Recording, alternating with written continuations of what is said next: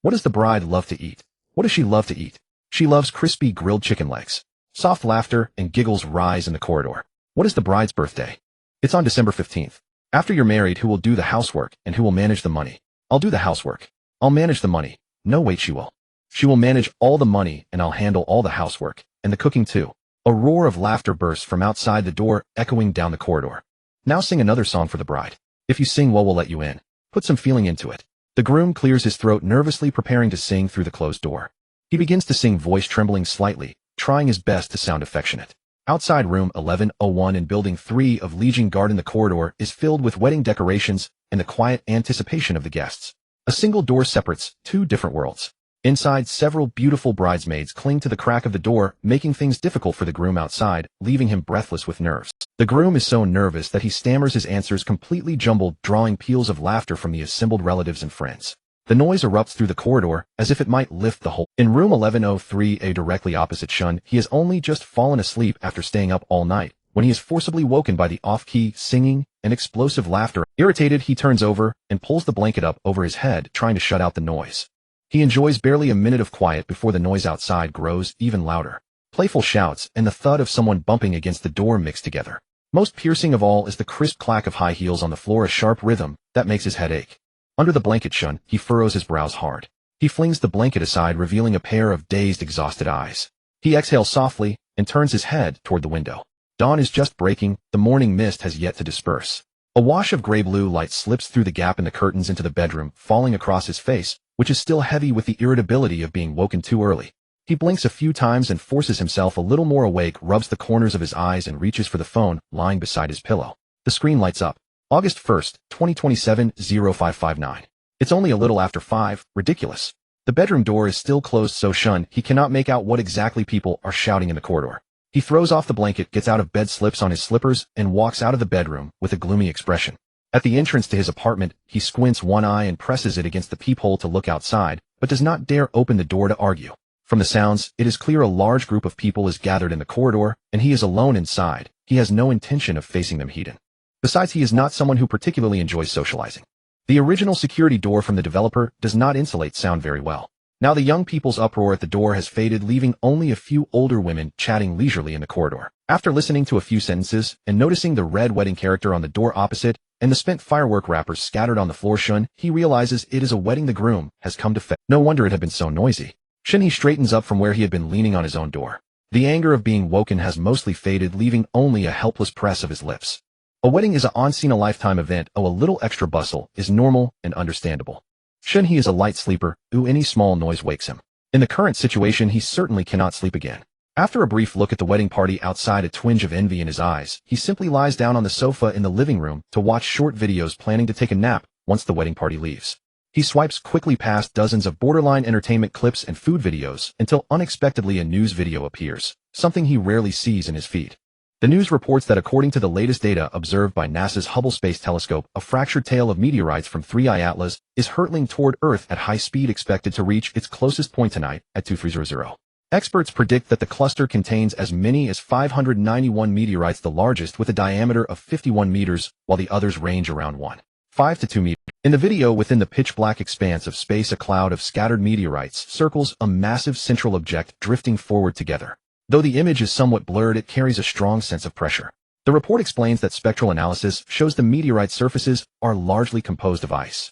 Even if they fall toward Earth, friction in the atmosphere would quickly vaporize them, shrinking their size.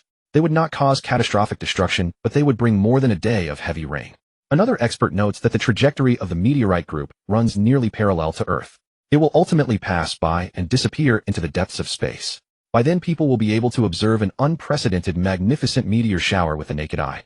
Because Shen He watches this news segment for quite a while, the recommendation algorithm adjusts, and most of the subsequent videos it pushes to him are related to this topic.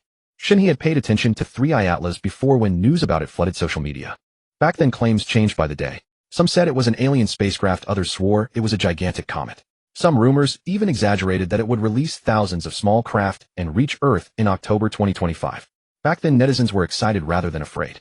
Many had only one thought: let it come. They joked that they were tired of their lives and weary of constant toil. At the time, Shen He followed the trend, spending 50 yuan to stock up on dozens of bags of salt. In the end, the matter quietly lost heat and faded away. Now in 2027, he still has not finished that salt. He had not expected that after so long there would be new reports about it. This time after 3i Atlas had left the solar system, it was apparently sending back a swarm of meteor fragments toward her. Shen He feels some of his drowsiness slipping away. Something about the whole situation seems off to him. What exactly is 3i Atlas? Could it really be an alien spacecraft? His heart beats a little faster, but he thinks to himself that if the sky ever truly fell, there would be taller, stronger people to bear it. At his height of 1.79 meters, though he claims 182 in public, worrying would not change anything. He glances at the time and realizes an hour has passed without his noticing. Sleep is impossible now. He still has to go to work. He goes to the kitchen, turns on the gas to boil water, then heads to the bathroom to wash up. As he brushes his teeth, he vaguely hears several middle-aged women talking loudly in the corridor outside. Curious toothbrush still in his mouth, he tiptoes to the apartment door to listen. He hears one of them exclaim that the bride is exceptionally beautiful, fair-skinned and delicate eyes bright and clear, so pretty, she seems more and more charming the longer one looks. They say Li Wei is truly fortunate. Another woman speaking boldly describes the bride's gentle voice and delicate manner, saying she hardly dares to speak loudly in front of her for fear of startling her. They joke that the bride will ensure Li Wei never lacks comfort or good fortune. They continue to praise the bride's graceful figure, saying her slim waist and poised posture make her look especially elegant, and declare she will surely be blessed with a happy family. One woman sighs that Li Wei, usually quiet and honest, has managed to achieve something remarkable with this wedding, unlike her own son, who spends his days glued to his phone and achieves nothing. The other woman laughs and reassures her, saying her son is handsome and will surely be successful in the future and find a bride as good as Li Wei's. Their thick tone of admiration is obvious even through the door, and Shen He, standing inside with wide eyes, can clearly hear it. Still, he is most curious about what the bride actually looks like. He imagines the bride as fair and luminous with a bright, gentle presence. Someone with an astonishing charm that feels almost unreal, and wonders vaguely if she is truly as perfect as they say. He wonders whether the women's praise might include some exaggeration and playful embellishment. Shen He has no grand ambitions. He only hopes to stay healthy, have enough to eat and drink, and someday find a kind-hearted girl who will share his life with him.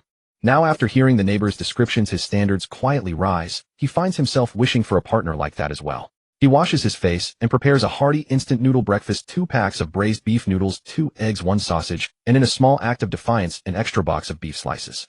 Unable to find a girlfriend yet, he decides he can at least treat himself to good food as comfort.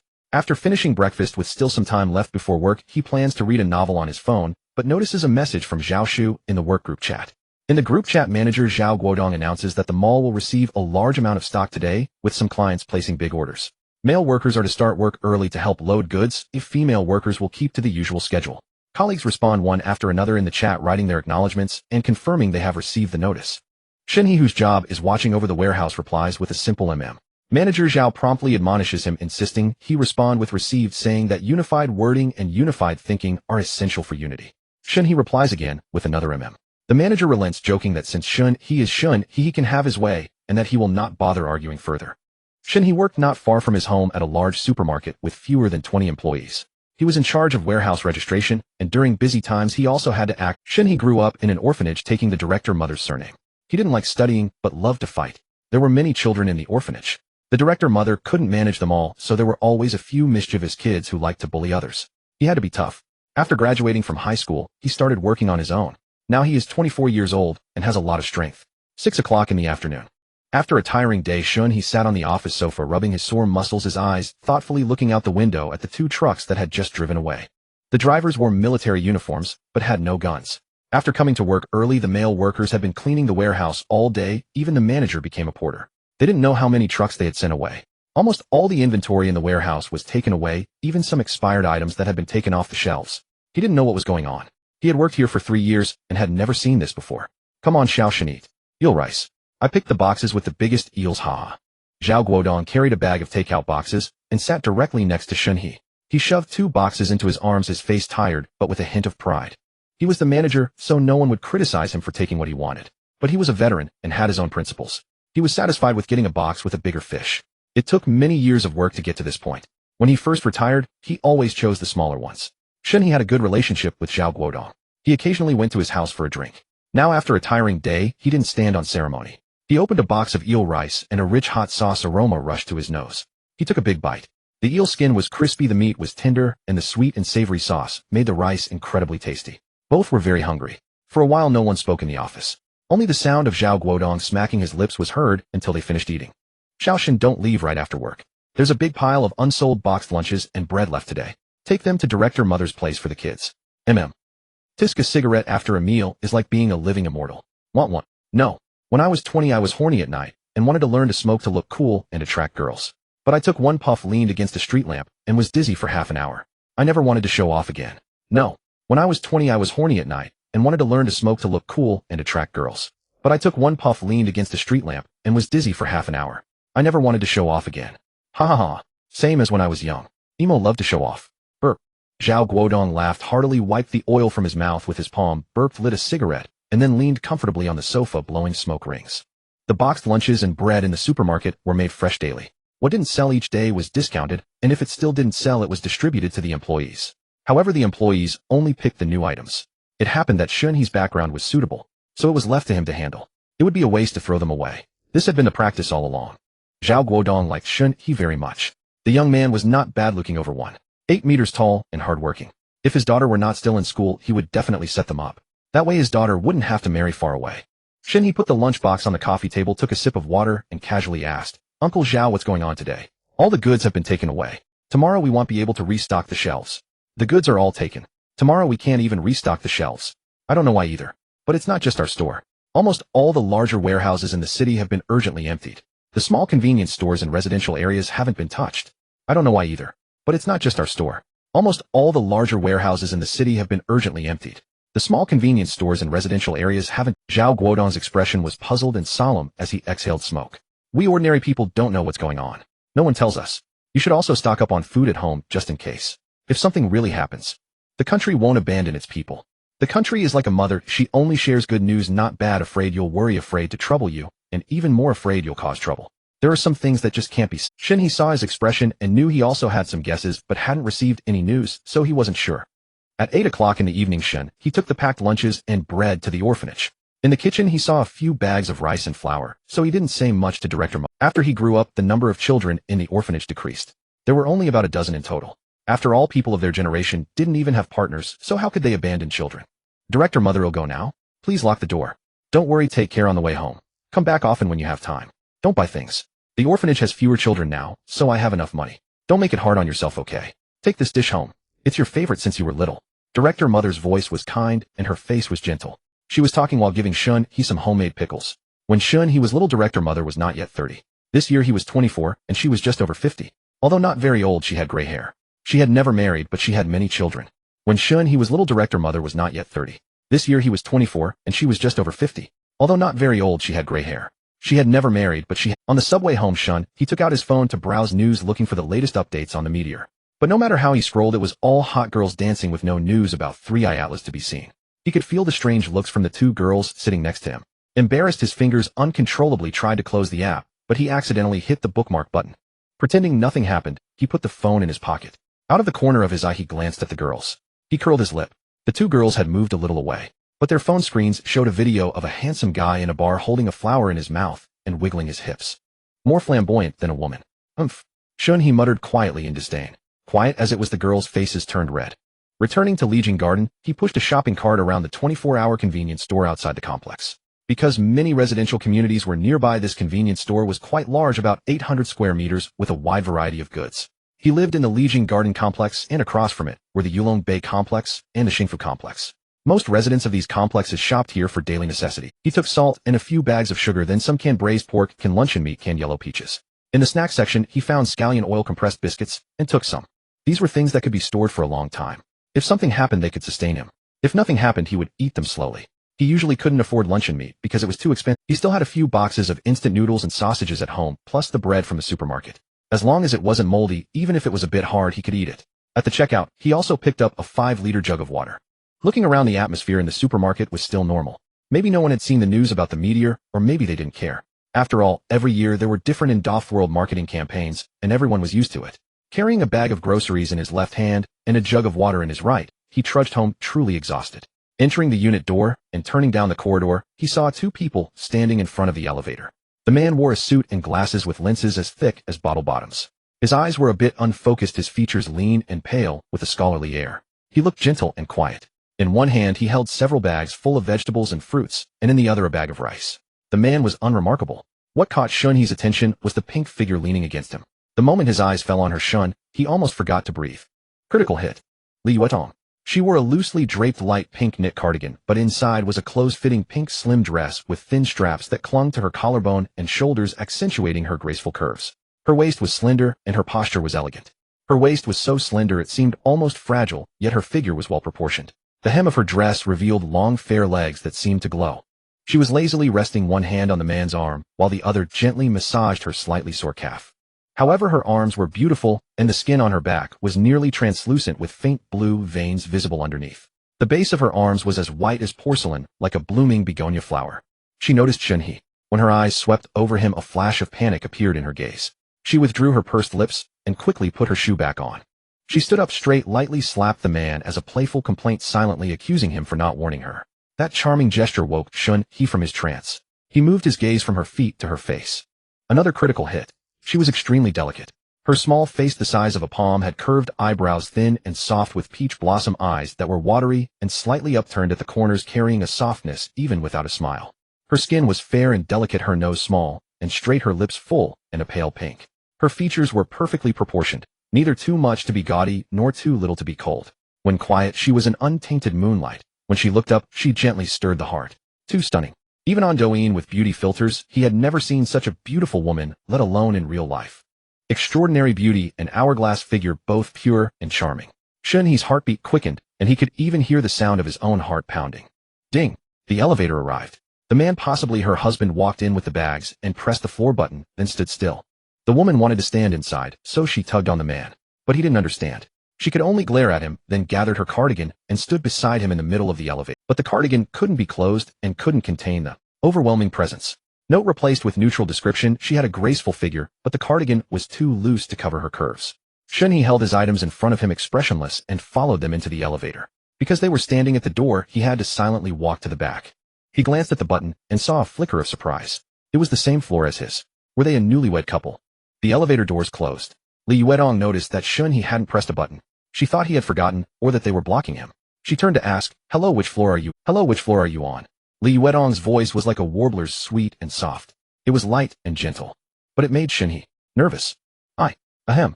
We're on the same floor. Shen He's voice was a bit hoarse. He was nervous. "Ah, so you're our neighbor. We just moved in. We live in 1101. And you?" "I know. Congratulations on your wedding. I live in 1103, across from you." "Ah, thank you." Li Yuetong smiled back. "Thank you."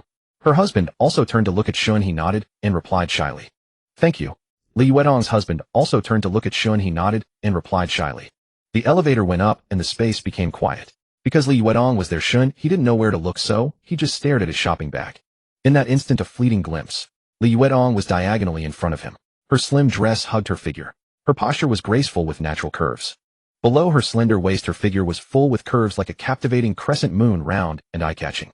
Whether the dress was a bit tight, or she was naturally full-figured, a glance showed that the dress barely covered her, with some lines subtly outlined.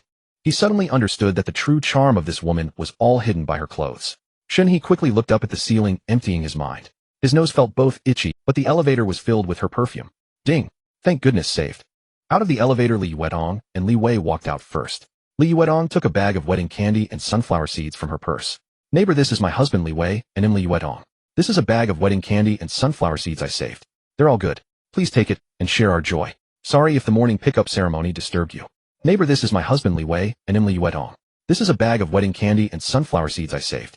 They're all good. Please take it and share our joy. Sorry if the morning pickup ceremony disturbed you." "It's nothing.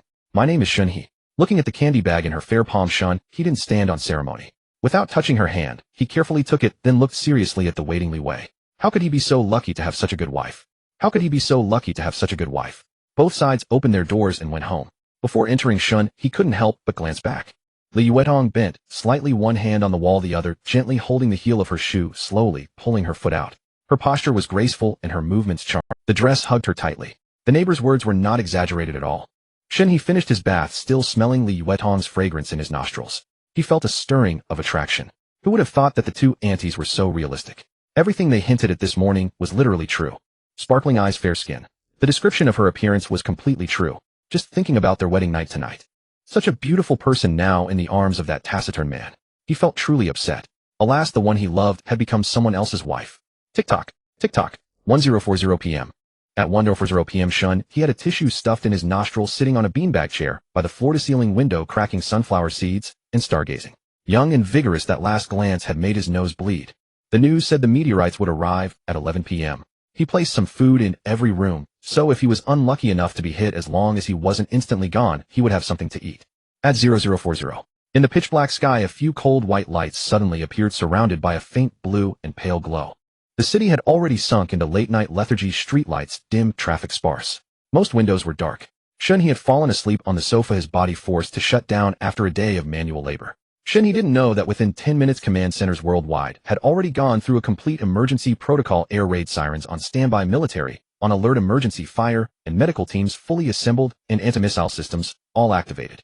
Fortunately, none of it was needed. The ice meteorites evaporated in the atmosphere, turning into a global rainstorm. The biggest loss apart from Sakura, Tokyo, was that the militaries on standby got soaked in a meteor shower. The chill first penetrated his bones. It was as if someone had suddenly slipped a cold hand into the back of Shen He's neck, giving Shen He opened his eyes, a tingling at the back of his neck. He stood up unconsciously and walked to the floor-to-ceiling window. Outside, the world had changed into a ferocious face. The peaceful night sky before he fell asleep was now occupied by thick, heavy clouds, dark and oppressive. The wind was the first to go mad. It wasn't blowing, it was woo, woo. Even through the closed window, one could hear it charging through the buildings, whimpering and raging wildly. The next second, a blinding white lightning bolt tore across the entire night sky, instantly illuminating the city. Wet streets, swaying tree crowns, blurred neon signs, cold glass curtain walls of high-rises, all flashed in the electric light. As the lightning faded, a deafening thunder rolled over. Boom, boom, boom. It was an explosion right above the head, rumbling, making the windows buzz with fear. Shen He instinctively ducked his head and dodged. Thump, thump, thump, boom. The rain came down with the thunder and lightning. It wasn't falling, it was pouring, it was drenching. Gusts of wind lashed the rain diagonally against the glass, forming streams that blurred everything outside. On the road, meter-high splashes erupted. Murky water surged wildly through drainage outlets. Trees along the street were twisted mercilessly, branches trembling, leaves beaten by the rain. The whole city rocked violently in the storm. Neon lights blurred into a mist of colors, red, blue, yellow, shattered and scattered by the storm, swirling on the dark water. A once prosperous city now looked like a ship tossed in a turbulent sea, and on that ship were many people who had not yet taken shelter, night market vendors struggling to survive, and those whose nightlife had not yet ended. Shen He walked back to the sofa with a dark face, picked up his phone, and glanced at it. 0215 a.m., August 2nd, 2027. The temperature had dropped 8 degrees from before he slept. He went to the bedroom and put on a pair of pajamas. Then he opened a short video app which was already flooded with the ice meteor topic.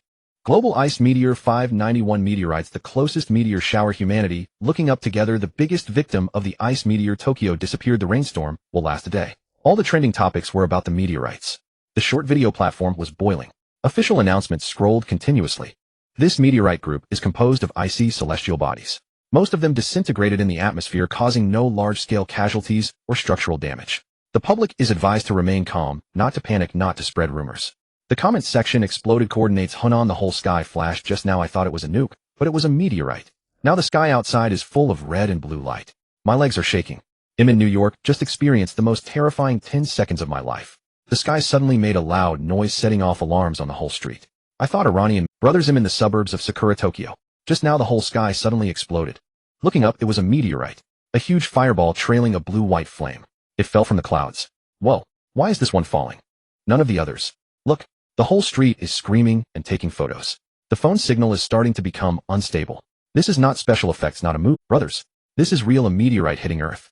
My hands are shaking now. You see the footage? Geez. This one is different from the others. Why is it so big? Brothers, I need to run. They'll upload the video first. If I survive, brothers, wait for me. Quick. Retreat. Retreat. Seeing this video, Shen He shook his head and casually followed the account. The video was posted an hour and a half ago, still the latest. The streamer wasn't live. He didn't know if he was still alive. Hope this fellow countryman was safe. Suddenly, he remembered a trending topic about Sakura, Tokyo disappeared. He quickly searched and clicked on it. Breaking. Giant meteorite directly hits Tokyo. Sakura missile interception failed. City center disappeared instantly. High-rise buildings destroyed, all communications down. Casualties unaccounted. The most severe celestial impact in human history is happening. Sakura missile interception failed. The city center disappeared instantly. High-rise buildings completely destroyed, communications down, casualties unaccountable. The most severe celestial impact in human history is happening. Reporter. Good evening, viewers. I am now at a temporary reporting station on the outskirts of Tokyo. An hour ago, a meteorite broke through Sakura's air defense, directly hitting the center of Tokyo. This is the only one of the 591 meteorites with a diameter over 2 meters, a 50-meter giant meteorite. It is also the only meteorite that is only icy on the surface. Reporter, from the footage you can see that the original core of Tokyo has completely disappeared. Multiple super high-rise buildings disintegrated instantly under the shockwave. The ground has been hit into a crater over 600 meters in diameter. Reporter, currently communications, power, and transportation in Tokyo are all cut off. The official has not yet released specific casualty data, but it is certain that this is the most severe celestial impact disaster in modern human history. Reporter Sakura has not yet responded. We will continue to follow up on this story. In the video, the female reporter had a serious face, but Shen He clearly noticed that it was her professional composure maintaining it. The Chinese reporter's expression was twitching. In the last second of the video, the image was gone, but a clear sound came out. Obviously, the female reporter couldn't hold it in. Hope she won't get fined. As for the response, there was nothing left. How could they respond? No wonder today's short video background music was all good days. Too bad, just the city center disappeared. Shen He silently got up and walked to the kitchen. He planned to have a couple of drinks to calm his excited heart. The rain was still pouring outside. He ate some snacks, drank, and continued to learn about the meteor shower. He watched videos until 5 in the morning. By then, Shen He had a rough idea of what the rain was all about.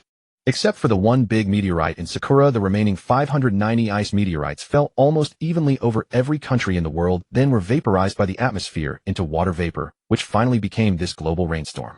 The heavy rain would last about a day. It seemed the meteorite crisis was over. Woof, woof, woof, woof, meow, meow. Besides the sound of the storm, there were faint cat and dog cries, and the scratching of doors. But now that he was relieved, Shen He felt sleepy. He just thought the animals were scared by the thunder. He charged his phone, wrapped himself tightly in the blanket, and fell asleep. At 7:30 in the morning on August 2nd, 2027. Shen He had only managed 2 hours of sleep before the alarm clock yanked him awake. He lifted his heavy eyelids and dazedly gazed toward the window where the sky outside remained pitch black. Though the wind had lost its earlier ferocity, the rain still poured down in sheets, pounding against the glass with relentless crackling sounds. Forcing himself to stay alert, he got up to wash his face and brush his teeth, then headed to the bathroom to relieve himself.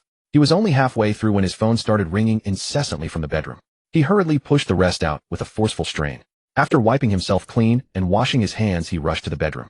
The caller ID showed Zhao Guodong. Shen He answered the call. "Hello, Uncle Zhao. No need to come to work today. Don't bother coming in." Zhao Guodong's voice carried a note of irritation. "The rain is too heavy. All the sewers are overflowing and the water on the roads is ankle deep. Just stay home and rest. They'll let you know if you need to come in tomorrow. Didn't the experts say the rain would only last one day? Shouldn't it lighten up by tomorrow?" Zhao Guodong scoffed dismissively. "You're still listening to those experts talk nonsense. These days what they say has less sense than the stray dog barking outside our supermarket." Shen He opened his mouth, but found himself utterly unable to argue. "All right, I understand." Since he didn't have to work, he decided to catch up on sleep. But no sooner had he drifted off than the doorbell jolted him awake. Damn it. Shen He peered through the peephole and saw Li Wei standing outside. He opened the door with a blank expression. Is something wrong? Li Wei was wearing a set of bright red pajamas. As the door opened, he instinctively took a small step back, pushed up the glasses on his nose, hunched his shoulders slightly, and wore an apologetic smile on. "Oh, hello. I'm sorry to bother you, but do you happen to have any painkillers at home? We just moved here recently and haven't had a chance to stock up on medicine. The rain outside is too heavy to go out and buy any, so." Li Wei's gaze wandered as if he disliked making eye contact. After speaking, he couldn't help but scratch his head. Seeing him touch his head, Shen He assumed the sudden cold snap was bothering him. "Do you have a headache?" Li Wei quickly waved his hands and explained, No, it's not me. It's my wife. She has a terrible stomachache. This bastard is that impressive, making her stomach hurt." Hearing that Li Yuedong had a stomachache, Shen He instinctively glanced down at Li Wei's crotch. Then again, given Li Yuedong's looks and figure, probably no one could resist temptation and would want to go multiple rounds. Shen He pulled himself together and stepped aside. "Come on in. No need to change shoes. They'll find you some medicine. Is your wife in serious condition? Do you need help getting her to the hospital?" "No, it's not serious. She just bled a little. She said some painkillers would be enough. Thanks." Shen He turned back to look at Li Wei with a stunned expression. "What the hell? Bleeding, and you say it's not serious?" Then he noticed that this bastard Li Wei was hesitating with a look on his face that suggested he didn't know how to explain. How could he not understand now? A wave of disgust washed over him like he'd just eaten dog shit, and he found Li Wei even more insufferable. He never expected Li Yuedong to be an innocent young lady. After sending Li Wei off, Shen He lost his appetite for breakfast. He scrolled through some mindless videos for a while, then went back to sleep. In his dream, Li Yuedong was his woman, but she was bitten by a zombie and screamed in agony, and the zombie biting her looked just like him. Apartment 1101. When Li Wei pushed the door open and returned, Li Yuedong was curled up on the sofa with a furrowed brow, holding a cup of hot water. She took small sips, then pressed the warm cup against her lower abdomen for warmth, her eyes carrying a hint of languid weariness. She was wearing the same red pajamas as Li Wei. Though the style was loose, it somehow accentuated her figure perfectly. The fabric over her chest was stretched into an explosive curve, making her slender waist appear even more delicate. The smooth lines curved from her waist and hips downward, and even the loose pajama bottoms were stretched into an alluring silhouette. Her legs were long, shapely, and full, soft yet eye-catching. Li Yuetong's languid voice was even softer than when she was around strangers yesterday. "Husband, you're back? Did you get it?" Li Wei quickly tore open the blister pack, took out 2 pills, and brought them to her lips. "Here, take the medicine." After taking the medicine, Li Yuetong flopped limply onto the sofa. "When the rain stops, remember to buy some fruit, and send it to the neighbor to thank them." Li Wei refilled her cup with hot water and sat down at her feet. "Is all that trouble really necessary? If he ever needs help in the future, we can just return the favor, then can't we?" Li Yuetong kicked him disapprovingly. "That's different. You think this is some kind of social transaction. Just do as I say." Oh. Li Wei's hometown was far from here, and since both of them had built their lives here, they bought a house and got married. They had originally planned to visit his parents today and bring them back to stay for a few days, but the rain had ruined those plans. Still, it was for the best. After all the hustle and bustle yesterday, her delayed period had suddenly come in full force, leaving her with a terrible stomachache. She didn't feel like moving anyway. The next day, August 3rd, the torrential rain had tapered off to a moderate downpour since midnight, and by morning it had dwindled to a light drizzling rain. The water on the streets had receded, leaving only the occasional puddle in low-lying areas. After receiving word to report to work, Shen, he headed to the subway station, as usual. But as soon as he entered, he sensed something off. Many people were wearing masks. Stepping into the carriage, a dozen or so commuters were scattered about, some sitting, some standing. Shen He found his usual seat and sat down. Cough. Cough, cough, cough. Cough. The carriage was filled with the sound of coughing rising and falling. Taking a careful look around, there were quite a few sick people. Out of 16 people, 12 were coughing. 3 of them were coughing so severely it seemed like they might hack up their lungs at any moment. Shen He averted his gaze, pulled a mask from his pocket, and put it on. He didn't think much of it, assuming it was just a severe flu brought on by the sudden cold snap. After all, he had grown used to such things over the years. Similar viruses never seemed to stop. The subway pulled away from the platform and plunged into the dark tunnel, leaving only the incessant coughing echoing through the carriage. "Young man, could you give up your seat?" The first time Shen He didn't hear it, because at the second station a crowd of people poured in, and the coughing grew even louder. "You little bastard, give me your seat." "Hurry up. Where are your manners? Can't you see I'm an old lady? Didn't your parents teach you to respect your elders?" The second time he heard her clearly. The old woman's attitude was terrible, her voice suddenly rising in pitch, with undisguised aggression, practically shouting, and she was even cursing. The people around them turned in surprise at the old woman's arrogant and hostile demeanor, while others looked at Shen He with sympathetic expressions, as if he were some unlucky soul. It was the first time Shen He had encountered such a situation. He frowned, and a surge of anger welled up inside him. He looked up coldly at the old woman standing before him. She was in her 60s, glaring at him with vicious, bloodshot eyes and a fierce expression. An ordinary young girl would probably have been scared off by her look. Shen He had quite a temper. If it weren't for the rule of law and his own reluctance to invite trouble by tangling with an old person, he would have already drawn back his fist and given her a good punch. He was someone who yielded to softness, but not to hardness. If she had coaxed him politely, he would have given up the seat. But in this situation, there was no way. He slowly stood up. At a height of 1.82 meters, in his shoes the old woman didn't even reach his shoulder. Hearing this, the old woman's face twisted with even greater fury, her expression growing more ferocious. Hearing this, the old woman's face twisted with even greater fury, her expression growing more ferocious. The bloodshot veins in her eyes writhed eerily, and spiderweb-like blood vessels began to appear around the corners of her eyes. "You have no parents.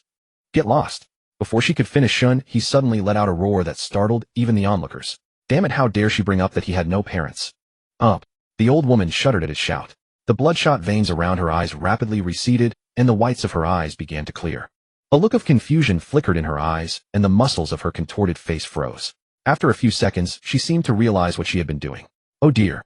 If you want to give up the seat, just say so. No need to shout. What's going on? Cough. I'm not that kind of person." Muttering softly to herself, the old woman shuffled away with a puzzled expression, as if she didn't understand why she had gotten into an argument in the first place. It's a traditional virtue for young people to give up their seats to the elderly. If you won't, fine, but how can you yell at an old person? Shen He slowly turned his head and stared expressionlessly at the old man who had spoken up. "You get lost too. You. Sigh. Crazy. The old man felt a chill run down his spine at Shen He's cold, fierce gaze. Muttering a few words, he scurried away in disgrace. The people around them silently turned away, no one daring to say another word. The weak fear the strong, and the strong fear the ruthless. Shen He had been in plenty of fights since he was young, and when he got angry, he carried a certain vicious aura. Naturally, no one wanted to provoke him. These days it was better to mind one's own business. Even old people who tried to extort others picked their targets carefully. Soon the subway train slid into the station with a hiss as the doors parted. The moment Shen He stepped out of the carriage, panicked cries erupted behind him. "Hey, miss, what's wrong? Are you alright? Someone call for help. Someone's collapsed here. Staff, something's happened over here. Hurry." Inside the spacious station, several uniformed staff members rushed toward the carriage with walkie-talkies in hand, their footsteps echoing sharply across the empty platform. Shen He glanced back casually. A young girl lay on the ground, eyes shut tight, her face ashen gray. Strange web-like blood vessels crept from her temples, spreading like a spider's net beneath her skin. A few warm-hearted passers-by had already gathered around, fumbling to help her up. He furrowed his brow slightly, but didn't linger any longer, turning swiftly to walk away. The entire morning Shen He went to work simmering with anger. The heavy, oppressive aura he exuded made his colleagues secretly gasp. No one had expected that the usually gentle man could be quite intimidating when angry. "Oh, what's this? So much fire so early in the morning? Did your girlfriend cheat on you?" Zhao Guodong deliberately sidled over, teasing him. Did he even have a girlfriend? Shen He shot him a glare too lazy to banter, and simply recounted the strange incident had encountered on the subway that morning. Zhao Guodong listened and cheerfully patted his shoulder, saying he was just unlucky. These days the world was full of all sorts of people. He then advised Shen He to steer clear of such trouble next time to avoid getting caught up in it, before abruptly changing the subject to another hot topic that had the whole nation buzzing. The news of a meteorite striking the capital of Sakura had already gone viral worldwide. Employees at the company huddled together in heated discussion, the atmosphere electric with excitement. Zhao Guodong grew more excited as he spoke, slapping his thigh and saying he wanted to buy a few strings of firecrackers to celebrate properly. "Get some for me too, Shen He." The morning shift felt especially unsettled. Ears were bombarded with relentless, violent coughing, inexplicable arguments, and the clamor of things being knocked over. At noon, Shen He was looking at his phone in the office. Zhao Guodong suddenly pushed the door open, plopped down on a chair, and began complaining irritably. "This morning, I handled 9 cases of customers arguing with the staff. When I asked, it turned out all the customers had bad attitudes, blowing up over the smallest things. A few of them were regulars who had never even raised their voices before. Today they were like they'd eaten gunpowder, yelling at me left and right. Damn it all." Seeing Shen He not even lifting his head, just staring at the screen, Zhao Guodong leaned in curiously. "What are you looking at so engrossed?" Shen He directly opened a saved video and placed it in front of him. This first video was posted at 10 a.m. The screen showed a serious news broadcast. Today, a novel variant influenza virus is spreading rapidly nationwide, causing clustered infections. National Disease Control surveillance indicates that this virus has a high transmission speed and strong infectivity, with severe coughing, bloodshot eyes, and manic agitation as its main symptoms. At this point, Shen He paused the video. He frowned deeply. "These symptoms are exactly the same as those people I saw on the subway this morning. Now look at the second video. I found it on the local feed." The scene switched to a shaky handheld camera, recording in dim light, the frame jolting violently. The background was filled with urgent footsteps and roars. In front of a certain residential building, a caution tape was drawn. Several fully geared police officers and medical staff in protective suits were quickly taking positions, the atmosphere extremely tense. Up ahead, a man had completely lost control. His eyes were wild, and he was roaring as he lunged, biting and struggling. His movements were frantic and twisted, but not stiff, looking highly aggressive, resembling a severe rabies episode. Armed with riot forks and restraint blankets, the police formed an encircling formation, working to control the patient, while medics stood by ready to administer sedation. The man charged, swung, and roared with manic fury, the scene extremely tense and dangerous. The final footage showed the patient being strapped to a stretcher as medics immediately stepped in. The camera lingered on the direction the ambulance drove off. Zhao Guodong's eyes widened. "I know this neighborhood. I've been there. Is this guy having a rabies attack?" Shen He shook his head, rewinding the video and zooming in on the patient's face. His tone was utterly certain. "It's not rabies. Look at his eyes. They're so red you can't see the whites. From his eyes to his temples, it's all web-like red veins. This person's condition is even worse than the old lady I encountered this morning. Even his neck is covered in red blood vessels. And he's clearly lost his mind. I suspect it's related to the meteor shower." Zhao Guodong's face tightened. "Yesterday's heavy rain. The virus is in the rain. Then are we all doomed? It's still drizzling outside. We've all been caught in it. Quick, check my eyes. Are they red?" Shen He looked up at him, his brow slowly knitting into a deep furrow, his expression growing heavier. "No red veins, but there's something else." Zhao Guodong's heart leaped into his throat. "What's wrong?" Shen He's lips curled slightly as he looked back down at his screen. "A bit silly." Zhao Guodong quickly rubbed his eyes. "Damn you. You jerk. You scared me half to death." "Ill." Before he could finish, sirens shrieked outside. A police car with red and blue lights flashing wildly sped past their street, followed by an ambulance. Troubled times. Zhao Guodong and Shen He exchanged a glance, a flicker of unease in both their eyes. Shen He stood up. "Uncle Zhao, I'm taking the afternoon off. I want to deliver some supplies to the orphanage." Zhao Guodong nodded. Let's go. Call Lu Dong and Wang Chong to help. They'll cover the cost of the supplies. Shen He shook his head. No need, I have money. That little bit of yours. Save it for a wife. As the two walked out of the office passing the supermarket checkout, Shen He paused briefly. The usually sparse queue had now stretched into a long line. Everyone was pushing carts piled high with goods, their expressions hurried. They delivered a small truckload of supplies to the orphanage: rice, flour, oil, salt, sauces, and all kinds of daily necessities, enough to last them a year. The orphanage had a hand-pumped well pure groundwater which they used for drinking, and for the vegetables Annie Shen grew. After a moment's thought, he had Lu Dong and Wang Chong help him haul another load of bottled water back. Shen He himself went to the nearby pharmacy buying common medications for colds, inflammation, pain, and fever, as well as alcohol, iodine, bandages, and other first aid supplies. Thinking of the children's weak constitutions, he also grabbed a large supply of calcium tablets and various vitamins, ignoring the expensive health supplements the salesperson recommended, and picking only the affordable basic items from the bottom shelves. Before leaving Shen, he observed the people in the courtyard. Fortunately, none showed obvious symptoms. When the weather was bad, Andy Shen wouldn't let the children play outside. Andy Shen, things are unstable lately. Don't go out unless you have to, and don't let anyone in. The orphanage had a 2.5-meter wall. As long as the gate stayed shut, it was generally safe. Alright, I won't go anywhere. Seeing Shen He's serious expression, Auntie Shen nodded, earnestly promising not to leave the orphanage. Finally, Shen He set Annie Shen's phone to silent mode, gave her a few more instructions, and then left with peace of mind. Just now Duo called saying school was dismissed, and asked me to pick her up. They'll drop you home first. Duo was Zhao Guodong's daughter, a senior in high school. She always called Shen He brother, and loved to hang around him playing games. A pure, pretty, sweet little girl. They'll make my own way back. Don't keep Duo waiting. Zhao Guodong's grip on the steering wheel tightened. It won't take long. After the brief exchange, silence fell in the car again. On the way to Legion Garden, they saw several more convoys of police cars and ambulances speeding past with wailing sirens, the atmosphere growing more oppressive. After a while, Zhao Guodong's hoarse voice broke the quiet. Schools are closed now. It doesn't look good. Do you want to come stay with me, so we can look out for each other? Shen He was silent for a moment, then said briefly, no, I'm used to being alone. Zhao Guodong glanced at him, and drove on helplessly, knowing Shen He hated to be a ding. Zhao Guodong's phone buzzed with a message. Buzz. Shen He's phone vibrated too. He pulled out his phone, opened it, and read the message word by word, his expression darkening with each character. Especially when he reached the line about stocking up on supplies, his gaze turned icy. Dear citizens, greetings. The current epidemic prevention situation in our city is severe. To effectively block virus transmission and protect citizens' lives, the municipal government has issued an urgent notice. 1.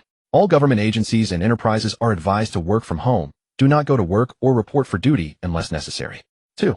Do not go out unless necessary. Suspend all gatherings, parties, entertainment, and other group activities. 3. All primary and secondary schools, kindergartens, and training institutions shall suspend in-person classes and initiate online courses. The resumption date will be announced later. 4. Citizens are urged to reduce movement, take personal protective measures, stock up on supplies, wash hands frequently, and ventilate regularly. Do not believe or spread rumors. Hangzhou City CDC. Zhao Guodong's heart raced. Quick check mine. Shen He took his phone, glanced at it, and said in a grave tone, it's identical. Uncle Zhao, the situation is far more serious than we thought. The authorities had lost control. It happened so fast. Telling people to stock up on supplies themselves was clearly the government saying try to survive on your own for a while. Oh, we're overwhelmed. Refusing Zhao Guodong's repeated pleas to stay, Shen He got out of the car on the spot, urging him to hurry and pick up Zhao Xindua from school. Unable to persuade him and worried sick about Duo, Zhao Guodong gritted his teeth and sped off toward the high school. The sky remained oppressively dark, and a fine cold rain fell at an angle, the chill seeping into the bones. Shen He pulled his coat tighter, watching Zhao Guodong's taillights blur into the rain, then raised his hand to hail a taxi. Watching Shen He get into the cab from his rearview mirror, Zhao Guodong's mind echoed with the words Head said before leaving, if you run into those out of control people, be very careful. Don't let them bite you. Damn. It can't really be zombies, can it? He cursed under his breath and floored the accelerator. The National Institute of Geology and Life Sciences was nestled deep within a shielded testing zone in the mountain range. There were no signs, no road markers. The perimeter was guarded by armed checkpoints on constant patrol and electronic interference barriers. The mountain's interior had been hollowed out into a colossal 10-story underground research fortress, its outer walls cast from super-hard alloy and radiation-proof concrete. The ventilation system underwent triple sterilization and airlocking, ensuring that not a single bit of unauthorized signal could escape. This was China's highest-level top-secret facility for biological and extraterrestrial material research, where even the air carried the distinct sterile chill of a biolab. Move. Don't push me. What's your problem? Want to die? Stop shoving from the back. Someone's going to get killed. A person was knocked down, feet trampling directly on their back, and they screamed in agony. Ah. Don't step on me. Help. But no one paid any attention. Everyone was only focused on rushing forward. Shells were knocked over and a box of instant noodles crashed to the ground with a loud clatter scattering everywhere. Several hands grabbed at the noodles, simultaneously tearing the packets apart. I got it first. Let go, a woman shrieked. Bullshit. I saw it first. The man shoved her away forcefully. The woman slammed into a shelf then clawed at his face. How dare you push me? Are you crazy? You're the crazy one. Pushing a woman, what kind of man are you? Shouldn't it be ladies first? Elsewhere, someone was clutching a case of water bottles, refusing to let go. 3 or 4 people pounced on him, tearing at his clothes, pulling his arms, kicking his legs. Let go. This water is mine. Why is it yours? Did you pay for it? Go grab something else. Give me the water. Clothes were torn open, skin was scratched and bleeding from fingernails, and several people were wrestling on the ground, rolling into a tangle. Bread. There's bread over here. At the shout, a crowd surged over like mad. The shelf collapsed under the weight, scattering cookies, chocolate, and tissues everywhere, crushed under countless feet. Don't take my canned food. Finders keepers. Leave me 1 bottle of water. My child is at home. Who cares about your child now? It's not mine. A salesgirl was cornered, crying in terror, stop grabbing. Stop fighting. But her cries were instantly drowned out by the shouts and roars. Someone grabbed a bag of rice and hugged it, only to have it snatched from behind, spilling rice all over the floor. My rice. Give it back. Come and get it if you can. Who touched my butt? You pervert. Disgusting. The lights flickered, blinking on and off. Everyone's faces were twisted, reddened, and savage, their eyes filled only with fear and madness. Grab. Curses, cries, sounds of fighting and breaking objects mingled together, nearly deafening the ears. Someone was beaten until blood trickled from their mouth, yet still clung desperately to a pack of cookies. Someone was trampled and couldn't get up, lying on the ground and wailing. Someone who grabbed a few items fought their way out, terrified it would be taken the next second.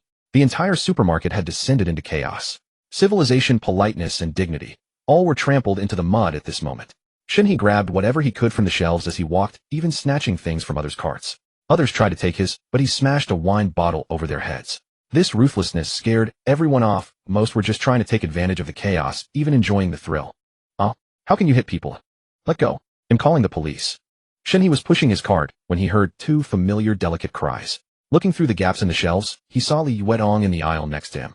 This soft, alluring voice he had recalled many times, often pleading with him in his dreams. It was deeply etched in his memory. Over here, Li Wei was curled up in the aisle, blood at the corner of his mouth, and a bruise on his face, stubbornly silent.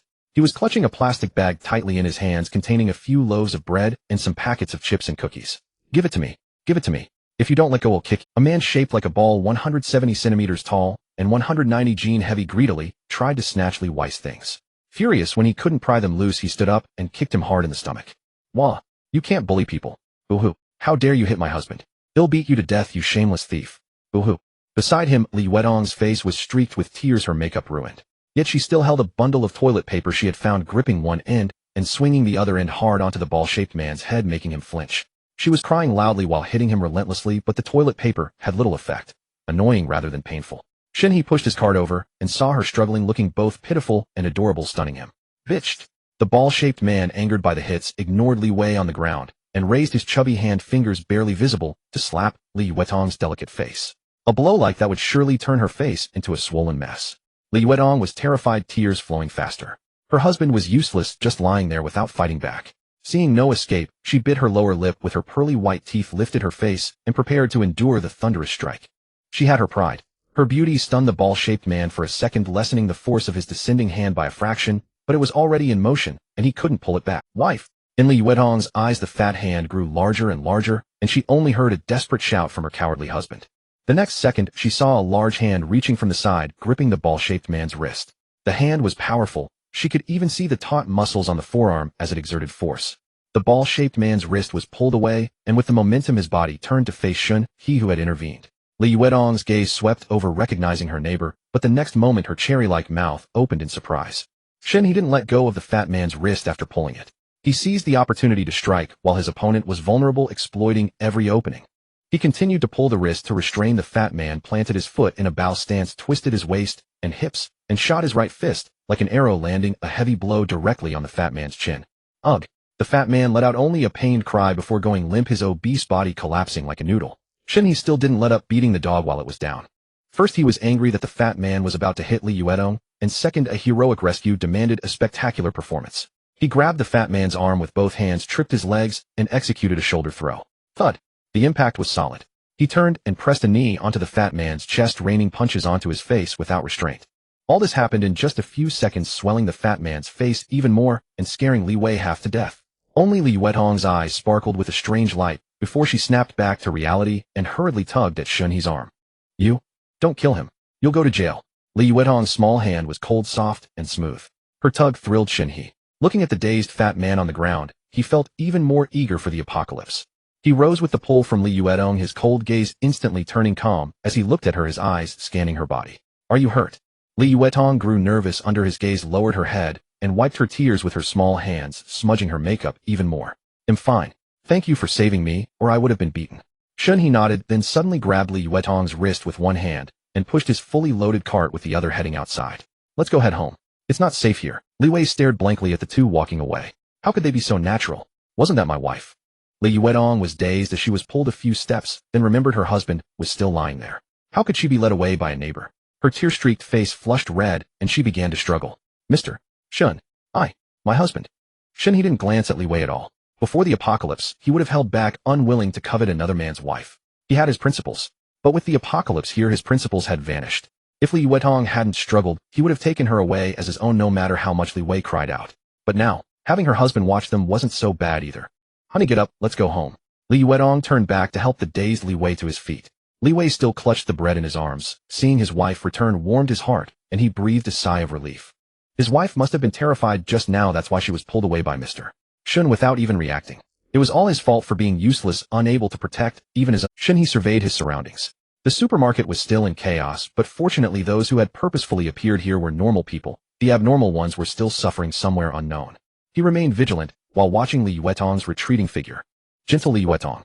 She wore a yellow knit sweater today, paired with dark blue cropped jeans and white sneakers.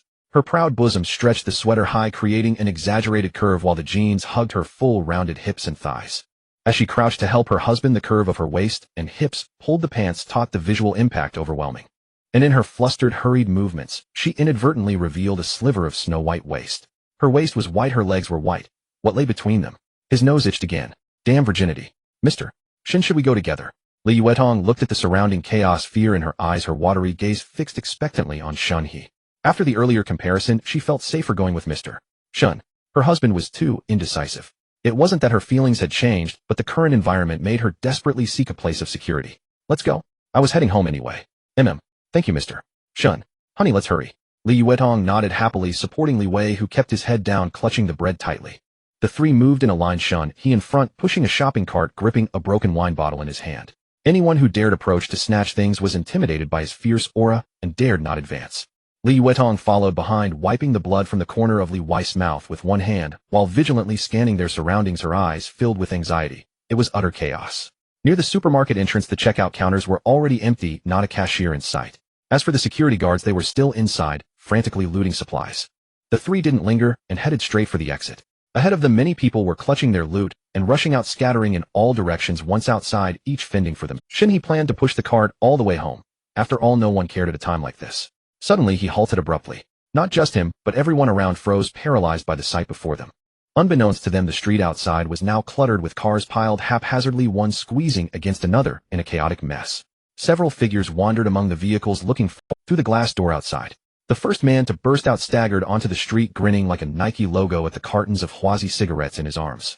But before he could revel in his luck, a swiftly running figure charged from the road, leaping from less than 2 meters away, crashing into the man and sending them both tumbling to the ground. Only the bewildered cartons of Huazi remained. Gurgle. The attacker clung to the man, fiercely biting into his neck and tearing away a chunk of flesh before lifting its head to chew. The man beneath let out only a brief, choked scream before falling silent.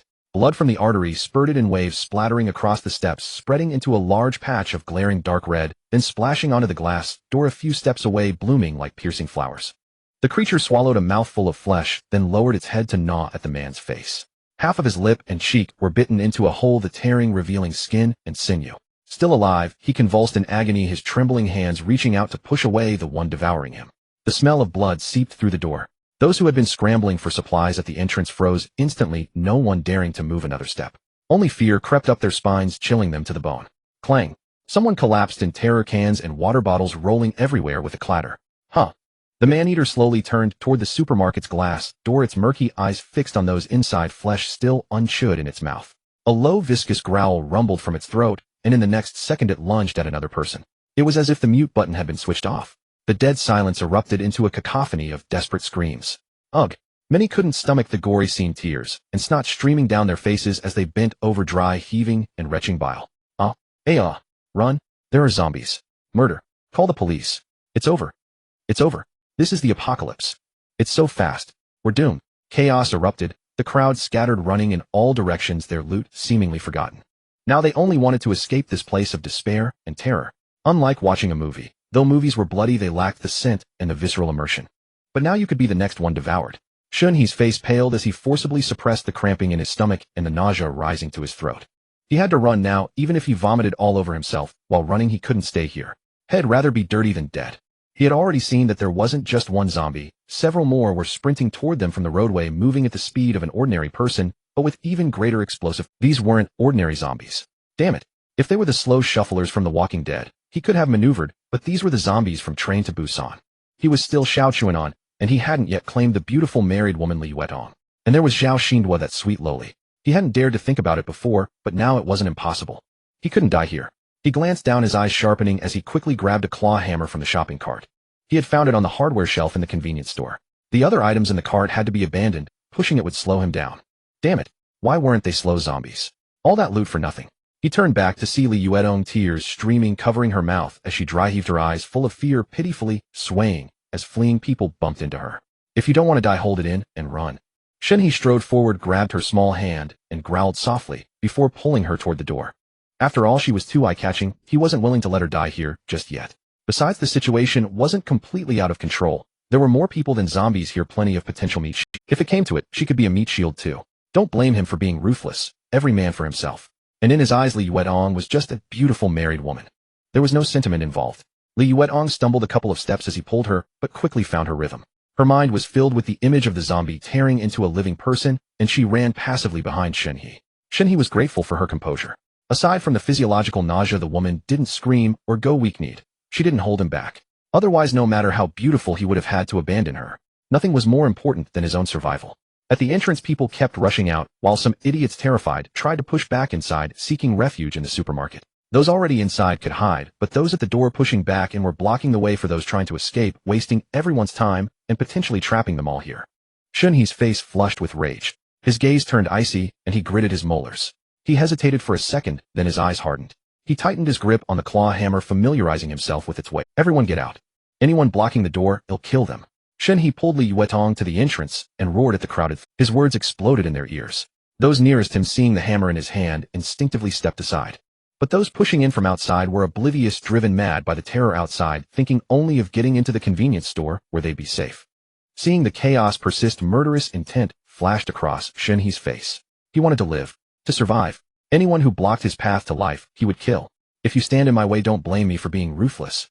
Shen He's face was cold as he tightly held Li Yuetong's hand, with his left hand swinging the sheep's horn hammer in his right hand forward with ferocity. A man across from him, his face filled with terror, felt a heavy impact on his forehead as the metal hammerhead struck his skull, producing a dull, muffled thud, thump. It wasn't a crisp collision, but rather the sound of a heavy object hitting dense wood, leaving a suffocatingly oppressive silence. The man felt a stream of warmth trickling down his face. He tried to reach up and touch it, but as soon as his hand lifted, his head spun and his body crumpled to the ground. The others, witnessing Shen He's brutal act, stared at him in fear. For a moment, those pushing toward the door forgot to shove, while those trying to escape paused, as if a realization dawned on them. Then their faces twisted with ruthlessness, and they raised their fists, swinging wildly at the people in front of them. Some even grabbed tin cans from their arms and hurled them at the heads of those opposing them. Caught off guard, the people outside began to retreat, the pressure suddenly easing, and the crowd finally surged out.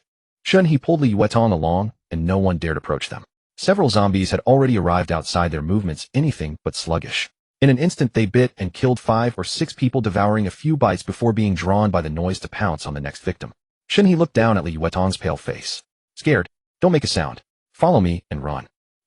My husband is still inside. Without waiting for her to finish, Shen He grabbed her small hand and sprinted toward the nearby Legion garden. To hell with your husband. Behind them, Li Wei, still clutching bread, saw Shen He pulling his wife toward the exit. He didn't think much of it, assuming the neighbor was just trying to save them.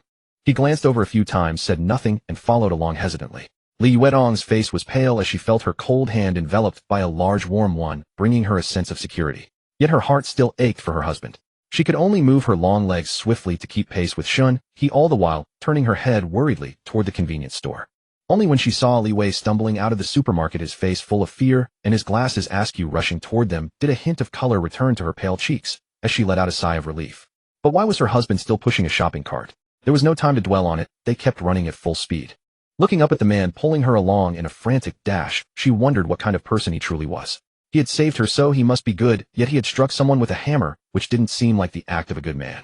She should have been as afraid of him as everyone else, so why wasn't she? It wasn't until she grew tired and began to pant that those thoughts faded away. Fortunately, aside from others fleeing like them, no zombies were chasing along this path. Hearing Li Yuetong's rapid breath, Shen He gradually slowed down and stopped to rest under a large tree. As the adrenaline wore off, he began to feel a flutter of panic, his throat dry and tight, making even swallowing saliva nauseating. Huff, huff. Gasping for air, he leaned against the tree trunk and started to dry heave. Mr. Shen, are you all right? Li Yuetong anxiously patted his back, which felt to Shen He like a gentle massage. Frowning Shen He shook his head. I'm fine, just thirsty. My throat's dry and I feel like throwing up. Huff, huff. Yuetong, are you hurt? Mr. Shen, thank you for saving Yuetong. Hey, race your cart. I pushed it back for you.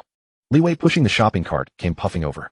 Seeing the two were fine, he leaned on the cart and started dry heaving too. Thanks to Shen He clearing the path ahead, he had the chance to bring the cart along. Shen He looked and saw it was indeed the cart he had abandoned, surprised that Li Yuetong's husband had pushed it back. What a character. Just as he was about to leave Shen, he suddenly spotted a police car, speeding over, screeching to a halt in front of the supermarket. Four uniformed police officers got out, raised their pistols, and fired at the zombies that were biting people. Bang, bang, bang, bang, bang. Firearms proved devastatingly effective against carbon-based life forms. There were 7 zombies in total. After a few shots, 4 were killed, but the remaining 3, drawn by the gunfire, charged at the officers. They moved swiftly, and the police couldn't hit their heads in time, failing to kill them after several attempts. Run. Don't just stand there watching. Everyone go home. Get inside. Move it. Do you all want to die? The officers, while firing angrily, urged the onlookers who had stopped fleeing upon seeing them arrive. Soon 2 more were shot dead, and the last one lunged at the nearest young officer. The rookie, losing his nerve and lacking marksmanship, missed the head with several shots and panicked. The other officers couldn't reach him in time, watching helplessly as he was tackled and bitten on the neck. Seeing that even guns weren't a sure defense, the crowd quickly scattered, running toward their homes. Xiaozhong. Damn it. They were community officers, not SWAT, and rarely fired their weapons, so their aim wasn't flawless. An older officer tried to save Xiaozhong, but was held back by the others. Old Wang. You know it. He's beyond saving. We have to go. Our job is to buy time for the civilians to escape. Yeah, if we don't leave now, it'll be too late. Those bitten on the ground are already getting up. Oh, damn it. What a rotten world. Let's go. Seeing the crowd disperse, the 3 officers quickly got back into the car, swerving erratically as they drove off the street, honking occasionally to lure the newly turned zombies behind them. The only one left was the officer named Xiaozhong, who hadn't yet transformed and lay on the ground convulsing. Li Yuetong whispered, Mr.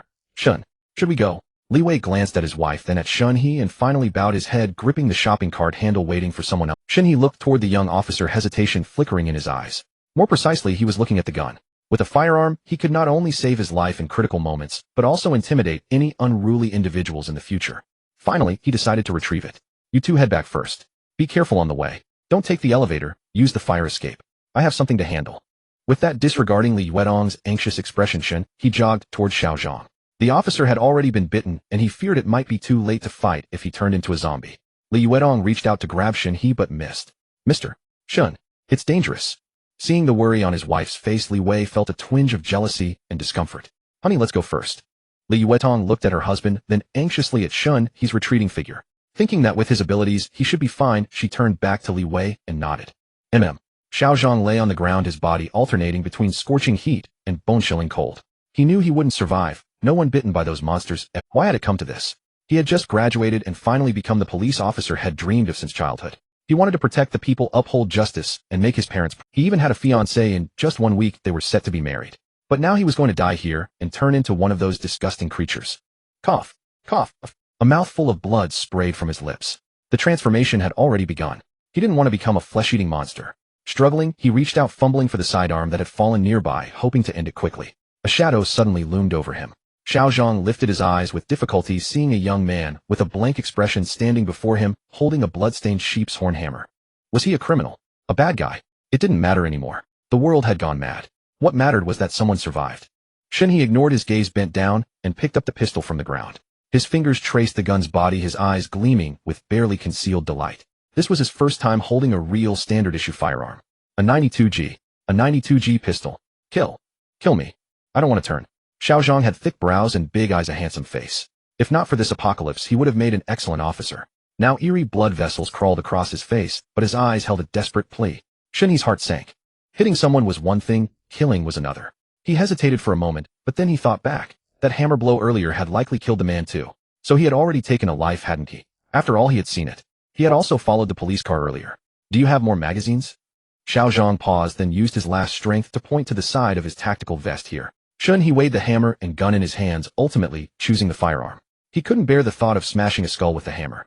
He checked his surroundings. No zombies in sight. Then slowly raised the gun, aiming it at Xiao Zhang's forehead. Looking at the increasingly dense blood vessels on the man's face and the grateful, relieved look in his eyes, Shen He took a deep breath, telling himself over and over, this is to free him, to end his suffering. Bang! A single gunshot rang out, and Xiao Zhang fell silent forever. He was free, but what about the living? Silently, Shen He removed the spare magazines from his body, turned, and sprinted toward home. Everything that had happened came too fast. He needed to go back and process it all. Shen He returned to Legion Garden with a wooden expression. Once the initial excitement from the convenience store faded, scenes replayed relentlessly in Shen He's mind. The bloodiness of zombies tearing flesh, the explosive sensation of him shooting Xiao Zhang's head. He felt no fear in his heart, yet his stomach churned violently, nauseated to the point of wanting to vomit. At this hour, few zombies were visible in Legion Garden. Most people hadn't returned from work yet, and the elderly caring for children at home didn't come out for walks because of the persistent rain. The neighborhood seemed relatively calm, except when Shen He passed certain buildings and zombies trapped inside detected him slamming against the windows with a thunderous bang. He also saw two families dragging the elderly and children, stuffing luggage into cars downstairs, apparently planning to flee to the countryside for refuge. Shen He wasn't optimistic about this. A few zombies on this street didn't mean the same elsewhere. Leaving the residential area now would only mean more people and greater danger. The two families, seeing him expressionless and holding a claw hammer, tensed up warily. Shen He ignored them and walked straight past. Back at the entrance to his building, the shopping cart was still there, but now empty. He locked the building door behind him, gripped the claw hammer in his right hand, pulled out the gun with his left, and ascended the stairs cautiously, step by step. He climbed all the way to the 11th floor without encountering a single zombie in the stairwell, but on several floors zombies were pressed against the corridor doors, pounding frantically at the sound of footsteps, making Shen He's heart tighten with each thud. He finally made it home safely. The moment the door lock clicked shut, he rushed into the bathroom, his stomach convulsing. Bracing himself over the toilet, he vomited violently, the claw hammer slipping from his grasp and clattering onto the tiles. His stomach churned, wanting to throw up, but nothing came out. The image of Xiao Zhang's head bursting replayed in his mind, the skull cracking open, red and white spilling out. With each replay, his hands and feet grew colder. Shen He knew that from the moment he pulled the trigger, he was no longer the same person. He wasn't sure if the tap water was contaminated and dared not drink it directly, but a shower was absolutely necessary. He had even been rained on by the meteorite-induced rain without turning into a zombie. After a quick few-minute hot shower, much of his physical fatigue dissipated and his mind settled completely. He dried himself off and picked up his phone to find a mountain of messages. Among them was an official emergency notice. National emergency notice: a sudden large-scale outbreak of an unknown highly virulent infection has occurred nationwide. The infected lose their sanity and exhibit extreme aggression, confirmed as high-risk mutated zombies. The highest level red alert is now activated nationwide with a full-scale lockdown implemented. 1. Be cautious about going out. Immediately lock doors and windows, barricade them with heavy objects, and avoid contact with anyone. 2. Do not approach anyone who is screaming, collapsed, or behaving abnormally. Once scratched or bitten, there is no cure. 3. The military has taken full control of the cities and is clearing zombies zone by zone. Rescue efforts cannot cover all areas for now. 4. Water, electricity, gas, and internet may be interrupted at any time. Stock up on drinking water, food, medicine, and warm supplies. 5. Stay indoors and await further instructions. This message was issued after the one from Hangzhou City, which he hadn't seen. Opening the homeowner group chat, he saw a 99 notification. The moment the official emergency notice popped up, the group chat exploded. 12301, just got the national notice. Is this real? Not a prank. 31502, there's one outside my window. They really bite. Don't go out. Don't open the door. 31704. Oh no, we only have 2 packs of noodles left. Is the tap water still drinkable? Property management, everyone stay home. Lock your doors. Don't open the door for strangers. 42206. When will the army come to save us? 22408. Anyone have extra food? Can you spare some? 11602. Stop arguing. Go grab supplies now. What's the point of all this noise? 321005. I just saw someone being dragged away downstairs. It's terrifying. Video. He closed the group chat. Shen He only replied to his mother's message. She also knew the world had changed and asked if he had gotten home safely. He reassured her again before she stopped messaging. Zhao Guodong had picked up Zhao Xinhua. The little girl was terrified because the outbreak at her school with its large population led to a huge number of zombies. But she was playful and had skipped the last half of class to call her dad getting out of school early. As they left the school, they witnessed the bloody scenes unfolding on campus. Knowing that everyone he cared about was safe, Shen He felt relieved. He opened Douyin to see what was happening across the country. As expected, starting in the afternoon, incidents of zombies attacking people began occurring nationwide, with hospitals being the worst hit, followed by schools. With no one likely monitoring the online platforms anymore, many violent, pornographic, and bloody videos appeared. Fortunately, it was only the first day, and aside from the abundance of explicit content, the other violent and bloody scenes were mostly about zombies eating people. For instance, a blogger secretly crouched on his own balcony, recording the scene below his building where a slow-running girl was tackled by two zombies. They pinned her down and devoured her legs down to the bone. Yet she managed to crawl away using her arms. The video was high definition with a perfectly angled shot. The sheer disgust made Shen He want to lock him in a dark room. He quickly swiped past such videos, only pausing on content that detecting alien virus invasion on this planet. His swipe was too fast, and a dialog box suddenly popped up on the desktop. Before he could see what it was, he clicked confirm, and then in his mind suddenly, ding. Congratulations, Mr. Shen, for binding the Spark system. Oh. Huh. Oh. Oh. The expression on Shen He's face first froze, then shifted to confusion, then surprise, and finally intrigue. A sequence of expressions worthy of an Oscar. It could be a textbook example for the Beijing Film Academy. As a longtime fan of web novels, he knew exactly what a system was. Was he really worthy of such good fortune? Wasn't this his ticket to success? A cheat code for life. Spark system. Yes, sir. Do you have any questions? Shit. The voice was actually in his head, and a chat interface with the system appeared before his eyes. Shen He sat up abruptly from his lounging position on the sofa. He had actually bound the system. With the system, this damn apocalypse would be a piece of cake. He could do whatever he wanted. That's how it worked in the novels. System, what can you give me? After Mr. Shen formally activates the system by killing zombies, you can obtain. Wait. Shen He interrupted before the system could finish. Please speak, Mr. Shen. Frowning deeply, Shen He asked, what do you mean by formal activation? Does it mean I'm bound to you now, but can't use you yet? I need to meet some condition to activate it. Yes, Mr. Shen. You need to personally kill a zombie and gain the system's approval to activate it. A test. Hearing this, the initial enthusiasm in Shen He's heart gradually cooled. He leaned back into the sofa, nonchalantly crossed his legs, closed his eyes, and began to rest. Before the apocalypse, I put up with being tested when looking for a job. But now after the apocalypse, you still test me. What was the point of the apocalypse? From the moment he started using the hammer, he told himself that from now on no one would ever stand above him. Of course, his woman didn't count. She could stand, squat, or sit. He would allow it. But not outsiders. Even without the system, he believed he could thrive in the apocalypse on his own, even more freely than before. Why should he be subjected to a test by the system? But then again, the system wasn't human, so it didn't really break the rule he set for himself. Besides, having the system's help would be the icing on the cake. A lot of icing. He was going to kill zombies sooner or later anyway, so he'd just bear with it. A true man can bend and stretch, yield and harden. Shen He closed his eyes, pursed his lips, and persuaded himself to surrender. One more question. Your name is the Spark System. Are you trying to send me out to save people and leave a spark for humanity? Look at the zombies outside, faster than athletes. I don't have the ability to save anyone else. Mr. Shen, you misunderstand. The system serves only you. You yourself are the so-called spark. Well said. Ha ha ha ha. Shen He's face remained calm, betraying no emotion, but his heart was already blooming with joy. The system's words hit him right where it counted. Forcing him to be a saint running around saving people and guarding some spark, he couldn't do that. But if it meant cultivating him as the core spark, then he was all in. Having figured out the system's angle, Shen He wasn't in a rush to dig deeper since it wasn't activated yet. Killing zombies would have to wait for a safe opportunity. These weren't the slow, standing around zombies he could just hack at. Just watching their agile movements downstairs gave him a headache. At apartment 1101, Li Yuetong's home. Li Yuetong stood at the door, her mind in turmoil. Seeing through the peephole that Shen He had returned safely, she breathed a sigh of relief, and immediately pulled Li Wei, intending to return everything from Shen He's shopping cart untouched. But just as they changed their shoes, Li Wei's mother suddenly blocked the door, refusing to budge. Don't go out. Li Yuetong looked puzzled. Mom, what are you doing? Li Wei's mother's face darkened, her tone resolute. Tong, I know you're kind-hearted, but look outside. They're all man-eating monsters. Giving so much stuff to an outsider, are we supposed to live on air? This was Mr. Shen's stuff to begin with. We just helped bring it up. Li Yuetong frowned anxiously. If he hadn't saved us, we wouldn't have made it back today. Li Wei was almost beaten to death. Didn't you see the bruises on his face? Li Wei's mother's face twitched, but she remained stubborn. Still can't give it back. This food will last us a long time until rescue comes. If we give it all to him, we'll only have a few pieces of bread left. Who's going out to find more when it's gone? Send us to die? Since that Mr. Shen is so capable, he can find his own food. Li Wei's father also looked grim. Yuedong, don't blame your mother for being unreasonable. If we're not selfish now our whole family. Li Wei's father also looked grim. Yuedong, don't blame your mother for being unreasonable. If we're not selfish now our whole family will die. Your mother and I are old. Li Wei can't handle things. When this food runs out, what will we do? Li Yuedong knew the supplies were precious, but her conscience told her that was no excuse to steal from others. These supplies were just as vital to Shen He, and he had saved. She looked at her husband Li Wei, but he just hung his head in silence. Usually she saw it as steadiness. Now it only seemed pathetic.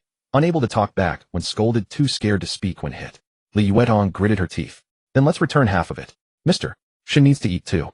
We can't be ungrateful. We'll figure out the rest later. The government won't. No, not even half. Li Wei's mother raised her voice. There are more of us, we eat more. He can manage with just a bite. Li Yuedong, whose side are you on? Turning your back on your own family. Survival comes first. What's face worth? With that she lunged forward, snatched the plastic bag from Li Yuedong's hand, and bolted inside. Mom. Li Yuedong's eyes burned red, tears welling uncontrollably. She didn't want to cry, but she had a tendency to tear up when stressed. She turned to Li Wei, her voice trembling. Honey, you know what Mr. Shen is like. Aren't you afraid he'll come after our family? Killing's not even punished now. What if we really piss him off?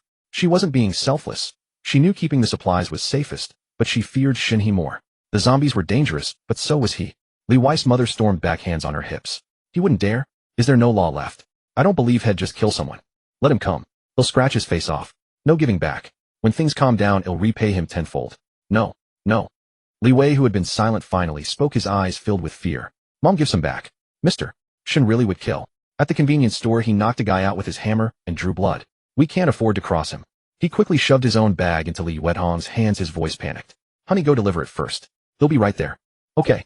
Li Yuedong grabbed the bag, afraid her mother-in-law would snatch it back, clutched it tight, opened the door, and rushed out. But as soon as she stepped out, she realized. This was the apocalypse, danger everywhere. She held her breath, tiptoed, not daring to make a sound. Behind her, her mother-in-law's shrill curses drifted over, but she focused on moving forward, her heart pounding. You worthless piece of trash. Li Wei, can't even control your own wife. That bag of stuff could last us days. She's stupid, and you're stupid too. Mom, Mr. Shen is not to be messed with. Really. If we make him angry, life will be hard. He'll beat you. He'll beat you first. Oh, Mom. Careful, you'll attract zombies. Just like your useless father. Li Yuedong hurried to the fire escape door and tried the handle. The door had a lock, but the keys were all with the property management. Residents couldn't lock it themselves. Usually they used a long rectangular wooden board wedged at the bottom for ventilation.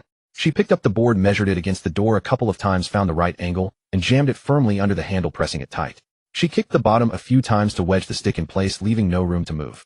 When she tried the handle again, it was blocked solid. Impossible to press down. The door couldn't be opened from the outside. Confirming the fire escape was locked, she wiped the tears from her eyes, took a deep breath, turned to Shen He's door, and tapped lightly with her fingertip. Inside, Shen He was watching a video on how to maintain a Type 92 pistol and basic shooting techniques. He had 2 full magazines seized from Xiaozhang plus the one in the gun with 10 rounds left, 40 bullets in total. Hearing the knock, his fingers paused. He slowly closed the gun slide and looked toward the door. Knock, knock, knock. Shen He guessed who it was. He picked up the claw hammer from the coffee table, gripped it tight, and walked softly toward. Knock, knock, knock. Through the peephole, he saw Li Yuedong standing outside. He had expected Li Wei to deliver the supplies. He studied her for a few seconds, confirming this woman had guts. He tightened his grip on the hammer and opened the door. The moment the door opened, Li Yuedong's heart clenched. She was still struggling with how to apologize, knowing her family was in the wrong. Mr. Shen. Before she could finish, a hot, powerful hand grabbed her wrist, and she was yanked inside without a word. The sudden force made her gasp. Bang! The door slammed shut behind her, the lock clicking sharply. Across the hall, apartment 1101. Li Wei had just stepped out and witnessed the scene, his wife being dragged into Shen He's place. Oh no! His heart raced wildly. His face turned pale green, panic consuming him. He rushed over, ready to knock. At the entrance, Li Yuedong was forced by Shen He into a corner with no retreat, her back pressed tightly against the cold shoe cabinet. He had just finished showering, droplets of water still dripping from the tips of his hair, and the warm, moist scent mingled with the faint fragrance of bath soap wafted toward her. Li Yuedong's heart pounded with nervousness, and she instinctively twisted her body to evade her breath, becoming ragged in her panic. The softness of her form only stoked Shen He's rising irritation, and he gritted his teeth and said, "Shh, don't make a sound. You'll attract the zombies. We'll all die." At these words, both husband and wife, one inside the door and one outside, froze. She dared not struggle, and he dared not knock. Li Yuedong had already been crying, her eyes misty and glistening like petals drenched in morning dew, as she looked at him timidly and cautiously. Her heart was tense, and her breathing lost its rhythm, rising and falling rapidly, her magnificent chest trembling with each gasp. Her red lips exhaled a breath like orchid, a faint floral scent mixed with the warmth of her panting, brushing against him strand by strand, gently striking the core of Shen He's heart, causing every nerve in him to quiver slightly. What a damn enchantress. Shen He released her, gently glanced at the bag in her hand, then back at her, slowly raising his eyes. His face was devoid of warmth, a smirk curling at the corner of his lips, his gaze tinged with mockery and disdain, making her heart tighten. Li Yuetong guiltily turned her face away, unable to meet Shen He's gaze. Her voice was faint and trembling. Mr. Shen, I came to bring you something. Shen He lowered his eyes and looked at her silently for 2 seconds, then suddenly reached out and gently pinched her delicate chin, lifting it slightly, forcing her to look up at him. Li Yuetong's pupils contracted in fright, and her entire body stiffened. If it had been anyone else, she would have kicked them, but she had seen Shen He lose his temper and dared not bare her teeth. Outside the door, Li Wei pressed his ear against the panel, listening to the strange sounds inside. His heart leaped into his throat, and he raised his hand to pound on the door. But the next second the conversation inside came through clearly, and his hand, suspended in midair, froze. Shen He lowered his head slightly, leaning close to her reddened earlobe, his eyes darkening as he fought to restrain his impulses, but his tone was deliberately cold as ice. The things I left with you before seem to be more than just this, don't they? The warm breath from Shen He's words hit her ear, and Li Yuetong's body jolted violently. Outside the room, Li Wei also started in fright. Thinking of her mother-in-law's actions, a surge of grievance rushed to her head. It wasn't as if she had wanted to do this. Tears streamed down her face, and her voice trembled uncontrollably. Sorry, Mr. Shen. Two only brought back this much. I really tried my best. Outside the room, Li Wei felt a heavy ache in his chest. Even when pressed like this, even when her voice shook with fear, Li Yuetong chose to endure the wrong herself, without uttering a single word to betray her mother-in-law. His heart ached with both pain and fury. He clenched his fist and punched the air hard, his knuckles turning white, but he gritted his teeth and dared not make a sound, afraid that if he rushed in on impulse, Shen He would beat him up. How weak he was. You're lying. Is your husband trying to steal my things? Do you believe he'll go to your house right now and smash his head in right in front of you? Shen He's words terrified Li Yuetong. She had just married Li Wei and naturally didn't want him to die like that. She quickly shook her little head and begged, no. Mr. Shen, please. He'll go out with him to find supplies to repay you. Please don't kill him. Her pitiful and helpless appearance, so docile and defenseless, made her seem incredibly easy to bully. Shen He's throat went dry. He could no longer hold back, leaning down slightly to gently brush against her ear. Li Yuetong's whole body trembled, her almond-shaped eyes flying wide open as she forgot to breathe. Her legs gave way and she couldn't stand. Shen He was quick to react, immediately reaching out to wrap his arm around her waist, gently supporting her collapsing form. She was slender, with a supple waist held protectively in his arms. Li Yuetong stood frozen, completely dazed, her arms flailing helplessly, unsure where to place them. A flush of burning red instantly spread across her cheeks, and her heart pounded wildly, nearly bursting from her chest. She pursed her lips tightly, gently biting her lower lip to suppress the panic and shyness within.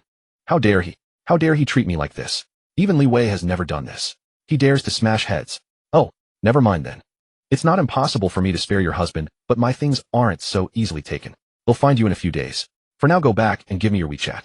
With that, Shen He gently released her trembling form and handed her his phone. Li Yuetong's mind went blank, a chaotic mess.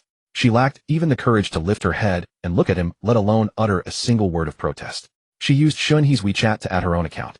After doing so, she barely managed to steady herself against the cold shoe cabinet, wanting only to flee this place immediately. Stumbling, she rushed toward the door. Just as her slender fingers touched the door handle, a pang of bitterness, grievance, and shame overwhelmed her. Finally, unable to hold back, she muttered in a voice so low that only the two of them could hear, Mr. Shen, you're a bully. Heh. Hearing the man's low, dismissive chuckle, Li Yuetong's cheeks flushed with shame again. She dared not linger any longer, wrenching the handle open and dashing out. But as soon as she stepped out, Li Wei was standing in the hallway. Li Yuetong lowered her head and walked past him toward their own home. Li Wei gazed at her retreating figure, a flicker of worry in his eyes. Then he turned to meet Shen He's icy stare. Shen He stood at the doorway, casually twirling the claw hammer in his hand, his expression frighteningly calm. Li Wei's face instantly showed panic. He had clearly heard Shen He say he would smash his head in. Without a word, he gave Shen He a stiff smile and a nod, not daring to breathe too loudly. He turned and scurried home in a clumsy, disjointed gait, slamming the door shut and locking it with a bang once inside. As soon as Li Yuetong returned home, ignoring her in-laws' astonished gazes, she walked straight into the bedroom, dove into the covers, and wrapped herself tightly. In her mind, scenes from outside Mr. Shen's door replayed over and over. Being cornered by him, having her chin lifted forcefully, the oppressive feeling of his closeness, and the sudden touch on her earlobe. She should have been afraid, should have resisted, should have slapped him, but unexpectedly, in the presence of the dominant Mr. Shen, she only wanted to submit, and felt nothing but shyness. Deep in her heart, there was not a trace of rejection, and even a faint, indescribable anticipation for what might come next. She gently raised her hand, her fingertips touching her own ear, and a subtle tremor rippled through her entire body. Humph, that feeling again. Li Yuetong yanked her hand back, her slender fingers gripping the corner of the quilt tightly, her heartbeat a chaotic mess, her body trembling uncontrollably. How can this be? Li Yuetong, you bad girl. 5 minutes later, Li Yuetong crawled out from under the covers, went into the bedroom's bathroom, and changed into dry. She returned to the dressing table and sat down, staring blankly into space, her mind in turmoil. She picked up her phone, the screen still showing the message from her parents reassuring her of their safety. Tong Tong, take care of yourself. Mom and Dad have food, don't worry. We'll find a way to come to you if we can. Her parents had a habit of hoarding supplies, as she knew that. Finally, she silently accepted Shen He's WeChat friend request. Li Wei gently pushed open the bedroom door and walked in. Seeing that his wife had changed clothes, his gaze inadvertently fell on the faint red mark on her chin. He opened his mouth, his expression complex, and it took him a moment to speak. Did Mr. Shen bully you? Li Yuetong's heart fluttered with panic. She quickly steadied her expression and spoke with a slight urgency, wanting only to make him believe her. No, he was just unhappy that I brought back too few things, and his tone was a bit harsh. That's good, that's good. Li Wei let out a long sigh of relief, his expression softening. Mr. Shen is a good man. He saved us. It's us who wronged him by stealing his supplies. Don't worry, dear. They'll definitely find a way to repay Mr. Shen. Li Yuetong replied softly, her expression complex and unreadable. She sighed quietly to herself. Shen He hadn't used the hammer on her, but he had touched your wife's ear. How could he be such a bastard? After watching the couple leave Shen, he closed the door. He casually placed the claw hammer on the shoe cabinet where Li Yuetong had just leaned, recalling her shy, trembling expression, and couldn't help but curl his lips slightly. He gently sniffed the air where a faint trace of her body's scent still lingered. Shen He had no intention of pushing her too hard. A little restraint, a little flirtation was far more intriguing than outright possession. What remains unattained forever stirs restlessness. The journey is far more tantalizing than the destination. The time wasn't ripe yet, but sooner or later he would have her completely. For now he had to focus entirely on survival. He grabbed 2 buns from the snack rack to fill his stomach. That was his dinner for tonight. He had no appetite for meat. Shen He pulled out his phone, opened a pistol tutorial, and immersed himself in learning the operation techniques, repeatedly practicing his grip, determined to build muscle memory as quickly as possible. What mattered most to him now was activating the system and nurturing himself as the spark. The room was never quiet for a moment. The dull thuds of zombies banging against the door, the frantic barking of dogs in the distance, the roar of exploding vehicles, and the screams of humans being caught and devoured. Every sound was a stark reminder that this world had changed forever. He practiced his grip for a full hour until his arms grew slightly sore, then stopped. In the apocalypse, one must never overexert. Once pain and stiffness set in, movement falters and death is the only outcome. He had to keep his condition at its peak, ready to run or fight at any moment.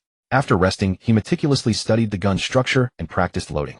Yet he never dared to learn how to disassemble the firearm, fearing he might fail to reassemble it or do it improperly. That would render his only long-range weapon utterly useless. The streetlights had come on at some point, and the roar of helicopter blades churning through the gloomy, rainy air drowned out the zombies' thuds against the hallway door. A deafening buzz filled the air. Shen He looked up at the window. In the sky, an unidentified helicopter hovered above a building in the Longwan district across the way. Its red indicator lights blinked on and off as several fully armed soldiers rappelled from the cabin onto the rooftop. Soon crisp gunshots echoed from within that building, and moments later the soldiers escorted 2 people back onto the helicopter. The aircraft tilted its rotors, whipping up a gale, and sped away in the direction it came. It seemed some important figure had been evacuated first, but the helicopter's thunderous noise drew all the nearby zombies toward it. The once relatively quiet streets gradually filled with rising howls. A horde of zombies, lured by the sound, slowly converged on this neighborhood. Shen He felt utterly exasperated. Who knew that even in the apocalypse injustice would persist? Then again, he had received a cheat system that others didn't. How terribly unfair. What a relief. After pulling himself together, he flipped off the helicopter. He decided to go to sleep, recharge, and head out tomorrow to activate the system. He had initially planned to go out soon, but he was afraid of the dark. Forget it. August 4th, 2027, 6:00 a.m. The sky was still overcast, but the rain had stopped. The number of zombies was even greater than last night. The alarm clock jolted Shen He awake. He had set it himself, hoping to rise early and catch the lazy zombies in their beds, killing them off to activate the system. If the zombies didn't sleep, then he would fight to the death. Win. Then the sky's the limit. Lose. A tour of hell's horrors. What a dark joke. He had slept poorly that night, waking several times. Some inconsiderate zombie down the hall kept making a phlegmy, rasping sound. There was also a man who had been out carousing late into the night, only returning in the wee hours. He probably met a grim fate, likely attacked by his zombie wife at home, screaming in agony loud enough for the whole neighborhood to hear. He got up, moved the bedside table blocking the bedroom door, went to the bathroom to wash up and relieve himself. After that he gnawed on 2 buns and ate 2 boiled eggs. He had boiled all the eggs the night before when he couldn't sleep, just over 40 of them. The power was still on so they could last a few days in the fridge, but he feared the gas might cut off, so he boiled them all. After eating, he took out the tape from the coffee table drawer and rummaged through the bedside table for a few fashion magazines. The covers featured actresses who perhaps due to the heat during the shoot were nothing at all. He wrapped the magazines tightly around his forearms too, on each side securing them with layers of tape. With the remaining magazine, he measured it against his neck in the mirror, cut it into strips, and finally wrapped it around his throat. He had noticed that zombies instinctively went for the throat first. The thickness of these magazines should serve as decent armor. He had wanted to protect his chest, back, shoulders, and shins as well. But he had run out of magazines. Truly, knowledge is power when it's scarce. He put on his clothes, a windbreaker. He would have preferred a leather jacket for better protection, but he checked his ammunition, a Type 92G pistol with 16 rounds total, 1 chambered and 15 in the magazine. The gunshot would attract too much attention, so it was reserved for life or death situations. A boning knife, slim and perfect for stabbing into a zombie's eye socket, served as his backup weapon. The rest was the claw hammer, his primary weapon. It had a fiberglass handle 340 millimeters long, ideal for swinging in tight spaces like rooms or hallways, providing enough striking distance without being cumbersome. The hammerhead weighed 454 grams, bringing the total to about 600 grams. For an ordinary person, it could deliver a lethal blow while allowing sustained swinging with endurance and speed. Shen He had hesitated between it and a cleaver, but chose the claw hammer. His cleaver could barely chop through chicken legs. How could it handle a moving zombie? Standing at the door, he put on a mask and spritzed it with perfume to mask the gruesome smell of blood and rot, lest it cause physical discomfort and hinder his zombie slaying. He donned a cap to prevent zombies from pulling his hair. Turning to the bathroom, he looked in the mirror. The reflection showed a man with a gun in his left hand and a hammer in his right, the cap brim low, revealing only his lips. If one ignored the magazine armor around his neck resembling a dog collar, he looked like a cold-blooded killer. He took deep breaths. In truth, he was terrified. His heart was already pounding before he even stepped out. So he came back to check the mirror. He glared at his reflection, then turned and walked in. Just do it. What's there to fear? Damn it. Who wedged it so tight? If I find out, I'll kill you. Shen He stepped out of his apartment and got stuck at the emergency exit door, which was jammed shut by a wooden pole. He yanked several times before pulling it out. Damn it. This infuriated Shen He. He had wasted energy before even facing a zombie. But by some twist of fate, it also lessened his fear of the undead. Room 1101, Legion Garden. Li Yuetong sat by the window, lost in thought, the previous day's scene replaying in her mind. The warm, moist sensation on her earlobe when it was gently nibbled, impossible to shake. She sneezed twice unexpectedly. Was her mother thinking of her? Or her father, or perhaps Mr. Shen? At the thought of him, her fair cheeks flushed crimson, the colors spreading to her earlobes. Li Wei pushed the door open, saw her strange expression, and hurried over with concern. Are you? Li Yuetong quickly lowered her head and shook it gently. No. I was just thinking about Dad. Li Wei comforted her softly. He'll be fine. Shen He had no idea that Li Yuetong was thinking of him. He dared not think of anything now. His eyes were watching in multiple directions, his ears straining to catch every sound. He gently pushed open the door to the emergency stairwell, leaving only a narrow gap. Without making a single sound, he held his breath and waited for a few seconds. The surroundings were dead silent, with no unusual movements. He then slowly pushed the door open a bit wider. His gaze swept quickly up and down the stairs. No zombies, no bloodstains. After confirming it was completely safe, he stepped lightly into the stairwell, carefully closed the door, and casually leaned the wooden stick against the corner to keep it steady. He took a cautious step forward, bent down carefully, and peered through the gap where the stairs intersected. The steps on the nearby floors were spotless, but about 5 floors down, he could faintly see splatters of blood. He looked up again, but the space above was empty, with no sign of anyone or any unusual activity. He had a choice: go up or go down. After a brief moment of thought, he made his decision. He would go up. Why? Because he preferred being on top. Gripping the cold handrail, he moved upward step by step, careful not to let the soles of his shoes scrape against the steps and make a sound. Every few steps he would stop and listen intently. The stairwell was filled only with his own faint breathing and the distant muffled roars. He arrived at the entrance to the safety passage on the 12th floor. He tucked the hammer under his left armpit and wiped the sweat from his right hand on his pants. Don't blame him for being timid. After all, these weren't stiff-jointed zombies, but madmen who could run as fast as any human. How dangerous it was. One wrong move, and he could be done for. He gripped the hammer again, took a deep breath, licked his dry lips, and his gaze turned icy cold. A bead of cold sweat slid down his temple, but he ignored it. He tapped the door lightly with the head of the hammer. Thump. The sound wasn't loud, but if there were any zombies inside, they would definitely have heard it. No zombies. He knocked again. Thump. Certain there were none, he didn't let his guard down. He gently pulled the door open. The sound-activated light in the elevator lobby didn't turn on, and it was pitch black. He leaned in a little, the space was empty. All 3 doors were closed. It was temporarily safe. Using the same method, he went all the way up to the 14th floor. This time, without even knocking Shen, he knew there was a zombie inside. Huh. He stood by the passage door and listened for a while. It seemed there was only one pitch, and he didn't hear any others. There was probably just a single zombie. It also seemed to have caught a whiff of a living person drawing nearer to the door. Now that the moment was upon him, Shen, he unexpectedly felt his tension ease and his heart grew calm. He raised his hand to release the safety catch on his pistol, while the hand holding the hammer grasped the door handle and pulled it open. This time he didn't just open it a crack. He feared the zombie would see him charge and knock him flying, so he pulled the door wide open. The door swung open one side, bathed in light, the other in darkness. On one side stood a man, on the other a male corpse. They came face to face. The zombie was half a head shorter than Shen He. Its pupils were a murky, cloudy gray, the whites of its eyes crawling with fierce, bloodshot veins. Its skin was pallid, a deathly grayish-blue. The moment it saw a living person, it immediately twisted its face into a ferocious snarl, opening its mouth in a hoarse roar, its teeth stained with blood and shreds of flesh. The next second it charged forward like a madman. Along with it came a nauseating stench of blood. Though Shen He's mind remained calm facing such a ferocious monster, he instinctively slammed the door shut, throwing his entire weight against it. This was a subconscious reaction. In that instant, 2 completely different species separated by a single door engaged in a brutal contest of strength. Ha. The zombie's strength was comparable to an average adult. It howled madly as it slammed and pounded against the door with vicious force, the dull, heavy thuds echoing through. The door panel was battered, splitting open a crack, only to be forced shut again by Shen He through gritted teeth. But the commotion was too loud. The floors above and below were instantly alerted, and a cacophony of zombie roars pierced his eardrums. The chaotic, heavy sound of footsteps rapidly approached from the floors below. Shen He snapped back to reality, instantly realizing he couldn't keep this stalemate going. He discovered that this zombie wasn't entirely stupid. After failing to break through the door by pounding it, actually stepped back to gain momentum for a powerful charge. The enemy was going too far. Shen He's anger flared. Screw you. Who do you think you are? Just as the zombie stepped back again to gather strength for its charge, Shen He yanked the door open. Shen He hid behind the door, watching with a cold, hard stare. He saw the zombie burst out like a rabid dog, its stomach slamming directly into the corner where the upper and lower staircases met. Not seeing anyone in front of it, it even turned its head left and right to look. Strike while the iron is hot. Take its life. Shen He's face was icy, his expression ruthless, without a hint of hesitation. He stepped forward sharply with his left foot simultaneously twisting his waist and hips. His right hand gripped the hammer handle tightly, raising it high above his head. Aiming at the back of the zombie's head, he brought it down with brutal force.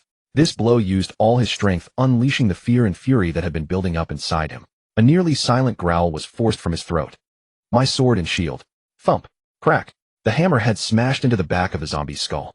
The dull impact and the crisp sound of bone shattering erupted simultaneously. But Shen He didn't stop. The first blow sent the zombie lurching forward uncontrollably, its skull split open. Beneath the strands of hair, a gruesome bloody wound was faintly visible. He quickly withdrew the hammer, and a second strike followed immediately. For an ordinary person, the first blow would have been fatal or would have knocked them unconscious, but a zombie was different.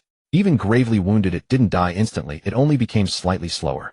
As the second hammer blow descended, the zombie had already turned halfway around. The hammer slammed viciously into its temple, snapping its head to the side. Another sickening crunch of bone. The skull from the zombie's temple to its forehead was torn open, shards of bone piercing deep into the brain tissue. With its vital point damaged, its movements slowed to a crawl. When it turned to lunge at Shen He, its speed was pitifully slow, like a walk. Shen He watched the zombie lunge, stepped back and to the side, easily dodging its claws. Then he swung the hammer again, smashing it into the wound on the back of its head. Whomp! The zombie stumbled forward, crashing face first to the ground. Its limbs twitched and struggled weakly, but it couldn't get up. Shen He rushed forward, his eyes red, and rained down hammer blows in a frenzy. Die! Die! Die! Bang! Bang! Bang! Blow after blow, he hammered the back of its head until a gaping, bloody black and red crater had been smashed into it. Only when the zombie was completely still did he finally stop. And in Shen He's mind, the notification sound of the spark system rang out. Congratulations, Mr. Shen, on activating the system. You have received a newcomer's gift pack panel module loading. As soon as the system voice faded, a soft white light emanated from the zombie's corpse. Light particles swiftly rose from the body, coalescing into a streak of light. With a whoosh, it shot straight out and instantly vanished into Shen He's body, disappearing without a trace. Spirit essence. One at the same time, another prompt appeared in Shen He's mind. Having activated the system, Shen He was ecstatic. This was also the first zombie he had ever taken down with his own skill, and it would be the last. Next time he'd have a cheat. But he had no time now to inspect the system's functions. The zombies from downstairs were rapidly ascending, and those upstairs were also rioting. He didn't know how many zombies he would have to face to escape capture. He couldn't get carried away. Go home. Without a second thought, he had to return home to clarify the system and enhance his own strength first. After that, he shouldn't have to fight so hard anymore. Shen He stood up from the corpse of the zombie, glancing down the staircase, where several zombie figures were rushing up. He dared not delay, turning around and charging down the stairs. To save time, he jumped down the last 3 or 4 steps of each flight. The horde of zombies had already rushed up from the 4th floor. After Shen He dealt with the last zombie, he began his descent from the 14th floor, the two sides meeting as they moved up and down, reaching the 11th floor. Another encounter. No, it was a face-to-face meeting.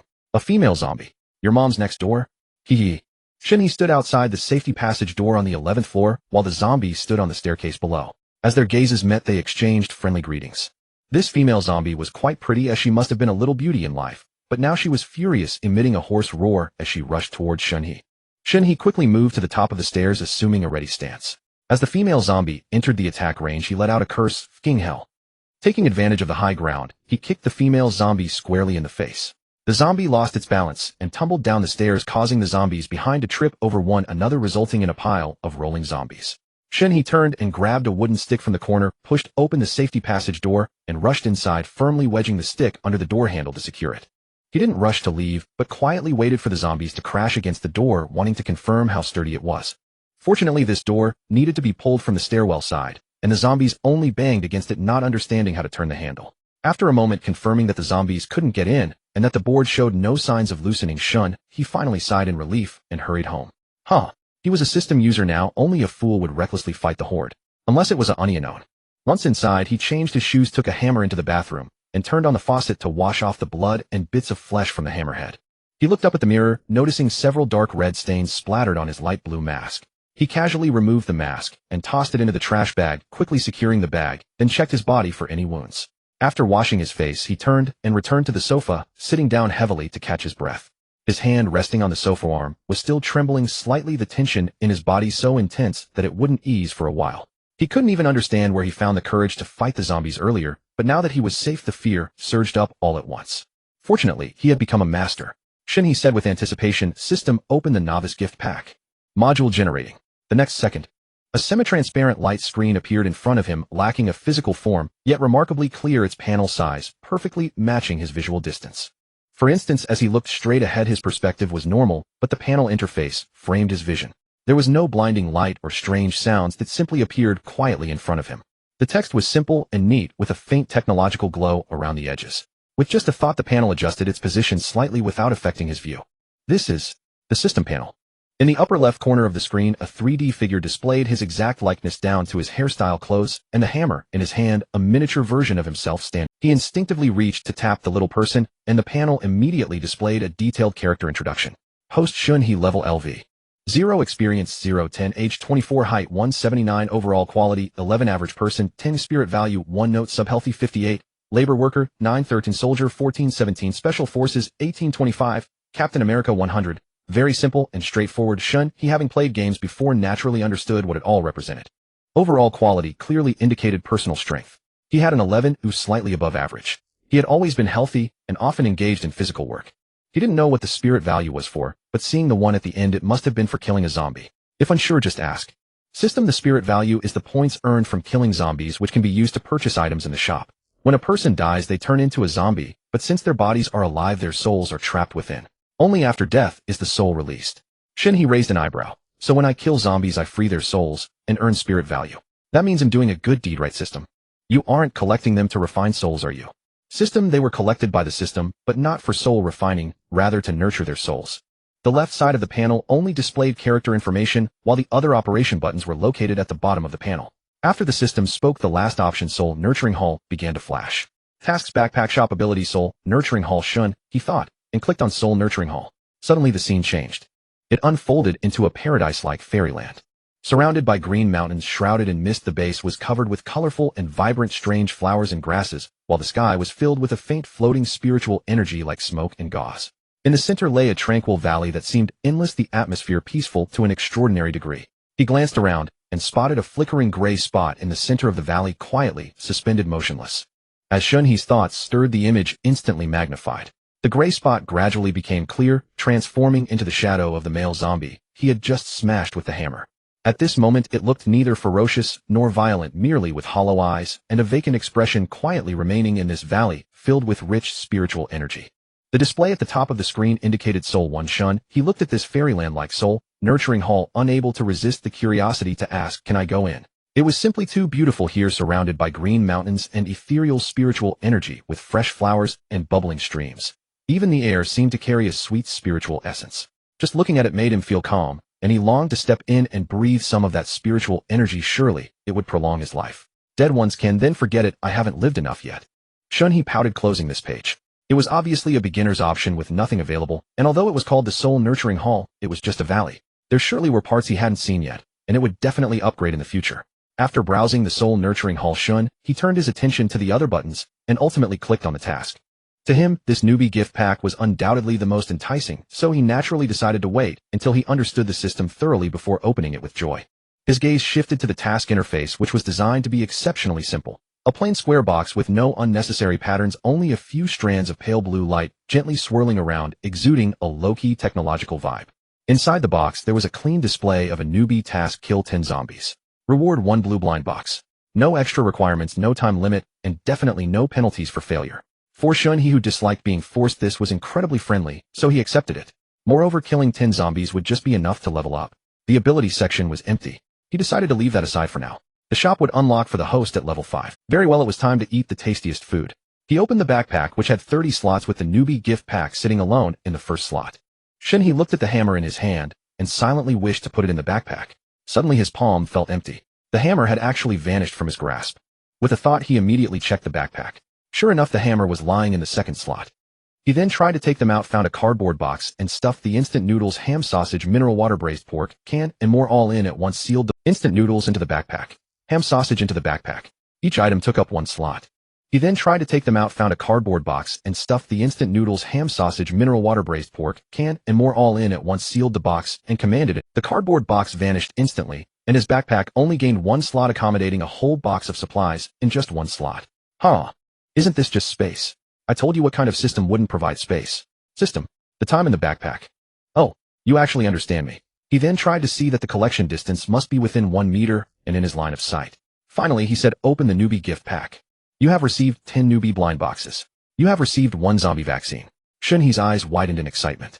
Although there were only 2 prompts, there were at least, and there was actually a zombie vaccine. But the vaccine was made right after the outbreak.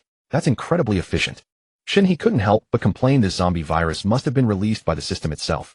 The packaging of the zombie vaccine was very high-tech and cylindrical, with a striking green label on one end and a small electronic touchscreen on the other. The bottle clearly printed a line of small text: expiry upon unsealing. Usage: attach the green end to your arm and touch the switch on the other end to automatically inject. The system's prompt was concise and clear, easy to understand at a glance. As long as I get vaccinated, I won't be infected and turn into a zombie, even if a zombie injures me. That's right. After receiving the accurate reply, he no longer hesitated and directly followed the instructions, pressing it against his arm and touching the switch. The vaccine made a sound. Hiss. Damn. Shen He cried out in pain. He could feel more than 1 needle, several piercing into his flesh at the same time. A warm sensation flowed from the injection site throughout his body, and the warmth continuously circulated within. This feeling lasted for 10 minutes. Not knowing if there were any other effects, Shen He felt much clearer and less pressured after using it. Finally, it was time to open this blind box. Since the apocalypse began, Shen He had kept the curtains tightly shut, fearing that others would discover his situation. After all, humans are more intelligent and harder to deal with than zombies. Shen He got up to check again, confirming there was not a single gap before sitting down on the living room floor. With a thought, he took a blind box from the system's backpack and placed it on the floor. The blind box was made of an unknown material, entirely white, with a simple design that exuded a strong sense of technology. The front had a rectangular glowing button that gently pulsed with light, and he pressed it directly. The surface of the blind box glimmered slightly, and then the entire box was enveloped in a soft white glow. 3 seconds later, the white light slowly dissipated. The blind box vanished, leaving only a small, neatly arranged box of items. 9mm pistol bullets x50. In the eyes of others, this was just an ammunition box, and they would have to check for themselves what it contained. But from Shen He's perspective, not only were there system prompts, but as long as he focused on looking at a specific item, the system panel would automatically display the corresponding details. So that's how it works. 50 rounds of ammunition, not bad. Another one. He took out another blind box, and again a flash of white light occurred. The blind box opened, and after the light dissipated, 5 identical large dirt eggs appeared neatly on the ground. Beggar's Chicken x5. Wow. This truly is a blind box. It has everything. and it's freshly made still hot. I love opening blind boxes. Next he opened 3 more blind boxes. Spicy beef hot pot base x 10 bags last line of defense x 5 boxes. Who uses this stuff? High intensity flashlight x 2 huh? Just when Shen He thought the blind boxes were all ordinary supplies, the 6th blind box turned out to be a blue light. Cold weapon enchantment card x1 description: can enchant any cold weapon once, adding random attribute effects. The weapon he was most accustomed to was the ram's horn hammer, so he would use it directly. Using it would make it his own. Ram's horn hammer enchanted armor piercing, ignores part of the target's defense when attacking. Shen He was taken aback. Awesome. He was getting more and more excited. Continuing, the 7th one. White light. Sledgehammer x1 Shen He stared at the oval, slightly pointed object on the ground, completely bewildered, unable to hold back, and exclaimed, what the hell? What use is this thing to me? How can I use this thing? He directly stored it in the system backpack, speechless, and opened the 8th blind box. White light. Beef rolls 500 GX 10 boxes, better than the last one. The moment the 9th blind box opened, the box's flowing light instantly transformed into dazzling golden light, so bright that it was almost blinding. Shen He's eyes suddenly brightened, and his heart raced. It exploded. A golden legend. Map module. Without Shen He needing to take action, the map module automatically loaded on the upper right corner of his panel, forming a small square map. After exploring a bit, he discovered the map was a flat layout that could be zoomed in and out with an effective range of 100 meters, clearly showing neighborhood streets and the bottom of the map clearly marked Hanzhou City, Legion Garden. Probably due to just binding the system, only the area of Legion Garden where he was located lit up, while the rest was shrouded in darkness. Within the community, his position was marked by a prominent golden dot. Next to his home was a green dot. In every building there were scattered white dots. The remaining ones were numerous red dots that made one's scalp tingle wandering within the community. The golden dot represented him, the green one presumably represented Li Yuedong, the white ones represented survivors, and the red ones represented zombies. With the map function, it was clear where to go within 100 meters and when to run without worrying about being surrounded. There was only one novice blind box left. Opening it revealed another blue light. But Shen He didn't care anymore. Having unlocked the map function and a vaccine, this novice gift pack was already more than worth it. He wasn't greedy. This time it was a card. The card was exquisite in texture, smooth to the touch with intricate and elegant patterns. Height upgrade 1 centimeter. This was actually blue quality. It should be a golden legend. This thing truly made him lose his composure. It was a treasure countless men dreamed of. Oh my god. Shen He was stunned. This system was too overbearing, allowing him to level up by killing monsters to increase his strength, yet it also possessed all sorts of bizarre and addictive items. 1 centimeter was little, but there would be more later. System, you understand what I'm thinking, right? I understand. Indeed, the system knew his thoughts. The position was correct. It would be fully stocked from now on. Having thoroughly figured out the system, not much time had passed, and outside the window, it was still morning. Shen He originally planned to go out immediately to try out that armor-piercing hammer and kill a few zombies to level up. But on second thought, now that he had a system backpack, he should stock up on hot meals while the water, electricity, and gas were still on. Once they were completely cut off, it would be too late. Zombies could be killed anytime, but there was no regret medicine for gas and electricity being shut off. With that thought, he walked straight into the kitchen. System, can I still use the tap water? Yes, the virus in the water is no longer active. That's good. There was still plenty of stock in the fridge: 7 strips of pork belly, 5 gene of beef, 4 chicken legs, 6 chicken breasts, 2 boxes of shrimp, and some semi-finished spring rolls, chicken strips, and chicken cutlets. He took them all out to thaw. He pressed the button on the rice cooker to steam 4 bowls of rice at once. Once cooked, he would portion them into the backpack. He also boiled water in the kettle and planned to soak all the instant noodles, later storing them as ready-to-eat dry rations. Once everything was prepared, he would have more confidence going out to kill zombies. Don't come near me. No. Woo-woo. While Shen He was busy in the kitchen, a woman's cries and screams suddenly pierced the deathly silence of the residential complex. The entire complex was terrifyingly quiet, with everyone afraid of making a sound that would attract zombies. This cry stood out with stark clarity. Without even wiping the water droplets from his hands, he rushed to the floor-to-ceiling window in the living room, gently pulled the curtain open a crack, and immediately scanned the. A few seconds later, he pinpointed the source of the sound. At the bedroom window on the 13th floor of the building, opposite, a woman in her 20s dressed in sportswear was standing on the bay window below the sill. One hand was gripping the window frame edge tightly, while the other leg kicked and struggled desperately, trying to push away a zombie that had lunged at her. Thanks to the bay window being elevated from the floor, the zombie hadn't managed to grab her yet. But if she kept struggling like this, she wouldn't be able to hold on for long. But just then, another male zombie staggered in from the bedroom doorway. It seemed to have just mutated, and its body control wasn't very good. Whoa. When the woman saw that figure, her cries instantly turned heart-wrenching. It wasn't fear, but bone-deep anguish. In her moment of distraction, the zombie in front of her grabbed her kicking leg firmly. She struggled desperately to pull it back, but her pant leg was torn off, leaving most of her fair thigh exposed with several long glaring scratch marks across her delicate skin. The woman stopped struggling. Gazing at the zombie that came later, tears streamed down her face as she wept incessantly. Honey, he'll come down to find you. Wait, walk slowly. I'm afraid I won't be able to catch up. She cried out in utter despair, then turned and climbed toward the open window. No, miss, don't do anything rash. Don't give up. Hang in there. A bystander in the complex couldn't help but shout across the buildings. But the woman's mind was made up. With half her body already out the window, without a moment's hesitation, she leaped from the 13th floor. Oh my God. Foolish girl. Several screams erupted nearby. Bang. A dull thud rang out. The woman hit the ground head first. Her body twitched a couple of times, then lay still. A large pool of stark blood rapidly spread beneath her. The sound of the impact and the thick smell of blood instantly attracted a horde of zombies. On Shen He's panel map, a large cluster of red dots frantically converged on that location. Upstairs, the zombie that had been chasing the woman along with her husband, who had turned into a zombie, also jumped out of the window one after another. Their bones shattered into several pieces, but their flesh and skin still held together, dragging their twisted bodies as they crawled inch by inch toward the woman's corpse. Crackle. More windows were smashed open by zombies, glass shattering everywhere. Several zombies crashed through windows on different floors, falling from the sky and hitting the ground with dull thuds. In just a moment, the woman's body was completely surrounded by a dense, dark mass of zombies. The complex fell back into a deathly silence, broken only by the smacking sounds of the zombies chewing, an occasional cathartic low growl from a zombie, and the banging of a few doors being rammed by zombies from the homes of those who had shouted out. Shen He pulled the curtain closed and walked back to the kitchen, feeling heavy-hearted. He was human too, but there was nothing he could do. He was just another survivor, albeit a slight. Apartment 1101, Li Yuetong's home. Li Yuetong covered her mouth tightly, staring at the scene downstairs. She was terrified, afraid that she would be the next to meet such a fate. In this house, she felt no sense of safety at all. The man she could rely on. She glanced beside her. Li Wei's face was as pale as paper, sitting on the ground, trembling uncontrollably. He had only taken a few glances outside before completely breaking down, collapsing on the floor with his hands clutching his head, lost in thought. If he could have been even a little calmer, it might have given Li Yuetong some comfort, but he was in an even worse state than she was. At that moment, she thought of that bad man who had taken advantage of her. He was domineering and loved to bully her. But he had never whimpered like Li Wei. He made her feel so. Li Wei's parents were also silent. Li Wei's father stood there dazedly, his eyes vacant, only slightly better off than Li Wei. Li Wei's mother stared at the meager amount of food left in the house, filled with worry. For the family of four, each person only got half a small piece of bread every day now. Their stomachs were never full. At this rate, they wouldn't be able to hold on much longer either. Li Wei's mother looked at her husband and son, growing more frustrated by the moment. Two grown men more timid than her, with even more shattered mindsets.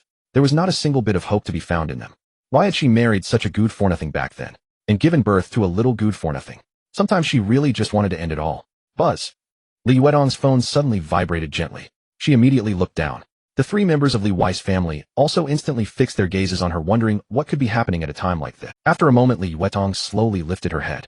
The panic that had been on her pretty face had largely dissipated, replaced by an unmistakable sense of calm and a hint of a smile. Realizing that all three of them were watching her, her heart suddenly tightened, and she panicked again. Chatting with another man right in front of her husband, mother-in-law, and father-in-law. My God, what audacity she had. Li Wei's mother could tell from Li Yuetong's nervous demeanor that her conscience was troubled, and a ridiculous feeling that her son was being cuckolded instantly arose in her heart. Yet she knew this daughter-in-law well. Still a virgin at 25, she was hardly a wanton woman. Even she herself hadn't been one when she married. Yuetong, what's wrong? Who is it? Li Wei's mother asked, her gaze probing. Mom, it's our neighbor, Mr. Shen, speaking to me. He asked if I knew how to steam buns, and wanted me to go to his place to help him steam some. He said he'd give me a few buns as payment. Li Yuetong lowered her head, her cheeks burning with embarrassment to the extreme. After all, she was a married woman, and saying she was going to steam buns for another man in front of her husband's family felt awkward and wrong, no matter how she thought about it. But before she could finish being embarrassed, Li Wei's mother immediately spoke up, her tone frighteningly calm. Go. Of course go. If you don't know how, I'll teach you right now. In her heart, she saw it all as clear as day. She knew better than anyone how beautiful her daughter-in-law was. When Li Wei first brought Li Yuetong back to the village, it caused a sensation throughout the entire place. The villagers had never seen such a stunning girl in their lives. Some of the village bachelors would loiter around her doorstep every day, even going so far as to bring 2 home-raised chickens or ducks just for a glimpse of his daughter-in-law. She could figure out Shen He's intentions with her little toe. Her beautiful daughter-in-law had caught his eye. In the past, she would never have agreed to it, even if it killed her. But what times were these now? The apocalypse was upon them. Rely on her old man and son. They were already useless. If she didn't let her go in a few days, there would be 3 fresh corpses in this house, all starved to death. She had never imagined her beautiful daughter-in-law would die. In this world, a woman's beauty was itself a resource for survival. So completely ignoring her husband's astonished look and her son's reluctance, Li Wei's mother made the decision on the spot. "Ah, I can do it." Li Yuetong glanced at her mother-in-law in surprise, and after just one look into her eyes, she nodded in agreement. In that instant she understood. In her mother-in-law's heart the family's survival was paramount, as for her own well-being, it was utterly insignificant. Of course, she wasn't angry. After all, she wasn't her real mother. Li Wei's mother nodded, softening her tone. "Then go on, Yuetong. Be careful outside, watch out for monsters, and come back early if you can." "I know, Mom," Li Yuetong replied in a soft, gentle voice. As soon as Li Yuetong left, Li Wei couldn't hold it in any longer. Frowning at his mother, he said, "Mom, how could you really let her go?" But before he could finish, Li Wei's mother shot him a sideways glare and retorted, "What? Do you want to go out with your dad to find food? If so, I'll go sharpen the kitchen knives for you two right now, and I guarantee you'll chop those zombies like they're pork ribs without letting them eat. Then I'll call Yuetong back. Is that okay?" Li Wei was instantly deflated. The thought of those hideous monsters made him stammer and fall silent, his head hanging low. He hadn't forgotten the scene outside. Li Wei's father quickly stepped in to smooth things over, forcing a chuckle as he consoled his son. "Well, Yuetong has found herself a good job, so to speak. In this day and age it's a good thing, haha." Li Wei's mother swept a disappointed and irate glance over the two men, one big and one small, and felt utterly speechless. Suddenly she wasn't hungry anymore. She was full. Shen He had prepared all the instant noodles in the kitchen, adding 2 sausages to each cup. A full 3 boxes, 36 cups, not one missed. Once they were ready, he found a clean large cardboard box, neatly arranged them inside, and directly stored them in his system backpack, taking up only 1 slot. Incredibly convenient. The canned goods and bread he had hoarded earlier were also mostly packed away, all safely stored in his backpack. But the meat he had just taken out wasn't fully thawed yet, and he couldn't be bothered with the vegetables. There were also 2 50-kilogram bags of flour at home, usually used for making dumplings now and then. To store them long-term, he would have to turn them into steamed buns. The problem was he had no idea how to leaven dough, which was why he thought of Li Yuetong. He hadn't expected her to actually know how. Truly a treasure of a girl. He just wondered if her steamed buns would be as soft as her. Well, knock knock knock. She had arrived. Through the peephole it was her. When he opened the door, she was still a sight to behold. Today, as expected, she favored soft knits. A loose long-sleeved sweater in pale mint green hung loosely over her frame, its collar slightly dipping to reveal a hint of her collarbone. The relaxed silhouette did nothing to hide her figure. Instead, it gently accentuated the soft, graceful curves of her chest like 2 warm, tender clouds nestled within. Below, she wore high-waisted, tight-fitting jeans, the waistband cinched snugly around her slender midsection. The fabric stretched taut over her hips, tracing the outline of her round, perky, peach-shaped bottom with vivid clarity. Though the style was effortlessly casual, it exuded a captivating sensuality, every curve silently teasing. Poor Yuetong was about to be devoured. Li Yuetong stood gracefully at the door, her head bowed, her fair little hands hanging limply in front of her, her fingertips nervously picking at the hem of her sweater. A faint blush spread across her cheeks, even tinting the tips of her ears red. The moment she saw Shen He, her blush deepened, perhaps recalling the last time he had cornered her in the entryway. A smile tugged at the corner of Shen He's mouth as he offered an unsparing compliment. "You look beautiful today, too. Come on in." Li Yuetong quickly glanced up at him, then hastily averted her gaze, her heart racing uncontrollably. Her voice was soft and sweet, barely a whisper, "Thank you." Once inside, she habitually bent over to take off her shoes, revealing feet clad in little white socks, slender ankles delicate and pleasing to the eye. Shen He's gaze fell unabashedly on her feet as he said, "No need to change shoes. In this world, now it's not convenient for running." Oh. Li Yuetong quickly put her shoes back on, lowered her head, and obediently followed Shen He into the kitchen. As he led the way, Shen He's eyes flickered with shock, utterly stunned by the information about her. Name: Li Yuetong, age 25, height 168 centimeters, appearance 89, physique 95, cup size E, martial arts utterly clueless, affection 72, overall quality 10. In Shen He's eyes, Li Yuetong was far more beautiful than any popular celebrity, with a gentle and obedient temperament, sometimes playful and cute, yet her appearance score didn't even reach 90. But her physique score of 95 was spot on. Li Yuetong's body was absolutely stunning. Her chest was full and firm, her peach-shaped bottom round and perky, and her legs were long and shapely. Her physical fitness was also excellent, reaching the average level of an ordinary person. Considering that the sub-healthy population usually scored around 5 to 8 points, and even he who occasionally moved heavy loads was only a bit higher than her, it seemed she exercised regularly. That made sense. Without exercise, her figure wouldn't be so perfect, sexy, exquisite, and alluring. He wanted her. Judging by her gait, she seemed to have some dance, and her affection toward him was as high as 72. Was it because he had saved her at the supermarket? If he bullied her a little more, she wouldn't get angry, would she? Also, what did utterly clueless about martial arts mean? Could it be that one could actually practice martial arts? It was so hard to understand. With their own thoughts, the two walked together to the kitchen door. Embedded beneath the bolt mechanism was a small black LCD screen. Shen He instinctively touched it with his fingertip. The screen lit up, emitting a pale blue light, If you do, pick whatever you're good at from the meat, prawns, and vegetables. And those 2 bags of flour on the floor, please steam them into mantou, or make some sugar pancakes or flour rolls. Li Yuetong stepped into the kitchen, and at the sight of the mountain of vegetables piled by the sink, she parted her small lips in surprise. All of this needs to be cooked, but if we can't finish it, won't it go to waste? Open your arms. Shen He, holding an apron, walked straight behind her, his tone as natural as if he had done it countless times.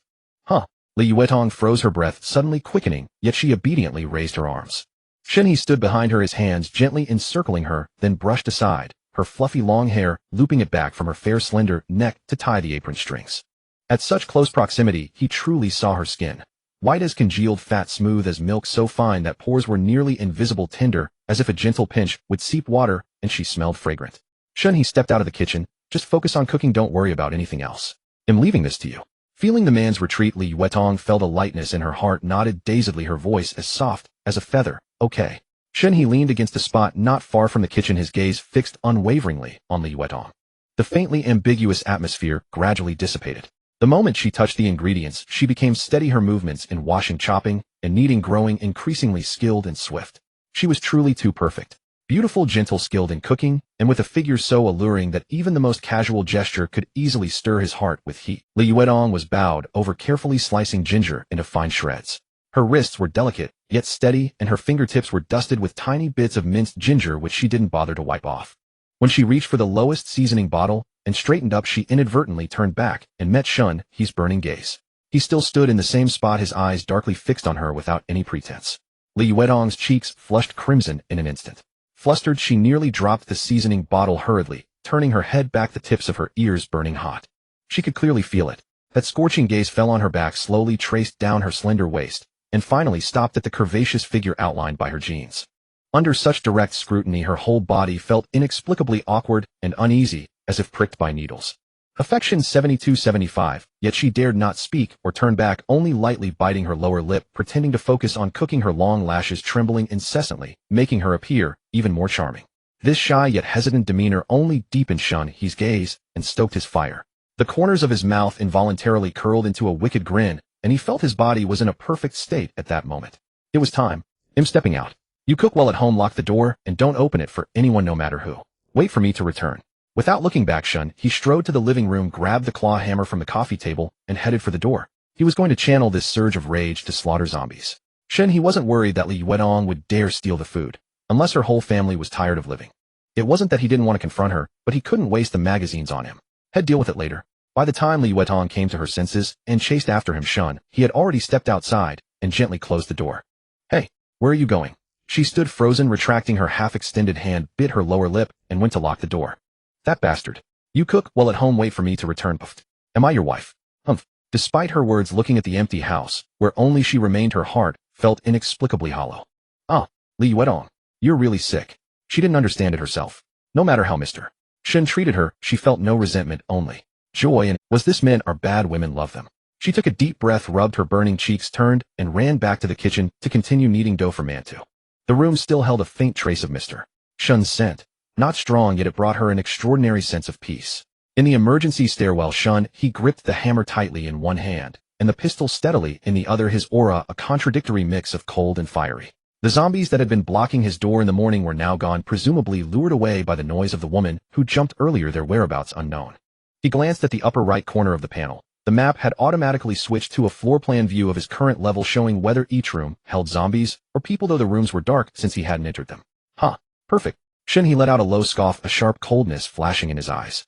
After a quick survey, he decided to clear the upper floors first. After all, he liked being on top. This time he no longer had to tiptoe or test every step.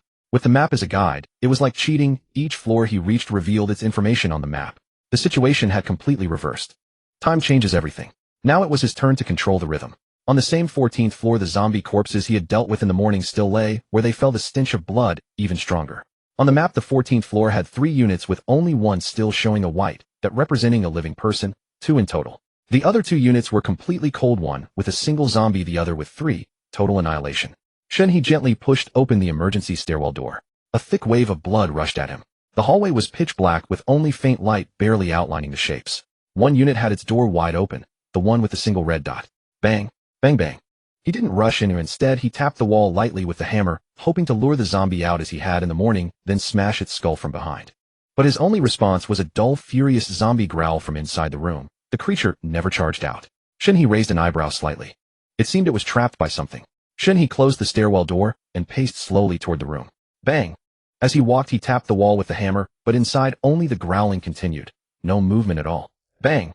Checking the map, the red dot representing the zombie remained motionless while the other unit's dots were gathering near the door. He strode straight into the room, which was luxuriously decorated, far more upscale than his own home. The zombie's low growl came from a slightly ajar bedroom door. Shen He closed the entrance door behind him to prevent ambushes, then clutching the claw hammer approached the bedroom step. Peering through the crack and seeing the scene inside Shen, his eyes lit up instantly. With his right hand raised ready to strike Shen, he cautiously pushed the bedroom door open with his left hand, his gaze scanning the room warily. As the door creaked open, he instinctively covered his mouth and nose. A strong stench of blood mixed with a strangely familiar scent assaulted him. He finally saw the scene in the room clearly. At that moment, a slender female zombie with pale skin knelt on the bed, her back facing him, her long yellow hair draping over her shoulders obscuring her face. Her waist was slim and her hips were curvaceous. She wore a sheer nightgown as delicate as a cicada's wing, and on her legs were a pair of black stockings frayed in several places, revealing patches of pale skin beneath. Sensing the presence of a living person, she turned, frantically twisting her body, and let out a low growl.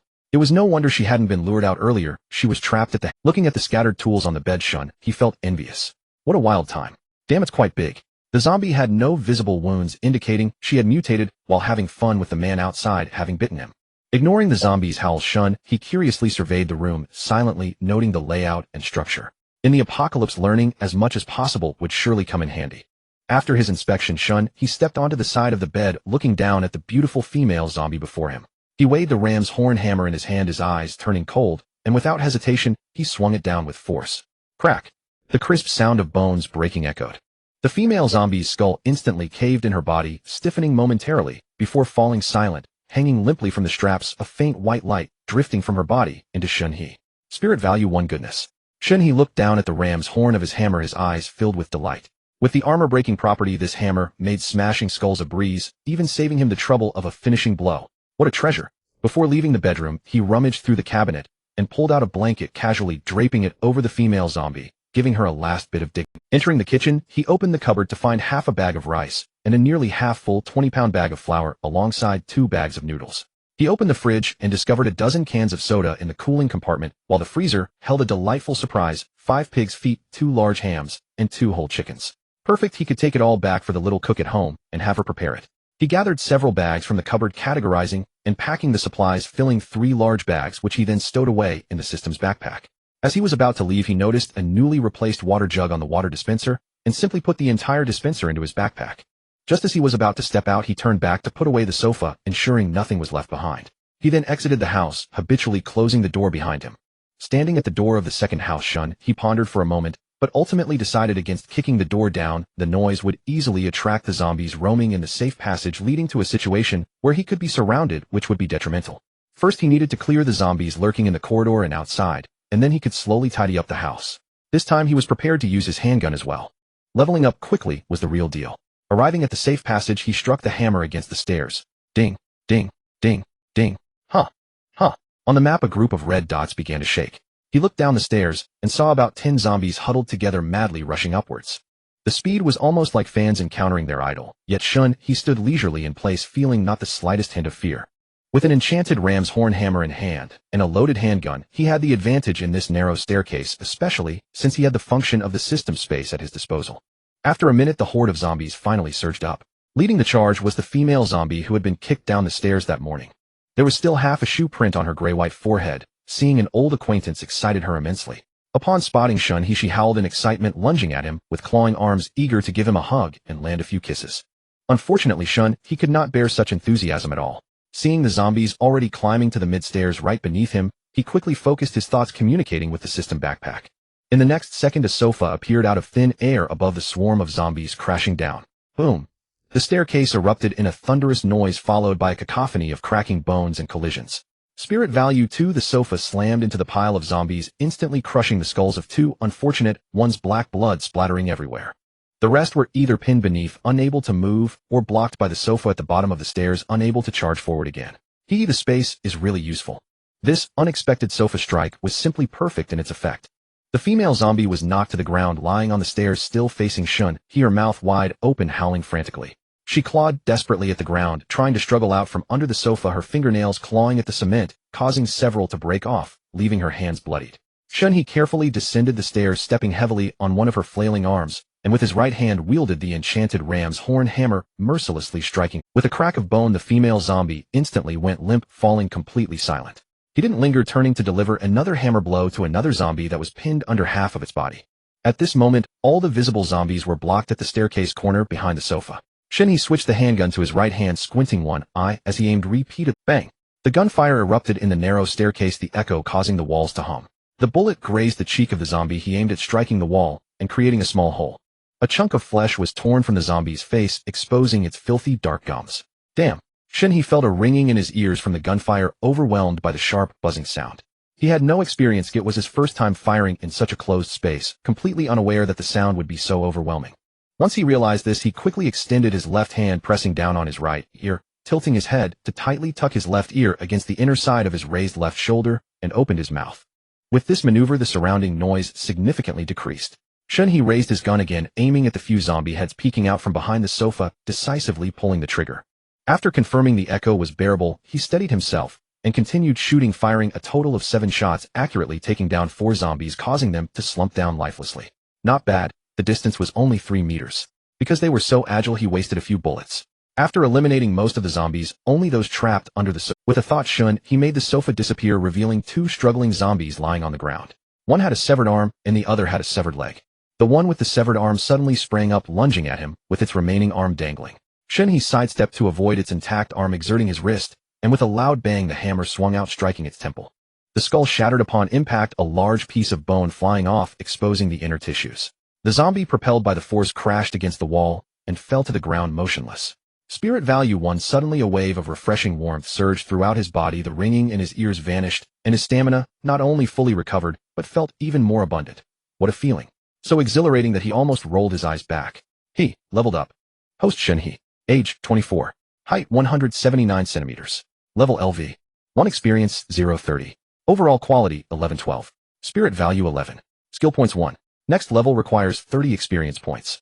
Leveling up increased his physical attributes by 1 point and granted an additional skill point. The sensation of having boundless energy coursing through him was simply exhilarating. No wonder some grind enthusiasts loved leveling up. Shen He closed his character panel and swung his hammer at the head of a crippled zombie that had just crawled over. After leveling up, his strength had increased. As the hammerhead fell, the zombie's skull was directly crushed into its brain, killing it on the spot. A pungent, fetid odor burst forth, causing him to furrow his brow in disgust. He only wanted to leave this floor quickly. He carefully navigated through the scattered corpses of zombies, doing his best to avoid the foul blood. His gaze swept across the area and suddenly halted. Beside one of the zombies lay a white mystery box, utterly still. Had it dropped something? System. Killing zombies randomly drops equipment. Then, open your backpack. There's an auto pickup option below. Are you peering into my thoughts? This helps the system assist you in resolving issues. Can it be turned off? At any time. Alright, keep it on for now. Remember to turn it off when I'm intimate with a woman, but leave it on at all other times. No problem. Shen He realized why the system could guess his thoughts so accurately. It turned out he had no defenses against it. However, the benefits were numerous. Other than refusing its presence when he was with a woman, he didn't care at other times. Because at such moments his mind was impure. How impure? Heavens, it was far too impure. Picking up the mystery box, Shen He went downstairs to find a clean place, intending to open the box and strengthen himself. While Shen He was searching for a spot, a zombie outbreak erupted within the residential complex. They converged on his building. Though they were eventually blocked outside the unit door, the commotion terrified the survivors inside. Many cursed the one who had caused such a disturbance, wishing that Shen He would never have children. Survivors in other buildings, however, praised him as the zombies near their buildings had been lured away. Many were also astonished that someone dared to kill zombies on the very first day of the apocalypse. It must be noted that this first day was different from the previous afternoon. Not only had more people been infected, but a wave of wandering zombies from outside the complex had also arrived. Now the streets were nearly packed with zombies, and no one dared to make a sound. At Shen He's home, Li Yuedong was also startled by the continuous commotion and faint gunshots outside, her heart tightening with anxiety. She hastily dropped what she was doing, rushed to the door, and pressed her eye against the peephole, peering outward incessantly. Her fingertips nervously clutched the hem of her clothes. She feared that Shen He would return, and she wouldn't be able to open the door in time. Yet as she waited and waited, the familiar figure never appeared. Her heart burned with worry. She bit her snow-white lip until it turned pale, too afraid to make a sound. That rascal couldn't he hear her. On the 12th floor, Shen He sat beneath the window on the stairwell landing. This was a blind spot invisible from other buildings. Shen He claimed the reward from the novice quest, disabled the system's special effects, and opened the box silently. The blue mystery box vanished, leaving behind a long gun, a box of ammunition, and a pair of Bluetooth earphones. Bluetooth electronic noise-canceling earphones. Benelli M4 modified version. Description: equipped with a silencer module and a spatial magazine module. It automatically refreshes with 50 rounds of ammunition at midnight every day, requiring no manual reloading. Durability: refreshes at midnight every day. Benelli M4. So high-tech. Shen He lifted the gun from its case in one swift motion. Benelli M4 modified version. Description: equipped with a silencer module and a spatial magazine module. It automatically refreshes with 50 rounds of ammunition at midnight every day, requiring no manual reloading. Durability: embedded beneath the bolt mechanism was a small black LCD screen. Shen He instinctively touched it with his fingertip. The screen lit up, emitting a pale blue light that was strikingly bright in the dark corridor. It displayed only a single number. 50 rounds in one burst. This is absolutely exhilarating. Holy crap. As expected of something from the system. Shen He's eyes burned with fervor as he stared at the Benelli M4, his intensity almost rivaling the way he ogled Li Yuetong's posterior. He tore open the large box of ammunition, revealing 50 12-gauge buckshot rounds with crimson shells and golden primers. Back in the country, he wouldn't dare buy even a high-powered toy gun, let alone a shotgun. Now he could finally have some real fun. He picked up a buckshot round and pushed it into the magazine tube. The tactile mechanical friction sound utterly captivated him. He tapped the screen, and the number changed to 51. It could still hold more. Truly a spatial magazine. For a time, the corridor echoed with the relentless sound of loading ammunition, one round after another. Seeing the number hit 100, Shen He was satisfied. 100 rounds in a shotgun. He wondered what zombie could withstand that. He raised the gun, aiming ahead, gesture. What a feeling. Shen He put on his electronic noise-canceling headphones, ensuring the insulation was secure. With a flick of his right hand, the ram's horn hammer vanished into the system inventory. With this Benelli M4, the little hammer could take a temporary rest. Such was the nature of ingratitude. He stood up, casually dusted off the dirt from his pants, and sank his consciousness into the system panel. The previous novice quest had vanished, yet no new quest had appeared. No more quests. He clicked his tongue, but the corner of his mouth curled upward instead. No quest, no problem. He would simply carve a path by slaughtering monsters and leveling up. Shen He gripped the stunningly designed Benelli M4 in his hand. The cold, solid weight of the gun steadied him. He stepped forward, his gaze turning icy. With a sharp weapon in hand, the urge to kill arose naturally. He made it smoothly down to the first floor without encountering a single zombie. He had no chance to test his new gun. The zombies that had been active upstairs had all been wiped out in the previous wave. On the first floor, the map showed 3 red dots roaming between the exit of the safe passage and the unit door, while a cluster of dozens of red dots crowded outside the unit door. Shen He glanced down at the shotgun. It should be manageable, right? After all, everyone knew its devastating power. His right hand steadied the Benelli M4, the muzzle precisely aimed forward. Shen He extended his left hand and slowly pushed open the door to the first floor safe passage, his movements so light they were nearly silent. The system showed no red dots outside the door. It was the perfect time to exit. His eyes locked onto the area ahead, and he stepped out cautiously, one step at a time.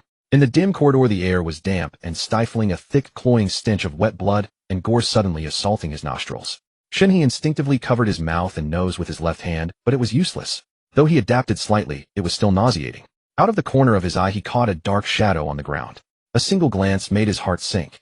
It was a corpse gnawed down to the bone, with yellow fat and fragments of flesh scattered across the floor beside it, along with feces that had spilled from the intestines.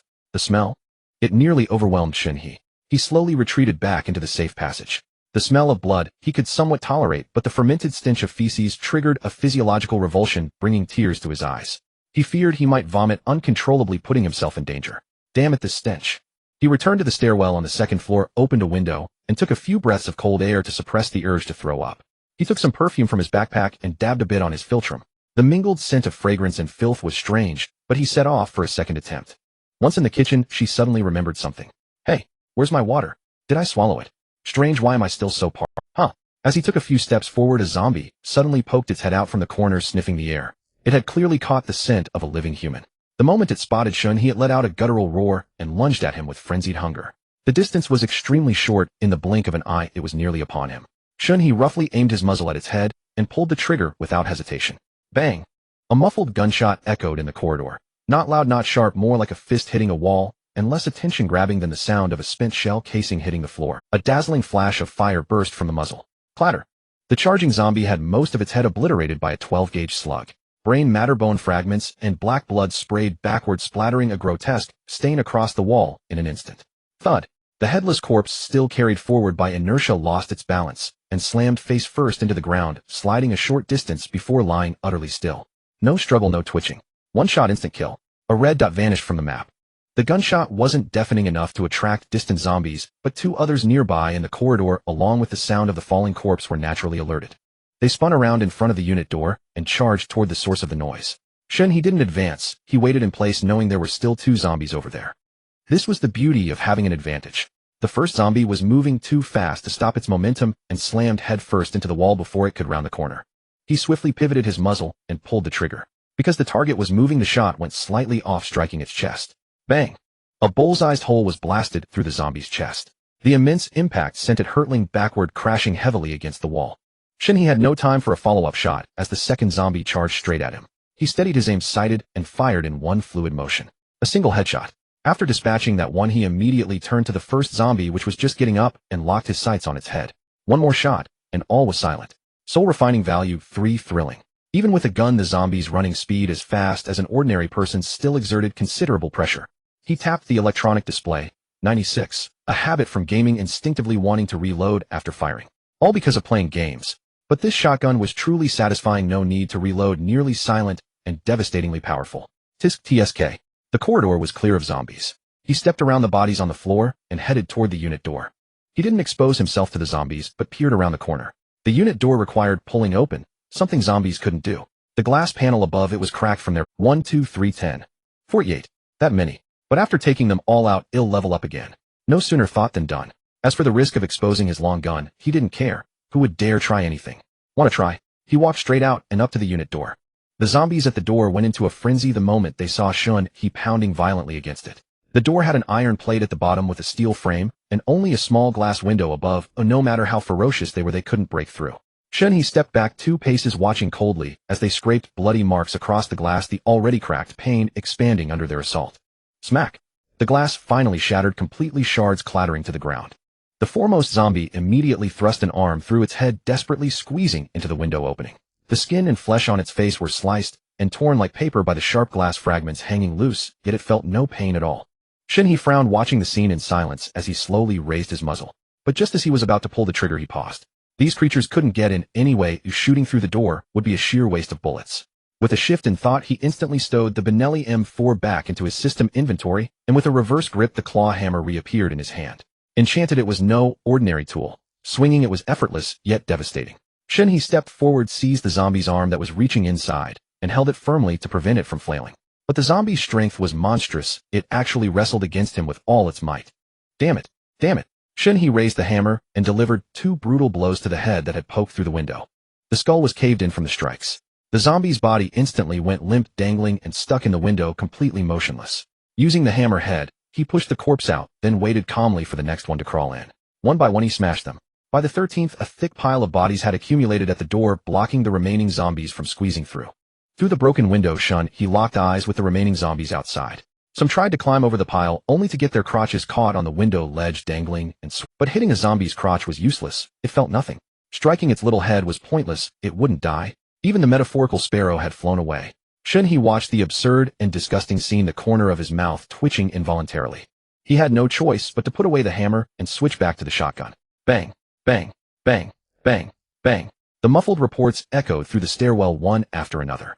Shen He was all about conserving ammunition throughout. He never fired unless his aim was locked on a head.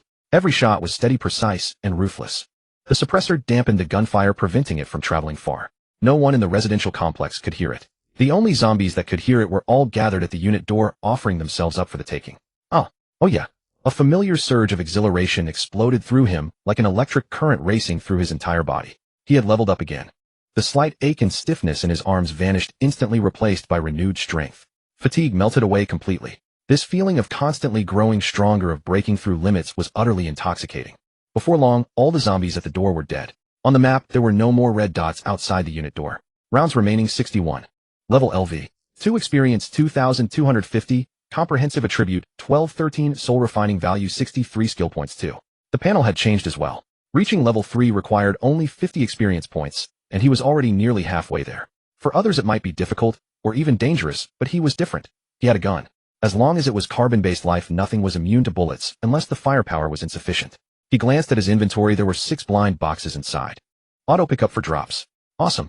He checked the time. It was already noon, and he was hungry. He decided to find a place to open the blind boxes, then go home and sample Li Yuetong's cooking.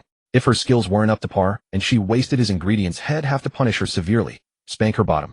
Finding a clean spot in the elevator lobby on the 8th floor, he sat down. All the residents on this floor had turned into zombies, so opening the boxes here was safe. No one would discover him. Besides, he liked the number 8. 888. Fortune, fortune, fortune. Sanitary pads 420mm x 10 packs, 12 gauge slugs x 1 box, 3 meat, 2 veg boxed meals x 5 fresh cucumbers, 500 GX, 10 roast duck x 8. The supplies were decent, but all were white grade items. The sanitary pads were fine too. He could give them to Li Yuetong later. With her big curvy backside, she'd need the extra long kind. In his mind, Li Yuetong was already his woman, so naturally he considered her needs. One last box. Let's hope for something good.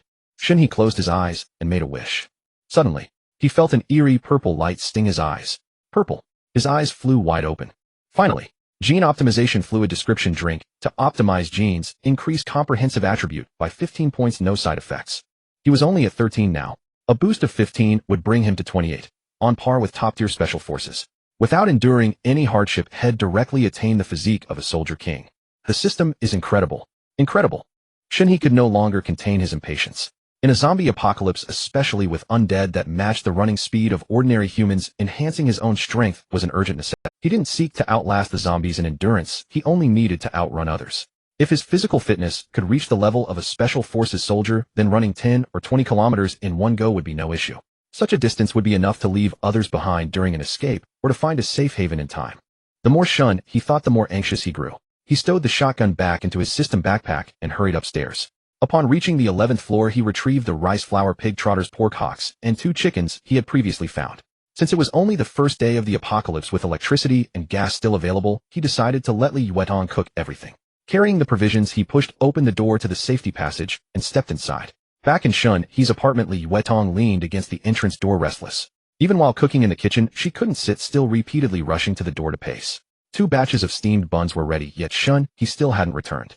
Just as anxiety gnawed at her, footsteps suddenly echoed outside. Li Yuetong immediately pressed her eye to the peephole. It was Shen He. Recognizing him, she didn't open the door immediately, but waited quietly. She always felt that only when it was safe would he knock to come back, never putting her in danger. A knock sounded. Her prepared hand instantly turned the lock and flung the door open. The moment she saw Shen He, her mind buzzed. He was covered in blood, reeking of its stench, yet his hands were laden with ample ingredients. Are you injured? She asked urgently, while stepping aside to let him in, never once considering whether he might turn into a zombie and devour her frail frame. It's not my blood. Don't be afraid. Shen He's voice was calm as he handed her the items. These are the supplies I found. Cook them as you see fit. Seeing her eyes brimming with worry, Shen He couldn't help but curl his lips. It was quite endearing. This look truly resembled a wife waiting for her husband's return. Wasn't this the life he had always wanted? Li Yuetong, reassured that he was unharmed, took the items to the kitchen, marveling at Shen He's capability. On the first day of disaster, while others awaited rescue, he had ventured out for supplies. The blood on him proved he had fought monsters. How formidable. Alas, people truly couldn't be compared. Standing in the entryway, cleaning himself, Shen He caught the aroma of meat and wheat wafting from the kitchen. His stomach growled. He didn't know the taste, but the smell was enticing. Shen He removed his mask and the blood-stained outer clothes, heading straight for the bathroom. Just 2 steps in, Li Yuetong hurried over with a cup of warm water, her hands slightly reddened from the heat. Drink some warm water to warm up? She asked softly, her demeanor gentle, exactly like a wife tending to her husband returning from work. Shen He stared at the cup, and instantly a system panel appeared before him, a cup of warm boiled water, non-toxic. This was the benefit of the system understanding his thoughts. It instantly told him what he needed to know. In the apocalypse, caution was the key to survival. The system was his greatest asset, and the reason he dared to let Li Yuetong cook in his home. The system could detect threats. Seeing that he didn't take the cup immediately, Li Yuetong, perceptive as she was, understood instantly. A flicker of hurt at being distrusted crossed her heart, but she quickly suppressed it. She knew this was a man's survival instinct in the apocalypse, as she would have been just as wary. Yet she couldn't help raising her watery eyes, pouting defiantly, "This water isn't poisoned." With that, she brought the cup to her lips, glared at Shen He, blew on it forcefully, and took a big gulp, her cheeks puffing out roundly. Before she could swallow, Shen He suddenly stepped forward, a mischievous grin on his face. One hand swiftly cupped the back of her head, his face looming close to hers. "I don't trust that the water in the cup is safe. I want to drink from your mouth." With those words, he lowered his head and sealed her cherry lips. He had been craving this for days. Li Yuetong froze her eyes wide. She tried to dodge, but couldn't. This was her first kiss. It was gone. How could he do this? Her cheeks flushed crimson at a visible rate. She was utterly stunned, not even noticing her cheeks slowly deflating. Although she was married, Li Wei, that honest man, had only ever held her hand in the months they'd known each other. Li Wei had said that important things should wait until marriage. But on their wedding day her aunt had come to visit and only left last night. The moment Shen He kissed her, he found her lips soft and sweet, but then he didn't know what to do. He had no experience with kissing. He just pressed his lips against hers, transferring the water motionless. Sensing something was off, he began to advance. Li Yuetong didn't know either, only pursing her lips. The two novices stood frozen like sentinels, the air seeming to congeal. Only their heartbeats thundered deafening in their ears. After a while Li Yuetong grew breathless, her lips chafed and sore. She pushed Shen He away with force, her eyes re-dimmed, her charming face flushed like a ripe peach. She glared at him, feigning fierceness. Are you gnawing on a pig's snout? Biting back and forth. As soon as the words left her mouth, she realized their absurdity. Her face burned even hotter, and she fidgeted awkwardly. Shen He laughed at her adorable reaction, his eyes crinkling. If I didn't trust you, why would I let you cook in my home and leave you alone to open? I've entrusted my life to you. After a pause he added, all right, I'm going to take a shower. He turned and walked away. Hey, Mr.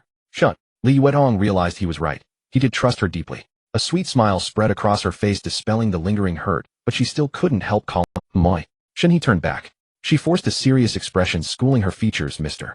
Shun, you can't treat me like that. I have a husband. What you did is wrong. It was only the first day of the apocalypse. Her mindset hadn't shifted so quickly. She was still a married woman. Shen He tilted his head, scoffing dismissively. His tone was light yet assertive and indifferent. I can also make you husbandless. To him, now killing zombies and killing people were no different. He had already killed 63. How can you? Li Yuetong watched his retreating back, stomping her foot lightly in frustration. This man always threatened her with her husband, and she felt he was capable of it. But bullying her like this, how could she face Li Wei? It was so difficult, yet the culprit was utterly unconcerned. She could only touch her burning lips and scurry back to the kitchen. Once in the kitchen, she suddenly remembered something. Hey, where's my water? Did I swallow it? Strange, why am I still so parched? In the bathroom, Shun, he licked his lips. The cold water had been rushing for several minutes, gradually cooling the burning heat stirred by that kiss within his body. After scrubbing every inch of his body thoroughly, he retrieved the genetic optimization fluid from his system inventory. The liquid was a deep purple with golden specks flowing slowly within, as if harboring a starry sky. Twisting off the cap, he tilted his head back and downed it in one gulp. Within seconds, Shen He's body grew scorching hot, his mind dizzy as if struck by a high fever, forcing him to brace against the wall. As the heat receded slightly, a dense, tingling sensation spread throughout his body, creeping from the marrow of his bones to his organs, nerves, blood vessels, and finally, settling in his muscles. If anyone had been nearby, they would have clearly seen the muscles beneath his skin quivering like ripples on water. Fortunately, this ant-biting-like strengthening process didn't last long. Soon an inexhaustible surge of power erupted from deep within his body, his strength climbing steadily. The sheer comfort was so intense that he couldn't help but let out a low gasp of pleasure. TCH. Pervert. The sound drifted to the kitchen, making Li Yuetong's ears redden and her cheeks burn. Assuming he was tinkering with some manual work, she spat. The enhancement ended. Comprehensive quality 28. Shen He stood before the mirror, unable to suppress a gasp of amazement. His appearance had subtly elevated.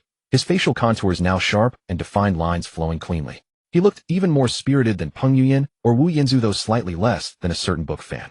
The reason Li Yuetong tolerated his audacity was partly due to fear of his dominance, but perhaps also because of this face. Then he examined his body. His muscles were impossibly perfect, symmetrical, firm, with beautiful lines that weren't exaggerated. What was once a thin layer of abdominal muscles was now distinct and defined. His entire form looked taut and explosive, with power utterly incomparable to the bloated frog-like physique of those who relied on protein powder. He didn't depend on protein powder, but on hard labor and the system's genuine nurturing to forge this top-tier physique. Shen He casually wrapped a towel around his waist and walked out of the bathroom bare-chested. Having just completed the genetic optimization, his entire being brimmed with boundless energy. The feeling that the cold water had suppressed earlier surged back, even more intense. Reflecting on their recent interactions, he realized that although Li Yuetong refused verbally and struggled internally, she hadn't rejected his advances. In fact, she seemed excited and expectant. Since that was the case, as a man, he didn't mind taking the initiative. Shen He arrived at the kitchen, where steam rose from the steamer on the stove and the clay pot bubbled away. On the other counter sat a large steamer next to an oversized basin filled with rice, enough to last one person a month. It seemed she hadn't slacked off during his hours away, truly a diligent, reliable, and capable good woman. The range had hummed. But why was she daydreaming?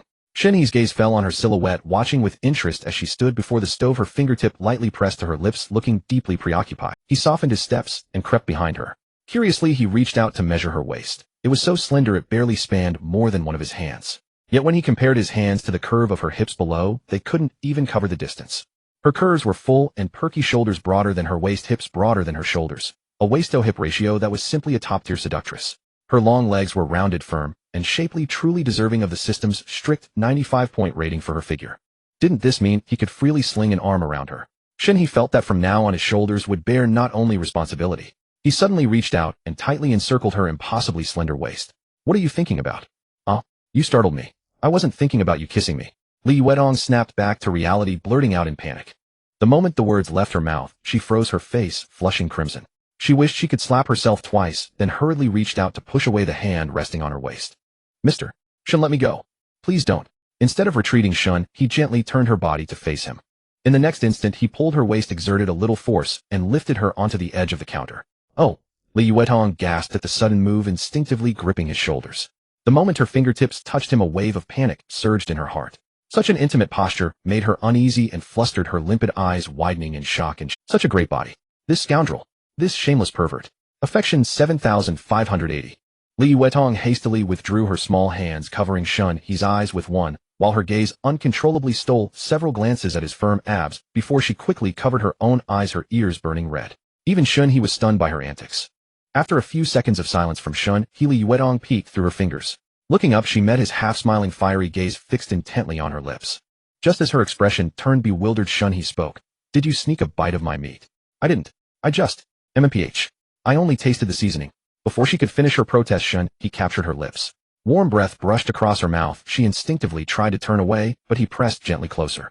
Held tightly in his arms, she clenched her fists and angrily pounded his chest a couple of times, but her strength against his newly enhanced body felt like flirtation, leaving only her own hands sore. Li Wedong whimpered softly, her body going limp under his kiss. If not for Shen He supporting her waist, she wouldn't have been able to stay upright.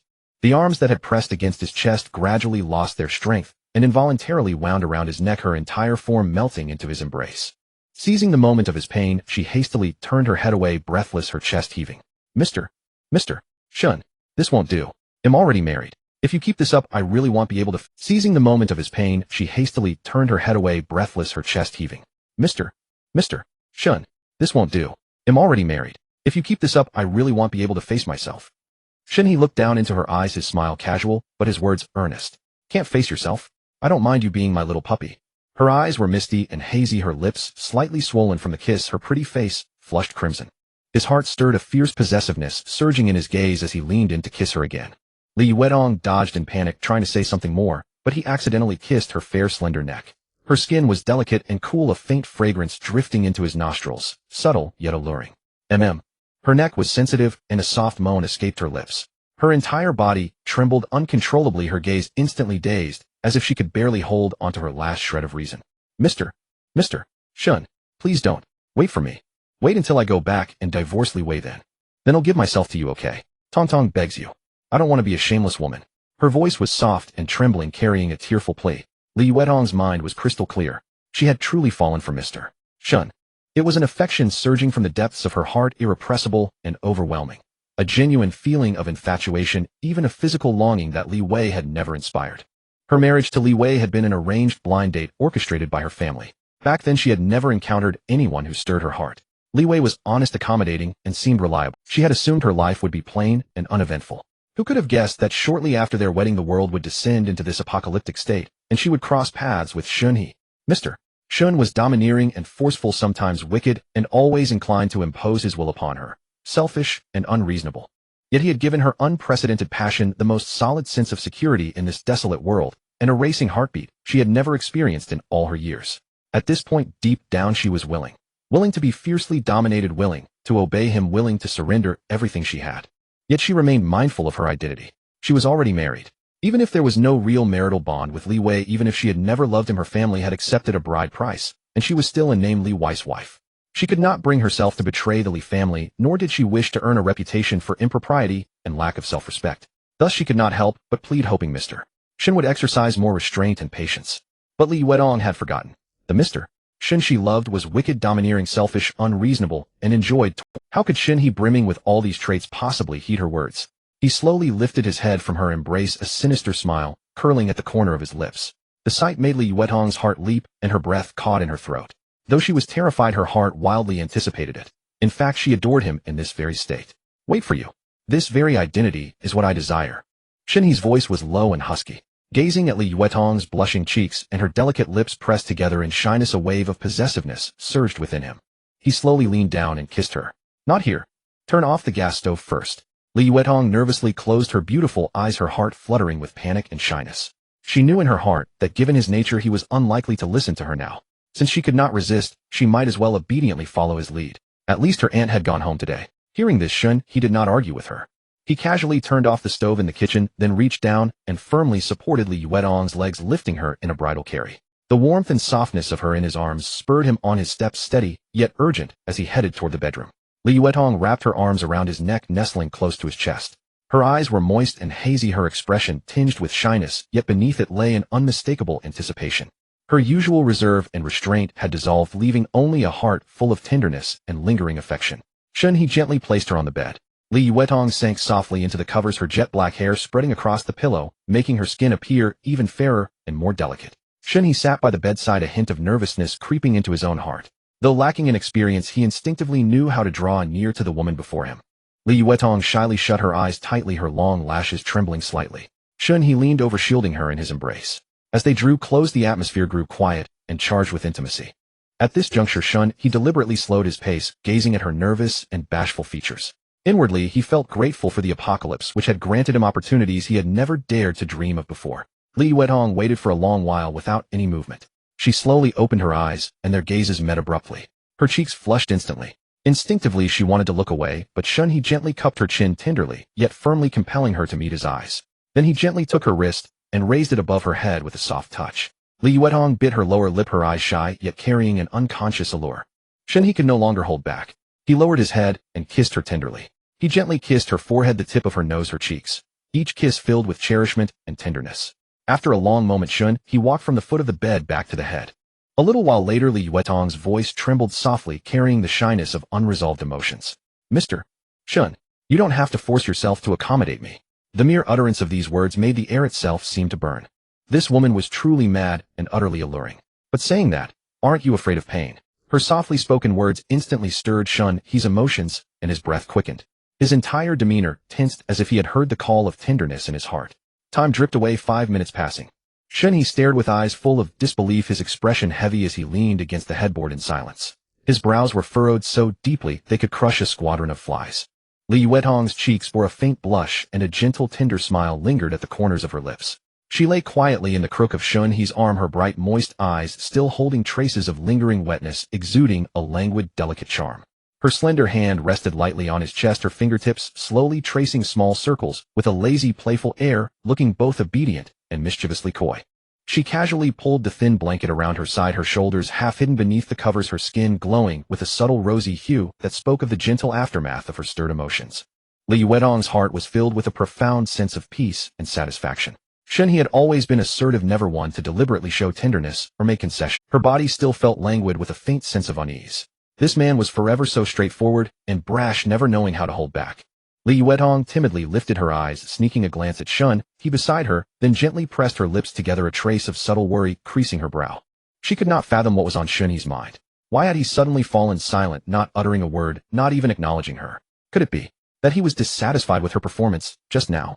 But that did not seem right either. He had been so deeply engrossed, and cherishing his eyes full of reluctance to let go. Could it really be, as her mother had told her, that once a man obtains something he ceases to value it?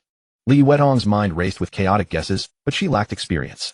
She felt the atmosphere between them had been so good as she simply could not understand why Shen He had suddenly grown so quiet. Little did she know that at that very moment Shen He was secretly consumed with regret. System, tell me what is real. I deliberately raised my comprehensive stats to 28. What was I doing all this for? Wasn't it to give women a sense of security? 5 minutes. A mere 5 minutes. I even spent 2 minutes just finding the door. What does this amount to? It's like I simmered Buddha jumps over the wall for hours only to finish it in one bite. Do you know how I endured those 5 minutes? Hurry up and give me a reasonable explanation. Sorry, host. During those mere 5 minutes, I went into temporary silence as you requested. I am unaware of the situation. If you wish to know, I can play back the recording for you. Damn it. This is too much. Shen He closed his eyes on the verge of tears. You can replay it. Then why did you go silent, you useless thing? Let me ask you, with my physical fitness so high, why did that matter last less than 3 minutes? Host, let me first review the playback and analyze it. Shen He closed his eyes. Damn it, system. Go ahead. For the sake of happiness and honor, he had to swallow his pride. Analysis complete. According to the data, you are normal. The human average is 310 minutes. You passed. Shen He fumed. Am I a normal person? My comprehensive stats are nearly 3 times that of an average person. Are you tired? Tired my ass from a mere 5 minutes. Shen He glanced down at Li Yuetong, who was leisurely resting, and roared inwardly. She isn't even tired. Then that's it. It's not the system's fault. Your physical fitness is formidable, but that has nothing to do with sensitivity. This. It's your first time. Practice more. Oh host. Although your duration is mediocre, your physical recovery is fast. You can rely on quantity to make up for quality. Rabbits only last a few seconds. You are much better than a rabbit. Shen He roared furiously in his heart. Damn it. Get lost. I don't want to see you right now. Rabbits only. Shen He slowly calmed his mind, realizing the system's words did hold some truth. His physical prowess was now extraordinary, his senses exceptionally sharp. Coupled with this being his first time, it was only natural to be nervous and lose composure. He firmly believed he was definitely not inferior. Besides, Li Yuetong was beautiful, fair-skinned, with an outstanding figure and appearance. A true beauty by any measure. Shen He slowly calmed his mind, realizing the system's words did hold some truth. His physical prowess was now extraordinary, his senses exceptionally sharp. He sighed. A small fair hand gently nudged him. Shen He looked in that direction. Li Yuetong's eyes were red, her face full of grievance and hurt. Tears streamed down her cheeks, falling drop by drop as he watched. Truly a woman made of water. Shen He's heart tightened. She had gritted her teeth and endured the pain earlier without showing such weakness. Why was she crying so bitterly now? But she was, after all, the first woman he had ever loved. His brows furrowed, immediately concern evident in his voice. What's wrong? Are you in pain? Li Yuetong propped herself up from under the blanket and shook her head innocently, her voice thick with a nasal tone, soft and tender. Not in pain at all. I'm almost better. Damn it, you crazy woman. You're stabbing me in the heart. Shen He's face darkened, his tone turning stiff as he gritted out. Then why are you crying? Li Yuetong's grievances surged forth once more. Her lips quivered and her tears fell even harder. You've been ignoring me this whole time, not looking at me, not talking to me. Have you already grown tired of me now that you have me? Or did I do something wrong? Mr. Shen, I can change. Please don't abandon me, okay? I'm yours now. Wah. With that, she could no longer hold back, crying out in distress. Tears fell in torrents as she sobbed, no longer caring about her appearance, wiping her tears haphazardly with her hand. A pitiful sight. Shen He's tense brow slowly relaxed. He felt both helplessly amused and deeply sympathetic. He finally understood that the young woman had been feeling insecure because of his prolonged silence. Women's hearts were like this, most afraid that their true feelings would not be sufficiently cherished and valued. It was his fault after all. He stepped forward and pulled her soft, delicate body into his arms, coaxing her in a low voice. If you behave well and do your best from now on, I won't abandon you. I liked you from the very first moment I saw you. Do you know how wonderful you are? Really, you were smitten by my looks. Checking out someone else's wife, Mr. Shen is a bad man. Li Yuetong's tears turned into laughter. With a sudden sniffle, she blew a tiny snot bubble. Panicked and embarrassed, she covered her face. Oh no. Ha ha ha. Mr. Shen, stop laughing. Both embarrassed and annoyed, Li Yuetong pounced, pushing the half-propped up Shen He flat onto the bed. She quickly reached out to cover his mouth. Shen He's eyes crinkled with a smile as he deliberately brushed his lips against her palm, making her yelp and snatch her hand back. They were inches apart, gazing into each other's eyes. The air between them was filled with a sweet, playful tension and intimacy. Shen He's lips curled upward as he teased her in a low voice, still tired. Want me to keep you company a little longer? After a brief moment of distraction, he came to his senses, feeling refreshed and full of energy. Li Yuetong lowered her eyelashes, her cheeks flushing red. Her voice was soft yet sincere. I haven't been tired for a while. Mr. Shen, I want to stay with you a bit longer. Don't feel you have to accommodate me, I'm fine. She was new to this too, and was just beginning to savor it. Damn it. I've had enough. Shen He glared at her, both angered by her words and stirred by her allure. He flipped over, gently pinning her beneath him. Seeing the sly, challenging glint in her eyes, he lowered his head and kissed her soft lips with passion. Li Yuetong's body went limp, her earlier bravado vanishing as she melted compliantly into his arms. Only when she was nearly out of breath did she gently pinch Shen He's. He lifted his head, slightly gazing at her flushed cheeks and moist eyes. His heart softened, and he lowered his head to gently kiss her forehead, the tip of her nose, her cheeks. Slowly, there's no rush. I'm not rushing. Haha. Mr. Shen, be good to me. Huh. You say you're not rushing. On August 4th, 2027, at 7 in the evening, Shen He still leaned against the headboard, phone in hand, scrolling through messages.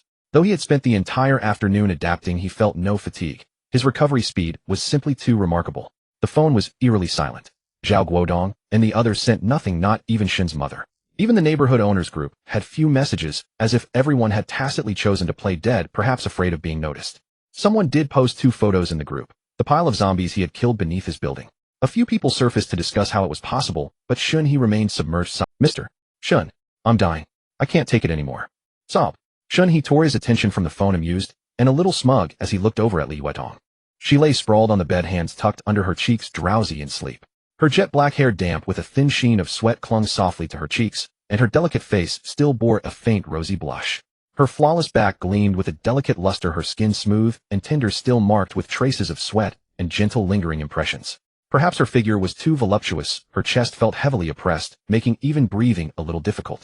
She slept restlessly, brows tightly knit, as if in her dreams he was still teasing her relentlessly, faint fragmented pleas for mercy spilling from her lips. Shen He shook his head and pulled the blanket over her. At first she had been all bravado, boasting to him that she was a dance teacher, that she practiced yoga and fitness, went for morning runs every day, and had incredible stamina. And indeed at first Shen He couldn't tame her. He discovered that Li Yuetong was also a novice. But Shen He had a system. He patted his stomach, feeling as if he were starving. He had wanted to eat at noon, but now he was even hungrier. He tried to get up and head to the kitchen, but his legs were still. He quickly steadied himself against the cabinet. In the kitchen, Shen He lifted each pot lid to see what Li Yuetong had prepared. In the large steamer were braised beef and chicken legs. In the clay pot, tender melt-in-your-mouth braised pork belly. On the steam trays, fluffy steamed buns, though their size and shape still fell short of her grandmother's. He reheated the braised pork. As the temperature in the pot slowly rose, the rich aroma of meat gradually spread, filling the entire room. His stomach, in perfect timing, let out a soft gurgle. The braised pork was glossy and rich in color, the meat tender yet intact. When he picked up a piece, it trembled gently. The first bite was the soft, glutinous skin, sticky with collagen. The fatty part dissolved on the tongue with a light press, neither greasy nor heavy, leaving only a lingering rich fragrance. The lean meat was tender and flavorful, fully absorbing the sauce. A perfect blend of savory and sweet, fresh without being dry. It required little chewing, a mere press released the full, mellow, meaty taste. Shen He was full of admiration. While this cooking, he had made braised pork himself before. The lean meat tough, the fat greasy, the skin gamey. One bite, and his head would spin. That fool Li Wei really had found him a treasure. Mr. Shen, where are you? Li Yuetong's soft, whining voice drifted over. Shen He, who was scooping rice, shook his head at her clingy tone. He knew he had to discipline her. This was the apocalypse, not a time to act like a little girl. But today, since she had just completed her rite of passage, he would let her indulge. In the bedroom, Li Yuetong had opened her eyes the moment Shen He got up. Her physique was truly excellent. Accustomed to dancing for hours at a time, she was used to it. Shen He entered carrying 2 bowls of rice and the fragrant braised pork. The moment Li Yuetong saw him, her eyes lit up as if sprinkled with starlight, and she broke into a radiant smile. Immediately she opened her arms to him, pouting slightly, and coaxed softly, Mr. Shen, I want a hug. Shen He set down the bowls and looked at the disheveled beauty lying in bed, reaching out for an embrace. It was truly hard not to indulge her. He walked over and bent down his left arm, drawing her soft, fragrant body into his embrace. Before he could speak, Li Yuetong had already lifted her pretty face and pressed a tender, warm kiss to his lips. After the kiss, she pulled back, sensing the change in Mr. Shen. He suppressed the stirring in his heart. Go wash up before eating, you're all sweaty and sticky. Li Yuetong refused to comply, murmuring softly, it's all Mr. Shen's fault. He gave her a slight glare. Talking back. Li Yuetong's eyes held a hint of shyness. She got out of bed demurely in front of him, her delicate toes lightly touching the floor, her long legs stretching with elegance.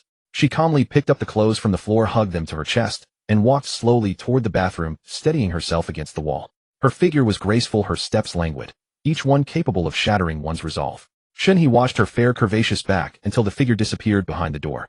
If not for the fact that it was her first time wounded and unable to endure more, he would never have left the bed that day. He's gaze fell on the floor where Li Yuetong had just walked, where something had unknowingly dropped. He silently asked the system, are you sure she won't get pregnant? Confirmed. Host's reproductive function has been disabled, but normal intimate activities are unaffected. If the host wishes for a child, I can enable it at any time. This function has no side effects. Impressive. Truly, the system was extraordinary.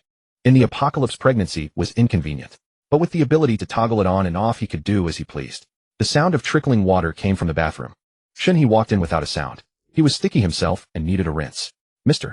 Shen, why did you come in? A soft cry from Li Yuetong came from inside, followed by a few aggrieved whimpers and gentle slapping sounds. He's voice was hoarse. They'll be quick. By the time they finished eating, it was already 8 in the evening.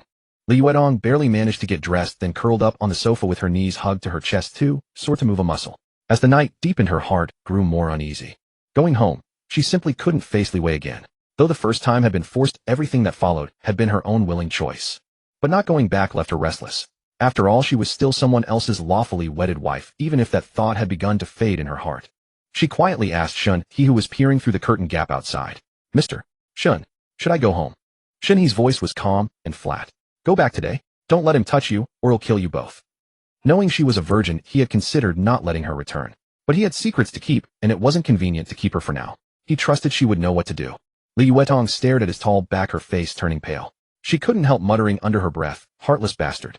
Only thinking of yourself tormenting me all day, and now that you're done you coldly send me off, and even threaten me. After grumbling, she felt a little relieved. If Mr. Shen had insisted she stay, she would have stayed. After all, she always found herself yielding to him. But staying would make it hard to get past the guilt in her heart. She needed to go back and think about how to handle things.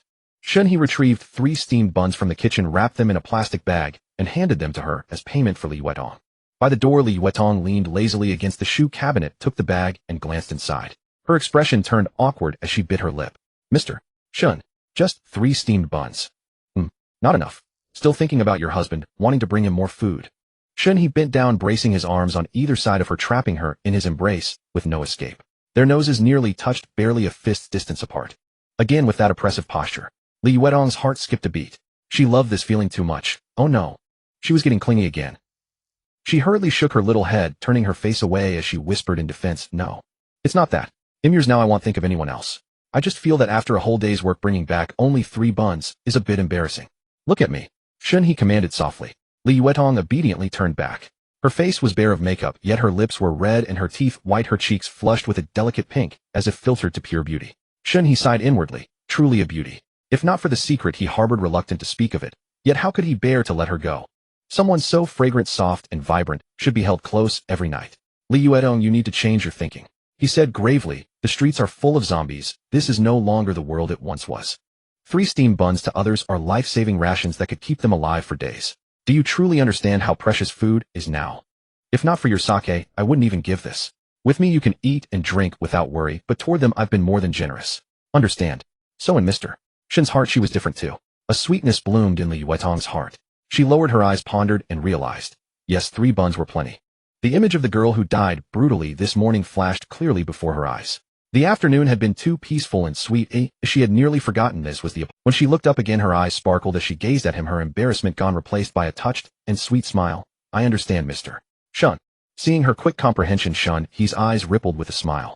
He nodded approvingly, then lowered his voice with a commanding yet doting tone. As a reward, kiss. Li Yuetong's cheeks flushed crimson. She gently bit her lip, lowered her head, demurely leaned forward obediently, and lightly brushed her lips against the corner of his mouth before trying to pull away. That fleeting touch stirred an itch in Shen He's heart, and he refused to let her go so easily.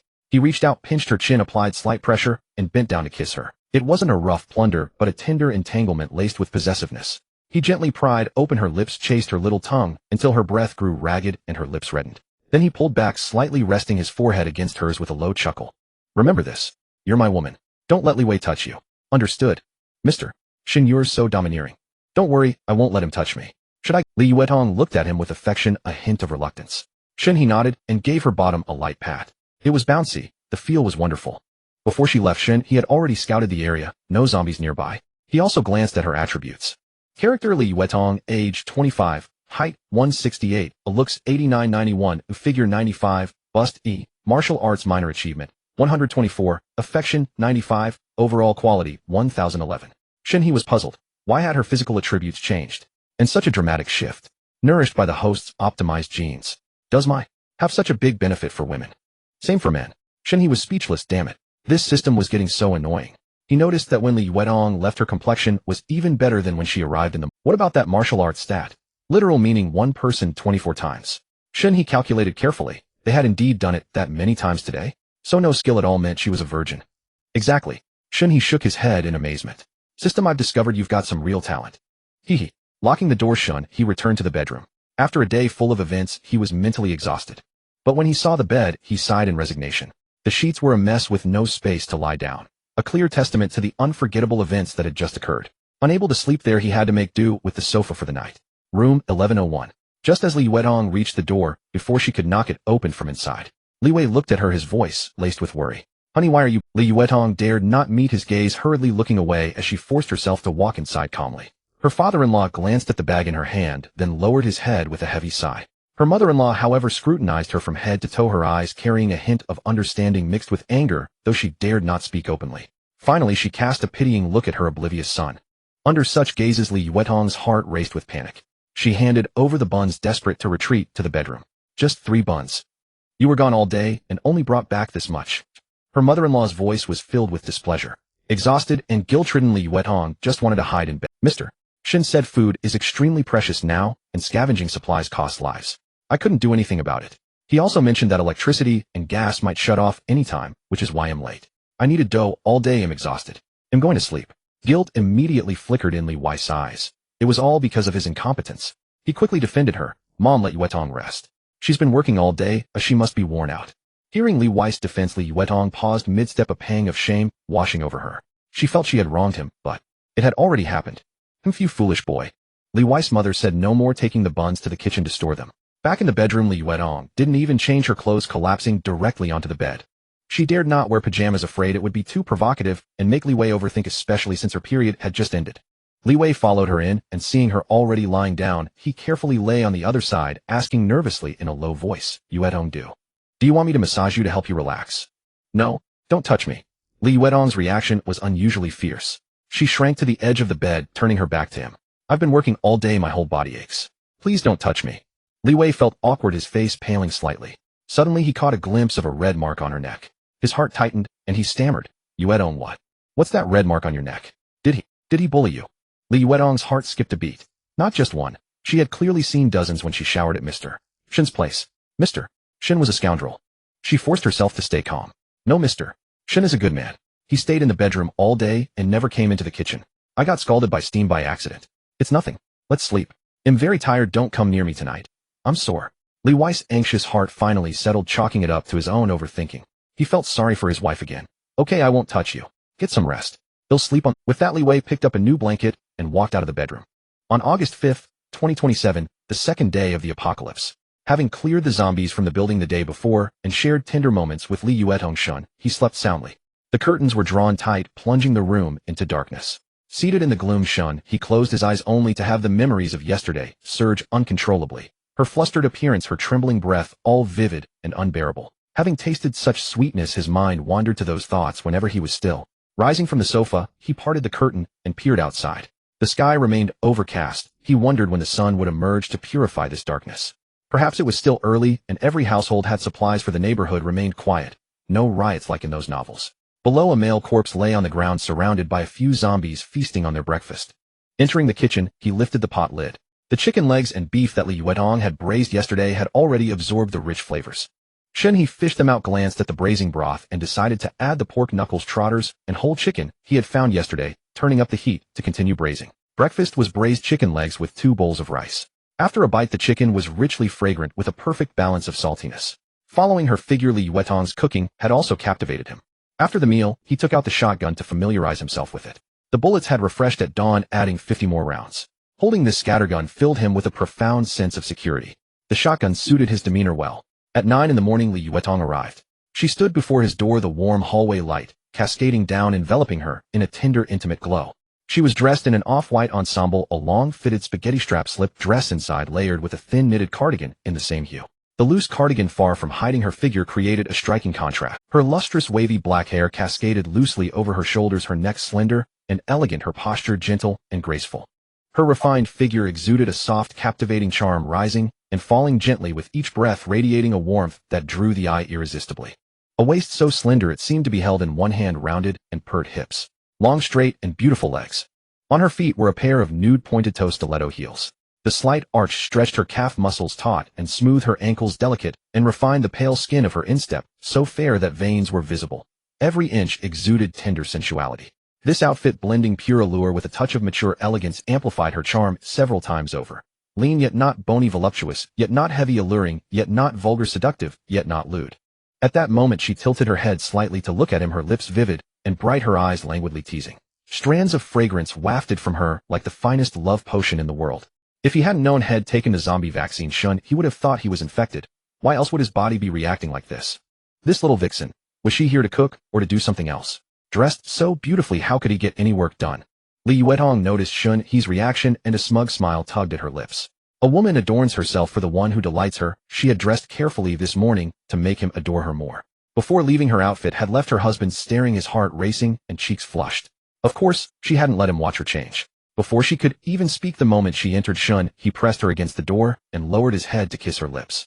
The warm touch left her weak all over, unable to stand. She could only tightly wrap her arms around his neck, melting softly into his embrace. Li Yuetong bit her lip, her face flushed gently, pushing him back with a hint of timidity. Shen, no, I haven't fully recovered yet. I can't take it. Shen He had come to understand her nature a bit. If he gave in now, she would likely feel disappointed. She enjoyed this kind of teasing, this rhythm of being overpowered. Besides, was he the type to easily give up? Over an hour later, Shen He leaned back on the sofa content. If only he had a cigarette now, but he didn't smoke. Li Yuetong's status panel had changed. Martial arts slightly accomplished, 140. He admitted it, he was a beast.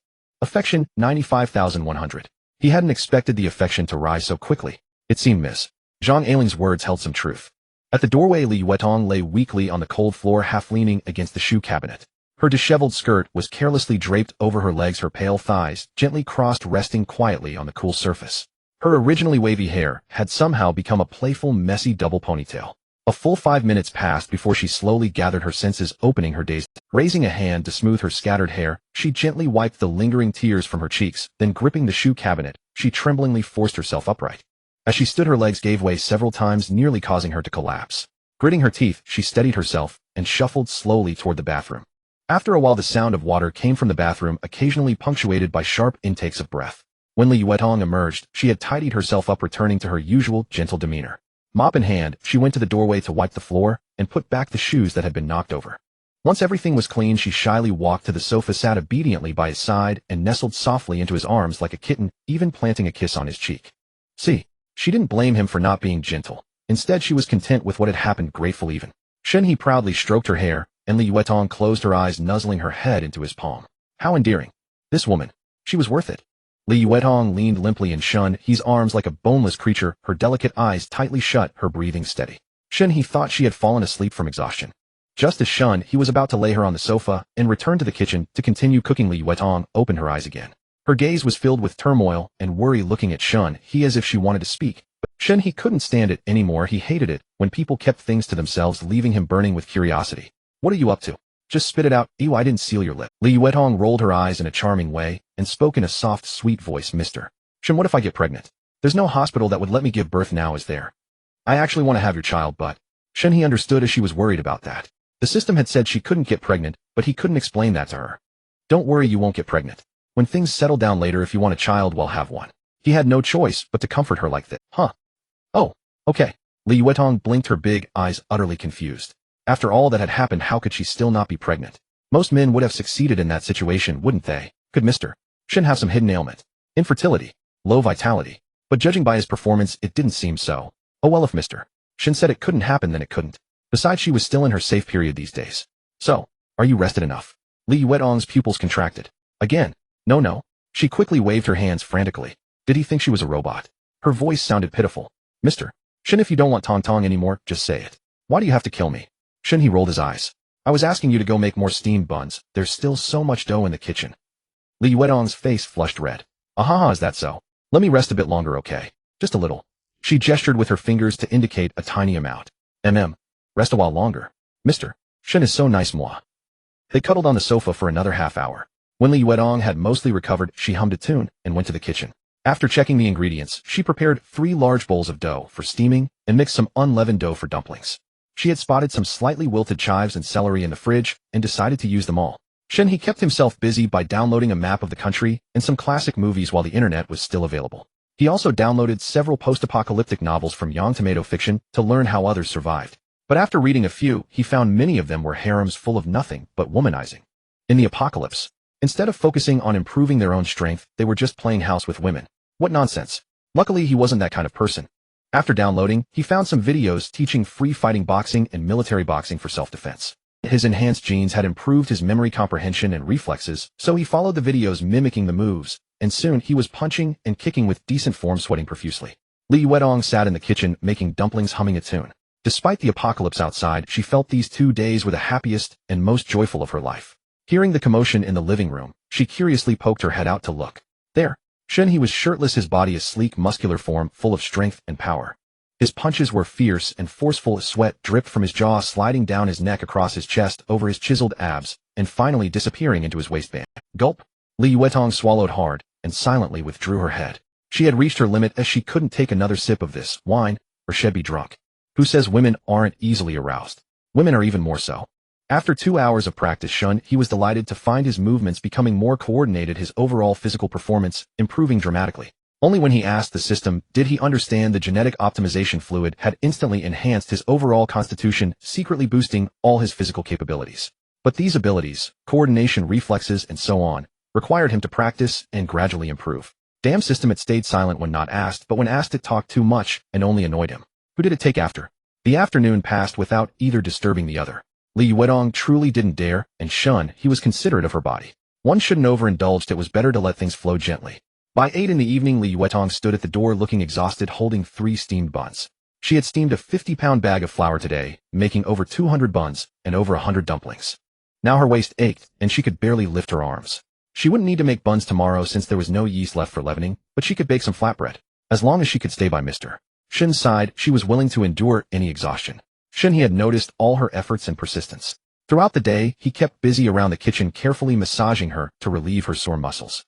His gentle touch made her cheeks burn and her body go weak, filling her with shyness and helplessness. Mr. Shen'll head back now. Go ahead. Shen He gently pulled her into his arms, soothing her with tender caresses, and gave her a long, lingering kiss goodbye.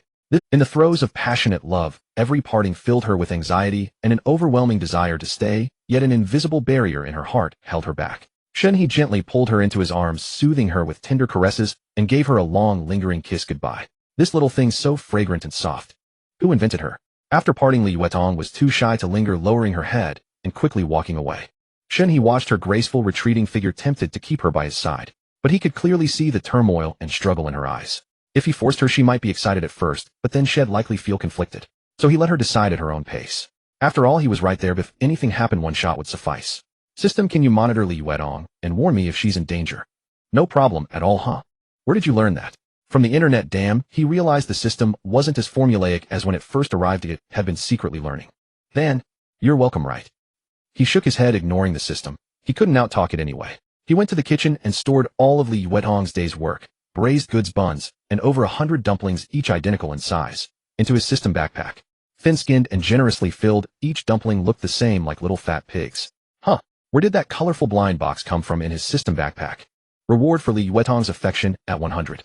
The shotgun's force didn't diminish. A zombie behind the door was hit in the chest and flew backward, knocking down 2 more. Before he could finish, a panel popped up before Shen He, showing records. Indeed, it had reminded him when Li Yuetong. Before he could finish, a panel popped up before Shen He, showing records. Indeed, it had reminded him when Li Yuetong was doing yoga at the door, practicing the standing split. Did I remind you or not? At that moment, you were holding sister-in-law's waist, staring at her rear, not even glancing at me. Shen He's face flushed red as he rubbed his forehead. Damn system. Why are you using the Shanbei dialect again? Fine, you're right. You're always right. All right. Hey, I just realized. So you can see everything. No, I can't see. I only have data. I know what you're doing, but no images. The system won't invade the host's privacy. Are you male or female? I have no gender. Then become female. Otherwise it'll feel weird. All right, host, I am now a woman. And change your voice. Also, besides this rainbow mystery box, are there any other benefits for reaching 100 affection? Hand them all over. He had no choice. This system wouldn't speak unless. Truth be told, there's just this one box. There's also Li Yuetong's sister-in-law's maxed out affection at 100, the locked achievement. Never forsaken in this life. It means that as long as she lives, she will never do anything to betray you. But the affection isn't locked. If you treat sister-in-law too harshly and break her heart, she will still leave you. That's what it means. The system's thick Shanbei dialect made his head spin, but luckily it had transformed into a pleasant female voice. And he understood. Li Yuetong would never betray him from now on, but she wasn't bound by the affection system. She was still herself. If Shen He hurt her, she would leave him. What, leave him? Damn. Shen He was getting infected by the system's speech. But the system was quite humane. He certainly didn't want his woman to become a puppet.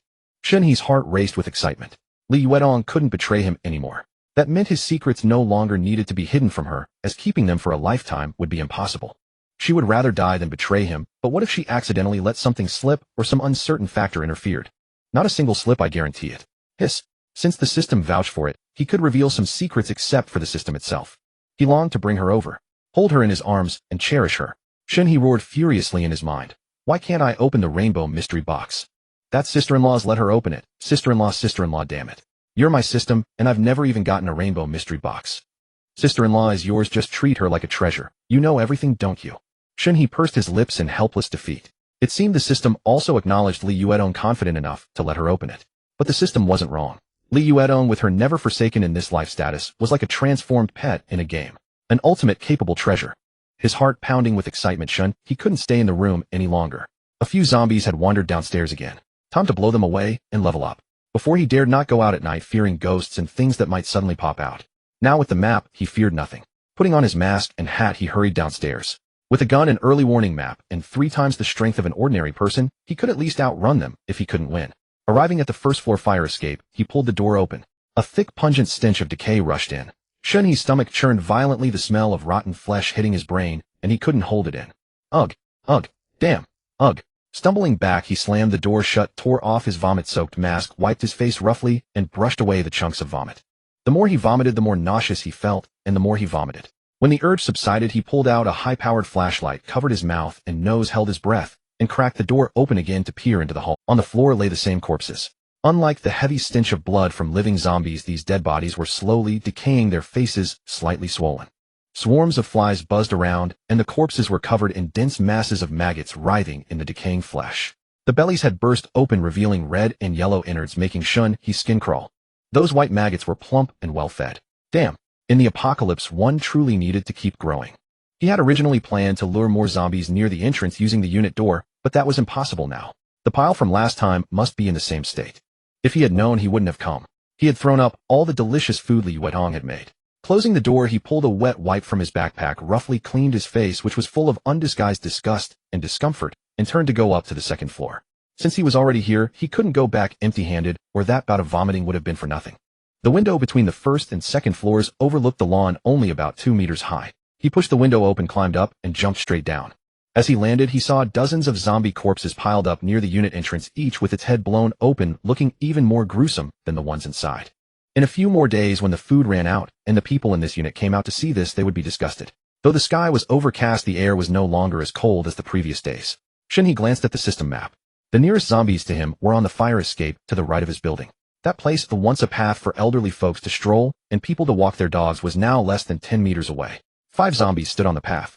As if sensing the scent of a living person, the monsters grew restless, but couldn't pinpoint his location, spinning and snarling in place. Shen He's shotgun raised, slowly approached, adjusting his aim as he walked. Indeed, 5 zombies, 4 old men and 1 old woman. In the faint moonlight, he could see dark rings around their mouths, clearly dried blood. The old woman zombie had large chunks of flesh missing from her limbs and chest, looking particularly tragic. Beside them was a baby stroller stained with blood. Blackened bits of flesh were scattered everywhere, and dark red blood seeped through the gaps of the basket onto the ground. Inside the stroller lay only a small skeleton scattered among the mess. It wasn't hard to imagine the old woman had been out walking the baby when they were attacked by zombies, and in the end she herself became one of them. Hiss, roar. The nearest zombie spotted Shen He first. Most of the flesh on its neck was gone, the wound held together by only a few strands of muscle, making even its roar thin and hoarse. The others turned abruptly and charged madly at Shen He. Their frenzied appearance was overwhelming, but Shen He, now with 3 times the physical prowess of a normal person, was far quicker in reaction. Bang, bang, bang, bang, bang. The dull roar of gunfire echoed as the muzzle of the Benelli shotgun flashed with blinding light. The first zombies had exploded on the spot. It took 2 steps before collapsing stiffly to the ground. The second was taller. Shen He's aim was slightly off, and the buckshot slammed into its face, obliterating most of it, exposing the oral cavity beneath. The force snapped its head to the side, and it staggered, but it still turned and charged forward like a maniac. But it had no chance. The next round of buckshot slammed into its skull. The entire head exploded, blood and debris splattering onto the open ground behind. The body didn't even sway, it crashed face first to the ground. From the shattered brain cavity, black-red blood and remnants of brain tissue oozed out intermittently onto the floor. From the very first shot, Shen He never ceased pulling the trigger. After all, his gun required no reloading. He could fire as long as he pleased, unleashing a torrent until the target was obliterated. As it turned out, the sensation was utterly exhilarating. 3 shots took down the first 2 zombies, and he immediately swung the muzzle toward the remaining ones, wielding the shotgun like a machine gun, unleashing a dense hail of pellets wildly forward. Zombies possessed no intelligence, nor did they comprehend fear. The deaths of their comrades had no impact on them. they still charged recklessly forward, driven solely by their primal instinct. No sooner had the first two zombies fallen than a third lunged within reach. Shen He's fourth blast struck it square in the chest, blowing a massive hole through its torso, the immense force hurling it backward like a rotten log. As it flew back, the next two zombies also took hits to their chests simultaneously. The trio was launched backward almost in unison, and while they hung midair, the pellets continued to rain upon them, shredding their bodies. Arms and shoulders snapping off, severed limbs scattering everywhere. The last one to charge forward was struck directly in the neck, its head instantly severed from its body, crashing heavily to the ground. Seeing them all lying on the ground, Shen He carefully ceased pulling the trigger, hurriedly stepped forward, and finished off the remaining two with extra shots before they could rise. Finally, silence fell. The five zombies lay still, leaving only the scent of blood and gunpowder in the air. Shen He gazed at the shotgun in his hands with reverence. This weapon was an absolute close-quarters masterpiece. It was thrilling, but then he checked the ammunition. 98. 5 zombies had cost him 13 rounds, 3 for the first 2 and 10 for the remaining 3. It was purely because they charged so fast, and Shen He prioritized safety and enjoyment. He glanced at the experience. Only 4 points earned. Upon inspection, he realized the one whose head had been severed still had a live head. Bang! 1 shot. This time the count was correct. After dispatching these 5 Shen He scouted the vicinity and took down a few stray zombies wandering alone. Level LV. 2 experience 3,550, spirit value 76. Shen He dared not venture farther. The horde on the street was too close, and any noise could expose him. The bullets he had left were far from enough to clear them out. Yet with only 15 experience points left to level up, he couldn't bear to hold back. He scanned the system map, carefully surveying his surroundings when his gaze suddenly froze on a cluster of red dots gathered near building 4 deeper in the compound. What's that place? So densely packed. But those experience points are definitely enough for a level up. Let's do this. Having made up his mind, Shen He immediately lightened his steps, lowered his body, and jogged toward building 4. At the entrance of building 4's unit, Shen He reached out and tugged at the door. It was locked. What now? He thought, not wanting to make a sound. Glancing around, he spotted an open window in the emergency exit identical in layout to the building he had just jumped out of. He quickly approached, stopping 2 meters away, then took a short rune up, stretching his arms forward to grab the sill and vault inside. Thud. Still unfamiliar with his new body, now 3 times stronger, he leaped over 2 meters high, shooting like an arrow toward the small window. He landed sitting on the sill, but his head slammed hard against the frame, making him gasp in pain. Once I get home, I must get used to this body. Flashing his flashlight down the hallway, Shen He was surprised to find the first floor of this building unusually clean. The floor was spotless with no stench. No zombies. What a relief. He jumped down from the sill and gripped his shotgun. The system map showed that large cluster of red dots was in Unit 01, but the exact floor was unclear. He'd have to check floor by floor. The first floor had none, so Shen He didn't hesitate and headed straight for room 201 on the second floor. Shen He crept up to the second floor, and luck was surprisingly on his side. The dense red dots on the system map were all trapped inside room 201, saving him the trouble of climbing higher. Instead of breaking in recklessly, he first retreated to the emergency exit, raised his hand, and knocked heavily on the stair railing to thoroughly scout and clear his escape route, securing a way out. Bang, bang, bang. Haha. The knocking had barely faded when muffled hoarse roars came from upstairs, still some distance away. Shen He looked up. Quickly stepping back 2 paces, he pressed against the stairwell wall. The zombies upstairs had gone mad. Before he could react, several dark figures leaped down from the higher stairs. There wasn't even a 2 or 3 second buffer. With a whoosh of wind, 4 zombies tumbled and crashed down the center of the staircase, slamming violently. The banging and clattering echoed through the enclosed stairwell, bones hitting concrete, bodies scraping railings. A terrifying spectacle. Thump, thump, thump, thump. 4 heavy impacts, and all landed on the first floor. Then several broken limbs and fragments of gore tumbled down the steps, rolling a few times. Fluids splattered everywhere, reeking of a strong stench. Once everything settled, he cautiously peered upward. The upper floor was quiet. Nothing else jumped down. Looking down at the first floor, only one of the 4 zombies managed to prop itself up. The other 3 lay twisted and struggling on the ground, barely able to flail. What a gift. Bang. 96. A muffled gunshot rang out. The only standing zombie had its head blown off. He switched to a hammer and finished off the 3. Level LV. 2 EXP 3,950, spirit value 80. For experience points easily earned. With no further concerns, Shen He steadied his shotgun and walked slowly to the door of room 201. A plastic blackboard was hung on the outside of the door, listing today's menu. The date was still 2 days ago, the very day the apocalypse broke out. He already knew what this place was. Shen He fell silent, but more than that, he was troubled. These zombies were small targets, and if they moved as fast as ordinary people, they'd be too hard to aim at. But he glanced down at the shotgun in his hand, and a glint sparked in his eyes. What's there to fear? I've got a shotgun. His gaze fell on the iron door in front of him, and an idea struck instantly. The developer's security door.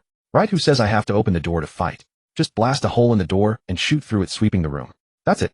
Shen He raised the shotgun, aimed at the center of the iron door, steadied his grip, and pulled the trigger. Bang boom. The shotgun's power was astonishing. The thin iron door was blasted into a bullseyed hole with the edges curled outward. A deafening roar echoed through the hallway. The shotgun's force didn't diminish as a zombie behind the door was hit in the chest and flew backward, knocking down 2 more. Huh. The room erupted into a frenzy of furious zombie roars and footsteps thudded rapidly. They were charging toward the door. Peering through the hole, he saw a dense mass of figures madly pressing against the door panel. These little zombies were all impeccably dressed, clean and tidy, their clothes, shoes, and socks immaculate. It was instantly apparent that in their past lives they had been children lovingly cared for, but now their faces were tinged with a deathly ashen black, their eyes bloodshot and wild. Each one bore bite marks of varying depths, blackened and reeking of decay. Some were missing entire arms, the wounds festering with rotten flesh. Others had half their faces gnawed away, exposing a grim skeletal jaw. Still others had broken legs, dragging their mangled, bloody stumps as they crawled.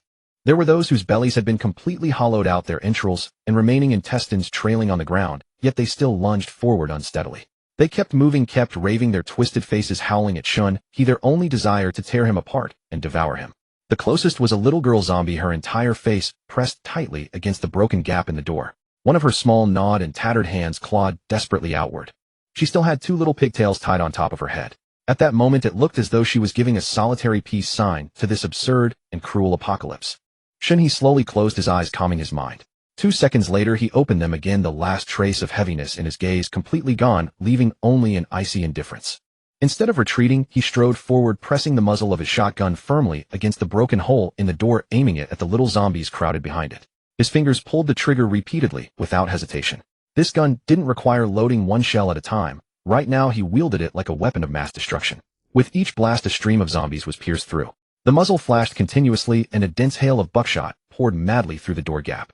Inside the door chaos erupted instantly. A cacophony of dull thuds, the heavy sound of bodies smashing against walls, and the piercing shrill howls of the zombies mingled together.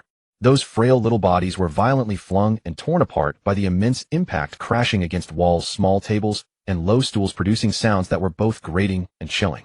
The child zombies were naturally short and scattered targets, but under the sweeping fire of the buckshot, they didn't even have a chance to get close to the door. Shen He's face remained expressionless as he stared at the system map, watching the red dots representing the zombies extinguish one by one. The experience bar leaped wildly like it had gone mad. He felt a familiar surge of warmth instantly wash over his entire body. The dull pain from his earlier bump on the forehead, the soreness in his arms from continuous firing, all faded rapidly, and his body was once again filled with surging strength. The door panel trembled violently under the hail of bullets, the hole growing larger and larger. The iron bent and deformed, its edges curling into sharp burrs. Within just over 10 seconds the howls inside grew sparse and finally fell into complete silence. Shen He took a slight breath, released the hot stock, raised his high-intensity flashlight, and shone it through the broken hole inside. The room was a mess, littered with small, cold bodies, none of which could ever rise again. The small tables and chairs in the nursery were strewn about. Brightly colored cartoon stickers and rows of glaring little red flowers were still plastered on the walls, creating a haunting contrast with the dead, tragic scene before him. He glanced at the system panel. The experience bar wasn't just full for a level up, it had overflowed significantly. Shen He stepped back, raised his right foot, aimed at the lock, and kicked with all his might. The iron door, already battered and barely hanging by the shotgun blast, swung open with a clang. He stepped inside, avoiding the bodies strewn across the floor, instinctively covering his mouth and nose to block the thick, almost suffocating stench of blood. He swept his flashlight around, carefully searching for usable supplies. The ground was scattered with small breads and snacks. He picked out those unstained by blood and packed them into his backpack. Standing amidst the wreckage, gazing at the innocent, sweet-sounding names beneath the red flowers, he fell silent for 2 seconds, then turned and walked toward the indoor stairs leading to the 3rd floor, which was connected to this one. After circling the 3rd floor, he was surprised to find that this family daycare had gone all out, merging the entire floor into one open space. Inside, there was a spacious kitchen, separate, and public bathrooms, a small office, and the rest of the rooms were filled with rows of children's bunk beds. There was nothing else worth scavenging, so he headed straight for the kitchen. As soon as he entered, his eyes lit up. In the kitchen stood 3 large freezers and a large double door. He pulled open the nearest freezer, which was packed to the brim with frozen goods. Bags of chicken wings, drumsticks, chicken feet, duck legs, and chicken breasts were neatly stacked. Just chicken products filled the entire freezer. In the 2nd freezer were large chunks of fresh beef and premium pork belly, frozen solid as stone. The last freezer was piled high with various semi-finished products: sweet potato balls, sesame balls, spring rolls, taro balls, brown sugar, glutinous rice, cakes, chicken strips, chicken patties, popcorn chicken, and French fries. Everything imaginable. There was no hesitation. With a thought, the 3 freezers vanished on the spot, taking up exactly 3 slots in his system space, saving him the trouble of packing them separately. When he opened the double-door refrigerator, Shen He's eyes gleamed even brighter. In the upper refrigerated section, drinks and milk were arranged neatly. A dozen boxes of tempting tiramisu cakes sat quietly to the side. The drawers below were stuffed with fresh vegetables, celery, cucumbers, tomatoes, onions, all crisp and vibrant. Opening the freezer compartment, he found only 2 items: large shrimp and hairtail fish packed in dozens of boxes stacked high. Without a second thought, he stored the entire fridge along with all its contents into his system space. Turning to the other side of the kitchen, Shen He's smile deepened. Against the wall were neatly stacked 10 50-gene bags of rice and flour, 5 of each. Beside them were dozens of large cabbages, 2 big sacks of potatoes, and 2 large bags of carrots and cabbages. At the very edge was a 100-gene bag of shelled peanuts, and next to it 10 crates of eggs, roughly over 2,000 eggs. Shen He felt a surge of exhilaration. It was incredibly satisfying. He never imagined he could find such an absurd amount of supplies in an ordinary residential building. This meat, vegetables, grain, and eggs were enough for him and Li Yuedong to live comfortably for several months. With such a fruitful haul, Shen He thoroughly content headed toward. He had already seen that it contained a bed enough for a temporary rest. In the apocalypse, empty rooms were everywhere. There was no need. He pulled a quilt from the wardrobe, laid it out simply, and lay down fully clothed. The quilt still held a faint, pleasant fragrance, clearly used by a girl. He had barely closed his eyes when a very faint click came from downstairs. It sounded like something had fallen to the ground. Not loud, but exceptionally clear in the dead silence of the building. It seemed to come from a small, closed room. Shen He's eyes snapped open. He glanced at the system map beside him. Everything on the 3rd floor was normal with no unusual light points. He immediately grabbed his gun, silently left the office, and crept toward the 2nd floor. Back on the 2nd floor, the bodies of the little zombies were still scattered on the ground. He scanned the area but found no living creatures, and no new red or white dots appeared on the system map. Something was wrong. Was he seeing things? Wait. A grape.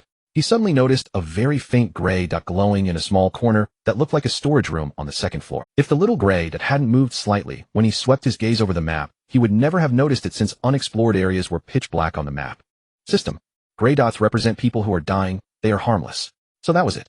When a white dot loses its vitality, communicating with an intelligent system was indeed effortless. Since it was a dying person, there was nothing to fear. Judging by the situation, they were probably starving to death. The hall was littered with corpses. Even he, with his caution, might not have escaped unscathed when he first entered. Shen He skirted the bodies on the floor and walked toward the store. The noise earlier was likely deliberately made to catch his attention. He was curious to see who, after starving for so many days, could still possess such a strong will to survive. If it were him, he would have been dead after 3 days of hunger. Even after just 1 day, he'd be trembling from low blood sugar, unable to stand. Creak.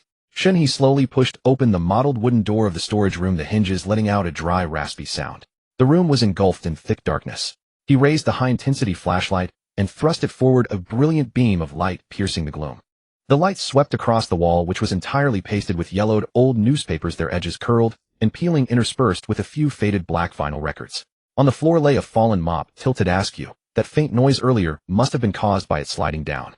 Beside the mop, a woman reclined against the corner, utterly motionless. The flashlight beam fell upon her, yet she showed no reaction, not even the strength to lift her. The Dr. Lin Jian. Her jet-black fluffy curls cascaded over her shoulders and neck, half veiling her face, revealing a slender snow-white neck. She wore a form-fitting white round-neck t-shirt that hugged her figure, her slender waist so delicate it seemed barely graspable.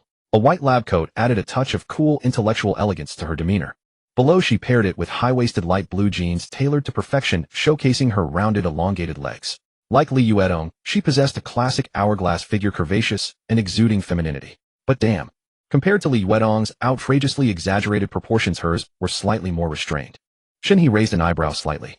Her initial appearance was on par with Li Yuedong, though her figure was slightly inferior. The difference likely lay in that one area. A score of 89 already qualifies as a top-tier beauty. Those above 90 are 1 in 10,000. Can be further enhanced through gene optimization. She was also a first-timer. How is that possible? Where did all these first-timers come from? How could every test result be a first-timer? You only test the attractive ones after all. Data analysis shows that higher-quality humans have more of such cases, while average-quality ones have fewer. Higher-quality individuals have fewer people daring to approach them, while those of average or medium quality attract more suitors. First-timers with scores below 40 are the most common. That made some sense. A comprehensive score of 13. So high. She exercises regularly and is a surgeon. Reflexes, explosive power, stress resistance, steady hands, endurance. Overall, far above an average person. Shen He nodded. So that was it. She's going to die soon. Holy shit. Such a top-tier beauty. It would be a shame to lose her. He strode over to her side, crouched down for a closer look and gasped. She was indeed a stunningly beautiful woman. Now he could see her features clearly. Li Yuedong was somewhat sweet while Lin Jian was somewhat cold.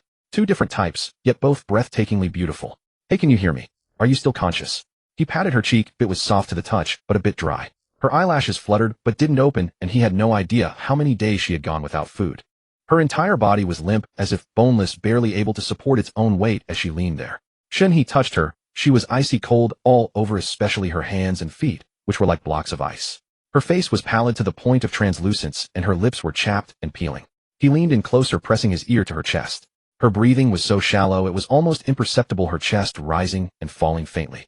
Her heartbeat was rapid and weak, as if it might stop at any moment. Her consciousness flickered in and out, barely able to register a faint response to sound, unable to focus at all. Her body trembled uncontrollably, her limbs heavy, as if filled with lead, her fingers curled up, unable to straighten. It wouldn't do here. He bent down, slid one arm under her knees and the other around her back, lifting her steadily into a horizontal carry, and slowly walked toward the Her body was utterly limp, devoid of strength, her arms hanging naturally. She felt weightless, like a leaf on the verge of withering. Back in the room, Shen He gently laid her on the bed, pulled the covers over her, and carefully tucked in the edges, ensuring no trace of cold air could seep in. After finishing, he delved his consciousness into the system backpack. Inside there happened to be boiled water that Li Yuedong had prepared earlier, now cooled to lukewarm. He tore open a bag of sugar, picked out a small amount, dropped it into the water, and gently stirred until it dissolved. He glanced at the cold beauty on the bed. She was already dazed, her lips severely chapped. There were no cotton swabs in the backpack, so he turned and went to the bathroom to wash his hands thoroughly. Returning, he dipped his index finger into the warm sugar water and gently dabbed it onto her. A few minutes later, Shen He noticed her throat move slightly, a subconscious swallowing reflex. Only then did he use his fingertip to carefully drip water into her mouth. With each drop, he waited for her to swallow slowly, then paused for half a minute to ensure there was no choking or discomfort before proceeding with the next drop. His movements were extremely slow. That's how he treated beautiful women. If it were someone else, he would have just poured the water straight down. After feeding her 20-odd drops of sugar water, her rapid, shallow breathing gradually steadied. But her hands and feet remained icy cold. Her fingertips, once deathly pale, now showed a faint hint of pink. After another moment, she finally opened her eyes slowly, her large eyes darting around blankly, still unable to focus completely. Shen He continued to drip 2 drops of water into her mouth every minute or two, finally getting a clear look at her features. She possessed a strikingly captivating appearance. Her face was a delicate, soft oval with a jawline that curved perfectly, both petite and gracefully dignified, yet carrying a sharp, cool edge. Her brows and eyes were exceptionally clear and lively. Her eyes were soft, almond-shaped ones with a clear, moist hue, slightly upturned at the corners, adding a touch of vivacity and charm. When her long lashes fell, they cast faint shadows beneath her eyes. Her nose was elegantly straight and delicate, with a gentle, unsharp nose bridge and a small, rounded tip that made her face appear even more sculpted and refined. Her lips were full and soft, with a distinct shaped Cupid's bow that wasn't too sharp. They were still a bit pale, but gradually turning pink. Her skin was a cool-toned porcelain white, very smooth, with no blemishes like pimples or scars, smooth as a boiled egg. Overall, her features carried a sense of detachment in her brows and eyes, yet concealed a hint of softness and coquettish charm. Her cool, aloof demeanor resembled a white moonlight. Her figure could be summed up in one phrase: slender yet shapely, with long legs and narrow waist, ample curves, and a generous figure. Shen He's gaze swept down to her waist, then finally settled on her face. Her lip shape was on the fuller side. Just as Shen He was deeply engrossed in his observation, a weak, yet cool female voice suddenly reached his ears. He turned his head to see Lin Jian had regained much of her clarity, though speaking was still difficult, her voice as light as a whisper. To his surprise, a faint blush had quietly crept onto her pale cheeks. She recovered quite quickly. Little did he know Lin Jian had been watching him for 2 minutes, and his scrutinizing gaze had long been noticed. My name is Gulp. Lin Jian. Thank you for saving me. I will. Gulp. Repay. You. As she spoke, she couldn't help swallowing saliva. She was both thirsty and hungry, her stomach aching fiercely, her entire body weak and dizzy. Her affection level had jumped straight to 80, a rapid increase, but understandable given it was a life-saving grace. Repay. A warm smile spread across Shen He's face as he nodded repeatedly. It's only right. Don't rush. Let me give you some water first, and then you can eat. He nodded under her calm gaze, then sat on the edge of the bed, helped her up to lean against him, raised the water glass, and brought it to her lips. Unexpectedly, Lin Jian turned her head slightly. I can do it myself. Shen He simply looked at her, saying nothing. Lin Jian bit her lip and tried to lift her hand, but her arm was as limp as cotton, impossible to raise. After several failed attempts, she finally gave up, closed her beautiful eyes, and gently bit her lower lip. He being stubborn, Shen He let out a soft laugh. Now I'll take care of you, later you can take care of me. No need to feel troubled. Lin Xian's cheeks grew increasingly red, but she still nodded firmly and replied softly with a single word, The moment the water touched her lips, Lin Xian instinctively took small sips, her movements gentle and feeble, driven almost entirely by the primal will to survive. After a few swallows, her strength quickly ebbed away and her little head lolled weakly to the side, her breathing still faint. Every few minutes, Shen He fed her a few sips of warm water. After several rounds, her spirits visibly improved, no longer on the verge of collapse. He knew when to stop, gently helping her lie back down. Then he climbed onto the bed and lay beside her, facing her, one arm naturally circling around her. His palm hovered lightly over her chest while his other hand gently gathered hers beneath, rendering her immobile. He'll sleep for a while. Call me if you feel unwell. With that, he closed his eyes, appearing to sleep, but in truth he only rested with his senses still taut. Lin Xian's scent was different from Li Yuetong's. She carried a faint stale odor, a bit of a musky smell, not like Li Yuetong's fragrant softness. She was soft, but with a touch of mustiness. After all, she had been locked in a storage room for 3 days without moving. Yet compared to the rancid stench of zombies, this was already considered clean. After a few more breaths, Shen He gradually grew accustomed to it. Some people would long for even this scent. As for why he saved her, it was merely a chance encounter, The core reason was her beauty. Had it been anyone else, he would at most have graciously tossed a piece of bread, never bothering to expend more effort. Lin Xian tilted her head, her cool, clear eyes quietly fixed on his face. Being held by him like this, she showed no emotional fluctuation on the surface. Even when his large hand occasionally strayed unintentionally, she remained composed. Of course, this was only on the surface. Inwardly, her heart was already pounding wildly. Only after etching his features firmly into her memory did she slowly turn back, close her eyes, and sink into deep rest. An hour later, in her haze, Lin Xian faintly sensed Shen He quietly slipping out of bed. She struggled to open her eyes, her brow furrowing for the first time, but before she could prop herself up, that silhouette had already turned and disappeared beyond the door. He left. Then, where should I go to find him? Just as two chaotic thoughts surfaced in her mind, hunger and fatigue swept over her again, draining all her strength. Having had not a drop of water or a grain of rice for 2.5 days, she was utterly hollowed out by starvation. In her daze, someone called out to her softly. Was it her sister? No, it was him. Lin Xian slowly opened her eyes. Get up, have some egg custard. Once you eat, you'll have strength. Lin Xian stared blankly at the man before her. In his hand, he held a white porcelain bowl, steam rising gently, the aroma of egg and scallion filling the air. Had he waited for her to finish drinking water, confirmed nothing was wrong, and then immediately gone to prepare food. Her heart softened and a faint sting touched her nose. I'm so fortunate. Just as I was about to starve to death, I encountered such a kind person like him. Before her sluggish thoughts could catch up, her body was gently lifted and leaned against Shen He's chest. The man's embrace was warm and solid, offering an extraordinary sense of security, though the touch was firm, clearly defined by taut muscle lines. No wonder he could single-handedly slay so many zombies and rescue her from peril. The enticing scent of egg lingered at her nose, and Lin Xian couldn't help but swallow discreetly.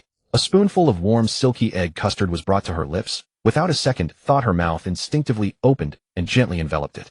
Soft, warm, fragrant, smooth. In the depths of extreme hunger, a bite of hot food was perhaps the most extravagant happiness in the apocalypse. She ate in small bites, yet her gaze was fixed intently on Shen He's face. The man's expression was impassive, but he meticulously blew on each spoonful to cool it before slowly bringing it to her lips, watching her eat without a hint of impatience. After feeding her most of the bowl, he suddenly lifted it and downed the remainder in one go. Lin Xian's cheeks flushed slightly. That hat was what she had eaten, and the spoon had touched her lips. After being hungry for so long, your stomach must have shrunk. Eat less for now. Sleep now, and we'll have more tomorrow. Lin Xian, being a doctor herself, was well aware of this common sense. Yet she hadn't expected this seemingly tough and cold man to be so attentive, understanding how to nurture. Moreover, he noticed that Lin Xian's favorability rose remarkably fast. A little kindness and the numbers would leap upward. She was a woman who knew gratitude. Early stages. Moreover, he noticed that Lin Xian's favorability rose remarkably fast. A little kindness and the numbers would leap upward. She was a woman who knew gratitude. Early stages. So he would be kind to her. To him, it was an excellent bargain. After all, a woman with full favorability was like a capable pet. There were even rainbow mystery boxes. Shen He set down the bowl, his gaze falling on the corner of her mouth, where a trace of egg custard still clung. If it were Li Yuetong with her lively personality, Shen, he would have simply kissed it clean with his lips, instantly igniting the atmosphere. But Lin Xian was clearly not that type. He slipped his hand into his pocket discreetly, pulling a tissue from his spatial storage, then raised it to wipe across her lips, pinching it from both sides inward, and finally pressing down. Lin Xian immediately closed her eyes, a look of embarrassment on her face. This man. It felt like he was wiping a bottom. After eating, Lin Xian's complexion improved significantly. With her favorability at 90, she was unlikely to harm him, so Shen He lay contentedly beside her, ready to sleep, asking the system to keep watch for the night. Having just completed his upgrade Shen, he was brimming with vitality, his body radiating warmth like a furnace. Lin Xian's body was slightly cool and craved such warmth, so she unconsciously leaned toward him. Feeling the soft form pressing against him, Shen, he reached out and pulled her tightly into his embrace. Since she came to him willingly, he wouldn't be polite. Holding a woman while sleeping was indeed comfortable, soft like a large body pillow. The only flaw was that Lin Xian still carried a faint lingering odor. If Lin Xian knew he was silently criticizing her for being a bit smelly, her usually cool and composed face would likely crumble on the spot. In the darkness, Lin Xian lay with her eyes wide open, gazing brightly at the man who brought her warmth. By his side, even the terrifying howls of zombies outside no longer frightened her. With hot food in her stomach, the warmth eased the gastric cramps, bringing her much comfort. She owed this man far too much. "How can I repay you?" she whispered softly in her heart, then closed her eyes, fully relaxing, and sank into a deep sleep. At 5 in the morning on August 6, 2027, the third day of the apocalypse, Shen He opened his eyes and happened to see Lin Xian's frail silhouette quietly heading toward the door. He didn't call out, assuming she was using the restroom. Seeing it was still early, he closed his eyes again to catch some more sleep. Lin Xian was indeed going to relieve herself. After 3 days without food or drink, she had barely felt the urge. But after drinking water and eating warm egg custard last night, her bodily functions slowly recovered and the need gradually arose. Having slept soundly for a few hours, she had regained some strength. By nature, she disliked troubling others, especially with such private matters, so she didn't think to wake Shen He and quietly slipped out. Once outside, she fumbled through the rooms, turning several times before finding the bathroom. This place was entirely unfamiliar to her. On the day the apocalypse broke out, she had been called by her friend, a kindergarten teacher, to help check on a coughing child at the daycare. But midway through the check, the children suddenly lost control, biting and devouring each other. That day, her friend happened to take a severely ill child to the hospital, leaving her alone. She had no time to escape and in a panic hid in the storage room. The faint sound of water came from the bathroom, and the familiar long mist sensation made Lin Xian's cheeks warm as her mind gradually cleared. She belatedly realized that her body still carried the stale odor of confinement, and she had been held by that man all night in such a disheveled state. Didn't he mind the smell? For the first time, a trace of undeniable embarrassment crept across her usually calm face. The city's backup power was still running, and the bathroom had hot water. Lin Xian slowly shed her clothes, methodically cleansing her body. Hot water cascaded from her hair over her nape collarbone and down the graceful curves of her body, pooling on the floor. The steamy mirror reflected her alluring silhouette. She stared at her reflection, clutching her chest, and whispered softly, "You're so beautiful. Will he like this?" Shen He was drifting in a haze of sleep when he suddenly felt a heavy weight pressing down on his waist, as if something massive was pinning him firmly. His heart tightened, and he quickly opened his eyes to see a hideous female zombie straddling him, its rotting blackened flesh sagging loosely, its murky bloodshot eyes fixed on him with an unblinking stare. What was more terrifying was that this was a mutant zombie. A mouth had split open on its belly, revealing sharp, white fangs with saliva dripping down incessantly. In the next instant, both mouths of the zombie opened simultaneously. The mouth on its belly lunged viciously toward his leg, while the other swooped down, closing in on his face. "How dare you!" Shen He instinctively thrust his hands against the zombie's chest, every muscle in his body tensing instantly, as he exerted force from his waist and abdomen, trying to shove the creature off him. Yet what his palms met was not the cold, stiff, sticky, and rotting body he had anticipated, but a soft, warm form with a distinct living warmth. Even a faint, clean scent of shower gel lingered in his nostrils. He sensed something was off, completely off. At that moment, a sharp pain scream erupted in his ear. It was Lin Xian. She was in danger. Shen He's mind buzzed as he snapped his eyes open. There was no zombie anywhere. He had simply been having a nightmare. He had a tendency to dream whenever he fell back asleep after waking up. It seemed that had just happened with Lin Xian somehow climbing onto him, causing him to dream of a zombie. At this moment, Lin Xian's hair was still damp, a few strands clinging to her fair, elegant neck with droplets of water sliding down the tips and dripping onto his skin, cool and refreshing. She was gently leaning over him, slightly bent at the waist. Still lost in his dream, his instinctively outstretched hand had landed precisely on the soft area of her chest. At this moment, Lin Xian's delicate brows were tightly knit, her face pale. Her forehead was covered in fine cold sweat. She pressed her lips together firmly. 2 streams of tears fell from her slightly elongated almond-shaped eyes. What had happened? Shen He was a bit bewildered. Wasn't he just sleeping in? What was going on now? He was certain this was no longer a dream. The room fell into a terrifying silence. It remained quiet for nearly 2 full minutes before Lin Xian slowly recovered and lifted her head to look at him. Her usually cool eyes were now misty, carrying a hint of grievance mixed with an indescribable sorrow and pain, all fixed directly on his face. Now fully awake, Shen He understood the situation. He had been taken advantage of by Lin Xian. Damn it, this woman was incredible. "Miss Lin, could you please explain to me in detail what exactly has happened here?" Shen He's tone carried a hint of mockery, causing a flush of red to spread across Lin Xian's. My life was saved by Mr. Shen, and I don't know how to repay that debt of gratitude. All I have to offer is myself. Lin Xian lowered her head, not daring to meet Shen He's gaze. What a good girl. Knowing to be grateful. So you just assault me like this. Did you consider my feelings? You're going against a strong man's will, you know. Shen He's expression was blank, his voice tinged with disappointment. Lin Xian's eyes shot up, looking at him in bewilderment, her heart suddenly sinking into panic. She had only wanted to repay kindness, not to owe anyone a favor. Since Mr. Shen had saved her, she thought to offer herself in gratitude, but wasn't this sort of thing usually a loss for the woman? Why was it different with Mr. Shen? Oh no. It seemed she had encountered a particularly conservative and upright man, and now she had ruined his innocence. Thinking this way, Lin Xian felt even more guilty, her eyes filled with apology as she looked at Shen He, stammering in her haste. I'm sorry, Mr. Shen, I just wanted to repay your kindness. I believe right now. Lin Xian was so flustered she began to cry, feeling no different from a scoundrel. He had saved her, and she had insulted him. Blaming herself, she tried to push herself up and leave, but she didn't see the triumphant smile on the lying Shen He's face. Shen He gently took her hand, not letting her go. Lin Xian, already weak and her strength not yet returned, stumbled and fell back down at his interruption. Lin Xian frowned, her delicate brows, her eyes looking at him with confusion until she caught the amusement in his gaze. She understood. This man was no conservative good person. He had been teasing her all along. She glared at him. Faced with her cold, angry stare, Shen He was not the least bit afraid. Instead, he deliberately teased her further. Miss Lin's apartment has a nice layout, plenty of merits. Compact and cozy rooms, neatly arranged greenery.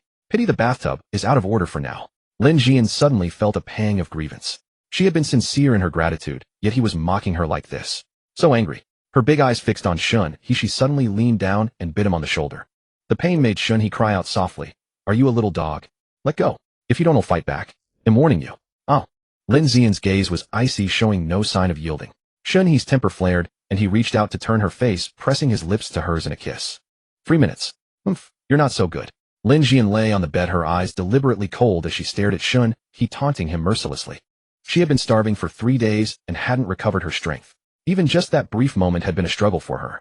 And Shen He had been particularly forceful, leaving her even more overwhelmed, still unable to. But she deliberately provoked him with that look, still holding a grudge from earlier. Besides, 3 minutes wasn't long. Shen He knew his own capabilities and wasn't angered. Watching Lin Xian put on a brave front, he was already looking forward to the moment he would thoroughly humiliate her.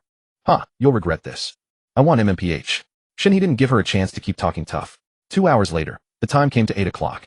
Shen He lay back on the bed, completely satisfied. Looking at Lin Xian, who had long since fainted from exhaustion, a smug smile involuntarily curled at the corner of his mouth. She had managed to act tough at first, but halfway through, she had started begging for mercy. It was useless, though. He was hardly one to show tenderness and pity. He glanced at her attribute panel. Shen He was feeling immensely pleased. He pulled up the blanket and gently covered her. She lay on her side, her back to him, her skin as fair as congealed fat, glistening with a thin layer of sweat, her silhouette. In response to Lin Xian's provocation, he naturally had to humble her, and not necessarily with just his hand.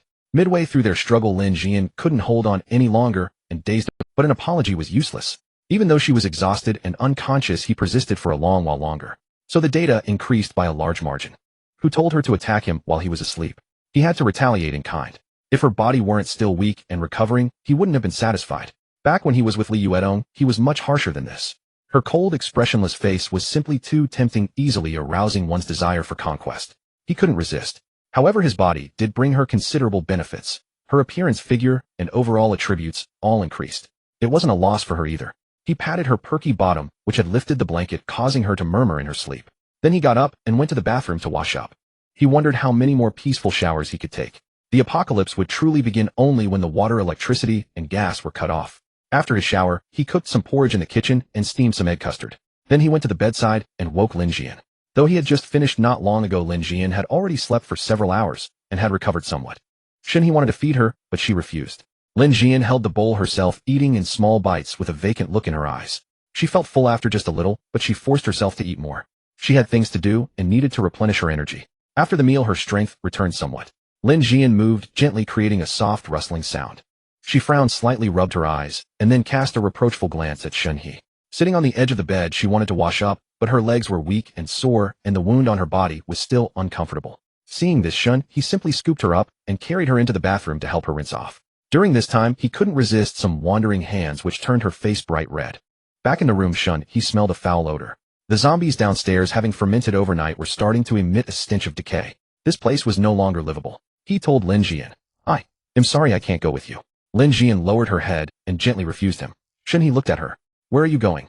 Lin Jian raised her eyes to meet Shen He's, her expression unusually serious. I have to find my sister. She's my only family. Last night I hurried to repay you because of this. Shen He didn't agree. His tone deepened. There are more zombies outside the neighborhood than inside. It's too dangerous to go out. I know, but I have to go. They'll be careful. Lin Jian forced a faint smile and nodded gently. Shen He looked at the determination in her eyes and hesitated before speaking. If you could wait a few days, I could. In a few days he could stockpile many bullets. Lin Jian's favorability had already reached 95. It would be a shame to let her die like this, and he didn't want anything to happen to her. Besides, once the water and electricity were cut off in a few days, staying in the neighborhood would be useless. No, I don't need you to come with me. Lin Jian immediately cut him off. Just having this thought from you is enough for me. But finding my sister is my own business. You don't. Last night was my way of repaying your kindness. If I find my sister and am still alive, I'll come back to you and continue to repay you. She couldn't force Shen He to risk himself for her. Shen He fell silent, saying nothing more. Before the power and gas were cut off, he just wanted to cook first. Take this. It can save your life in a critical moment. He'll teach you how to use it. After a moment of silence, Shen He took out. Before the power and gas were cut off, he just wanted to cook first. Take this. It can save your life in a critical moment. He'll teach you how to use it. After a moment of silence, Shen He took out the 92G pistol and a magazine and pressed them into Lin Jian's hands. Lin Jian looked down. It was a gun. She didn't wonder where the gun came from or who Shen He was. Instinctively, she pushed the gun back, not wanting to burden him further. I don't want it. You need it more, right? He'll be careful and avoid them.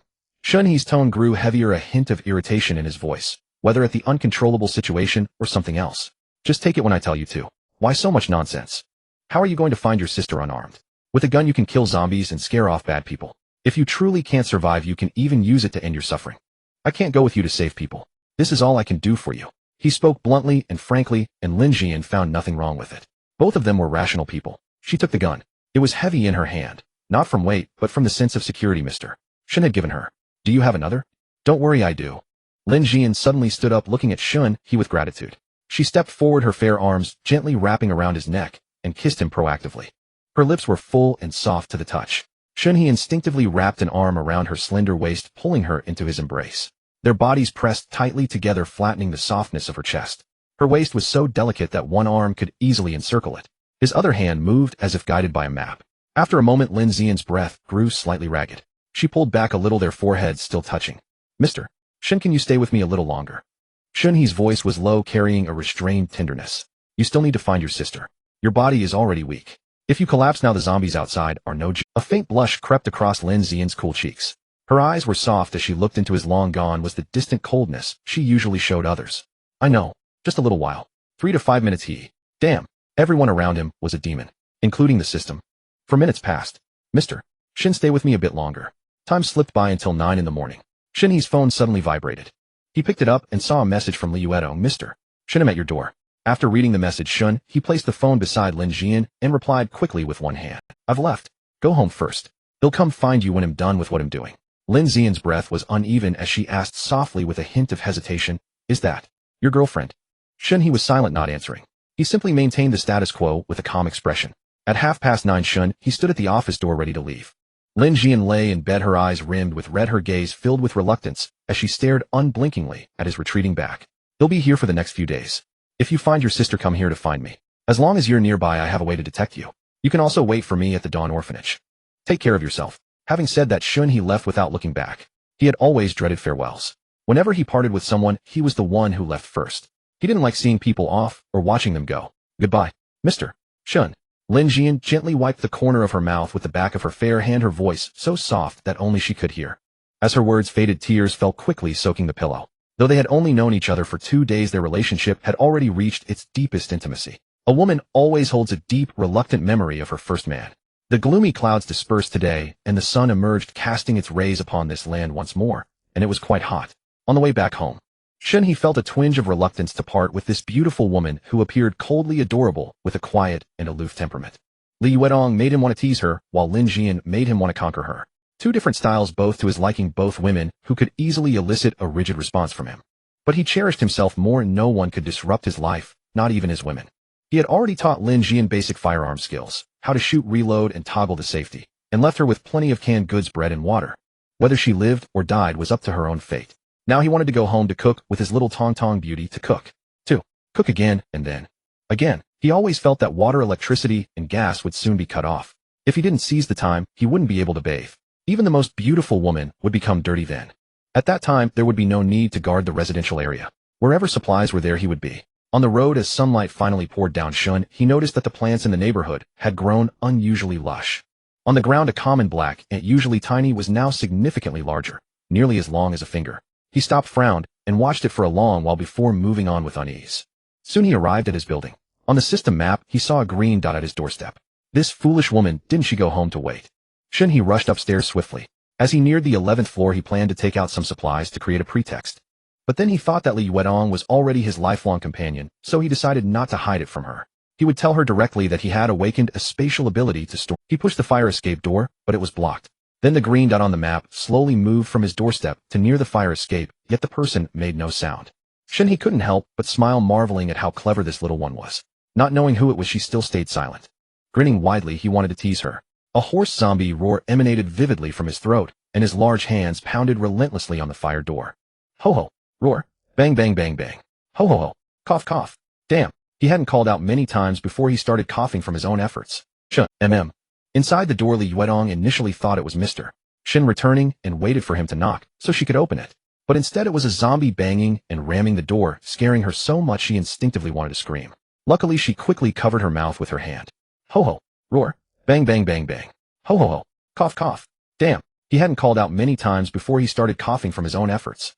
This scoundrel serves him right for coughing. Childish. Li Yuetong stomped her feet in anger, her eyes reddening, but her hands and feet moved swiftly. She rushed over and yanked the small wooden board propping the door handle. She was genuinely afraid there might be a real zombie, worried something might happen to him. As she pushed the door open, she saw the man rubbing his neck, grinning roguishly at her. You scoundrel, you deliberately scared me. Humph. She lunged forward, throwing herself into Shen He's arms, her little head bumping against his chest in a petulant manner. Ouch, alright, stop bumping. You'll knock me dead. Why is your forehead so hard? Shen He deliberately feigned an unbearable pain, and Li Yuetong immediately stopped, gently rubbing his chest with her small hand and blowing on it to soothe him. Gazing at this face, so different from Lin Xian's icy demeanor, tender and charming, Shen He reached out, cupped her cheeks, and lowered his head to kiss her cherry lips. They were still soft and sweet, carrying a hint of refreshing fragrance. After coaxing the anger out of the person in his arms, he took her small hand and led her home. Li Yuetong straightened up from his embrace, walking beside him with a face full of happiness, though her little nose kept twitching as she sniffed him like a puppy. Once inside, Li Yuetong's face immediately fell, and she spoke with grievance. Mr. Shen, do you have another woman? Shen He paused mid-step, sensing trouble. This woman's sixth sense was too sharp. Caught so quickly. He turned back, putting on a cold expression. Why would you say that all? Shen He paused mid-step, sensing trouble. This woman's sixth sense was too sharp. Caught so quickly. He turned back, putting on a cold expression. Why would you say that all? Always overthinking. I went out to scavenge supplies and found perfume in some woman's bedroom. I sprayed it on to mask my scent from zombies. And besides, you dare question me? Want to be punished? Shen He was unflustered, turning the tables. He even walked over and grabbed her by the neck. Her reaction was within his expectations. Upon hearing his words, Li Yuetong's expression shifted from storm to sunshine, and seeing his demeanor a hint of excitement. As his hand tightened around her slender neck, her gaze visibly grew dazed, her breathing unsteady, and her body began to falter involuntarily. Shen He wrapped his arm around her waist to keep her from falling. She was still wearing the same outfit as yesterday, with a low-cut camisole dress underneath. A third of her chest was exposed. With each breath, the unfathomable valley between her breasts rose and fell, tracing alluring waves. Shen He's heart pounded fiercely. He leaned close to her ear. Has your body rested enough? Li Yuetong shivered at his warm breath, her face flushing crimson, her pearly white teeth biting her lower lip. She nodded vigorously, then went limp, leaning softly into his embrace. Her wound was still a bit swollen, but Shen He smirked mischievously, pinched her chin, and kissed her cherry lips. Since you're rested, go to the kitchen and cook. I brought back more supplies. He'll leave it to you, Tong. Li Yuetong pouted and looked over. The floor was completely bare, not a thing in sight. She turned back to him, her expression almost, go on. Where are the supplies? Li Yuetong clasped her hands behind her back, her voice dripping with grievance. Right here. Shen He pointed to the living room floor. Li Yuetong pouted and looked over.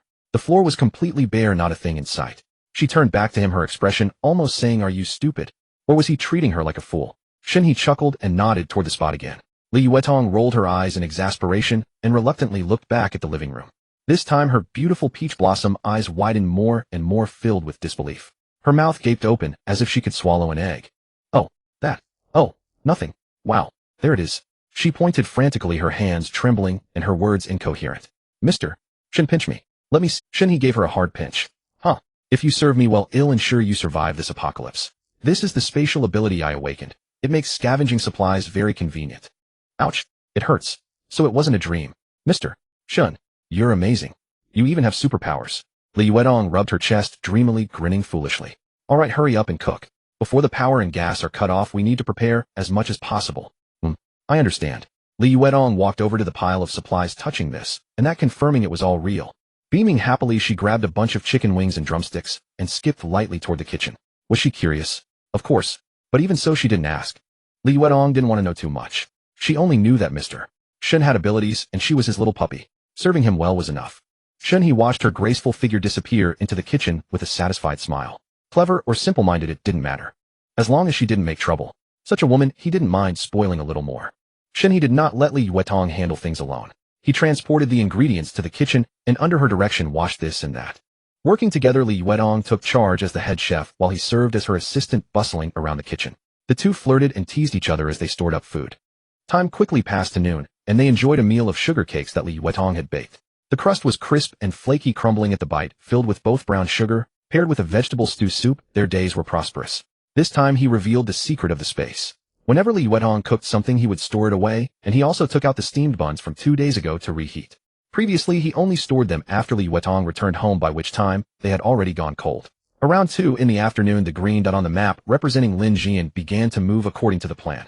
In the morning, Shen He had deliberately gone out. He climbed over the wall beside the residential area, explored a section of the outer map, noted the route with the fewest zombies, and relayed it to Lin Jian. This was the last help he could offer. Sometimes he wondered if he was even a man, unwilling to accompany his own woman in search of her family. Was he any different from Li Wei? But upon reflection, Li Yuetong was the woman who had truly entered his heart, whereas Lin Jian was merely someone he had rescued by chance. She gave herself to him out of gratitude, a fleeting romance. To say he didn't like her would be a lie. After all, she was beautiful, had a great figure, and wasn't clingy. Yet she wasn't worth him risking his life. Besides, he might not stop at just these 2 women, and he couldn't possibly help every woman find her family. To say he didn't like her would be a lie. After all, she was beautiful, had a great figure, and wasn't clingy. Yet she wasn't worth him risking his life. The 2 buildings were not far apart. Shen He walked to the back window and immediately spotted Lin Jian in her white lab coat, cautiously making her way toward the residential. From her agile movements, it was clear she had heeded his advice. He had specifically instructed her in the morning when he fed her to eat a full meal at noon and drink a potion. The potion was a stamina recovery agent. 1 dose brought her back to peak condition. When he first rescued her, her stomach couldn't handle food, so he hadn't used it. Only today, when she could eat, was it appropriate. He had treated Lin Jian well enough. He even gave her a gun. He gave her 4 bottles of stamina recovery potion. That was the best he could do. These were life-saving items. Yet, even so, her favorability didn't increase, probably because there was still someone she cared about in her heart. Perched on the wall, Lin Jian seemed to sense something, or perhaps she just wanted to glance in this direction. She scanned only twice before locking onto Shen He. A warmth surged in her heart. This man did care about her. He had given her something precious. Now he was seeing her off. She wanted to wave vigorously at Shen He, but just as she raised her hand halfway, someone walked up beside him. A woman, judging by her figure, likely even more beautiful than. What a voluptuous woman. She was truly fortunate to have Shen He protecting her. Lin Jian quickly withdrew her hand and mouthed something towards Shen He, though she didn't know. I will come back. Shen He watched Lin Jian climb over the wall and gradually disappear into the distance, silently wishing her well. May she stay safe. Mr. Shen, she's so brave. Li Yuetong admired Lin Jian's retreating figure. She actually dared to go out alone. Shen He wrapped his arm around Li Yuetong's slender waist, pinched her soft flesh, and nodded seriously. That's right. My Tong Tong must also be as brave as her. Once the water, electricity, and gas are gone in a few days, you'll need to go out and train too. Do I really have to face those monsters up close? Can't I just stay home? I can be your logistics, your little pet, to serve you. Li Yuetong's face crumpled in agony, as if suffering unbearable pain. Shen He let out a cold laugh. If you want to survive, you have to be brave. Even a little pet must. With that, he turned and walked away. Li Yuetong stared at his back, stomped her foot, gritted her teeth, and lightly slapped her own face. Oh, stupid Li Yuetong. Why did you have to come over and join in? How did this become my problem? So frustrating. She turned back to watch Lin Jian's nearly vanished silhouette, a glimmer of anticipation flickering in her eyes. By evening around 7, the two had been busy all day. Li Yuetong had finally braised most of the several hundred pounds of chicken wings and drumstick Shen He had brought back. Li Yuetong also made some of her favorite dishes for Shen He to store: cola chicken wings, spicy chicken wings, peppery chicken legs, braised pork, fish, fragrant shredded chicken, and more. She baked hundreds of sugar cakes and thin pancakes, exhausting herself so much that rolling the dough raised blisters on her hands. Shen He helped out a bit today, too, heating up a pot of oil and frying all the semi-finished products: chicken cutlets, popcorn chicken, spring rolls, sesame balls, and so on.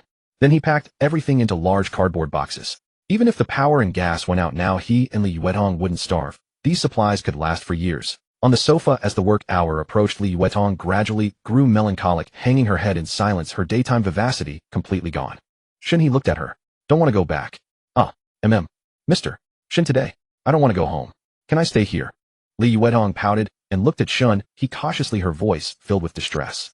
Her heart and mind were now entirely occupied by Shen He, and she didn't want to be apart from him. She couldn't bear to return and face Li Wei's family again. It was so awkward, especially after hearing her mother-in-law's harsh words. Shen He's face turned cold. Did they bully Yue? Li Yuetong quickly shook her head and waved her hands. No. They wouldn't dare bully me. They rely on the steamed buns I bring back to survive. It's just, what? Last night my mother-in-law told Li Wei and the others to find food outside, but they didn't dare. They said I could earn the buns, so they'd wait for rescue. My mother-in-law got angry and said some nasty things. That you covet me, that'll soon cuckold Li Wei. It was really harsh. Li Yuetong looked at Shen He with a complex expression, her face flushing with shame. She had already cuckolded Li Wei. Shen He shrugged noncommittally. Well, she wasn't wrong. Li Yuetong lowered her head. Before Li Yuetong brought it up, Shen He had been considerate of her feelings and let it slide. But now that she mentioned it, it was clear she truly didn't want to go back, so Shen He naturally agreed.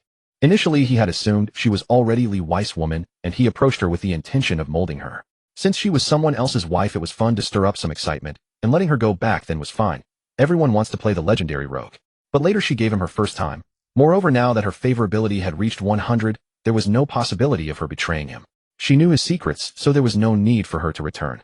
She was a woman worthy of his trust. Why push her back to another man? Even if she was nominally Li Wei's wife, so what? She gave herself to me. Did she give herself to you? If they dare to cause trouble, fine, then he wouldn't spare Li Yuetong's dignity either, and would send them straight into the zombie's guts. Shen He scooped up the obediently curled Li Yuetong and set her on his lap. Then don't go back. In a bit I'll go with you to drive them away. Really? You agree? Li Yuetong let out a surprised yelp, then awkwardly straddled his lap, steadying herself on his shoulders. Her face lit up with surprise as she looked at Shen He, wanting to confirm it was true. Tonight I'll hold you while we sleep. Shen He smirked at her, his gaze bold and direct, making her instantly shy. Then, that's fine. Stop it. Don't look at me. Flustered by his stare, Li Yuetong wrapped her arms around his neck and gently kissed him, offering her crimson lips. When she came to her senses, her shoulder strap had slipped to her waist. Outside the window, the zombies' howls were particularly fierce. Inside there were sounds even more ferocious. Zombies, you've truly mastered this apocalypse. At 9 in the evening, Shen He lounged on the sofa, exhaling a relaxed sigh as his arm wrapped around Li Yuetong's waist, his hand gently patting her smooth back, as if Li Yuetong clung to his neck, her flushed face buried in the crook of his shoulder, eyes closed as she nestled quietly, uncharacteristically docile. After a moment, Li Yuetong gently propped herself up, her peach blossom eyes glistening as she gazed at Shen He. Her lips parted as if to speak, hesitating before she finally murmured, Mr. Shen, I like you. With that, she softly kissed the corner of his lips, then shyly retreated back into his shoulder. Shen He let out a fond, light chuckle. Li Yuetong nuzzled her cheek against his neck. Though Mr. Shen remained silent, she could truly feel his affection for her. All right, Tong, get up and freshen up. We still need to deal with your matters. Li Yuetong lifted her head, a playful smile spreading across her face as she tied her hair up with both hands behind her head. A bright gleam sparked in Shen He's eyes as an idea struck him. He had always known Li Yuetong was a diligent girl, who after dinner, she would voluntarily wash the dishes and tidy up. Li Yuetong headed toward the bathroom, tugging at the slip dress that clung to her waist as she walked. Finally, she let it slide down gently, revealing a snow-white back with elegant curves, a graceful and pleasing silhouette. Her delicate pale feet, exquisitely small and lovely, seemed to tread directly on his heart with every step. Li Yuetong's figure was truly beyond reproach. Her waist was slender, her hips round and perky, her long legs smooth and shapely, slim, yet not frail, full without being bulky. Thanks to years of exercise, her skin was smooth and taut, her body firm and elastic. Having her by his side made his life worthwhile. By the time Li Yuetong had freshened up Shen, he was already dressed and waiting at the door. He had no need to wash up. Li Yuetong asked cautiously, what should we do now? Shen He replied nonchalantly, just kick them out, simple as that. Li Yuetong felt a pang of reluctance. She always believed she had wronged Li Wei, and driving them away seemed too heartless. At least they should wait until the apocalypse was over. With that thought, she took Shen He's hand and gently shook it, her tone pleading, can we not? I'll just pack my things and move here. It's dangerous outside now. Kicking them out would be sending them to their deaths. This was my fault anyway. Let them stay for now, okay? Shen He softened at her coaxing demeanor, though his words remained dismissive. I was the one who forced you. What can they do to me? Dare to fight me? Li Yuetong wrapped her arm around his, pressing close against his chest, her voice gentle. I know you're formidable and don't care about them, but I feel guilty. Please do it for me. Fine, go pack quickly. Come back and rest. We still need to prepare food later. Okay. And one more thing. Shen He glared, his face turning cold. Li Yuetong, don't push it. If I get angry, you won't like it. Li Yuetong quickly raised one finger, then held up the 3 steamed buns in her hand, whispering pleadingly, just one thing, the last one, okay? Give them a few more buns to tide them over. Consider it compensation, returning the bride price to ease my conscience. Shen He stared at her with a deep, unreadable gaze, while Li Yuetong blinked her eyes timidly and pitifully. He understood that Li Yuetong was simply too kind-hearted. Having accepted the bride price, but not gone through with the marriage, she had always felt uneasy and wanted to make amends. A few buns meant nothing. He would get back what he lost from her. Shen He shook his head with a stern face. No buns. Those were made by your hard work. Give them the leftover flour in the kitchen. They can make their own. But you have to agree to one thing before I consent. Li Yuetong immediately grew nervous and asked in a small, frightened voice, well, what thing? She had a premonition that she was about to lose something. Shen He's eyes lit up and he leaned in with a mischievous grin, first gently kissing her earlobe before uttering slowly M-E-I-T-E-S-I-B-O-N-G-W-E-I. Li Yuetong shuddered, overwhelmed with shame, her cheeks flushing crimson. She bit her lip, unable to meet his burning gaze. After a moment of inner struggle, she finally gasped softly and murmured, Having agreed, she quickly turned and fled toward the kitchen. Shen He watched her swaying figure, eagerly anticipating the moment when that time would come. In the kitchen, Li Yuetong sorted through the small bag of flour, her hands moving swiftly, her heart pounding, her eyes sparkling. She couldn't tell who was the hunter. At the door of room 1101, Li Wei gently cracked it open. The moment he saw Li Yuetong's radiant peach blossom-like face, his expression darkened to its worst, and the pain in his heart was beyond words. The faint fragmented sounds from earlier echoed repeatedly in his mind, impossible to dispel. His eyes reddened as he stared at Li Yuetong, seething with grievance and resentment. He couldn't fathom why things had come to this. He had sensed something before, but he had kept silent, pretending not to know as long as she didn't show it, hoping they could still be a good couple. Now she wasn't even bothering to hide it. He was about to lash out, to demand how she could still have the face to step through the door. Suddenly a large hand pressed against the door, pushing it open. Li Wei saw Shen He's calm face, his lips trembling, but unable to utter a word. His expression froze as he instinctively stepped back 2 paces. Li Wei's father stood nearby, peering toward the door. Unable to see Shen He due to the angle, he pointed at Li Yuetong and bellowed, Li Yuetong, you still have the nerve? Hasn't our Li Wei treated you well enough? Why did you betray him? And making such a racket? Utterly shameless. Disgraceful. He beat his chest and stomped his feet, as if recalling a shameful past. Li Yuetong, thinking she would never return, hadn't bothered to suppress those. She had no idea that apartment walls were poorly soundproofed, and her sounds might have been faintly heard. Even now she didn't understand what was happening. Assuming they had guessed something from her bringing Shen He back, she walked silently toward her bedroom, unwilling to explain. What was done, as she would compensate them. Mr. Shen had said that buns were worth more than a few thousand in bride price now. Money was just money, but buns meant survival. Once she repaid them, she would owe nothing. Li Wei's father was still muttering about the family's misfortune when he suddenly saw Shen He enter. His voice caught in his throat, and he could only stammer, you, unable to form a sentence. Finally, he hurriedly bowed his head, retreated to the farthest sofa, and began sighing deeply. According to Yuetong, this man, surnamed Shen, dared to go out alone to kill monsters and scavenge supplies. His old bones couldn't afford to provoke him. Li Wei's mother was livid at the sight of the father and son's pathetic demeanor, vowing to herself that she'd be a fool to remarry in the next life. Her father-in-law cowered in the corner of the sofa, her husband stood by with his head bowed, yet the mistress sat boldly on the couch, waiting for the wife to pack her things. Truly, she had named Li Wei with the character Wei, hoping he might one day become an official and appoint people on merit, never expecting him to be so spineless. Mr. Shen, what is the meaning of this? The men were unreliable, so Li Wei's mother had to hold the fort. Oh, nothing much. Tong Tong said she wanted to stay at my place, and came back to grab her clothes. Just sit there, no need to help. Brother Li Wei, you've lost weight. Have a seat. Shen He spoke casually, as if in his own home. Li Wei, having gone days without meat, and surviving on bread and steamed buns, had indeed grown thinner. Hearing Shen He tell him to sit, Li Wei plopped down on the floor right there. Li Wei's father let out another sigh. Li Wei's mother was so furious at the two that her lips twitched uncontrollably. Could she blame Li Yuetong for running away? If she had someone to rely on, she would flee too. Who wouldn't run from such spineless men? Yet she dared not cause an outright rupture, still hoping for a chance that Li Yuetong might Forcing back her rage, she squeezed out a smile. Mr. Shen, Li Yuetong is the lawful daughter-in-law of our Li family, taken with proper betrothal gifts. Shen He thought this mother-in-law was not bad, far better than the two men at least daring to haggle with him. He placed the bag of flour he was carrying onto the coffee table before him. Yuetong begged me to give this to you as repayment for the betrothal gifts.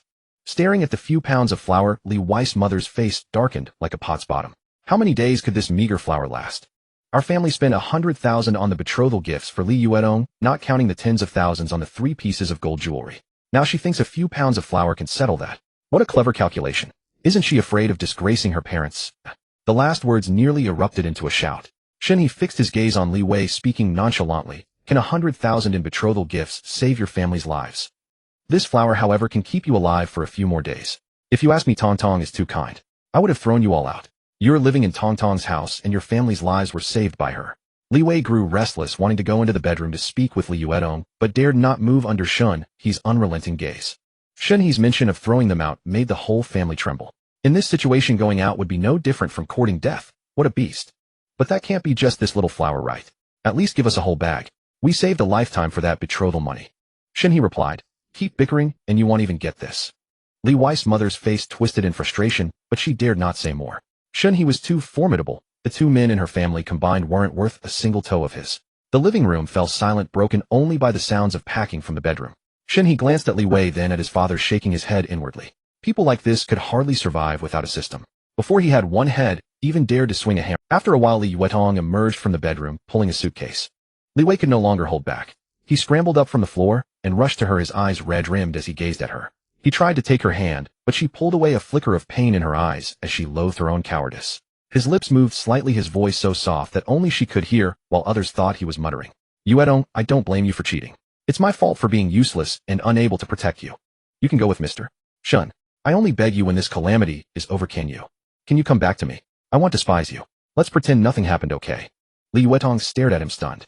She had never known Li Wei to be so weak. She had always thought him honest and steady. If anyone else dared to covet Shen He's woman blood, would have already flowed here. She stepped back and shook her head. I'm sorry, Li Wei. I've truly fallen for Mr. Being with him makes me happy and gives me a sense of security. Things you can never give me. Yuetong. Li Wei tried to step forward, but she retreated further. Don't come closer. Mr. Shen will get jealous. Li Wei froze instantly, not daring to move an inch. He stole my wife, damn it. You should change yourself too, or you'll die in this world, and your parents will too. Having said all she needed to, Li Yuetong turned and walked toward the door. Yuetong, are you leaving just like that? How will you explain to your parents? Our family. Yuetong, have a heart. Have pity on our family. How can we survive without you? Li Wei's mother, wiping tears, chased after her, hoping to soften Li Yuetong's heart with a pitiful act. Li Yuetong paused for a moment, sighed, and then walked on without looking back. My parents will respect my choice, Annie. Your reliance should be on your man and son, not on me forever. Seeing that soft tactics failed, Li Wei's mother's anger surged, and she could no longer contain her fury, bursting into a torrent of curses. Li Yuetong, you shameless woman. The apocalypse has only been a few days, and you've already run off with some wild man. Have you no shame, you little slut? You won't learn anything good. Cuckolding your husband. Shen He had been following close behind Li Yuetong, just over a meter from Li Wei's mother. Hearing her insults, he turned coldly, grabbed her by the collar, and slapped her repeatedly, each blow accompanied by a cold reprimand. Shen He had been following close behind Li Yuetong, just over a meter from Li Wei's mother. Hearing her insults, he turned coldly, grabbed. Who the hell are you calling a slut? My Tong Tong is fragrant. Smack. Li Wei's mother covered one cheek. Up. You want face. Smack. Li Wei's mother covered both cheeks. Ouched. You want face, yet you send your daughter-in-law to a single man's house to cook. Smack. Li Wei's mother clutched her forehead. Hey. Didn't you know I had ill intentions? Smack. Li Wei's mother was dazed. Hey. You knew I had ill intentions, and still sent her to cook at my place. Didn't you know what might happen? Smack. Li Wei's mother couldn't cover her face, her hair a mess. Hey. If you hadn't condoned it. Could I have forced her? Could all this have happened so fast? Smack. Li Wei's mother's eyes glazed over, too weak to cover her face. Hey. Yeah, you call Tong Tong shameless. Smack. Yet you shamelessly eat the bread she earned. Smack. Who's the shameless one, damn it? Smack. Li Wei's mother lost 2 front teeth, her molars loosened, and she screamed, You 2 men are dead weights. Shen He's onslaught shocked everyone in the room. Li Wei and his father were both terrified and stunned, snapping back to reality only when they heard her scream curses at them. Li Yuetong stood behind Shen He, watching her protective man, moved beyond words. She covered her mouth with her hands, tears streaming down. How could she not love such a Mr. Shen? Hearing Shen He's protective words, her peach blossom eyes followed his figure, crying and laughing at once. This was the feeling of a racing heart. I'm willing. am willing to be Mr. Shen's little dog. Li Wei's father, stifled with rage, let out a muffled roar. How dare you hit my wife? He'll fight you to the death. Beside him, Li Wei's eyes were bloodshot, his face twisted with fury as he lunged forward like a madman, roaring, You dared to hit my mom. He'll kill you. Heh. Shen He watched the father and son charging at him with cold eyes. He wasn't angered when Li Wei's father came, but Li Wei's frenzied state instead drew a bitter laugh from him. How utterly ridiculous. When his wife was taken from him, he hadn't shown such readied fury or defiance. Now for his mother, he dared to risk his life. Wasn't his tong worthy? Li Wei's father charged from the right front, while Li Wei flanked from the left rear. Their momentum seemed fierce, but in Shen He's eyes it was utterly insignificant. In his youth he had fought countless battles, and the opponents he faced were far more vicious and ruthless than these two. Before they could close in, Shen He drove his right leg forward, landing a sharp, powerful front kick squarely on Li Wei's father's stomach. With a muffled grunt, Li Wei's father flew backward over 2 meters, skidding across the polished floor, before crashing heavily against the edge of the solid wood coffee table. His face turned deathly pale as he clutched his stomach and lower back, writhing in pain on the ground, unable to utter a complete sentence. Dad! Li Wei, shocked and enraged, glanced briefly at his father writhing in agony, then turned his glare back to Shen He. Shen, this isn't over between us. Humph. Shen He snorted coldly, then flung Li Wei's mother by the collar like a rag doll toward her husband. She landed with a scream, crashing onto the man, who let out another pained grunt.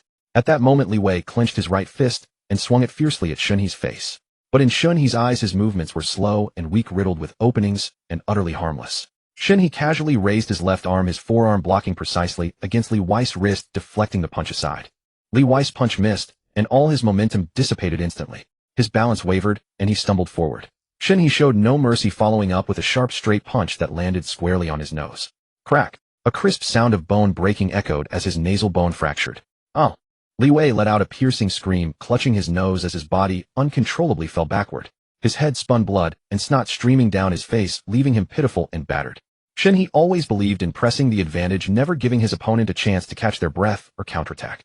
Before Li Wei's body hit the ground, Shen He stepped forward and landed a left hook to his liver. Ugh! Li Wei immediately forgot his nose, clutching his liver with both hands as his body curled up like a shrimp from the pit. Shen He, expressionless and cold, crouched down, grabbed Li Wei by the collar, and rained several heavy punches onto his swollen face.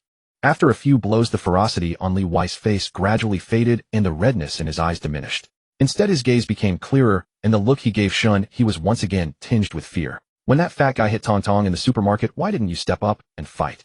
Smack! A heavy slap sent his face swelling. Li Wei groaned in pain. When Tong Tong made me a meal, why didn't you stop her? Smack! Li Wei mumbled, Oh. Why couldn't you go find supplies? Let Tong Tong stay home. You useless coward. Smack! Li Wei trembled all over. And when I bullied Tong Tong, where were you? He'll slap you to death. Smack! Li Wei curled up, desperately covering his head with both hands. Wait. Mr. Shen.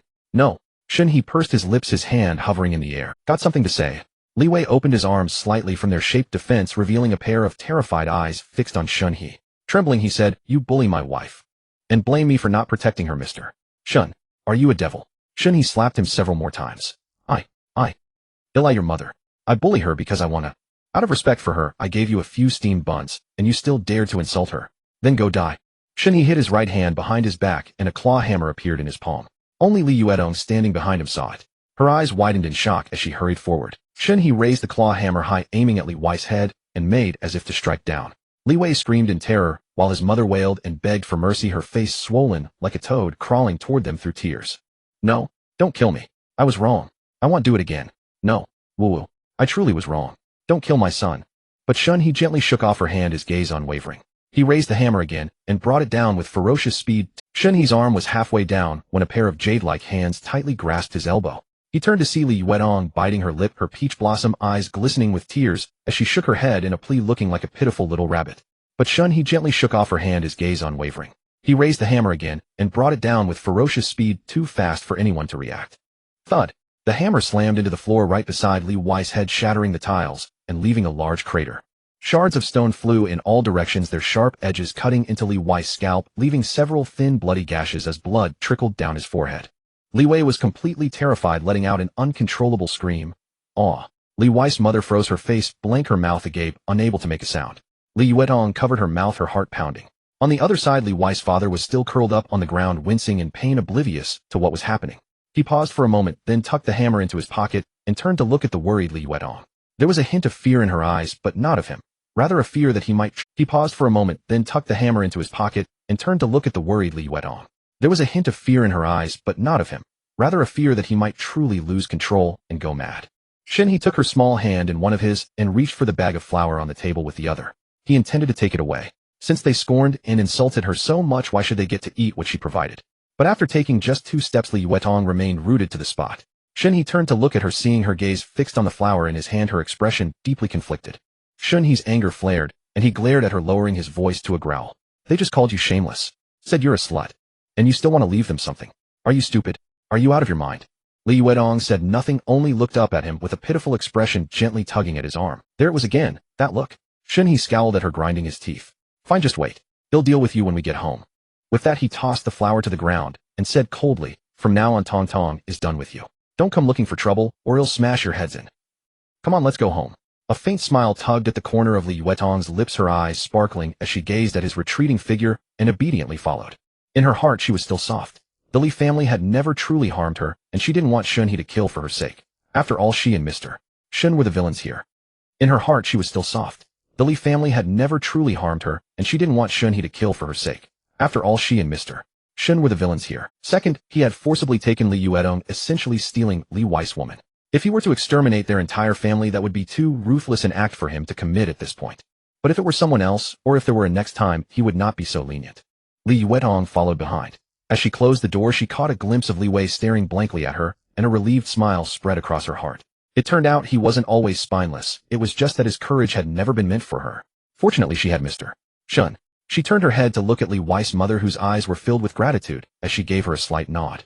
Her former mother-in-law was a sensible woman. Selfish perhaps, but that was only human nature. Li Yuetong returned the nod with a bow. As the door closed, she felt an immense sense of relief. From this moment on, she had no further ties to the Li family. From now on, she was Mr. Shen's little puppy alone. Seeing her lost in thought, Shen He raised his hand and gave her a smack. Smack. Ouch. What are you plotting? He'll deal with you when we get home. Shen He's voice rang out with displeasure. Yet Li Yuetong was in high spirits, her beautiful eyes curving into crescent moons as she spoke in a soft, cajoling tone. Mr. Shen, I know I was wrong. Inside room 1101, Li Wei listened to the coquettish, tender voice of Li Yuetong, a sound he had never heard before, echoing from the hallway, and he stood there utterly stunned. Li Wei's mother glanced at her son and pursed her lips helplessly. The moment she moved, she winced in pain, inhaling sharply. Her face was still swollen. After decades of life, she had ended up beaten black and blue by a young couple.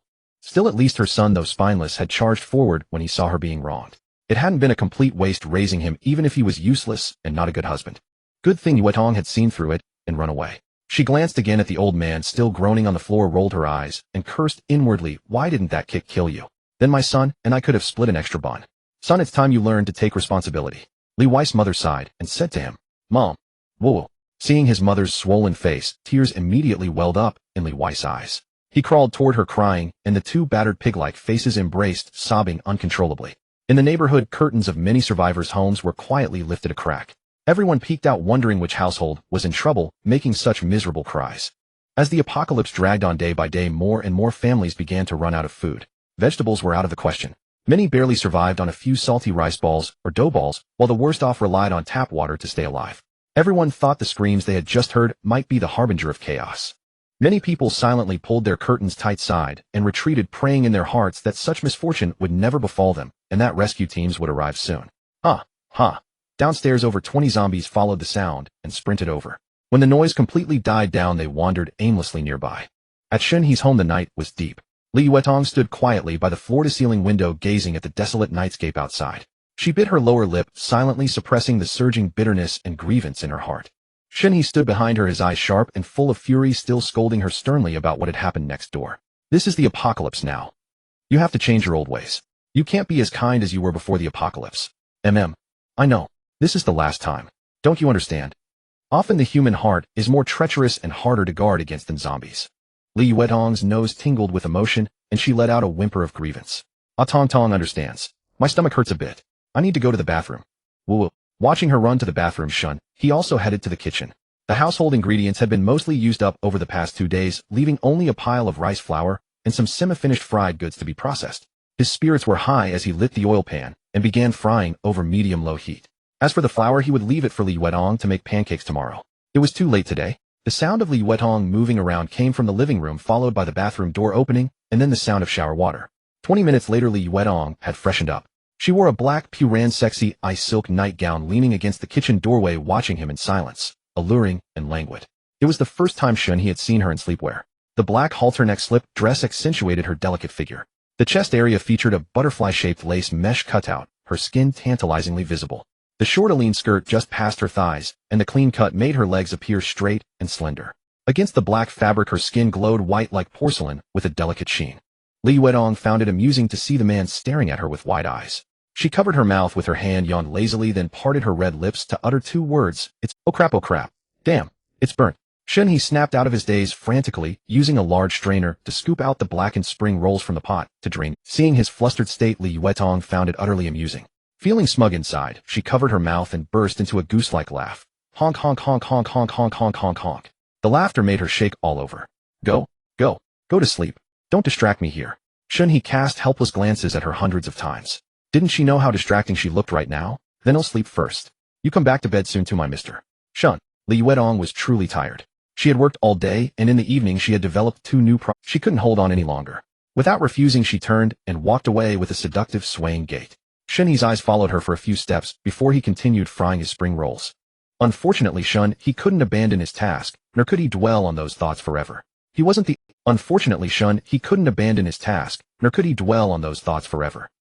only one who would get tired, and he had already given his all earlier that day. Thinking back on these first few days of the apocalypse, he realized how dangerous it had been. Every day he struggled to survive by the skin of his teeth. Shen He worked in the kitchen until 3 in the morning, frying all the frozen goods he had collected from the daycare and storing them in his system backpack. When he woke up tomorrow, he aimed to fry the 100 gene of peanuts as well to have as a snack with drinks later. He turned off the stove, left the oil as it was, went to the bathroom to wash up, relieve himself, and finally took a nice shower. When he returned to the bedroom, Li Yuedong was sleeping soundly, hugging the quilt with one leg wrapped around it, her sleeping face gentle and adorable. Shen He climbed into bed quietly, but Li Yuedong was still roused by the slight movement. Recognizing him, she immediately smiled sweetly, leaned over to kiss his cheek, then tossed her soft self into his arms. She nuzzled her head against him and fell back into a deep sleep. Holding her warm, soft body and catching the faint scent of her bath, Shun, he whispered a command to the system and closed his eyes, drifting off to sleep. System, keep watch for me. Honestly, I'm at your beck and call. At 11:20 a.m. on August 7th, 2027. The 4th day of the apocalypse. Bullets, 154 rounds. Haha. Ah. Help. Someone save. Save. Yeah. It hurts. It hurts. Honey. No. You monsters. Bang. Woo. Honey. Get up. Daddy. Wah. I want daddy. Shen He on the bed was jolted awake by the clamor. His mind still foggy, his body instinctively sat up, alertly scanning the surroundings. The spot beside him was empty, Li Yuedong's place already cool. He glanced at the system map. Her green dot was in the kitchen, and his heart settled. Outside the window, the harrowing screams of men mingled with the heart-wrenching cries of women and children continued unabated. He stepped barefoot to the window, gently parting the curtain, just a crack. The glaring sunlight burst in, making Shun He squint and turn his head away, instinctively raising a hand to shield his eyes. After a few seconds, he barely managed to adjust to the light. On the main road of the residential complex, a man in his 30s was violently pinned down by 2 zombies. A large chunk of flesh was brutally torn from his face, exposing pale gums. One zombie knelt beside his head, lowered its mouth, and bit off his nose.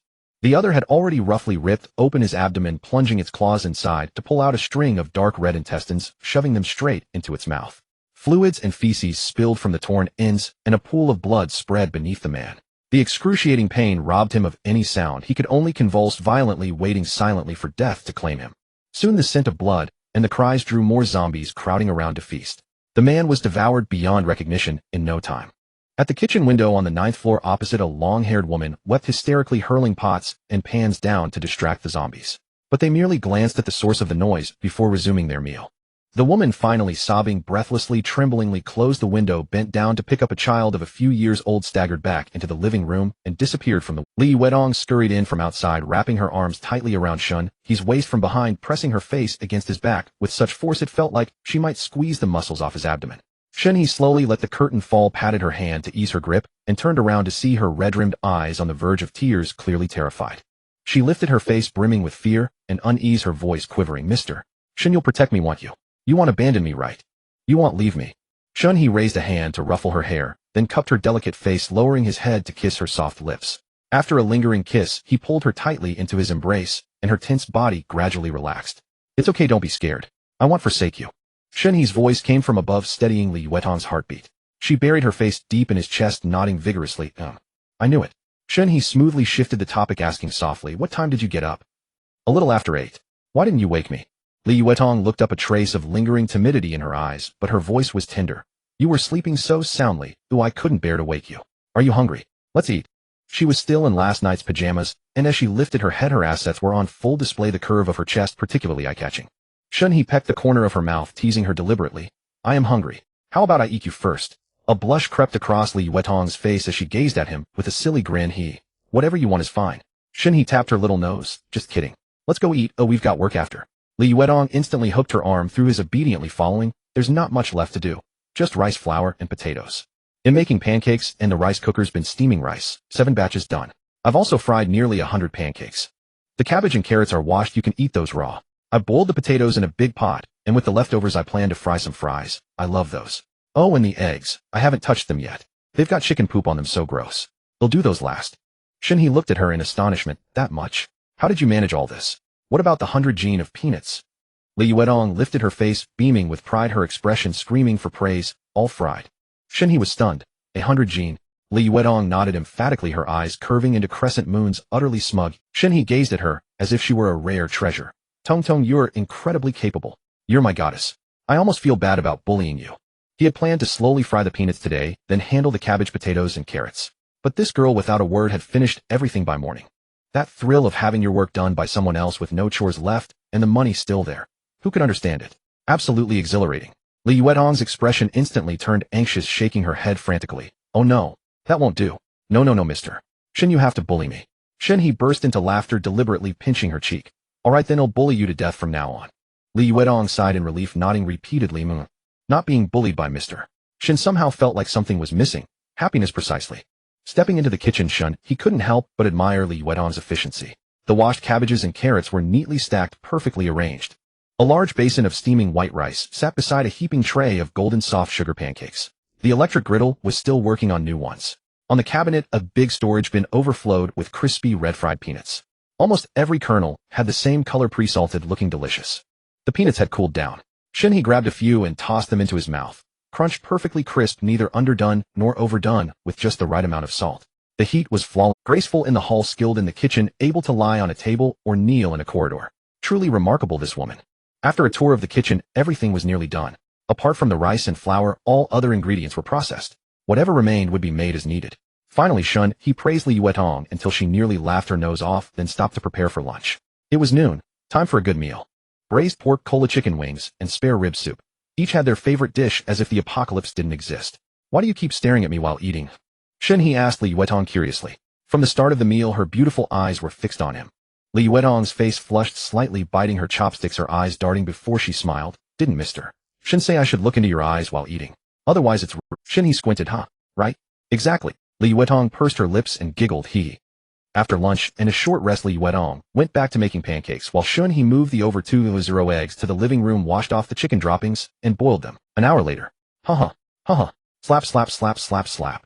Outside, the zombies' roars erupted again, immediately followed by a chaotic flurry of footsteps. Someone else had gone out. It seemed the survivors' supplies were running out. Not every household had stocked up on rice. Damn it. A bunch of idiots. Come on. Come at me. They'll kill you all. They'll chop you to pieces. Downstairs in the small garden, a burly man in his late 20s was locked in a struggle with 3 zombies. His arms were thick with muscle, and his limbs, chest, and back were heavily wrapped in exercise books covered by a leather jacket. His protective method was identical to Shen He's first time venturing out. Clutching a kitchen knife in one hand and a large steamer lid as a shield in the other, he used the garden bench's exercise equipment and swings to dodge and weave, waging a guerrilla war against the 3 zombies. His mouth spewed curses, all born from uncontrollable fear and pressure. At that moment, he hid behind the swing to lure the zombies. 2 of them charged straight at him, one slammed hard into the railing, while the other tripped over the swing's rope.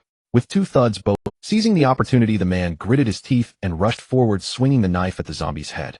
But his heart was frantic, fearing the zombies would rise, and wary of a third one ambushing him. Several strikes only left deep gashes on the head, failing to land a fatal blow. After a perilous chase of starts and stops, he finally managed to kill 1 zombie, but the man was drenched in sweat and panting like a bull.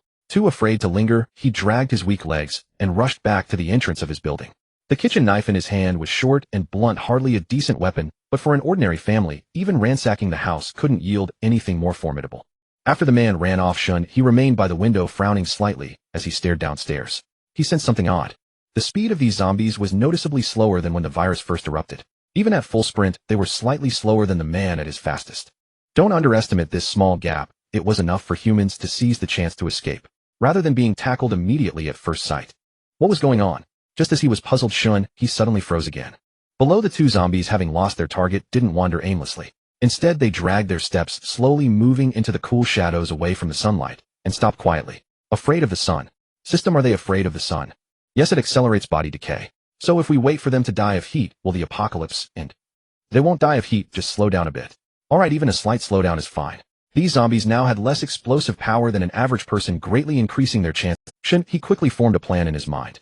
Once the city was completely without water, electricity, and gas, and order utterly collapsed, he would take Li Yuetong out of the neighborhood and head to the orphanage.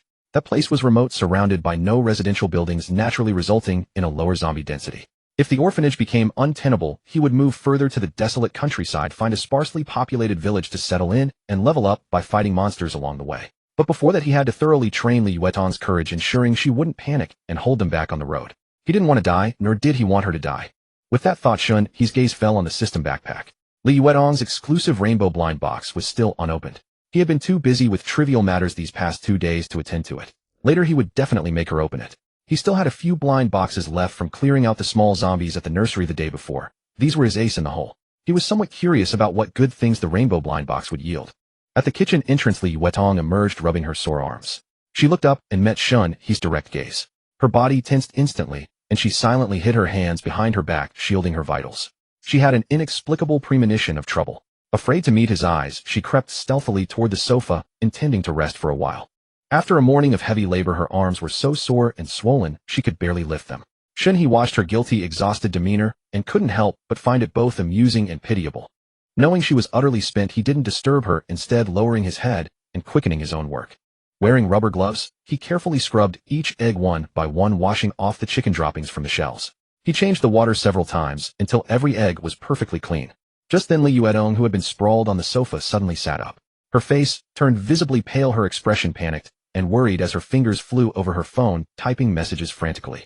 Shen He remained silent, watching her quietly until she finished sending the messages before asking, "What's wrong?" "The water and electricity at my parents' place are out." The moment Li Yuetong spoke, tears uncontrollably streamed down her face. She had been in touch with her parents these past few days, but once the power went out, it meant they would soon be completely disconnected. Once disconnected, there was no telling when they would be able to contact again. Perhaps this was the last communication. Shen He got up and pressed the living room light switch. The light came on, and he casually turned it off.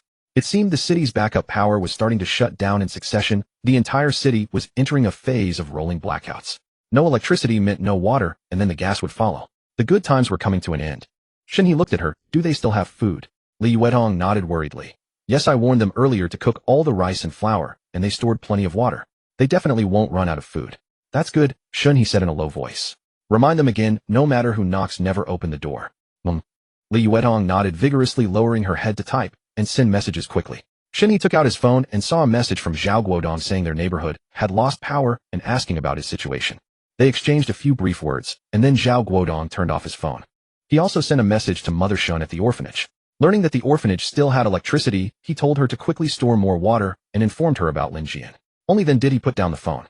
Without delay, Shen He rushed into the kitchen, filling every pot and basin that could hold water, and set 2 large steamers on the stove to boil the eggs. Other places had already lost power. Theirs wouldn't last much longer.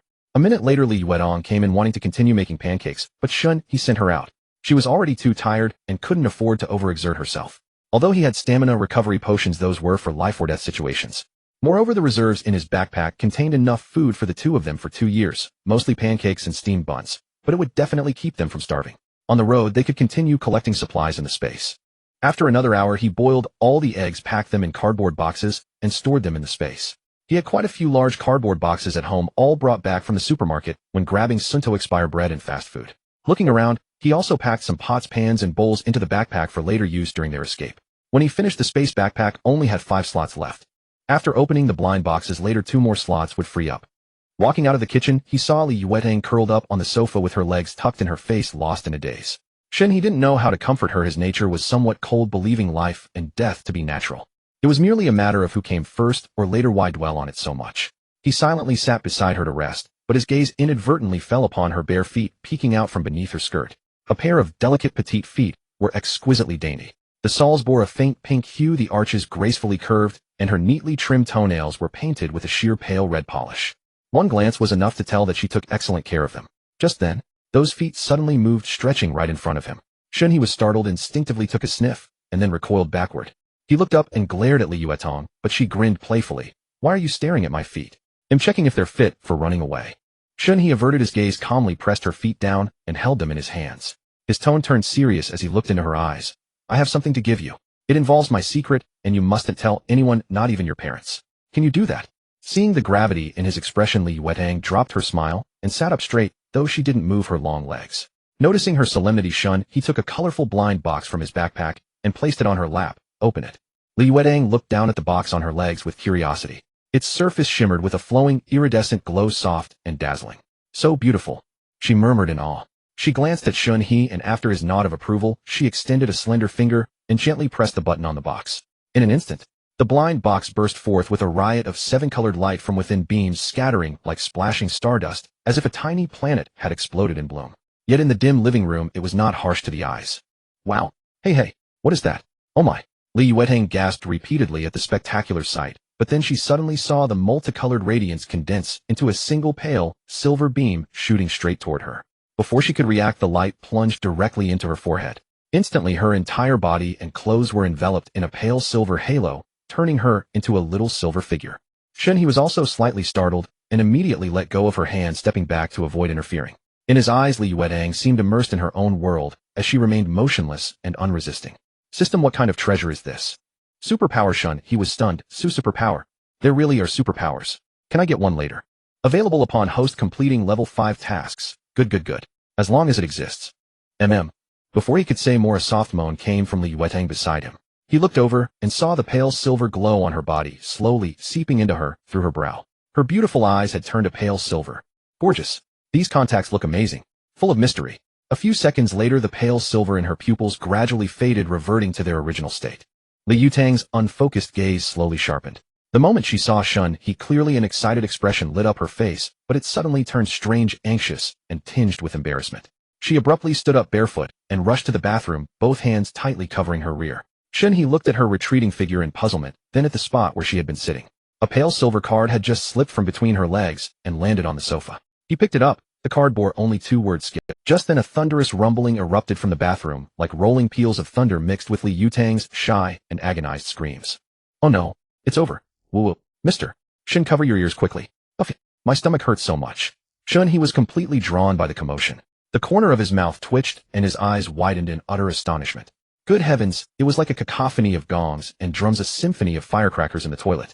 The noise was so intense, he worried Li Yuetang might blow up the bath. A full 10 minutes passed before the overwhelming clamor finally subsided, followed by the sound of running water. Clearly Li Yuetang had started showering inside. Outside, Shen He shook his head in shock and took out the white blind boxes to open them. There were 5 in total. 12-gauge buckshot x 50, iced watermelon x 10, roasted whole lamb x 5 backpack, 10 slots Glock, 17 pistols. Shen He's eyes lit up with each box he opened. The ammunition and food alone felt like a bountiful harvest, but he was even more surprised to get 10 extra backpack slots, perfectly compensating for his lack of storage. Even more thrilling was the pistol from the blind box. He had just been pondering a suitable self-defense weapon for Li Yuetang, and now everything was complete. He picked up the pistol and found it like his shotgun came with a spatial magazine that replenished 50 rounds daily. It also had a silencer feature and reduced recoil. Perfect. After toying with it for a while, he took out his shotgun and loaded the newly acquired shells into it. 2:04 when he finished, half a face peeked out from the bathroom doorway. Li Yuetang, her cheeks flushed, was secretly watching him. Shen He saw her and beckoned her over. She hesitated a few times before hanging her head and shuffling over to him timidly. When she stood before him, Shen He's eyes were nearly blinded by her snow-white skin. It was like milk, fair, tender, and silky smooth without a single blemish. Yet it wasn't pallid, it was a healthy white with a rosy undertone. She also smelled fragrant, not like body wash. At least she didn't stink. He opened her attribute panel, and sure enough. Space superpower user Li Yuetang, age 25, height 168 centimeters, appearance 92, physique 95, bust, martial arts slightly accomplished 175, affection 100, comprehensive ability 20, ability space system level 0. Her appearance had increased by 1 point, and her comprehensive ability had risen to 20. twice the physique of an ordinary person. No wonder her skin had become even more flawless, so tender it seemed to drip with moisture. She had also gained an ability essential for space manipulation. Shen He's unabashed gaze made Li Yuetang feel a bit reassured, yet her cheeks burned with embarrassment. She pouted and whispered, "Mr. Shen, you didn't hear anything just now, did you? Right?" A faint smile curled at the corner of Shen He's mouth as he deliberately teased her. "I heard every single sound." Miss Li's bathroom performance was quite spectacular, truly a spectacle. Li Yuetang's face fell, and she wished she could bury herself on the spot. She wailed softly, "It's over. I have no face left. You definitely didn't hear anything, right?" With that, she lowered her head, charged over, and buried herself in his arms, straddling him and rubbing against him vigorously. "Mr. Shen, I don't stink. Smell me, woo-woo." "Ugh, you stink. Get off." "I don't stink. You're lying." As they wrestled and shoved each other, the towel wrapped around Li Yuetang slipped off gently. The air fell silent instantly. Li Yuetang, burning with shame, froze in place. Shen He's Adam's apple bobbed involuntarily, his gaze darting everywhere, not knowing where to rest. They exchanged a glance, sharing an ambiguous smile. Li Yuetang sat before him, her arms looped around Shen He's neck as she nestled quietly against him, savoring the lingering warmth of their intimacy. He absently stroked her back, her skin so smooth it felt like washing his hands in milk. She was drenched in sweat, yet strangely there was no odor, only a faint, delicate fragrance. Both of them were lost in the moment, the room enveloped in silence. Suddenly they opened their eyes, simultaneously exchanged a glance, and then both looked toward the entrance. A dull thud had just sounded from outside, the unmistakable noise of the wooden plank bracing the door being knocked over. Someone was coming. Shen He glanced at the map. It clearly showed two unfamiliar white dots appearing on their floor. Li Yuetang looked at him, unable to hide her panic. This was her first time facing strangers since the apocalypse began. "Get dressed. Don't make a sound." Shen He's voice was calm as he hooked his hands under her armpits, lifted her effortlessly, and set her down on the nearby sofa. They both rose, swiftly dressing in quick, silent motions. Li Yuetang didn't even bother to wipe herself clean, ignoring the sticky discomfort of her sweaty skin. Once Shen He had his pants on, he felt much more at ease. With his strength and his gun, he had no fear of just two people. His real worry was them breaking in while he and Li Yuetang were still naked. That would be a loss too great to bear. He turned to look at Li Yuetang. She had just put on her underwear and was pulling a dress over her head, concealing her exquisite figure. Only then did Shen He fully relax. This was the first time anyone had come to their floor since the apocalypse. He found it exhilarating. How should he play this? Outside, a middle-aged man in his 40s emerged from the emergency stairwell, drenched in sweat. Behind him followed a young man in his 20s, his face tight with anxiety. Both had backpacks that hung flat and empty. "Dad, there must be someone alive on this floor." The young man gripped a fruit knife, staring at the fallen plank on the ground, his voice strained. It's okay. We'll just pick the empty ones. As long as we don't bother anyone, they won't bother us." The middle-aged man was scared too, but his family had run out of food, leaving him with no choice. They lived on the 13th floor themselves. They had planned to search floor by floor from above, but as soon as they reached the 14th, they ran into the zombie Shen He had killed earlier. The corpse lay at the stairwell entrance, already decayed and swarming with maggots. Each one was as thick as a finger, and the sight sickened them so much they immediately— The middle-aged man hastily scanned the 3 apartments on the corridor and finally chose the one in the middle. The middle unit was the smallest, so it was less likely to house wealthy people. Even with the world turned upside down, they dared not easily offend those with power and money.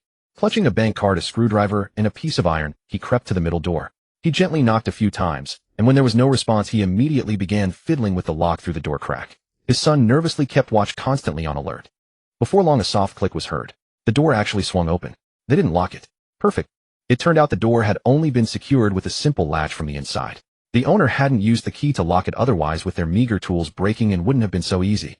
The two exchanged a glance, joy spreading across their faces as they cautiously pushed the door open and entered. Shen He watched them through the peephole. They looked honest and simple, probably locksmiths by trade. From their hushed conversation, he could tell they weren't malicious. So he put away his gun. He wasn't the type to kill indiscriminately. They were all just pitiful souls trying to survive. "What's the situation?" Li Yuetang whispered, pressing close behind Shen He. "Nothing serious. 2 people scavenging for supplies. When they come over, we'll do this. And this. And this." Shen He turned and whispered back to Li Yuetang, gesturing to show her what to do. "You're so wicked. Still playing tricks at a time like this.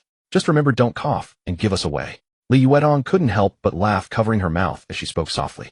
"Don't worry. Last time I scared you, it was because I had no experience. This time I'll scare them off. Let outsiders think the place is full of zombies, so we won't have people constantly snooping around and causing trouble." Shen He grinned, a mischievous smirk playing on his lips. Soon the father and son emerged from the middle apartment. The father carried half a bag of rice and flour plus a half-full water jug. Their backpacks were also stuffed with goods. Both were beaming. It had been a fruitful haul. They then went to knock on Li Yuetang's door. No one answered. It wasn't until the middle-aged man started to pick the lock that Li Wei finally shouted, demanding to know what they were doing. Startled, the two apologized profusely, claiming they didn't know anyone was there. The middle-aged man drew a circle on the wall near the door, wiped his sweat, and headed towards the young man muttered, "Someone's home, and they don't say anything. It's normal to be cautious. Who would open the door just because someone knocks?" They arrived at Shen He's door and knocked. This time they didn't rush. When no one answered after the first knock, they knocked again. This time a chaotic rush of footsteps approached, accompanied by guttural growls and frantic pounding on the door. HHHH. HHHH. Ow, grr. HHH. Bang, bang, bang. Oh my god. Zombies. Run, son. Run. Dad. The father and son outside turned deathly pale in an instant. They stumbled backward, tripping over their own feet and tumbling to the ground in a heap. They scrambled to their feet, frantically grabbed their scattered belongings, and fled headlong toward the emergency stairwell. Their footsteps quickly faded away. Inside the room, Li Yuetong collapsed onto Shen He, laughing so hard she could barely stand. Ha ha ha.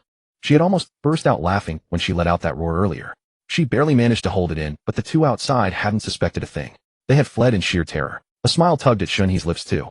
Through the peephole, he spotted a plastic bag lying on the corridor floor containing a few packs of instant noodles. He opened the door and retrieved it. This unexpected windfall delighted them both. Consider it a small compensation for the father and son's uninvited intrusion. Across the hall, Li Wei's family was stunned by the couple's act. They knew full well that Shen He and Li Yuetong weren't zombies. Li Wei's mother looked enviously at Shen He, picking up the instant noodles, silently marveling at his cleverness. She had learned a new trick. Back in Shen He's apartment, he pressed Li Yuetong down onto the sofa, urging her to fully experience her newly acquired ability. Try out your power first. Right? I was about to mention it. There's a warm current flowing through my body, and I feel like I can connect to something. Mister, Shen, let me give it a try. Li Yuetong instinctively focused her mind. A clear sensation arose, as natural as moving her own limbs. The next moment, she vaguely perceived a quiet, empty space before her, clean, secure, like a secret storeroom that belonged only to her. I see a space the size of a garage. I think I can store things. Li Yuetong's voice trembled slightly, a mix of shock and delight. She looked at the items on the coffee table. With a mere thought, the water cup and eggs vanished into that space. Another thought brought them back, and everything stored inside remained in a static state. Li Yuetong looked up at Shen He, a shimmer still lingering in her eyes, her face a picture of incredulous gratitude. Mr. Shen, is this my ability? The gift you gave me is actually a spatial ability. I have the power to store things just like you. Not just space. There's this too. Shen He kept his expression impassive, striking a cool pose as he handed her the skill card he had picked up earlier, though inwardly, he felt a slight twinge. A garage's-sized space. Pretty practical. Li Yuetong took the silver card, curiously turning it over and over in her hands. Before she could examine it for more than a few seconds, the card suddenly transformed into 3 beams of silver light, which shot straight into her brow. This time she was no longer startled, her experience granting her calm. She simply gazed at Shen He with moist, innocent eyes. Shen He's expression nearly cracked. 3 beams of silver light. That meant 3 skills. Adding the storage, that made 4 skills. Being his woman was such a fortunate fate. Making love with him enhanced her beauty and physique, and her loyalty awakened supernatural powers. Yet he was the one who bore the greatest effort. As for Li Yuetong, the moment the 3 beams entered her body, 3 distinct and clear cognitions emerged in her mind, as innate and familiar as the act of eating. She abruptly lifted her head to look at Shen He, overcome with excitement and gratitude, tears streaming uncontrollably from her beautiful eyes. She had always been prone to crying. Any strong stimulus would cause her bodice moisture to overflow. Mr. Shen, you are so good to me. I'm truly lucky to have met you. Sob. Let's not say anything more, alright? Li Yuetong, unable to contain her emotions, threw herself into Shen He's arms, gently rubbing her cheek against his chest, her sobs muffled. Today, even if she exhausted herself, she would take good care of him. Shen He reached out and stopped her restless little hands, rolling his eyes at her. I understand your feelings, but don't be so greedy. First tell me what the new skills are. We'll discuss other matters tonight. He. Li Yuetong burst into laughter, realizing she had been a bit too eager, but she was simply too thrilled. Mr. Shen had given her so much. Space-based supernatural power. That was a top-tier ability only found in novels, and it was stronger than most depicted there. Mr. Shen had easily bestowed. She wiped away her tears, licked her red lips with a sly grin, and scooted back a little. Let me show Mr. Shen a demonstration. Following the instinct in her mind, she activated the ability. Li Yuetong's eyes turned a pale silver, and the air around her seemed to still for a moment. An invisible film quietly enveloped her body. By concentrating her mind, she could expand a thin yet resilient barrier, effortlessly repelling external forces. She was brimming with confidence. This was the first skill space barrier capable of directly blocking physical attacks. Her pale silver eyes sparkled as she looked at Shen He. She parted her red lips, lifting her delicate chin slightly. Mr. Shen, this is called space barrier. It can be used as a shield. Try attacking me. Shen He cast an envious glare at her, irritated by her smug expression. Without a word, he raised his hand and pointed a Glock 17 directly at her. Hey, wait, that's too much. The ability isn't that strong. Mister Shen, don't you want your Tong Tong anymore? Put down the gun. Tong Tong doesn't want extra holes in her body. Li Yuetong squeezed her legs together, nearly frightened to the point of losing control. The silver light in her eyes vanished instantly, and she raised her hands to shield her face, staring at him with a mix of bewilderment and reproach. Weren't the abilities his own gift to her? Why was he getting angry at her? So unfair. Haha. Seeing her terrified reaction, Shen He's mood lightened. He stopped teasing her, holstered the gun, and threw a punch straight at her instead. Li Yuetong immediately shed her playful demeanor, and the silver light returned to her eyes. Just as Shen He's fist reached a meter in front of her, it could advance no further. A faint silver shield materialized in the air, effortlessly blocking his strike. Though he hadn't used his full strength, he had put the force of an adult man into the punch. Now with Li Yuetong's barrier easily deflecting it, it seemed capable of withstanding a zombie's. Shen He nodded. Not bad. Can it really not stop bullets? Li Yuetong shook her head. I feel like it can't yet. I have a passive skill called spatial perception. When you pointed the gun at me, I immediately sensed the danger. Shen He asked curiously, is there a range limit to this perception? About 50 meters. I can feel any danger within that range. Shen He nodded again and asked, alright, what about the last skill? Li Yuetong's eyes lit up with excitement. This one's an attack skill. It's called Space Blade. If I want to strike something, I just focus on it, and an invisible blade will fall on the target, cutting it clean through. Shen He glanced at the glass on the coffee table and said casually, do it. Okay. A silver glint flashed in Li Yuetong's eyes, and Shen He saw a colorless blade appear in midair about 20 centimeters from the cup, slicing toward it. With a crisp crack, the glass was cut in two, the break smooth and clean. Clap, clap, clap, clap. Shen He slumped on the sofa, clapping expressionlessly, though his heart skipped a beat. This was too absurd. In other novels, space abilities were only good for storing supplies. How did she have warning, defense, and attack all covered? Li Yuetong grinned at Shen He. Mister Shen, your space ability must be the same, right? You've never shown me. You're so tight-lipped. Not as tight as you. He didn't say that. Shen He's expression paused, then he gave her a mysterious smile. You need to learn from me. Keep your lips tight too. Inside, however, he was screaming in frustration. He had no such ability. Li Yuetong nodded solemnly. Don't worry, my lips are the tightest. This is our secret. Shen He gave a slight nod. He knew well enough that her lips were indeed tight. Li Yuetong was never one to gossip. Though he couldn't help but envy Li Yuetong's formidable powers, Shen He felt more joy than jealousy. Having a loyal and capable partner in this perilous world greatly increased their chances of survival. He handed the Glock 17 to her as well. Take this gun. You'll get 50 bullets every day. You're giving me this too? Do you still have one? Li Yuetong was a bit surprised. Mr.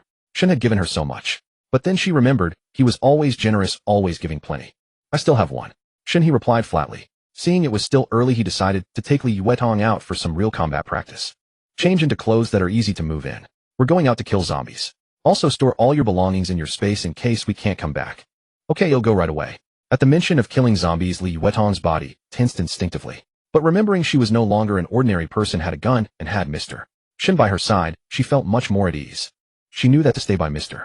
Shen's side, she couldn't just be a bedmate. In this world, the strong never lacked such companions. She had to become a partner who could fight alongside him. The two took a quick shower together, purely though not without a few teasing touches. Soon they met at the entrance. Shen He was dressed head to toe in black, a black tactical jacket, black cargo pants, black sneakers, and a black baseball cap. He carried a black shotgun, and the only splash of color on him was the blue mask over his face, making him look like a ruthless killer. Li Yuetong, in stark contrast, wore a white baseball cap, a bright millet yellow tactical jacket, white wide-leg cargo pants, and gray sneakers. She also wore a blue mask, but her vibrant colors made her stand out in any crowd. With her beauty, she looked good in anything. Shen He stared at her. You're way too conspicuous. Li Yuetong looked down at herself, then lifted her head with an innocent expression. I don't have any dull-colored clothes. Shen He was speechless. It was true. The first time he saw her, she was wearing a pink slip dress in a pure and seductive style. Her figure had captivated him so much that he felt like turning into a zombie just to chase and devour her. Oh well, zombies don't care about color. At least this outfit was easier to run in than a dress. Having already taught Li Yuetong how to use the Glock 17, and with her supernatural abilities protecting her Shen, he figured she would be fine. Don't point the muzzle at me, and don't point it at yourself either. Make sure you remember that. Mom, if you encounter zombies, don't scream. Don't run around. I'm definitely not the same as in bed. Shen He shot her a sidelong glance and rolled his eyes. Then let's go. Both possessed spatial abilities, so they only carried empty backpacks as camouflage, each holding just a weapon in hand. Shen He led the way with his shotgun, his stride steady and composed, while Li Yuetong followed behind, gripping her pistol. She possessed the spatial shield and spatial blade, far more advanced than Shen He. Their first stop was desensitization training. Ugh. Ugh. Shen He directly brought Li Yutong to the stairwell on the 14th floor. The moment they stepped into that area, both their expressions changed. Shen He gave her no chance to retreat, making her go up on her own while he waited below. The moment Li Yutong saw the rotting zombie corpses and the writhing maggots, she bent over and began retching violently. After several days of fermentation, the entire stairwell was already thick with a heavy stench of decay. Mixed with the sour odor of her vomit, the smell became utterly pungent. Even Shen He, hiding a few steps below, ultimately couldn't withstand it. Damn it. Ugh. Ugh. The two of them, separated by a few steps, vomited for nearly minutes until their stomachs ached and nothing was left but dry heaves. After they returned home in a disheveled state, washed their faces, and put on new perfume-scented masks, Shen He finally took a deep breath, ready to officially take her downstairs to kill zombies. Shen He walked ahead, feeling as though a little vengeful spirit was following him, her resentful gaze practically boring holes into his back. A chill ran down his spine. Not that he feared Li Yutong would actually use the spatial blade against him, but it was better to be safe. He turned around, met her puffed up glare, deliberately put on a stern face, and gently pinched her slender neck. Li Yutong's petulant expression instantly softened, her resentment gone, replaced only by slightly rapid breaths. Shen He let go and continued walking. She was soothed. This girl was the easiest to appease. I did that for your own good. What if you encounter a live zombie and get disgusted again? They won't wait for you to finish vomiting before they go for your big behind. I know. Don't put it so disgustingly. Li Yutong replied softly, obediently following behind him, her face red as she gazed at his back. She wanted to say that part was only for him, but she couldn't bring herself to say it. Shen He led her all the way to the 3rd floor. On this floor, 3 apartments stood. 2 were empty, and in the middle one, a single zombie lurked, perfect for Li Yutong to In a moment, he'll open the door. When the zombie charges, aim for the head and don't panic. If you can't shoot accurately with the pistol, just use your ability, understand? Shen He lowered his head, carefully instructing the woman beside him. I know. Li Yutong stood ramrod straight, both hands tightly gripping the pistol, her index finger resting on the trigger, her face serious as she nodded emphatically. Shen He glanced at her pistol, turned around, raised the shotgun, aimed at the lock, and pulled the trigger. Bang! The lock was instantly blown into a large hole. He reached into the breech, pulled the door open with a swift, fluid motion. So fast that the zombie in the living room didn't react until Shen He stepped back, clearing a firing lane for Li Yutong. Only then did the zombie spin around and lunge madly toward the door. Shen He turned his head to look at Li Yutong, about to give the signal, fire. What the? Had barely spoken half a word before he froze. He didn't even need to prompt her. The moment he pulled the door open, Li Yutong had already pressed her lips together, raised the gun with both hands in a nervous grip, yet the muzzle was steadily aimed at the zombie's head. Pew! The system-modified Glock 17 achieved the kind of silencer effect seen in movies. The shot hit the zombie's forehead slightly off, not dead center, shattering a piece of the brow bone. Before the zombie could take another step, she adjusted her wrist and fired another clean, decisive shot. Pew! This time the bullet pierced straight through the forehead. The zombie's head burst open, a chunk flying from the back of its skull, splattering blackish red blood all over the curtains behind it. With a thud, soul purification value 1, the zombie collapsed stiffly to the ground, utterly still. Only then did Li Yutong gasp for air. She looked at the corpse on the floor, then dazedly at Shen He, her face a mask of disbelief. What just happened? Had she really so cleanly shot it in the head? Mr. Shen, is it dead? Shen He gazed at her with burning admiration. First for her performance, and second because the zombie she killed also awarded him experience points. It was like a part. Li Yutong still held the gun rigidly aimed at the zombie, her delicate face full of bewilderment. Looking at the zombie, which had been charging, but was now shot twice in the head, it was deader than dead. This little one was a treasure. No screaming, no panic. Calm, decisive, and clean with her shots. He gently pressed down on her still tense wrist and said softly, relax. You did beautifully. Much better than my first time. Keep it up. He'll work hard. Li Yutong's eyes lit up at the praise. She nodded firmly, then looked down at the gun in her hands, as if it were a treasure. With this, she felt zombies were nothing to fear. She loved shooting. Shen He was the first to step into the room, glancing down at the body. It was a shooting zombie weighing over 200 gene, its massive head nearly twice the size of Li Yutong. He pulled a claw hammer from his backpack and handed it directly to her. Smash its head open and see if there's a crystal core inside. Shen He recalled the zombie crystal cores common in novels. What if they actually existed? Making her smash it open would also help steel her nerves. Li Yutong swallowed hard, staring at the zombie on the floor with dread. Shooting was one thing, but this was still in human form. Using a hammer to smash its head. The visual impact was too much. Could she skip it? What's a crystal core, eh? I don't know if they exist. It's in the novels. Give it a try. Shen He replied casually, then turned and walked toward the kitchen, leaving this delightful task to the soft and delicate girl. The kitchen was bare, not even a pot in sight. Only a pile of moldy takeout boxes crawling with flies. It seemed the fat shooting never cooked.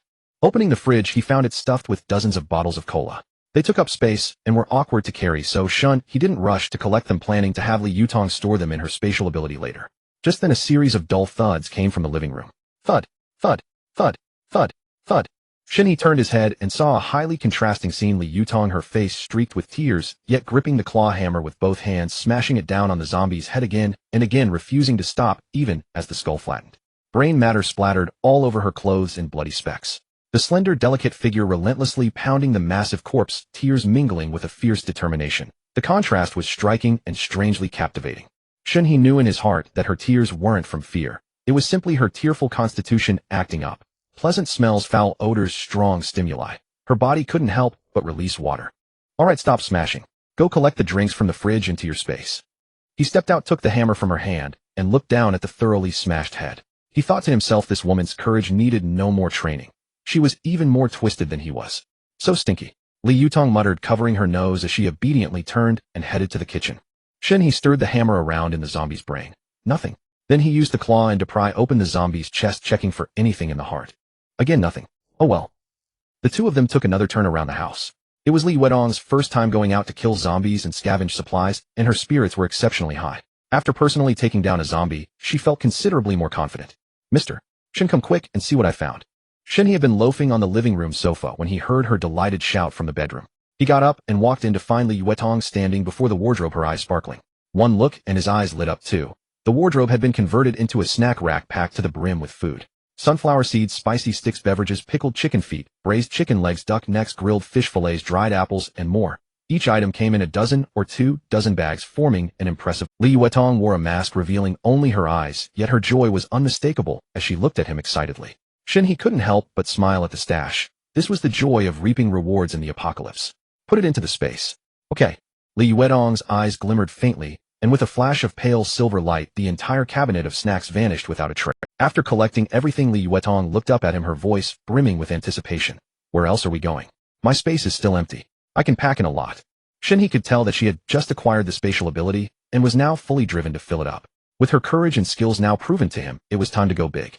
The large supermarket at the south gate of the neighborhood, though initially ransacked, still held plenty of supplies. Meanwhile, the street at the north gate was lined with restaurants, pharmacies, and hardware stores. All essential commodities in the apocalypse. There were at least 5 pharmacies alone. Now that Li Yutong had the spatial ability, it was the perfect chance to go on a looting spree while leveling up by killing zombies along the way. The days of holing up at home were over. Let's head to the north gate. The power hasn't gone out yet here, but it won't last long. Those restaurant freezers must still have plenty of frozen goods. Let's take them all before and there are many pharmacies, all essential for the future. Deciding and acting immediately was Shen He's style. Li Yutong nodded obediently, then asked with a hint of worry, will there be a lot of zombies over there? We'll see when we get there. If we wait until the power goes out, everything will rot. What a waste. Okay, I'll follow your lead. The two left the house one after the other, climbing out through the window on the first floor landing. Every time they jumped, Shen He silently cursed himself for making such a mess at the unit door earlier. Now they couldn't even use the main entrance. Outside, the sun was scorching. As soon as they stepped out, a wave of heat mixed with the stench of decay hit them. But Li Yutong seemed unfazed by the heat, her eyes darting around curiously as she took in her surroundings. The neighborhood was eerily silent, broken only by the occasional zombie's growl or a faint scream from beyond the community, slicing through the uncanny stillness. Shen He strode ahead, his eyes occasionally glancing at the map on his system panel. Nothing nearby escaped his notice. Li Yutong gripped her gun, following closely behind him without making a sound. Without cleaners or property management, the ground was littered with trash and plastic bags swirled in the wind. Their building was No. 3, and to reach the north gate they had to pass through buildings 4, 5, 6, 7, 0, and 8, 5 in total. Near building 7, Shen He's attention was suddenly caught by a car in a parking spot. A black Range Rover with the driver's door half open, a male zombie strapped in. From his angle, he could see the keys were still in the ignition. Shen He's eyes lit up, and he immediately stepped forward to open the door. The keys are here. This car can be kept as a backup. Huh. The zombie immediately snarled at the sight of living people, its left arm flailing wildly to grab them. Shen He pulled a boning knife from his backpack, but a glance from the corner of his eye startled him. Li Yutong had already raised her gun, steadily aiming at the zombie's head, about to pull the trigger. Stop! Stop! Don't shoot! Shen He quickly stopped her. Don't mess up my car. Li Yutong lowered the gun apologetically. I thought it was like before. You open the door and I shoot. If you fire a shot, the car will be splattered with blood, stinking and foul. It'll be undrivable.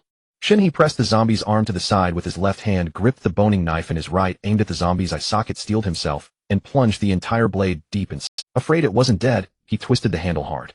The zombie convulsed twice, then went limp. Shen He pulled out the knife and carefully wiped the bloody blade on the zombie's clothes.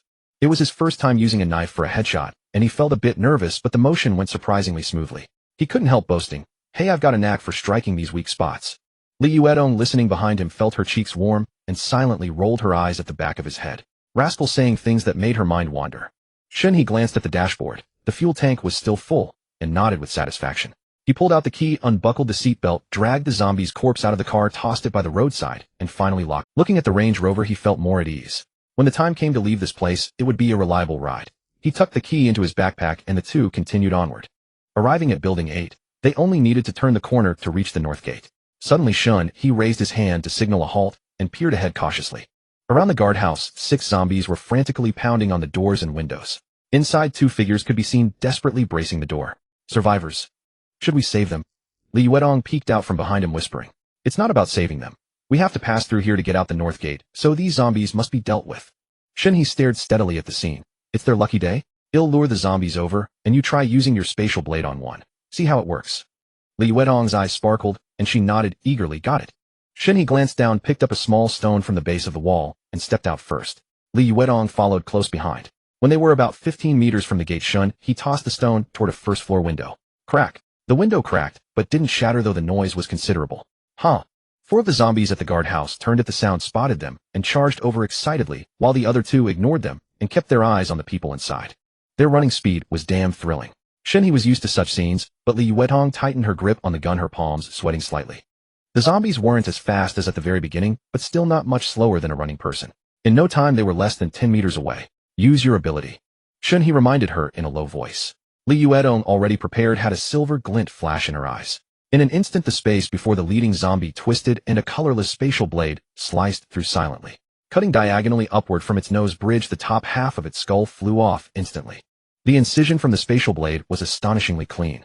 After the zombie's upper half of its head was sliced off, its lower body stumbled forward 2 steps before crashing to the ground. It wasn't until it hit the floor with a heavy thud, the wound jarred by the impact, that the brain tissue mixed with dark blackish red blood spilled out with a splatter. It must be said it was incredibly useful. Shen He felt genuine envy. Shen He's movements were swift. He quickly raised his shotgun and blasted the second zombie's head, shattering half of its skull. He then swung the barrel and fired again, taking down the third. The last one lunged at them, but Li Yuedong shot with steady precision, 2 bullets hitting its head consecutively and bringing it down. She truly had some talent. By the time the 2 had easily dispatched these 4 zombies, the window of the guardhouse was already half open. A man in his 30s with a crew cut was thrusting a homemade spear into the eye socket of the last zombie. One zombie already lay dead outside the door. After most were lured away, he finally seized the chance to fight back. When Shen He and Li Yuedong reached the main gate, the man was helping a panicked woman walk out. Zhang Ran, having served in the military, immediately noticed that the guns in Shen He and Li Yuedong's hands were not standard police-issue firearms, nor were they even domestic weapons. A flicker of caution arose in his heart. Nevertheless, by luring the zombies away, they had essentially saved his and his wife's lives. Seeing that the 2 had no ill intentions, his gaze turned to gratitude. Zhang Ran stood ramrod straight, nodding solemnly at Shen He, his voice steady and resolute. Thank you both for saving us. It's nothing, just a helping hand. Shen He nodded faintly, his gaze sweeping over the 2. The system panel automatically displayed their information. Thanks to the life-saving grace, both had a favorability rating around 60. The man had a standard square face with sharp, distinct features exuding righteousness. He was handsome and well-proportioned, gripping a homemade spear with a bulging backpack slung over his shoulders. He was clearly no ordinary survivor. The woman he protectively held was strikingly beautiful, named Li Wanning, rated 75 by the system. In normal times, she would undoubtedly be a head-turner. However, Shen He only glanced briefly at her slightly swollen belly. She was pregnant. His tauntaun was far more beautiful. Perhaps she had just escaped the zombie siege, or the jostling had upset her stomach. Her face was pale, her eyes filled with lingering terror. One hand rested on her belly as she nodded at Li Yuedong, then timidly leaned against Zhang Ran. Seeing they had no malicious intent, Shen He slowly backed away towards the community gate. Li Yuedong, watching his movements, imitated him and stepped backward as well. Wait! Zhang Ran hurriedly called out, his voice urgent and sincere. There are too many zombies outside. It's too dangerous. Even if you have guns, reloading a pistol and a shotgun takes time. If you get surrounded, you won't have a chance. If you need food, I have some here, I can give it all to you. He couldn't bear to watch his saviors walk to their deaths. He himself had been cornered just getting medicine from the pharmacy at the gate, let alone trying to break out. As he spoke, he began to unstrap his backpack to toss it over. Shen He observed his actions, nodding to himself. The apocalypse had just erupted, and people's hearts hadn't completely turned cold. At least those he had met were grateful. We appreciate the kindness, but keep the food for yourselves. With those words, Shen He turned and walked away. Li Yuedong took a few more backward steps, then turned and Zhang Ran wanted to go after them, but couldn't leave his wife. He could only give up, hoping to repay the debt of gratitude another day. They're good people. They'll be fine, Li Wanning said, watching their retreating figures with concern. Let's go? Head back first. I told you not to follow, but you insisted on coming. Is your stomach uncomfortable? Zhang Ran supported her, his tone carrying reproach, but far more worry. Li Wanning shook her head gently and whispered, it doesn't hurt. I just didn't want to be apart from you. In this world, separation could mean eternal farewell. It was better to live or die together. Exiting the north gate of the community, they saw vehicles crash together haphazardly everywhere on the road. In several cars, zombies were still stuck in the driver's seats, unable. Shen He immediately softened his footsteps. He saw zombies standing in 2s and 3s in the shadows of the shops lining the street. On the system map, within 100 meters, dense rows of red dots lined both sides. At least 300 zombies. Beyond that he couldn't see. To Shen He, these zombies were all experience points. But their numbers were far too many, far exceeding the bullets in his gun. If surrounded, even if he didn't die, he'd be bitten, bloody, and torn. That would be too painful. He glanced up at the buildings on either side. The shops along the street were all 2-story structures. Shops on the ground floor, some with living quarters above. An idea immediately formed in his mind. With guns, if they found a position where zombies couldn't break in, they could farm monsters perfectly. The nearest zombie was at least 30 meters away, enough distance for them to rush into a shop and set up defenses. Shen He pulled Li Yuedong and quickly moved a few meters forward, ducking beside a car parked in front of a shop, carefully assessing the nearby storefronts. The nearest was a real estate agency, its glass door wide open, empty of zombies. The sofa inside could be used to block the door. Next to it was Ekong Pharmacy, also empty, likely where Zhang Ran and his wife had gotten their medicine. Next to that was a home-style restaurant. Shen He used to eat there when he craved home cooking, so he knew the layout perfectly. The restaurant had brick partitions about 1.5 meters high, so even if zombies rushed in, they'd be separated by the walls. The second floor was all private rooms, an ideal defensive position, perfect for funneling zombies and farming experience. And there was bound to be plenty of food and meat inside. You're the one. Follow me. Stay alert at the door. Okay. Shen He led the way, charging into the real estate agency first. He stuffed the sofa chairs, computer desk, and even the tower into his system backpack, also snagging a 20-liter barrel of water. Then they headed straight for the second shop, the pharmacy. Entering Shen, he grabbed a U-lock from the counter and locked the door securely. Mr. Shen, what medicine should we take? Li Yuedong, experiencing her first free shopping, was a bit dazed, not knowing where to start, and asked Shen He blankly. What medicine? All of it. Shen He looked at her as if she were an idiot. Scrape all the medicine from the shelves onto the floor, pile it up, and you store it in your space. Don't take the shelves. They take up too much room. With that, he reached out and swept the plasters, vitamins, calcium tablets, and Luo Dihuang pills from the shelves near the door onto the floor. Shen He was right. Li Yuedong's space wasn't huge, and wasting it on shelves was pointless. Okay. Li Yuedong's cheeks flushed hot at his glance. She immediately followed his lead and began moving with nimble efficiency. Li Yuedong quickly got the hang of it. She ran to the other side and swept all the medicine from the shelves and glass counters onto the floor, her speed even faster than Shen He's. Beneath her mask, her small face flushed with excitement. She had never done anything so rebellious in her life. Following Mr. Shen was thrilling. Alcohol, iodine, band-aids, cold medicine, anti-inflammatories, painkillers, antidiarrheals, hemorrhoid cream. She took everything regardless of what it was. The two of them scraped with their hands and kicked toward the center. The shop echoed with the clatter of medicine boxes falling. Though shop assistants were slow at restocking, they were fast at clearing. Soon several mountains of medicine had piled up on the floor. Shen He shot Li Yuedong a glance, and she immediately understood. A silver glint flashed in her eyes, and one by one the piles of medicine vanished, all stored in her space. They didn't even spare the stock in the small back room. After the two finished their work, the pharmacy was completely empty, leaving only bare shelves utterly clean. Shen He picked a few large and heavy shelves and stored them in his backpack, intending to use them to block the door later. His backpack had the advantage that no matter how large the item, it only occupied one slot, making it suitable for bulky objects. Unfortunately, Hangzhou City was inland with no port, otherwise he would have gone to the harbor to get some containers. Li Yuedong walked around the entire place, looking at the pharmacy with nothing left, feeling a sense of accomplishment in her heart. So satisfying. They exchanged smiles at the door. The feeling of taking things without paying was truly exhilarating. No wonder those guys loved doing it. After resting for 5 minutes, they drank some water, ate some biscuits, and each took 2 calcium tablets. Though they weren't deficient in calcium, it was free, so it felt good to consume. Time to set off for the monster-killing spot. The two hid in a blind spot at the entrance of a restaurant. Shen He revealed only one eye, carefully observing the interior. 1, 2, 3. 8 in total. When I say go, you open the door. He'll go in first and shoot. You follow, immediately close the door, and then finish them off. Got it? Okay. I won't hold you back. Shen He steadied the shotgun and whispered his instructions. Li Yuedong tucked the pistol into her waistband, gripped the U-shaped lock tightly, her expression serious. She nodded earnestly, gradually entering the state of mind needed for survival in the apocalypse. Shen He signaled that he was ready, stepped forward, and raised his gun as he approached the main entrance. Li Yuetong took a deep breath, reached out to grab the handle of one glass door, and yanked it open. Bang, bang, bang, bang. The moment the door opened, Shen He's eyes turned stern. He locked onto the two closest elderly waitress zombies, and the muzzle of the shotgun flashed repeatedly with fire. The two zombies didn't even have time to turn their heads before their skulls and shoulders were blown apart. Blackish red blood splattered messily across the wall behind them. Shen He recognized these two waitresses. They had been very friendly in life, always smiling at everyone. Unfortunately, their fate was cruel. The remaining 6 zombies swiftly turned around, roaring from their throats, and charged madly at Shen He. There were pretty customers, waitresses, and a fat chef, but now all had become disgusting zombies. The first to rush over was a young, beautiful zombie woman wearing a floral print strapless slip dress made of decent fabric. However, it was covered in bloodstains. The pale bluish skin of her exposed arms was marked with bite wounds, and several chunks of flesh were missing from her once lovely body, making her look both pitiful and horrifying. It charged fast, but it fell even faster. It had barely lunged 2 steps when Shen He fired a shot into its chest. The immense impact sent its body flying backward, where it got stuck under a table. It struggled desperately to stand, but could only push against the tabletop, unable to move. The restaurant was small and the distance between them was short, so Shen He didn't have time to aim for the head with every shot. He could only attack in the general direction, aiming for the head when possible, but more often hitting the body to knock the zombies back and create distance, then finding an opportunity to finish them off.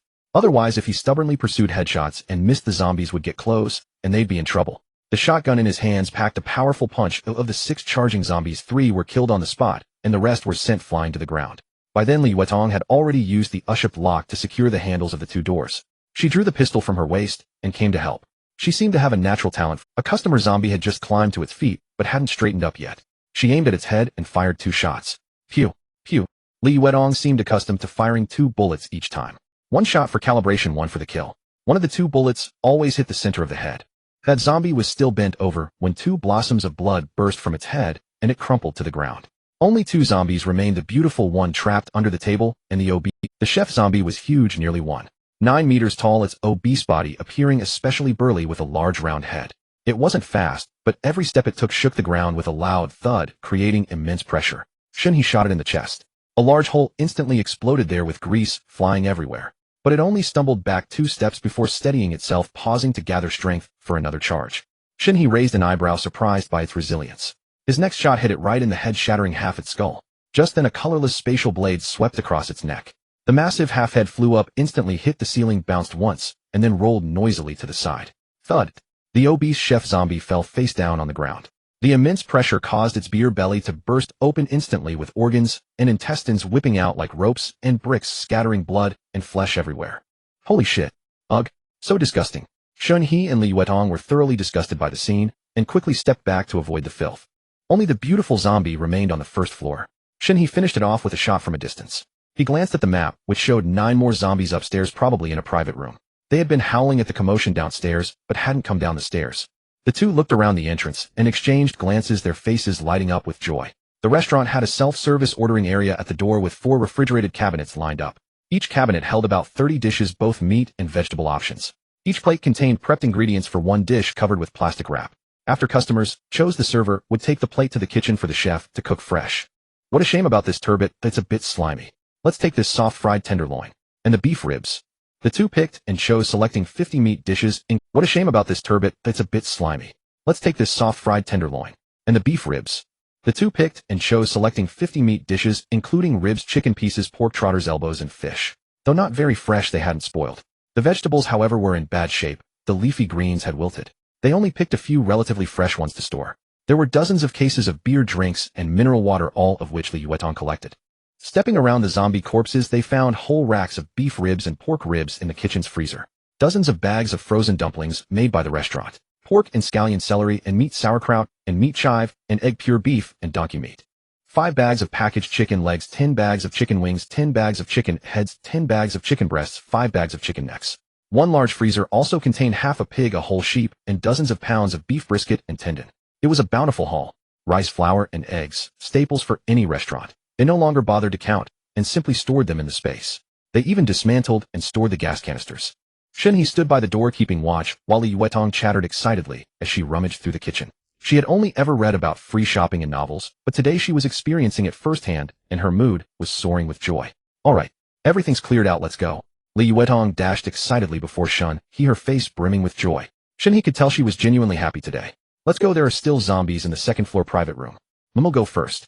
Li Yuetong was brimming with confidence in her abilities, and Shen He knew the zombies in the room couldn't break out, so he let her take the lead. She held the gun with both hands raised beside her ear, her expression solemn and cautious as she ascended the stairs step by step. Shen He followed behind with an amused look, his gaze resting on her silhouette. She almost had the bearing of a female inspector. Let's go, there are still zombies in the second floor private room. Momo, go first. Though she wore loose work pants, the legs so baggy they completely obscured her shape, Li Yuetong's figure was so exquisite that she still exuded a plump and luscious charm. Reaching the second floor, it was all calm, without any danger. The remaining zombies were indeed trapped in a private room and couldn't get out, making Li Yuetong's role as an inspector quite redundant. Bang! At the private room's door, Shen He blasted a hole through the door panel with a single shot. The zombies inside immediately scrambled toward the opening. At point-blank range, Shen He took them out one by one through the hole, clean and efficient. After checking the map to confirm no zombies remained, he told Li Yuetong to wait on the second floor while he went downstairs to block the entrance. Downstairs, he found the electronic key for the rolling shutter door in the cash register drawer.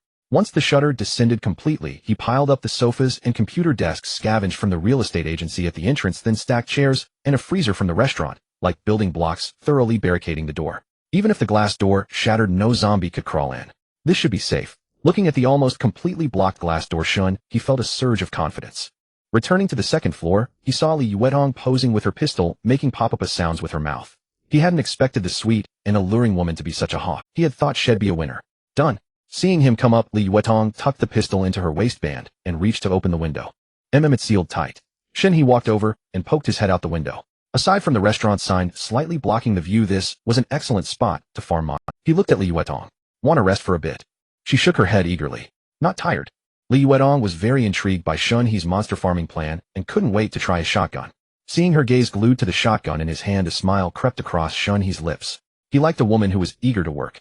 That way she could do the work while he leaned out again, facing the direction with the most zombies, took a deep breath to steady himself, opened his mouth, and shouted, Beep bala. Bababoit. My sword and shield. My sword and shield. Wabababo. Wabababo. Abba abba abba abba abba. Li Yuetong stood behind him, dumbfounded as she watched her Mr. Shen. She never expected the man who usually loved to wear a stoic, domineering expression could have such an adorable side. Honk honk honk honk. The next second, she burst into laughter, a honking sound escaping her as tears squeezed from her eyes. She wiped her eyes and couldn't help asking Mr. Shen, what on earth are you doing? Shen He shot her a glare and deliberately mimicked in a strange tone. What else? Am I supposed to shout zombies? Time for dinner. Huh. Abba abba abba. Honk honk honk honk honk. Li Yuetong laughed even more wildly.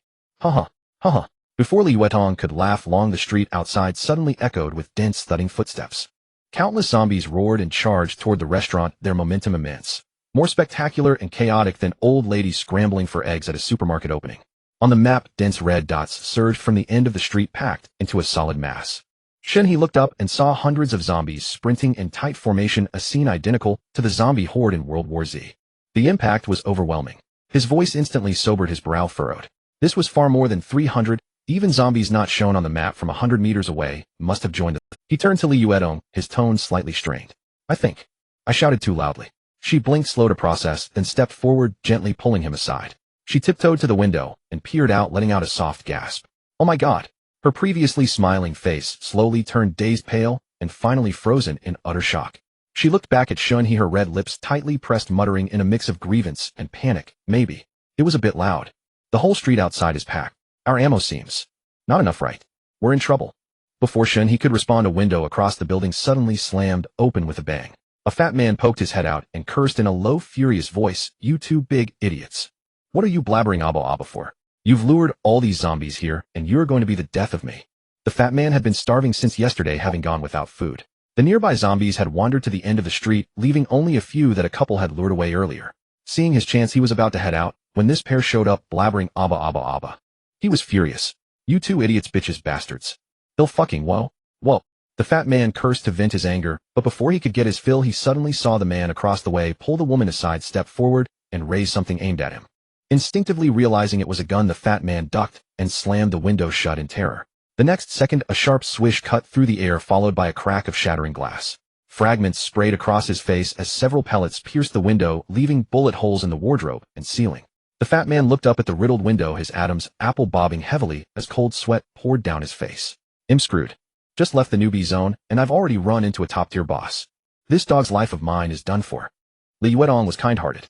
Though the fat man's curses made her face flush with embarrassment, it was indeed true that they had lured the zombies here. She was just slightly annoyed by the fat man's but Shen He didn't care.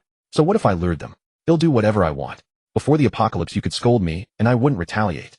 But now that the apocalypse is here, you still dare to scold me. Have you learned nothing from this? So he pulled Li Yuetong forward and fired a shot, not caring whether it hit or not. Scare the hell out of that fat bastard. Is he dead? Li Yuetong asked softly from behind. Probably not. He's quick-witted and reacted fast. By the time I fired, head already ducked. Shen He retrieved the shotgun and cast a faint glance at her. He silently assessed her in his mind. In the apocalypse, one must never be soft-hearted. He only hoped she wasn't that kind of person. Li Yuetong breathed a sigh of relief. Seeing Shen He's cryptic look afraid, he might be angry, she quickly shook her head and gazed at him pleadingly. It's not that I'm afraid to kill. We've already taken down so many zombies, I'm long used to it. In my eyes, they're no different from humans, just humanoid forms. I'm just not quite accustomed to harming living people yet. But I will adapt, Mr. Shen. I won't be naively good-hearted. She understood clearly that being soft-hearted was the greatest taboo in the apocalypse. She had read plenty of such novels, it was just that she hadn't fully adjusted yet. Li Yuetong's tone was utterly sincere. Only then did Shen He feel at ease. He had no desire to team up with someone soft-hearted, and since he couldn't abandon Li Yuetong, training her would have been a hassle. Here, have some fun with this. The zombie-killing job is yours now. I'll help you practice your marksmanship. Shen He shoved the shotgun into her hands, dragged a sofa over, sat down, and tore open a pack of spicy strips to munch on. All right, you rest. Leave it to me. Li Yuetong took the gun, her small hands involuntarily caressing the barrel, her eyes brimming with undisguised delight. She licked her lips, walked to the window, and aimed at the street outside. The street was densely packed with zombies. Deprived of the sound's source, they wandered aimlessly, milling about. Her gaze locked onto a few particularly conspicuous zombies. While the others stayed on the road, these few had climbed onto abandoned car roofs. Li Yuetong swung the gun barrel. If you dare climb car roofs today, tomorrow you'll step on people to get into buildings. This lady will clear the path for humanity and teach you. Bang! A zombie on a Mazda's roof was shot cleanly in the head, its body tumbling limply off the car. Perhaps thanks to the enhanced perception from her spatial ability, her marksmanship was eerily precise, especially against stationary targets. This shotgun had been modified by the system, its report was muffled and faint, almost silenced. Only the nearby zombies vaguely heard the noise, emitting confused guttural growls, but unable to pinpoint her exact location. Bang! Another rooftop zombie fell to the ground. Bang! Bang! Bang! Bang! Bang! Li Yuetong fired shot after shot, thoroughly enjoying herself. But to avoid drawing suspicion, she followed Shen He's advice, firing a few rounds, then pausing to pretend to reload, so no one would question why her gun never needed new ammunition. What a ridiculous scene. It made no sense. Shen He, chewing on a spicy strip, grinned as he watched the system panel constantly flash with one experience notifications. It was incredibly satisfying. Having a capable, beautiful teammate made things so much easier. After finishing a bag of spicy strips, he curled up on the sofa and closed his eyes, feigning sleep. It felt like only moments had passed when a familiar, exhilarating sensation coursed through Shen He's body. He had leveled up. He opened his eyes and checked his personal information. Post-Shen He level LV. For experience 0, 100, age 24, height 179 centimeters, comprehensive attribute 30, spirit value 161, skill points 4. 3 times the physical quality of an ordinary person. Awesome. Shen He smiled warmly as he glanced at Li Yuetong, who was firing relentlessly with heroic grace. His mood was excellent, and he closed his eyes again. Across the building, the fat man crouched, peeking over the windowsill, with only his eyes visible, watching the opposite building and the street. That woman, was she just killing zombies nonstop? Wasn't that utterly pointless? Could she finish off that many zombies? Did she have that much ammunition? Shouldn't she save it for critical moments? Practicing marksmanship, leveling up by killing monsters. Was she joking? The fat man shook his head and retreated.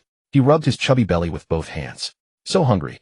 He had no parents, just himself to feed. Before the apocalypse, it was manageable with a job, but now alone he couldn't make it. One person couldn't even fill his stomach.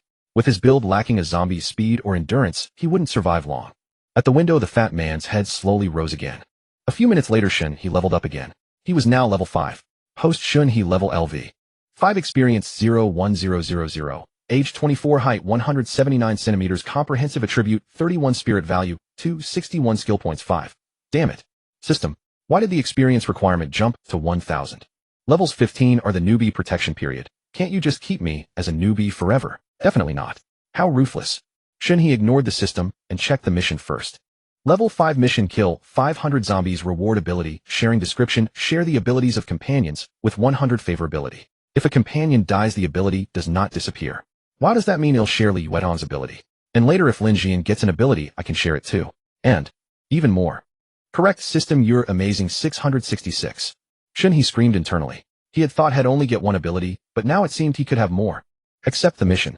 Great. As soon as he accepted the mission, count started rising. Every time Li Yuetong fired a shot, the count went up by 1. Sometimes it even increased by 2 or 3 probably when she killed multiple zombies with one shot. Fantastic. He opened the shop again. After level 5, the shop was unlocked. There wasn't anything new, just items he had already gotten from blind boxes. But everything seemed cheap. 12 gauge ammunition, 5 spirit value for 50 rounds. Beggars, chicken, 1 spirit value each. Whole roasted lamb, 10 spirit value each. Wagyu beef roll, 500G, 1 spirit value per box. Melee weapon enchantment card, 100 spirit value each. Glock 17, 100. Benelli M4, 100 spirit value. Gene optimization fluid, 500 spirit value. Damn. Ammunition seemed the cheapest. That was good. With enough ammo he could kill even more zombies. Gene optimization fluid was also available. 500 seemed like a lot, but the effects were excellent. He'd get a vial for everyone close to him. Unfortunately, each person could only use it. After browsing, he bought 500 rounds of 9mm pistol ammunition, which the system directly charged into the Glock 17. Amazing. This was so. He also bought 500 rounds for the shotgun. With unlimited firepower, what were zombies to fear? He decided not to spend the remaining spirit value. He would save up a vial of gene optimization fluid for Li Yuetong. Once her genes were optimized, wouldn't that be even better? A stunningly beautiful woman with formidable physical prowess. The mere thought was utterly captivating. So he wouldn't resist.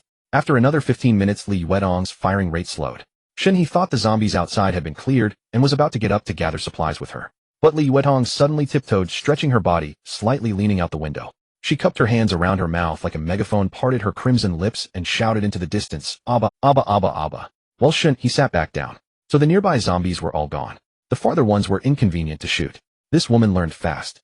But had she learned to be a little too mischievous? Although Li Yuetong had learned and put it into practice, her voice was too gentle and not loud enough. She always spoke softly, and even her shouts sounded like a kitten's mew. So she babbled for a while, but the zombies farther away didn't hear her. Only a few nearby ones came over. "Mister, shouldn't you give it a shout? My voice is too small, those zombies can't hear me." Li Yuetong was at her wit's end. She turned her head and cast a pitiful, pleading look at Shen He. Shen He glanced at the mission panel. The target of killing 500 zombies was still about 200 short. No matter what, he had to obtain the reward ability today. Looking at the map again, there were only a few red dots left within 100 meters. Most of the zombies were stuck in the wrecked cars on the road, unable to move. The street had looked pitch black and crowded, but that was just an illusion, intimidating to the eye, yet the actual number wasn't that exaggerated. Shen He stood up and walked to the window. The view was astonishing. The street was littered with hundreds of zombie corpses piled on top of each other. Most had their heads smashed in with broken flesh and severed limbs scattered everywhere. The black, filthy blood had soaked the road, obscuring the original asphalt beneath. "Ah! He! Shen He shouted a few times at the top of his lungs. A small wave of zombies was drawn from the street corner, but there were only about 30 in total. Clearly relying solely on his voice wasn't loud enough. What now? He still wanted to level up. Just as he was worrying, his system prompt suddenly popped up in his mind. The gun's touchscreen can switch to silent mode. Oh, there's a hidden feature like this. Shen He's eyes lit up. He hadn't expected the system-modified gun to be so advanced. "Give me the gun. Here." He took the shotgun from Li Yuetong and tapped the touchscreen on the gun body. It first displayed the remaining ammunition. He tapped it, but nothing happened. He tried pressing and holding it this time, and it worked. The interface showed Chinese characters currently indicating silent. He tapped it, and the blue silent instantly turned gray, meaning the silent mode was off. A faint mechanical whirring came from the muzzle, and the internal parts retracted silently. The system's craftsmanship was truly exceptional. He raised the gun, aiming at a zombie in a suit that had just been lured over. The zombie still clutched a briefcase frozen in place, its face twisted in a snarl, as it looked around, trying to find what had attracted it here. Bang! The suited zombie was shot in the head. The loud noise exploded abruptly, clear and ear-splitting, echoing through the room, with maximum penetrating power. Whoa! Both Shen He and Li Yuetong were startled by the gunshot. The zombies on the street below went berserk instantly. They pinpointed the sound source, swarmed over and frantically pounded on the rolling shutter door, creating a dense chaos. In the surrounding streets, all the zombies that heard the gunshot turned in unison, roaring and sprinting toward the restaurant. In an instant, the area was filled with heavy, dense footsteps mixed with piercing zombie howls, terrifying the nearby survivors into clutching themselves or their loved ones tightly, their hearts filled with dread. The fat man on the 5th floor of the opposite building clearly saw zombies converging from all directions. His chubby face turned deathly pale in an instant, leaving only one thought in his mind: lunatics. These two are pure reckless lunatics. The other survivors on the street also saw everything, but could only curse under their breath, venting their frustration. In Building 7 of Legion Garden, Li Wanning was lying in bed to rest her pregnancy. Zhang Ran stood by the bed watching the window with a worried heart. He had clearly heard that gunshot. It was the model of their shotgun.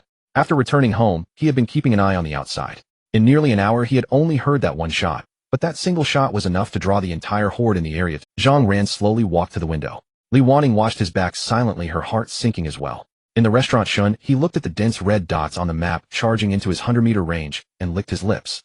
That should be enough for his mission. He quickly closed the window and silently switched the shotgun back to silent mode. The horde was agitated now. Head wait until the zombies lost their target and calmed down before farming them again. The noise is getting louder. Right? Is everything okay? Li Yuedong heard the commotion outside and saw Shun He closing the window, knowing another large group of zombies had been attracted. The thudding footsteps downstairs were unsettling. Cough. It's fine. If we stay quiet and don't make a sound, the zombies won't find a target and will gradually calm down. Let's eat something first. We're both hungry. Shen He shook his head, took her hand, and led her into a clean private room to sit down. He pulled out 2 mud-wrapped food items, 2 bowls of rice and 2 bottles of ice Sprite. Li Yuetong stared at the 2 clods of dirt with confusion. What's this? You're feeding me dirt. She had never seen beggar's chicken before, and it wasn't sold around here. This is beggar's chicken. Crack open the mud, and inside the whole chicken is wrapped in lotus leaves. It's very fragrant. Try it. Shen He put on disposable gloves, picked up a mud ball, and gently cracked it. Li Yuedong followed his example. The chicken was still warm. As the mud shell split, steam mixed with the sweet fragrance of lotus leaves wafted out. So good. Li Yuedong's eyes narrowed into crescent moons. She loved chicken the most. She changed gloves, eagerly lifted the lotus leaf, tore off a drumstick, and took a big bite. The chicken skin was crispy and flavorful, perfectly salted, and the meat was so tender it fell off the bone. Juicy and rich, not dry or greasy, with a subtle lotus fragrance blending with the meat's aroma, it grew more delicious with every chew. This is amazing. So satisfying. Li Yuedong's cheeks were puffed out like a little hamster's. Shen He took a bite too, and then couldn't stop. It was his first time eating it too. He usually had stir-fried chicken. Probably because both of them had high constitutions and needed more energy, 2 chickens weren't enough, so they ate 2 more. After the meal they were both satisfied and the zombies outside had calmed down, gradually growing quiet. After resting a bit more, Li Yuedong rubbed her slightly sore arms and shoulders, picked up the gun, and stood up to go kill zombies. She was new to this, and was still enthusiastic, not feeling tired. Shen He didn't stop her, he had things to do too. She had killed so many zombies earlier, and had dropped some blind boxes. Maybe it was because he had passed the beginner phase, but the drop rate for blind boxes had decreased. Over 400 zombies had only yielded 26 blind boxes. Back in his beginner phase, 30-odd zombies had given him 5 blind boxes. The gap was huge. Fewer blind boxes, but more items inside. Shen He was noncommittal. Oh really? He opened one at random. Jun He roasted chicken legs, x 100 whoa. It really is more. Keep opening. Gabanzi smoked chicken x 50 mapo tofu x 100 plates, Mei Kaiko row x 100 bowls, system backpack, 20 slots, steamed coral, trout x 50 garlic flavored crayfish x 100 servings, iced draft beer x 100 barrels. Height 1 centimeter. Shun He's eyes lit up. Finally something good came again. The first time he got it, the experience was fantastic. System. You get me. Shun He felt a surge of excitement. So satisfying. At the end of the blind box opening, the guaranteed item came. Fully equipped Mk-18 specialized close quarters battle rifle. Shun He was stunned. What a good-looking gun. A fully equipped Mk-18 special close quarters battle rifle lay quietly on the dining table. Its 10.3-inch short barrel was paired with a Surefire RC2 suppressor and EOTech EXBS-3 holographic sight length with a G33 magnifier, a Surefire M300C tactical light, an Ampec 15 laser box mounted below a Magpul RVG vertical grip, firmly supporting the front end, and a Voltor Imid collapsible stock that perfectly fit the shoulder pocket. This was merely its exquisite exterior. After being systemically modified, it became quieter, more accurate with reduced recoil, yet its power was slightly higher than the original. Equipped with the system's classic spatial magazine, it could fire far more than 30 rounds each time. A rifle with the appearance of a standard firearm, but the ammunition capacity of a machine gun. It was practically cheating against zombies. Of course, one couldn't fire continuously, or the barrel would overheat.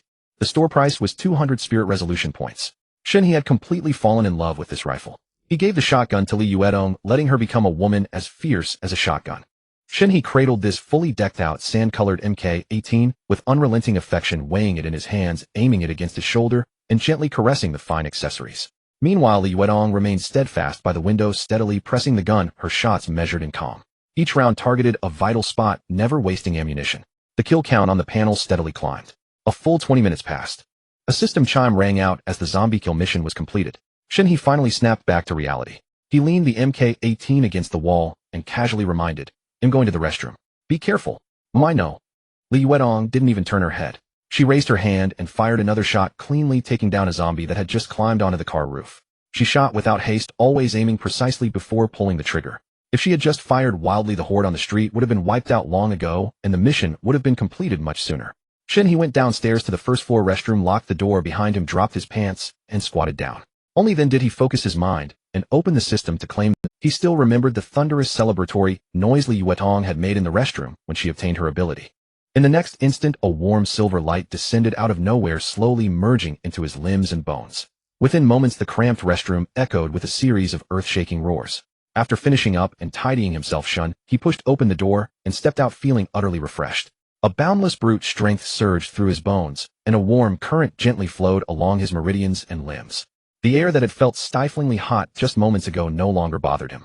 No wonder Li Yuetong had never complained about the heat. Abilities could apparently regulate. His overall physical condition had visibly skyrocketed.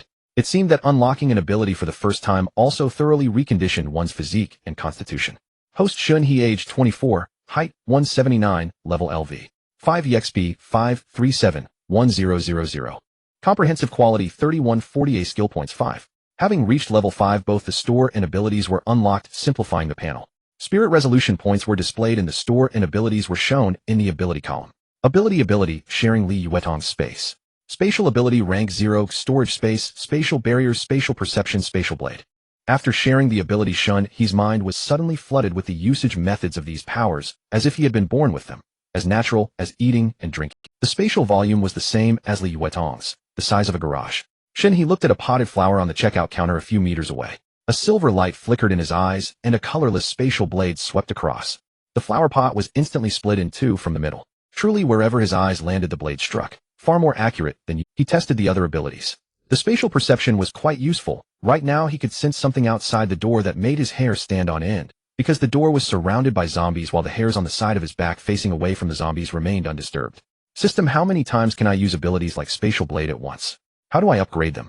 It's related to comprehensive quality. You can use it double that amount. For example, if the host's comprehensive quality is 40, you can use it 80 times. Overuse will cause dizziness and fatigue. Frequent use will increase the power of the ability depending on individual talent. Rest will restore usage counts. Abilities can be upgraded with skill points, enhancing physical quality and indirectly expanding the range of ability use.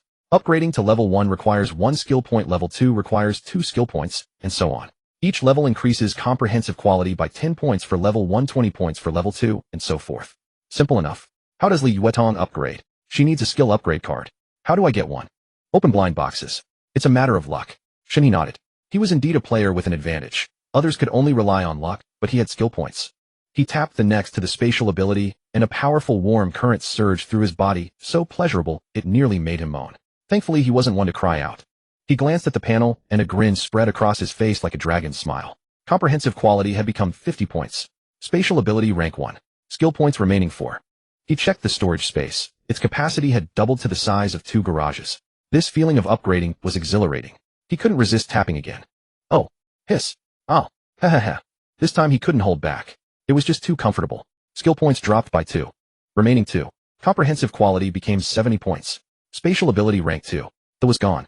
Storage space increased by another 2 garages. A total of 4 garages in size. Just by obtaining an ability along with the skill points he had saved from previous level ups, his comprehensive quality had doubled.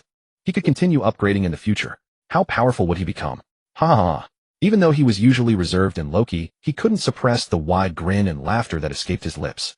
Casually smoothing his clothes, he bounded lightly up the stairs to the second floor. When he arrived, he saw that Li Yuetong had tossed the shotgun aside, probably because the barrel had overheated, and switched to a pistol. Her rate of fire had increased significantly, and her aim was as steady as ever, each shot hitting its mark. Her back was ramrod straight, her right toe touching the ground, her left leg bent with her knee firmly pressed against the windowsill for stability. One hand gripped the window frame for support, while the other held the pistol. She leaned forward, intently focusing on the zombies outside, raising her hand and pulling the trigger. Her entire body was taut, accentuating her curvaceous figure. Shen He glanced at her for a moment longer before turning away. Having just upgraded, his physical condition had doubled, and with youthful vigor and a fiery temper, he couldn't handle such a scene. Shen He dared not gaze any longer at that captivating figure that stirred his heart. He suppressed his racing nerves, quickly turned, and sat obediently on the nearby sofa. Li Yuetong heard footsteps and the sound of someone sitting behind her. Reflexively, she turned to glance over her shoulder and softly asked, "Did you have an upset stomach? Why did you take so long to come back?" Huh. Her beautiful and lively peach blossom eyes gradually widened, filled with surprise and infatuation. Shen He underwent multiple level upgrades, his body refined and transformed from head to toe by the power of his abilities. His entire physique had been reborn, doubling in strength. At this moment he appeared exceptionally vibrant, exuding a vigorous and strong aura. As a man, although his testosterone levels made his skin less delicate than a woman's, it had a clean, healthy, and rosy quality. Li Yuetong felt her cheeks heat up slightly, biting her lip as she extended her tongue to moisten her dry lips. That damn Mr. Shen. How could he come back looking even more outstanding and eye-catching after just a trip to the restroom? Does this restaurant have a plastic surgery facility? Not only was his skin better, but the contours of his face and the muscle lines throughout his body were also more refined and defined. Besides a faint scent of sweat, there lingered a subtle, pleasant aroma similar to her own. Her heart involuntarily raced, and her eyes glistened with moisture. Who said only men loved beauty? Women are also moved by handsome, muscular men with striking looks. As her thoughts drifted, she lost her desire to kill zombies. Her body instinctively stepped down from the windowsill, shyly edging closer to Shen He. However, as she got closer, her nose caught a faint whiff of a foul odor. Li Yuetong's lips twitched slightly, and the momentary romantic thoughts in her heart vanished. Alas, it was the familiar scent reminiscent of her discomfort. Forget it, she would wait until she got home to shower, and then have him. She pursed her lips, suppressing her inner restlessness, and walked over to Shen He softly, saying, "It's so tiring after fighting for so long, my shoulders are sore." With that, she felt no hesitation and directly sat on his lap, gently leaning into his embrace. Even if they couldn't do anything, she should still take advantage of the situation. Ultimately, she didn't dislike him at all, but some things needed to be hygienic and clean. As she rubbed her sore shoulders, she couldn't help but sneak a glance at Shen He's face. Her ears and cheeks were tinged with a faint blush, mirroring the man, holding her waist, both desperately trying to suppress their racing nerves. Shen He glanced at the system panel. Level 5, experience 762-1000. Given their current firepower output, Li Yuetong's zombie killing speed was not particularly fast, but it was steady. Occasionally missing a shot or firing into the air was also normal. Shen He massaged her soft shoulders, saying, "You should rest for a while, leave the remaining zombies to me." He thought to himself as he opened the shop with 923 spirit. He looked down at the obediently gazing Li Yuetong in his arms, and quickly purchased a vial of gene optimization liquid. This woman who is so focused on him and worked, she deserves the best. Drink this. Li Yuetong lowered her gaze to the large hand resting in front of her. She secretly muttered in her heart, "It's this annoying hand that always makes my heart race and feels uncomfortable all over." At this moment, the palm held a small vial of purple liquid, which shimmered faintly like a meteor quietly lying there. "Is this grape-flavored drink? Where did you find it?" Li Yuetong pinched the vial with her delicate fingers, inspecting it closely and immediately drawn to it. "A drink." Shen He's lips twitched. "I knew it would be something to consume. If others found out about this, who knows how many would covet and try to snatch it." Without waiting for him to explain, Li Yuetong decisively twisted open the cap, tilted her fair neck back, and gulped down a few mouthfuls, finishing the entire vial in one go. This is how much trust she had in him. This woman, how could drinking water be so captivating? My head feels so dizzy. "Mr. Shen, why did you suddenly give me this? I was willing to follow you all along." The gene optimization liquid slid down her throat, and soon its effects began to spread within her. The first sensation that surged through her was a dizzying vertigo, her body feeling hot and restless, weak and powerless. Li Yuetong felt her mind clouding over, completely misunderstanding Shen He's intentions, thinking he wanted to explore something different. She looked up at him, smiling, ungrateful. This infuriated Shen He, making him roll his eyes. After a while, the effects of the gene liquid began to improve her physique. Li Yuetong felt as if countless tiny bugs were crawling inside her bones, accompanied by a prickling, uncomfortable sensation. She bit her lower lip tightly, enduring the inexplicable discomfort in her body, her beautiful eyes gazing at Shen He, filled with a hint of grievance and longing, yet also a glimmer of curiosity and anticipation. After a few seconds of tension, the piercing, prickling sensation gradually faded away. In the next moment, Li Yuetong clearly sensed the hidden power within her body, surging rapidly, climbing to new heights, filling her with an unprecedented vigor. That feeling. Shen He, having experienced gene agents before, knew what it felt like to change one's body. This stillness was the key. Shen He expressionlessly stood up, turned, and placed her on the sofa, while he moved to grab his gun from the wall. He feared he wouldn't be able to resist. Weighing the MK-18 in his hands, Shen He climbed onto the windowsill, sitting cross-legged at the window, leaning against the other half of the window, resting the gun on his knee, his eyes fixed on the crosshair in the holographic sight, a satisfied smile emerging as he aimed clearly at the head of a zombie. PSH. A gunshot rang out, hitting the target precisely. Thanks to the system's silencing feature, the MK-18 produced only a soft mechanical clicking sound when fired. The sound was similar to that in movies featuring Navy SLs, a mechanical and sexy sound that men loved. Shen He grew interested. The PSH sounds continuing by the wind. On the sofa after the effects of the drug wore off, Li Yuetong stood up surprised as she moved her arms and legs. The soreness and stiffness in her shoulders were completely gone, her body filled with an overwhelming strength radiating a fierce energy. She secretly weighed her own strength, feeling as if she could knock down a bull with a single punch, but then felt embarrassed and pursed her lips, deciding against it, as that would be too cruel to the bull. She looked down at the single sofa. In the past, she couldn't even move it without exerting a tremendous effort, let alone carry it. But now it felt light and effortless. She bent down, wrapped her arms around both sides of the sofa, and with a little effort, effortlessly lifted the entire sofa, even doing a few squats while holding it completely unstrained. This sofa must weigh over 50 pounds, yet in her arms it felt as light as a soft pillow. Gently placing the sofa down and returning to her previous spot, she gazed adoringly at Shen He, who was calmly hunting zombies by the window. Only then did she fully understand the deeper meaning behind his look when she casually referred to the vial as grape juice. This was no mere drink, it was an opportunity for rebirth, a treasure for survival, far too precious. To think such a wonderful thing could be given to her. Li Yuetong silently vowed that she would never leave him. Even if he died, she would follow. Ugh. A bad omen. Retract. She would still follow him in everything, whatever he wanted. Even if it was her most embarrassing. Shen He was unaware of Li Yuetong's hidden determination as he focused on the G33 enhanced scope's holographic view, clearly seeing the zombies within a 200-meter range, their facial features distinctly visible, even the decaying flesh at the corners of their mouths. This scope was incredibly stable in hand and close combat. It was nearly pinpoint accuracy, with every shot hitting the mark. The streets were already littered with the bodies of zombies. Many heads exploded, with a small portion of their foreheads embedded with neat bullet holes, and their skulls punctured with large holes. The ground was drenched in thick, dark fluid, a strong stench wafting through the air, with swarms of flies already gathering, eagerly feasting on this meal that belonged to them. The sky gradually deepened into dusk, the twilight pressing down upon the entire street. The massive horde of zombies, initially drawn by the gunfire, had been whittled down until only a lonely dozen or so still wandered and lingered on the road. Whoosh! A bullet sliced through the air with a soft sound. Smack! A zombie crumpled to the ground, its skull blown open. Congratulations, host, on your level up.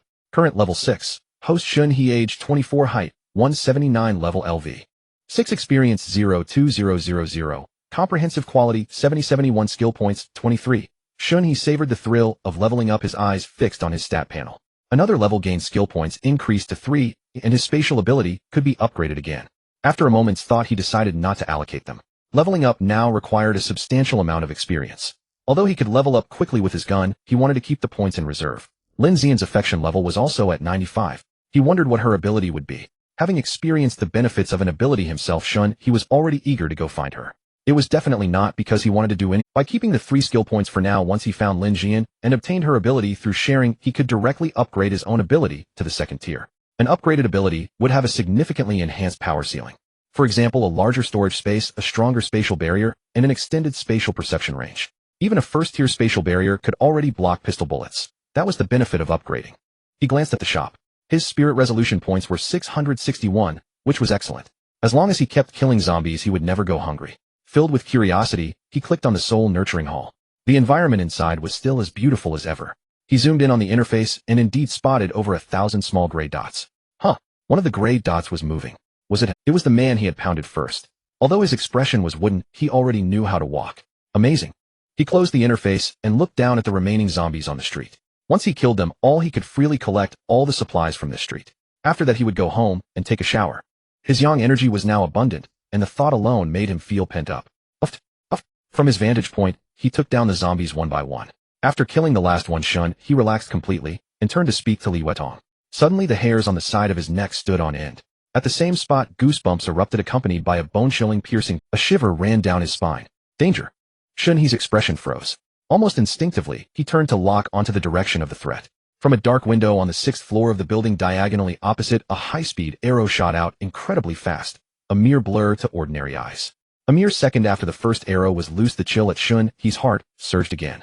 A flash of cold light came from the same window, and a second arrow followed. Shen He's face instantly turned cold and grim. To shoot an arrow every second with such precision and stability, the opponent was undoubtedly an expert archer, and they had chosen the exact moment. He let his guard down to ambush him. The arrows were too fast. With his legs bent, sitting by the window, he had no room for a large evasive maneuver. But with his comprehensive quality, pushed to 70, almost rivaling Captain America, His enhanced vision, spatial danger prediction, and freakishly fast neural reflexes still allowed him to track the trajectories of both arrows with perfect clarity. Watch out. As the first arrow flew, Li Yuetong also sensed the rapidly approaching object. She wasn't the target, so she didn't feel the lethal chill, but her own spatial perception precisely detected a high-speed foreign object heading straight for Shen He. Panic seized her. She scrambled up from the sofa, intending to open a spatial barrier and rush over to block the arrow for Shen He. But he was sitting right against the window, leaving no space for her to get in front. She couldn't shield him, and her heart raced with anxiety. Just as Li Yuetong was frantic with worry, the first arrow was already brushing against the skin of Shen He's neck. Though he could see it clearly, the attack was already upon him. Shen He dodged the vital spot in the nick of time, while simultaneously reaching out and precisely slapping the arrow's shaft, knocking it away.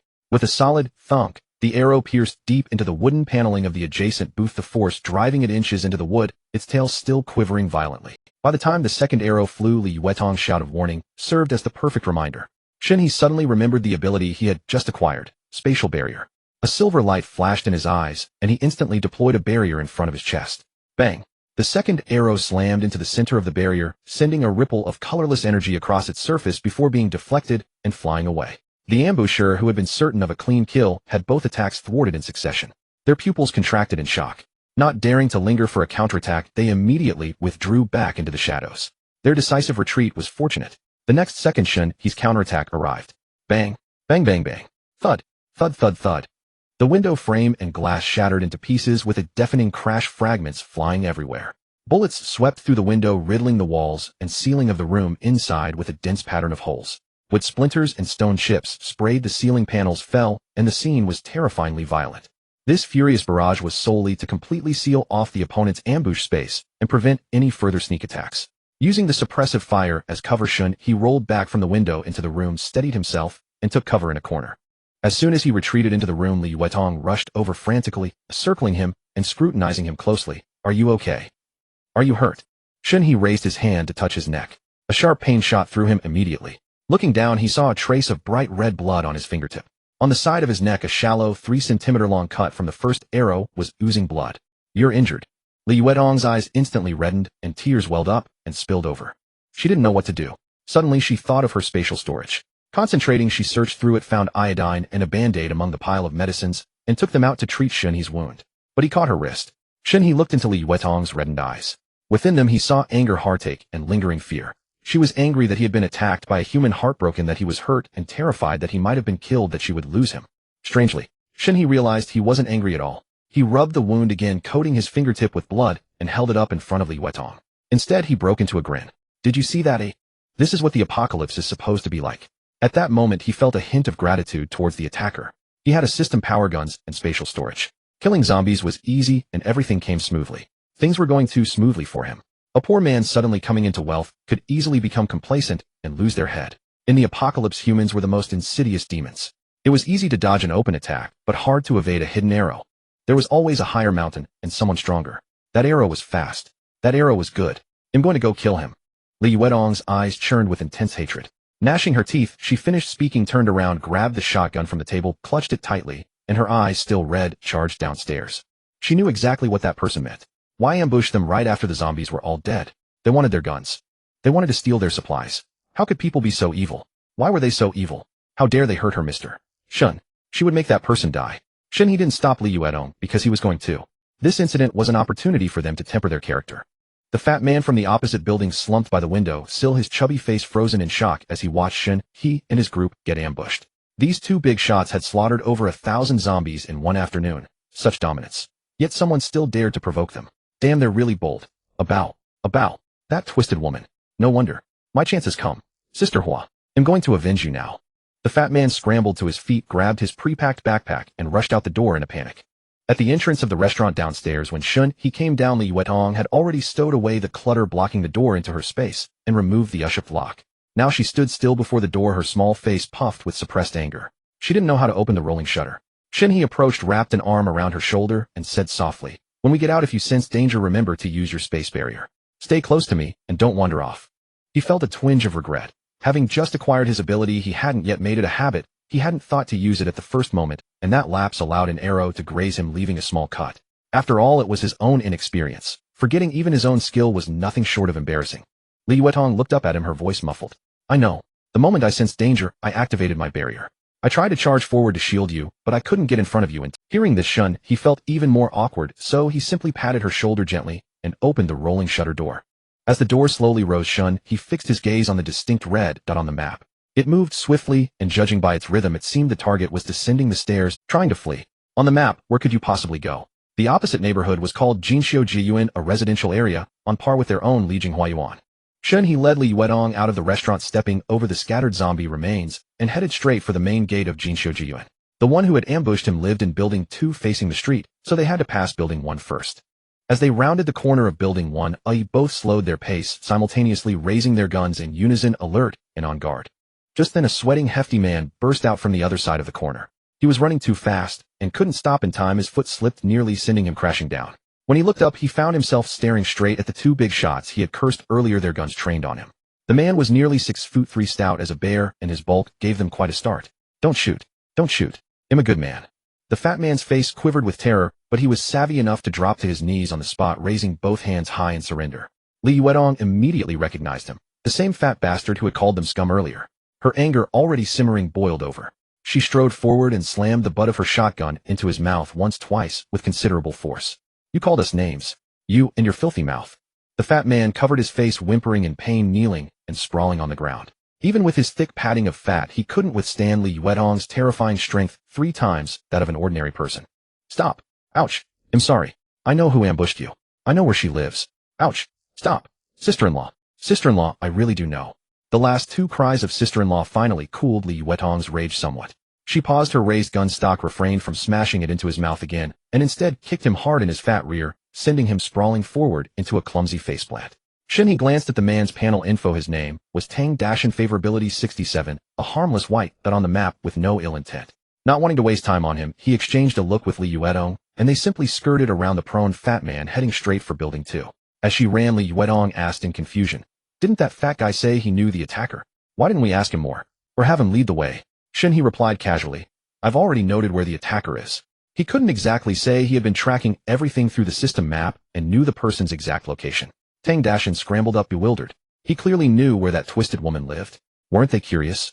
Wouldn't having him guide them be faster? By the time he realized that the pair were already far away, panicked, he stumbled after them, shouting in a hushed voice, "I really do know." Meanwhile, Shen He and Li Yuedong reached the foot of Building 2, but didn't go up. Instead, they turned and dashed into the small alley opposite. Li Yuedong was puzzled, but trusted that Mr. Shen had his ways, so she followed closely. Along the way, she noticed 2 zombies with arrows lodged in their heads, and quickened her pace. After passing 4 residential buildings, they reached the gable wall of the next building, and heard a woman's furious curses coming from beside it. The other person remained completely silent. On Shen He's map, a green dot was facing off against a red dot at a distance. Where had the green dot come from? Who the hell are you? Why are you bothering me? I don't have time to waste with you.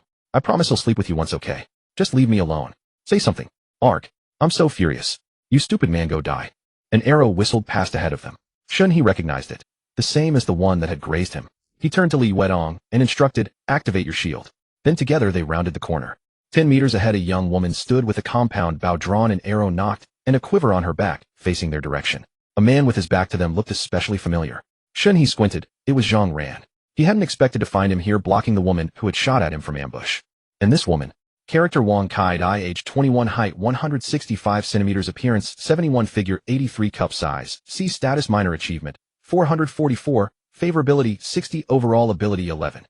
Boss, that's her. That woman is a twisted freak. She usually shoots stray cats and dogs in the neighborhood with her bow, and even abuses them. Sister Hua was shot by her, and she broke her leg. Tang Dashin caught up, hands on his knees, panting heavily, his gaze at the woman full of disgust. Zhang Ran glanced at the approaching Shen He and Li Yuedong, then silently stepped aside, clearing the way for them. Li Yuedong, her eyes icy cold at the person who had harmed Shen He, walked forward with him one after the other. Wang Kai-dai's face turned ugly as she saw them closing in. The arrow she had aimed at Zhang Ran swiveled toward Li Yuedong's chest. But Li Yuedong had been on guard. Her spatial perception had already predicted the arrow's trajectory. As the arrow flew, she sidestepped with ease, a casual move that stunned everyone present, except Shen He. Li Yuedong stared at her coldly, her voice sharp. Your hand slipped awfully accurately straight from my chest. Was it a slip when you ambushed us too? What's on your hands to make them so slippery? Wang Kai-dai's eyes reddened instantly, and she was beautiful and delicate, like an innocent little flower, her tearful eyes pitiable. Who would have guessed that beneath that fragile exterior lay a heart of venom and cruelty, one that delighted in harming lives? As Shen He and Li Yuetong approached, Wang Kai-dai forced a fawning smile at Li Yuetong. "I'm sorry, sister, my hand slipped just now. Are you hurt?" Li Yuetong stared at her coldly, her voice sharp. "Your hand slipped awfully accurately straight from my chest. Was it a slip when you ambushed us too? What's on your hands to make them so slippery?" Wang Kai-dai's eyes reddened instantly, and she looked pitifully at the expressionless Shen He. "Brother, I didn't see clearly. I thought you were zombies. I really didn't mean to shoot you. Please don't be angry, okay? I can be your woman. They'll do anything you want. I have a great figure." As she spoke, she tugged lightly at her collar, revealing a hint of delicate lace trim and fair, smooth skin. Zhang Ran and Tang Dashan turned their heads simultaneously, their eyes meeting in silent understanding. They nodded to each other, then looked away, each in a different direction. Shen He's face remained impassive. "I should thank you.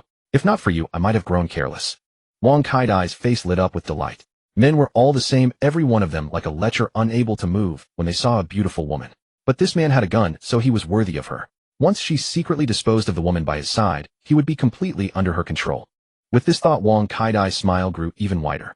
Since Big Brother isn't angry, that's good. He'll definitely follow you well from now on and make you cough." Before she could finish, Shen He suddenly raised his hand and fired a clean, decisive shot. Though Wang Kai-dai was very beautiful, he wasn't foolish enough to keep someone who wanted to kill him. Why? Wang Kai-dai stared at Shen He in disbelief, then looked down at her bullet-ridden lower abdomen. Warm blood quickly soaked through her clothes as a piercing, agonizing pain exploded within her. "You're not as pretty as her. What gave you the confidence?" Shen He pointed at Li Yuetong, driving the dagger deeper into her heart. "Aya!" Wang Kai-dai glared at Li Yuetong with unwillingness, and a blood-curdling scream instantly tore through the entire neighborhood. Shen He had shot her in the stomach because he didn't want her to die quickly, but now her piercing voice grated on him. It was far more penetrating than his own. If it attracted zombies, he'd be in trouble, especially since he wasn't at a choke point. He cast a disgusted glance at her and raised his gun barrel. But in the next instant, a slender hand suddenly pressed down on his wrist, while another small hand had already lifted. The gun was aimed directly at Wang Kai-dai's head. Li Yuetong's voice was faint. "Let me. No. I was wrong. Wang Kai-dai shook her head, clutching her stomach and crawling backward. "Pew. Are you all right?" Shen He's gaze fell on Li Yuetong's trembling hand and pale face as he asked softly. "I'm fine.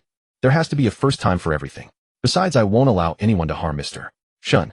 They all must die." Li Yuetong closed her eyes, gently suppressing the bile rising in her throat and the churning in her stomach. She deliberately averted her gaze from Wang Kai-dai's frozen expression at her feet, her eyes lingering on the wound on Shen He's neck, a hint of madness flickering within them.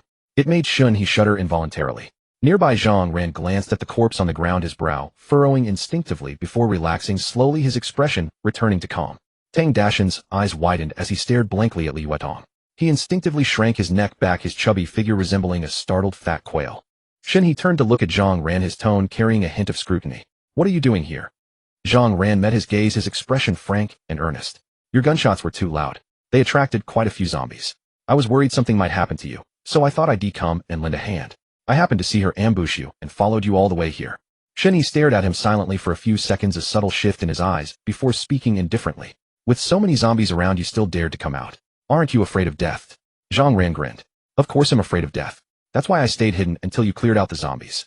Shen He let out a soft laugh. "The zombies out in the open on the street are gone. You can take a look around nearby, but be careful. There are still plenty of zombies trapped inside." Zhang Ran was silent for a moment before nodding in understanding. Shen He's words were a tacit acknowledgement of his good intentions, a subtle way of saying thanks. Both of them understood each other clearly. The zombies on the street had been cleared by Shen He, so the supplies naturally belonged to him. No one present felt there was anything wrong with that. Shen He and Li Yuetong walked ahead with Zhang Ran and Tang Dashan following behind. Tang Dashan wanted to ask if he could tag along with Shen He's group, but having just witnessed Li Yuetong kill someone, her current gaze filled him with dread. He opened his mouth, then did. After hesitating for a moment, he scratched the back of his head and leaned in close to Zhang Ran, figuring Zhang Ran seemed more approachable. "Hey buddy, want to look for supplies together?" "I'm not a bad guy, don't worry." Zhang Ran glanced sideways at him. Seeing that Tang Dashan had an honest, simple face with clean, gentle eyes, showing no sign of cunning or malice, he nodded slightly in agreement. Although he didn't know what Tang Dashan was really thinking, a person's face often reflected their heart. It was worth a try. In the apocalypse, surviving without a team was nearly impossible. Not everyone had a gun, and that Zhang Ran actually wanted to team up with Shen He as well, but since Shen He hadn't brought it up, he felt too embarrassed to ask. He couldn't just cling to someone who had saved him, becoming a burden and practically repaying kindness with enmity. That would be utterly shameless. "Run. There are zombies. Aya, help. Please save me." Before the four of them could even leave the neighborhood, they heard several blood-curdling screams from the street out. Tang Dashan rushed to the entrance and looked outside. There were several groups of people on the street gathered in twos and threes carrying large bags stuffed full as they slipped into various shops to scavenge supplies. An unlucky man was pinned to the ground by a zombie which was tearing into his flesh with savage bites. Damn it. These shameless bastards. Big Bro hasn't even taken the supplies yet, and they're already grabbing everything. They're all thieves. Tang Dashan stomped his foot in fury and charged onto the street, shouting at the top of his lungs, "Hey! Who told you to take things? Where were you when we were killing zombies?" Even though he hadn't come out either, he hadn't looted anything. Suddenly a loud crash rang out as a man was flung out of a noodle shop by a zombie, his body smashing through the glass door and landing on the ground. Immediately after, several more zombies burst out of the shop surrounding the bleeding man and frenziedly tearing into him. Chaos erupted on the street. Someone screamed in terror, drawing the attention of the feeding zombies. Several of them immediately rose and charged toward the group with guttural roars. In the pandemonium, more zombies burst out of two other shops that had been pried open, instantly pouncing on several people. Tang Dashan was too scared to shout anymore and shrank back beside Shen He. Zhang Ran quickly moved closer, as well, gripping the homemade spear in his hand, his face full of vigilance as he scanned the surroundings. A man being chased by three zombies saw Shen He and his group emerging from the neighborhood. His fear instantly turned to joy. Without a second thought, he sprinted desperately toward them, completely oblivious to the impropriety of his actions. The man clutched two large bags of supplies tightly. The heavy bundles were clearly slowing him down, but he refused to let them go. "Help! Kill them! Hurry! Shoot! I can't run anymore." He was carrying two bags filled with beer and half a side of pork head found in a restaurant. If he just dropped them, the zombies at their current speed wouldn't be able to catch a fully sprinting ordinary person. Tang Dashan looked at him like he was an idiot. Seeing him leading the zombies their way, he couldn't help shouting, "Don't run this way, you bastard. Just drop the stuff." The man was about 20 meters away. He hesitated for a moment at Tang Dashan's words, but still charged forward. Seeing that Shen He and the others had no intention of shooting to help, and with the zombies' roars growing closer, the man's face twisted into a snarl as he cursed at "Why the hell won't you shoot? How can you just watch me die? Damn you. You'll get what's coming to you. Son of a bitch." Tang Dashan shouted back, "Save your mother. Do we owe you anything? If you just drop the stuff, you could run, you idiot. You bastard. Damn you." Li Yuetong cast a glance at the fat man, and a sudden thought struck her. His venomous tongue was rather amusing. She tilted her head, listening intently to his curses, a look of keen interest flickering across. She had initially wanted to fire her gun, but not at the zombies, rather at the man who was hurling insults at Shen He. Shen He had no intention of saving him. He was no saint. Had the man fled in another direction, he might have slain the zombie, but the man was leading the creature straight toward them, using them as shields. Shen He wouldn't stoop so low as to rescue such a wretch.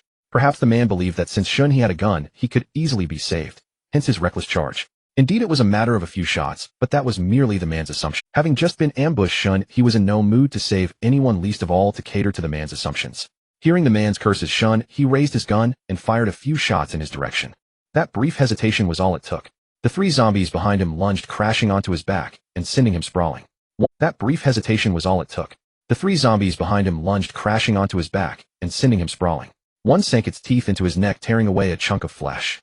Blood gushed forth in violent spurts like water from a high-rise faucet turned on for the first time. The other two zombies knelt beside him. One gnawed at his arm, leaving a bloody gaping wound, while the other plunged its claws into his lower back, yanking out a slimy mass and stuffing it into its mouth. The man lay face down, his venomous glare fixed on Shen He. "Ill. Fucking. Kill you." Li Yuetong gripped her pistol tightly. Tang Dashan's jaw dropped in shock and Zhang Ran pursed his lips. All three turned to look at Shen He. With an unruffled expression, he slowly lowered his gun, stepped forward, and spoke in an eerily calm tone, "Hey. Damn it, I missed. I was actually trying to save him." Li Yuetong watched his retreating figure, her eyes lighting up as her mouth fell open beneath her mask. A lesson learned. Tang Dashan stared wide-eyed at Zhang Ran. "Is that so?" A corner of Zhang Ran's mouth twitched. "Yeah, probably." Shen He's gun's targeting system couldn't miss at 200 meters, let alone at such close range. Like hell it was. There were fewer than 10 zombies on the street. Shen He dispatched them with a few shots, ignoring those who had been bitten. He would kill them once they turned. More points for him. Every bit counted. A few points could buy Li Yuetong several beggars' chickens. She loved chicken, and he could only imagine how Passing the dead man Shen, he turned to Tang Dashan. Fatty grabbed those 2 bags. With that, he headed toward a barbecue joint ahead. Shen He had a clear plan. His and Li Yuetong's storage spaces would eventually fill up. It would be a shame to leave so much loot behind, so he needed people to carry and gather supplies. Besides, survival in the apocalypse depended on sticking together. He had a gun, but others would eventually arm themselves, just like Wang Kai-dai with her bow. Forget the lone wolf act unless he was invincible. He could kill 100, but what about 1,000 or 10,000? 2 fists were no match for 4 hands. It was better to recruit reliable teammates early before humanity's heart had completely rotted away. Moreover, he had the system to read others' favorability. Any hint of betrayal could be nipped in the bud.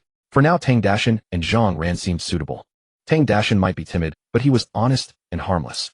Zhang Ran was grateful and dependable. Both were promising candidates worth observing and nurturing. Currently, both had favorability scores in the 70s. Huh. Oh, don't worry, brother Shen, I've got it. Tang Dashan's eyes lit up as he rushed over, hoisted the 2 bags, and the big brother giving him a task meant he was being tested. He wasn't afraid of hard work. He was afraid of not getting a chance. As for the big brother calling him fatty despite being, he'd gladly be called grandson. Lugging the 2 bags, he grinned from ear to ear. Catching Zhang Ran's envious glance, Tang Dashan thought about sharing a bag, so they'd both be serving the big shot. But he reconsidered. The big brother hadn't dismissed Zhang Ran, and their bond was closer. If he, the fatty, was accepted, Zhang Ran, who seemed far more reliable, would surely follow. He'd just stick to his assigned tasks, and not overstep. Shen He approached a barbecue joint. The rolling shutter was up, but the glass door was locked. The owner must have locked up and fled when trouble struck. He raised his gun, blasted the lock, and pushed the door open. Behind him, Li Yuetong saw Tang Dashan about to follow with the bags, and called out, "Fatty, you stay with." She paused, unsure of the other man's name, and turned to Zhang Ran. "Zhang Ran," he offered. Li Yuetong nodded and instructed, "Fatty, you and Zhang Ran search this place. They'll take the next one. Be careful." Shen He had storage space, and so did she. There was no way she'd let the fatty witness their secret. Tang Dashan nodded dumbly. "Got it, sister-in-law." Tang Dashan he. Li Yuetong remained impassive. "Got it, Tang Fatty." She still remembered him cursing them out. Bang. Crackle. With that, she blasted the lock off the next shop's door, leaving them a curt, imposing silhouette. Tang Dashan froze, muttering, "Tang Fatty.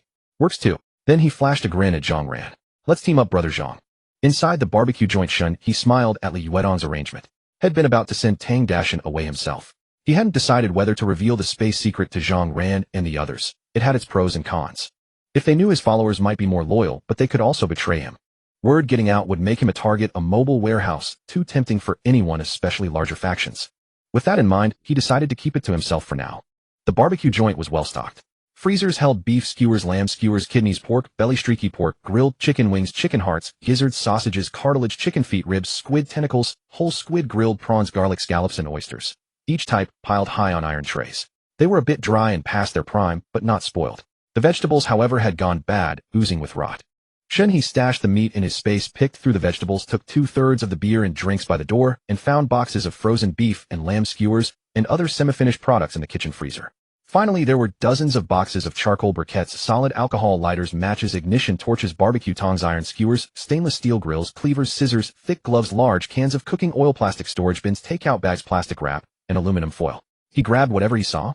In the shadows of the street corner, 5 individuals were secretly hiding: a thin man with glasses, a blonde, a fat man, a strong man, and a middle-aged man. They had hurriedly fled when the zombies were rampaging earlier, but now they quietly returned.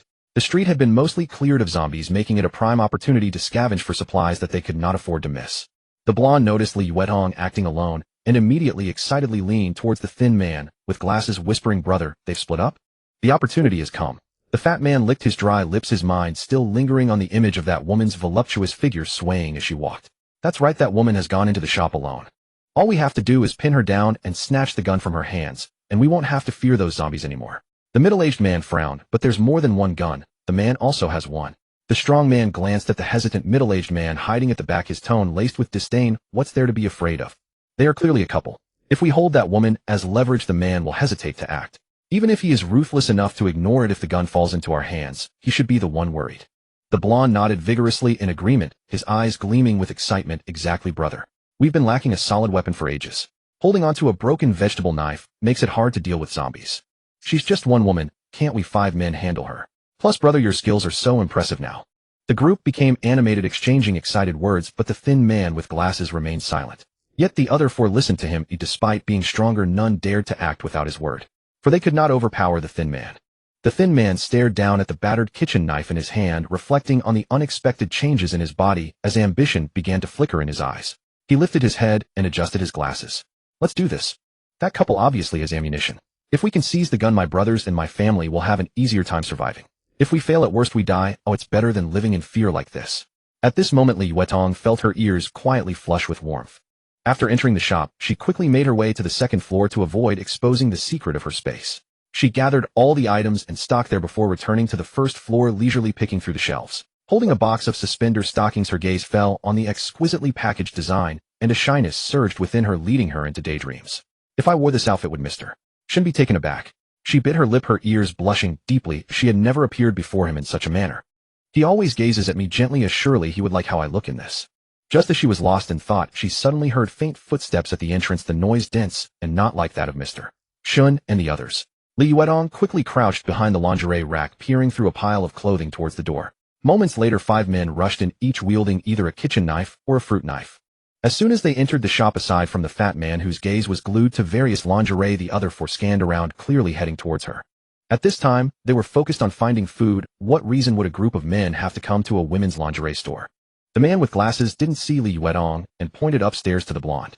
The blonde immediately nodded and ascended the stairs with his knife. From a higher vantage point halfway up the stairs, the blonde caught a glimpse of Li Yuetong crouching behind the lingerie rack on the first floor. Confirming it, he exclaimed excitedly, "She's hiding over there." He pointed, and the others all turned their attention towards Li Yuetong, moving to surround her. Seeing she had been discovered, Li Yuetong decisively stood up and fired her gun at the blonde on the stairs. Since they were clearly after her, they couldn't have good intentions. Li Yuetong didn't know these men, and the events of the day had made her realize that this was the apocalypse. 5 big men with knives were surrounding a single woman. They certainly weren't there to greet her. The blonde, quick-witted, saw Li Yuetong's cold gaze and the gun pointed at him, and realized he was in deep trouble. He immediately dove towards the bottom of the stairs, preferring to fall than to take a bullet. He never expected this woman to be so ruthless. She actually fired without hesitation. Shouldn't there have been some chatter before the fight? Unfortunately for him, the blonde couldn't dodge the bullets fired by Li Yuetong, and although he avoided a fatal shot, he was still hit in the left shoulder. The concentrated pellets from the shotgun crashed into the blonde's shoulder, tearing flesh and bone, and his entire left arm was shattered and fell to the side. The blonde tumbled down the stairs, finally collapsing against the wall, his face pale, as paper eyes filled with sheer terror as he stared at his empty shoulder.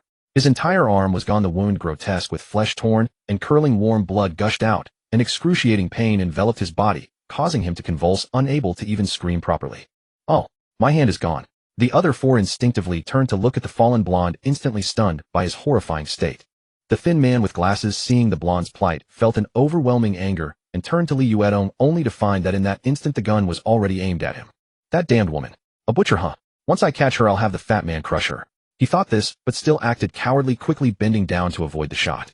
Li Yuetong pulled the trigger again, the gun flaring with fire, but she didn't expect the thin man to react so quickly, narrowly dodging the shot, leaving her astonished.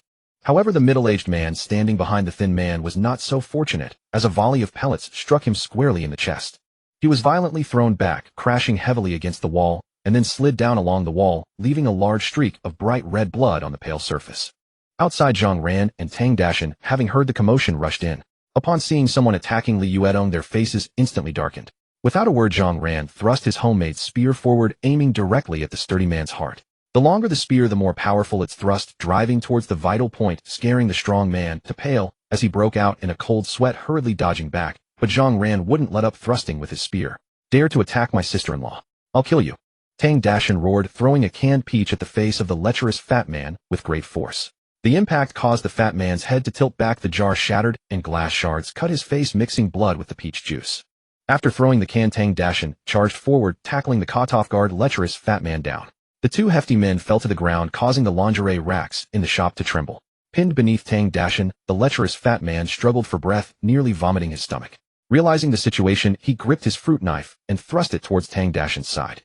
Taking advantage of his position, Tang Dashan had already spotted the knife in the fat man's hand. He pressed down on his wrist with his right hand and rained punches on the fat man's face with his left. Truly, it was a case of a fat man meeting a rival. It was a fierce encounter.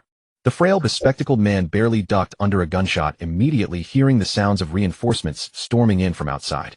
His heart burned with urgency. He had to subdue the woman swiftly to turn the tide and stabilize the situation. His gaze toward Li Yuetong was steeped in viciousness. Gripping the blunted cleaver tightly, his legs tensed and exploded with force, unleashing a speed far beyond ordinary men. He charged madly forward, the cleaver raised high with murderous intent. Because Zhang Ran and Tang Dashan had already entered the building and were locked in combat, the scene descended into chaos. Li Yuetong hesitated to use her shotgun, fearing the spray of pellets might strike her own allies. As the bespectacled man closed in with astonishing speed, Li Yuetong's eyes widened in shock, her heart tightening. Yet her movements remained swift. A silver glint flashed in her eyes as she instantly conjured a spatial barrier before her. A barrage of whistling sounds suddenly pierced the air, followed by a cacophony of sharp impacts. The entire street-facing glass window shattered explosively, sending shards clattering. A dense hail of bullets rained down like a storm, sealing off all paths ahead of the bespectacled man. The warheads howled as they slammed into walls and shelves, spraying fragments in every direction. Hanging undergarments of various kinds were flung wildly by the shockwaves of gunfire, fluttering and tumbling through the air, adding to the chaos. The sudden onslaught of firepower forced the bespectacled man to grind to a halt, daring not advance another step into the metallic storm. He stared in despair toward the shattered window. There, a dark silhouette crashed through the broken glass, charging in with a chilling aura of killing intent. The blade in the silhouette's hand gleamed with cold light, flashing past in an instant, so swift that the frail man had no chance to react before his cleaver clattered to the floor. Along with the cleaver fell his hand that had held it. Shen He seized the moment, following up with a fierce kick to the man's abdomen, sending him crashing to the ground. Then he raised his 18 Malawian kwachas and unleashed a burst of fire at the burly man and the obese coward still locked in desperate struggle with Zhang Ran and Tang Dashan. Bullets blossomed into crimson flowers across their bodies, riddling them until they ceased moving. Tang Dashan quickly scrambled off the obese coward's corpse, wiping the blood splattered across his face. Zhang Ran also pulled his spear from the burly man's abdomen, the stench of blood saturating the shop. Now of the 5 intruders, only the bespectacled man and the unconscious blonde remained alive, both now missing an arm. Shen He looked at Zhang Ran and Tang Dashan, asking softly, "Are either of you injured?" Zhang Ran shook his head. Tang Dashan thumped his chest. "Boss, I'm perfect. That fat guy couldn't even touch me." "True enough, you're twice his size." Shen He nodded faintly. Zhang Ran and Tang Dashan's performance had earned his initial approval as teammates. At least both dared to act when trouble arose. Zhang Ran was no surprise, but Tang Dashan's lack of hesitation caught Shen He off guard. He had thought the man timid, only afraid of them. Li Yuetong pouted behind her mask, tugging at his clothes coquettishly. "Mister Shen, why don't you ask about me?" Shen He's gaze softened as he looked at her, stroking her hair. "I've been watching you the whole time. Do you think I wouldn't know if you were all right? You did exceptionally well today. You deserve praise. Keep it up." Shen He had known about these 5 from the moment they arrived. Still on edge from the earlier ambush, he kept checking his map, fearing another surprise attack. So when they came for Li Yuetong, he hid by the window to observe her response. And what he saw? Li Yuetong's decisive and swift action surpassed his expectations. She was even better than him. Li Yuetong beamed with joy, her eyes crinkling. He'll definitely keep working hard. After confirming his team was safe, Shun, he looked down at the bespectacled man, pale-faced and clutching his severed wrist. The speed the man had displayed was far beyond ordinary human capability. Li Yuetong, with her constitution 3 times that of an average person, had barely kept pace with his charge. This proved his speed nearly matched hers, yet his frail build suggested extreme specialization. Only speed, no explosive power or physical resilience. Something was clearly off. Shen He stared at him intently and cut to the chase. "Why are you so fast?" The bespectacled man, drenched in cold sweat, looked up through gritted teeth. "Spare the blonde, and he'll tell you." The blonde may have only one hand left, but he's still better than the women and elderly at home. He can look after them a bit. "Do you not see your position, Oi?" Shen He let out a cold laugh. He no longer had the habit of showing mercy to enemies. Glancing at the unconscious blonde's position, he raised the 18 Malawian kwachas. Rat-tat-tat. A rapid burst of gunfire. The blonde was riddled with bullets, his body convulsing violently in unconsciousness before going still. Zhang Ran's expression remained indifferent. That was his nature. Li Yuetong, having killed many zombies and people today, was already desensitized and unfazed. Only Tang Dashan flinched violently, a shudder running through him. His gaze toward Shen He and Li Yuetong now held a newfound, deep-seated reverence, though his favorability toward them increased.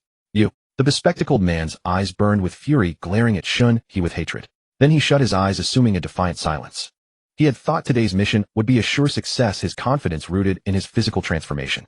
His speed was so great that zombies couldn't react. Over the past 2 days, he had killed many and built his own small team. At the peak of his arrogance, he encountered Li Yuetong, a woman unlike any other. While others would cower and whimper, she acted with ruthless decisiveness, catching. Most importantly, both this man and woman were even faster than him, especially the man. Now he regretted his greed. In truth, it was merely the fear of death. Shen He's face hardened. It was nearly dark, and he had no time to waste here. He wanted to go home, take a shower, and discuss today's experiences with his tauntaun. "If you want to talk, fine. I was just curious, not desperate to know the details.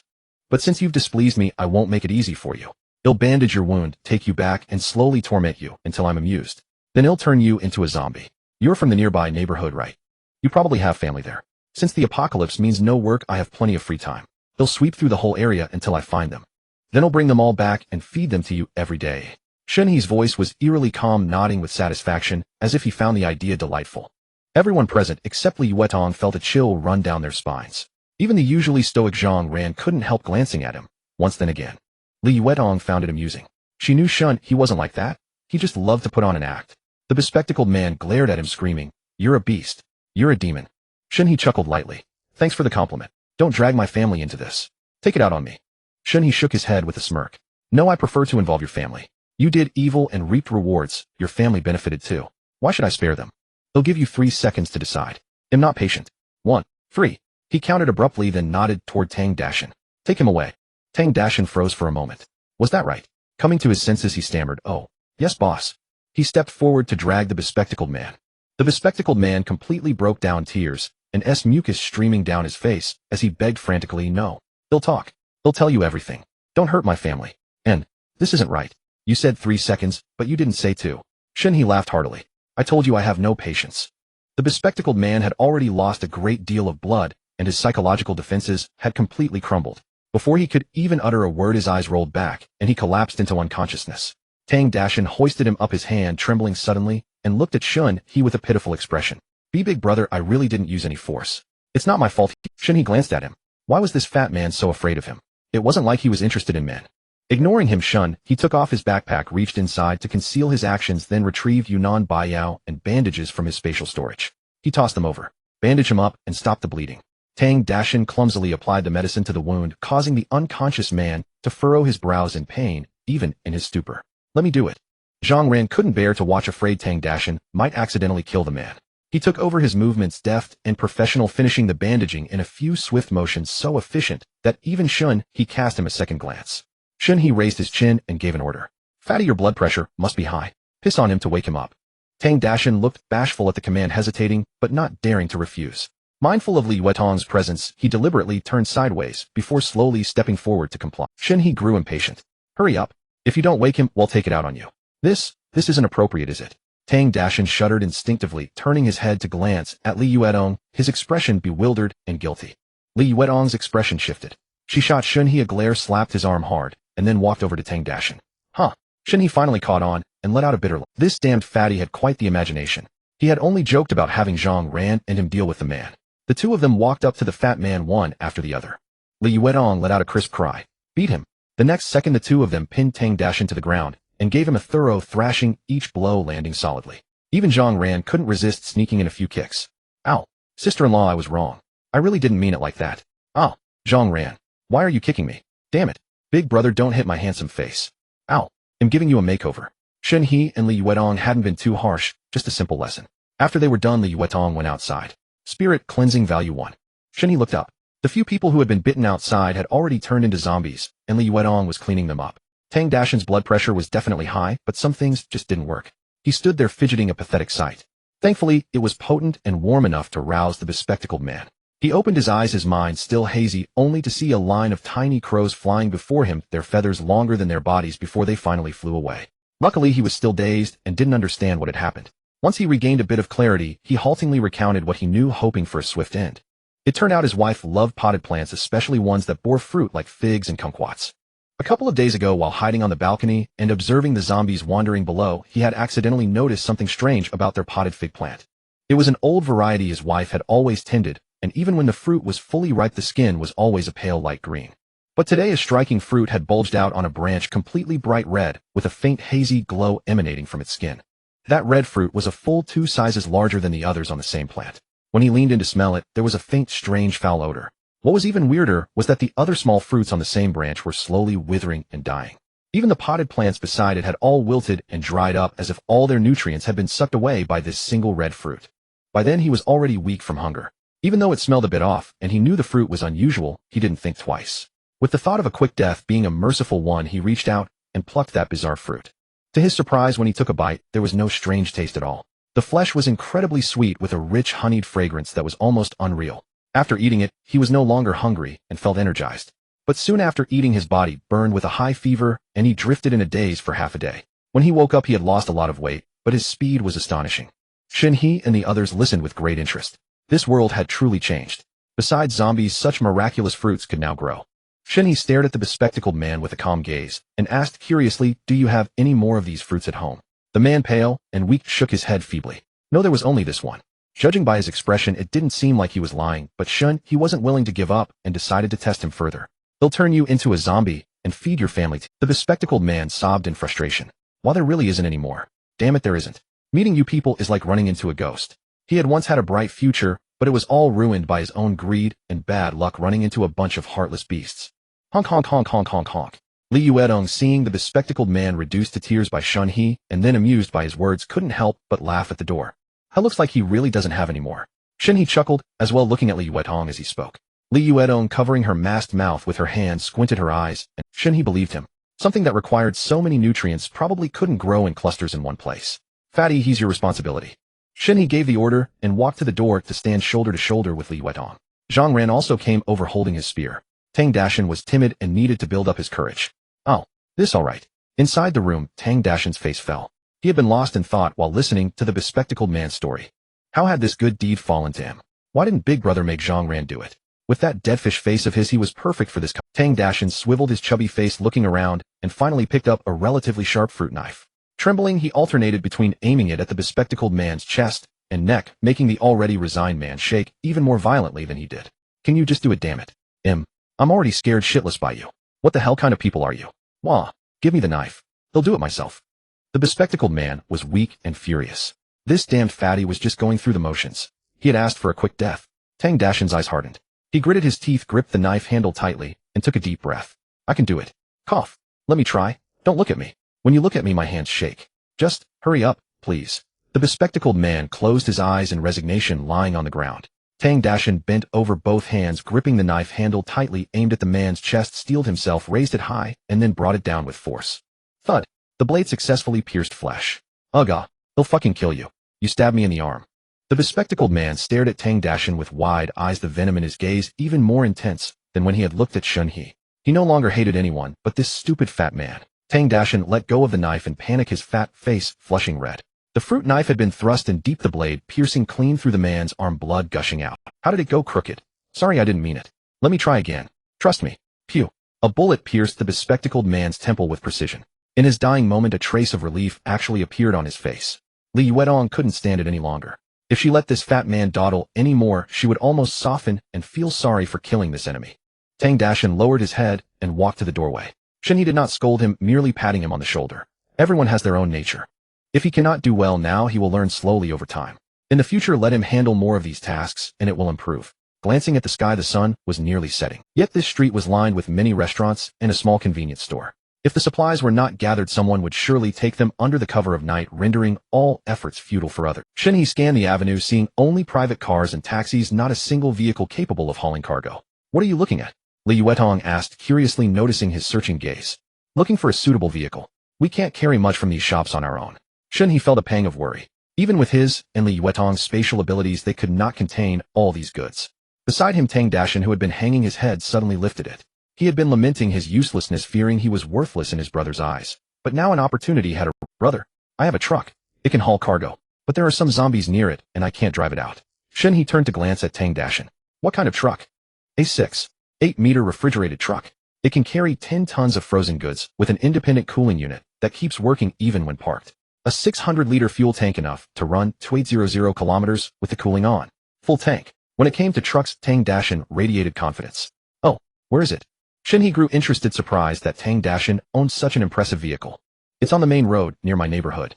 Tang Dashan pointed, indicating it was not far. Refrigerated truck, Dongfeng, Tianjin KR6. 8-meter, about 9 meters long, 4 meters high, and 6 meters wide. A true behemoth. Its cargo hold was only slightly smaller than Li Yuedong's spatial dimension. When the group of 4 arrived, they encountered no zombies. Oh, likely they had been lured away earlier.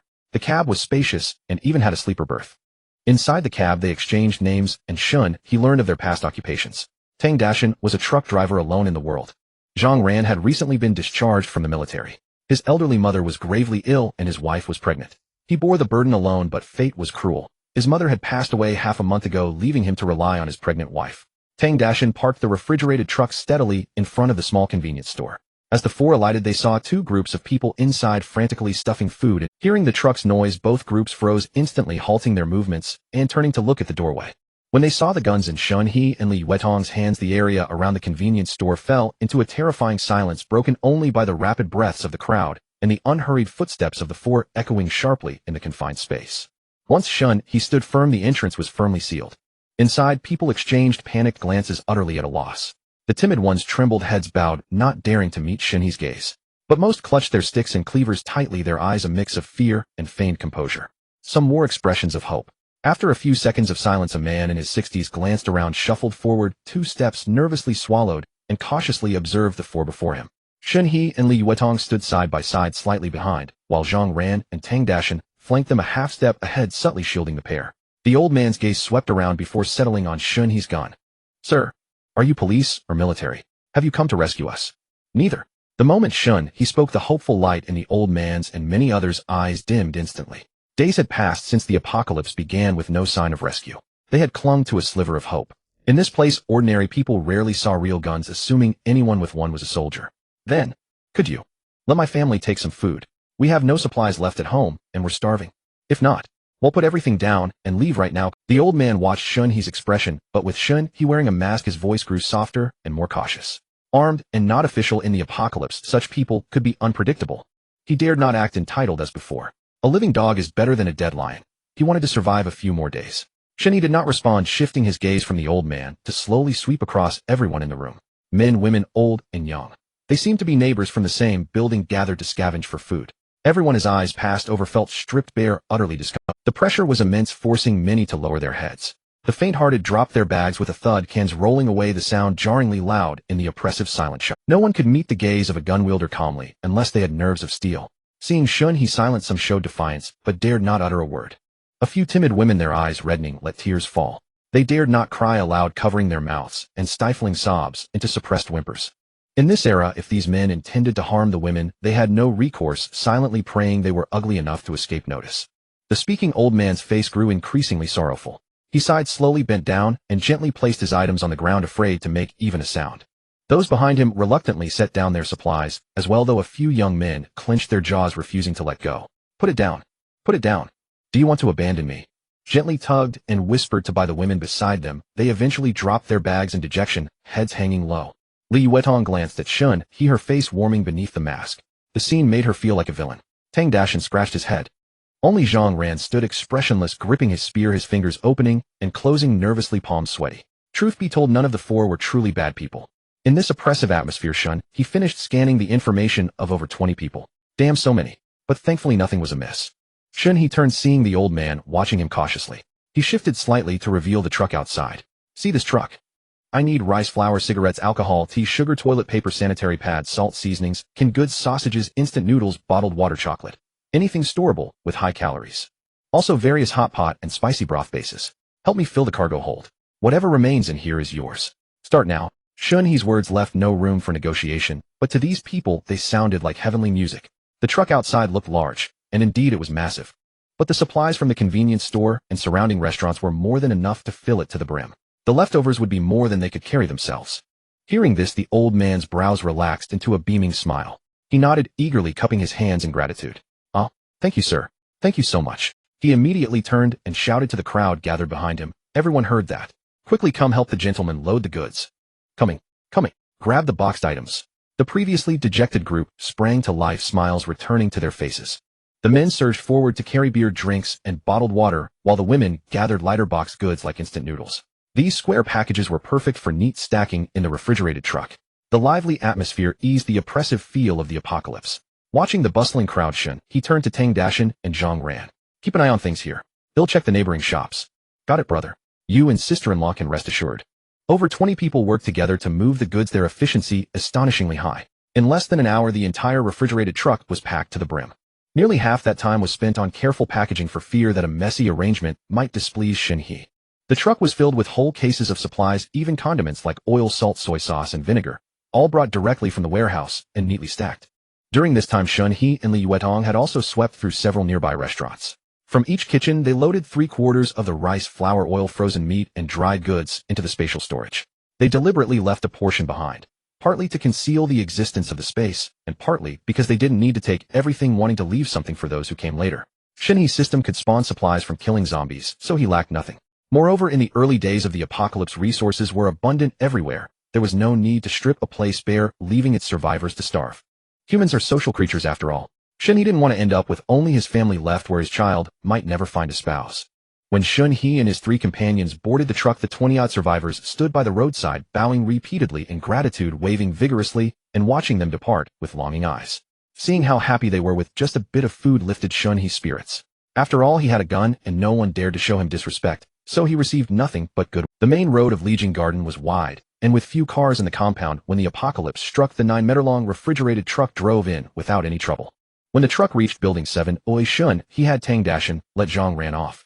Earlier, when Shen He promised to leave the surplus supplies for the survivors, Zhang Ran's favorability toward him had jumped to 85 points and Tang Dashan's to 82.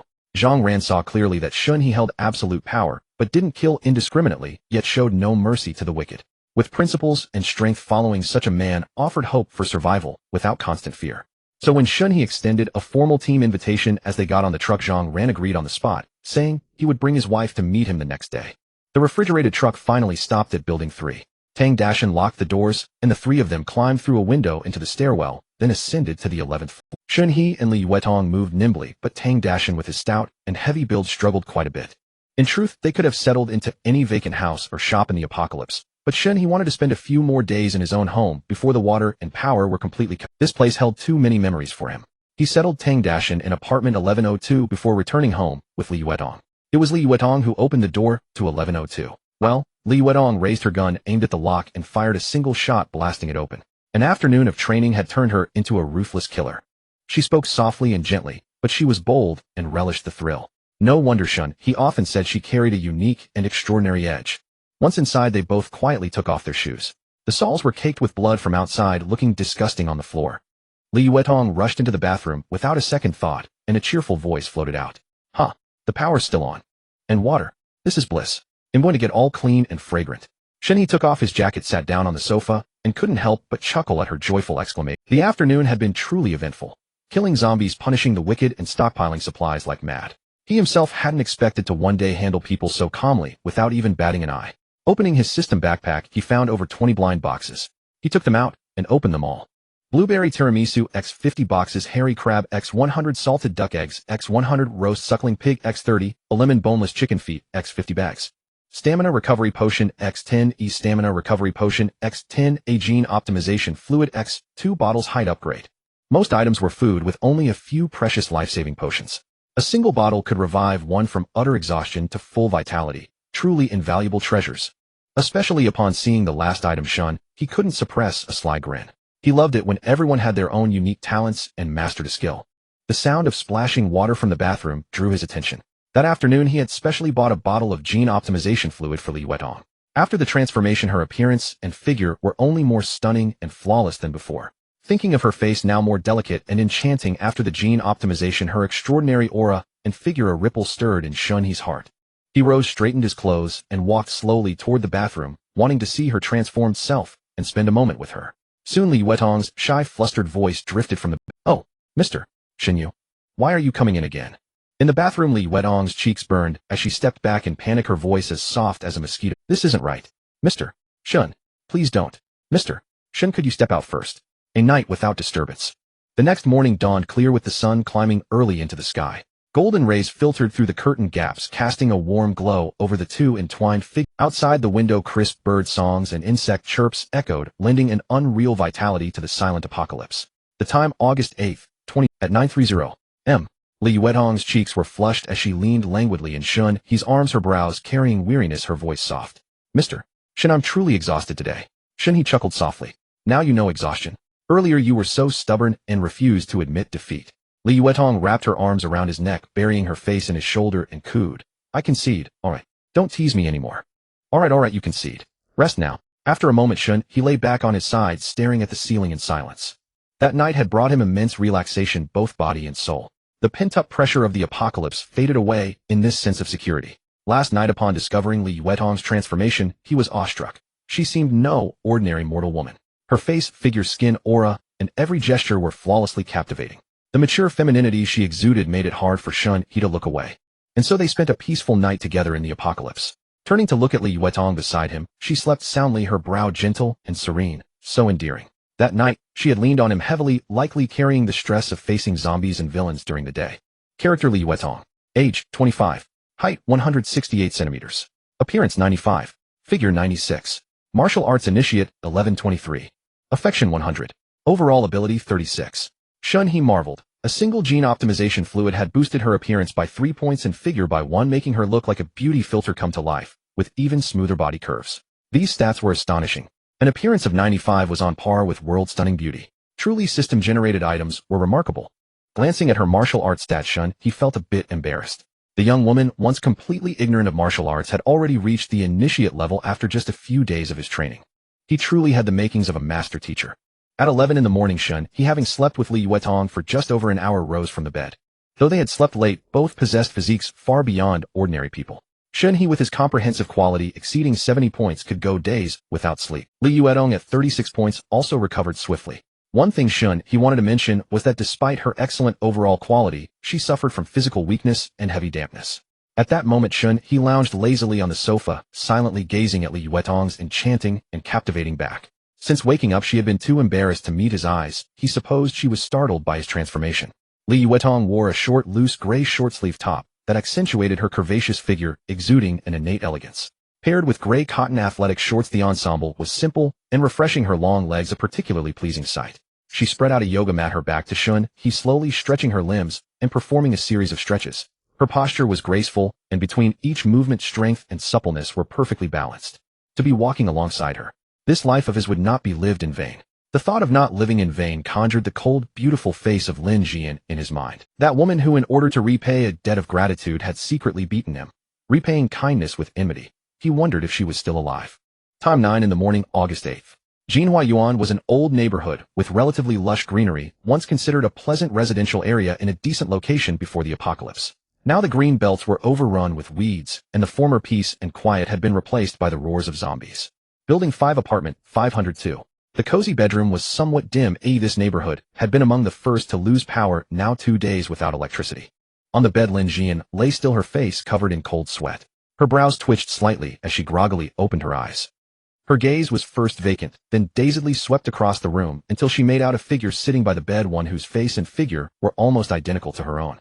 Only then did the chaotic memories slowly piece together, reminding her of her situation. She had only made it home late last night, climbing over the wall from Lijiang Garden and rushing back with all her might. A journey that usually took a mere 10 minutes by cab had taken her over a day of arduous travel. The entire city had long since become a paradise for zombies. At first, she followed the route Mr. Shen had marked out for 2 kilometers, the safest stretch of her entire journey, where almost no roaming zombies could be seen. But once she finished that route, the situation took a sharp turn for the worse. No matter which way she turned, she encountered zombies. Several times she had no choice but to retrace her steps and find another path. Occasionally she would come across other survivors, but she dared not let her guard down for a second, avoiding them from a great distance. She was too beautiful. She could not guarantee what those survivors might do to her, so she remained vigilant. To evade the zombies, she had gulped down 2 bottles of the miraculous stamina recovery potion Mr. Shen had given her. Her gun had fewer than 10 bullets left, and her spare magazine was exhausted before she finally managed to make it back to her own neighborhood, shaken but safe. Only after seeing her younger sister safe and sound at home did her tightly strung nerves suddenly give way. Her vision darkened and she fainted on the spot. When she opened her eyes again, it was now. "Sis, you're awake. Sis, do you recognize me?" Lin Xingran rushed forward the moment she saw her sister's eyes open, gently waving a hand in front of her face. Lin Jian was speechless. Her voice was weak and hoarse. "How could I not recognize you? Have you lost your mind?" Lin Xingran, hearing her sister speak normally, burst into tears with a grin. "Sis, great, you still know me. You didn't turn into a zombie. I was so scared. If something happened to you, I wouldn't want to live either."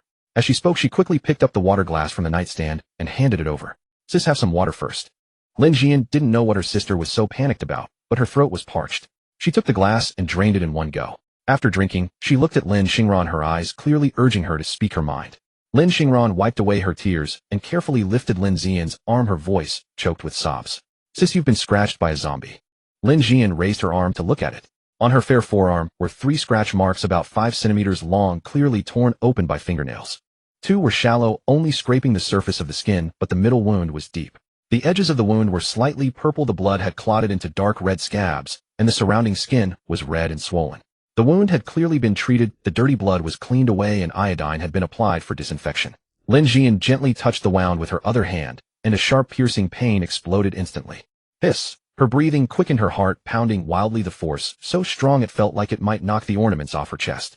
Scratched by a zombie. When had it? She racked her brains, but couldn't recall exactly which time it was. She had been cornered by zombies far too many times on the road, if not for the pistol Mr.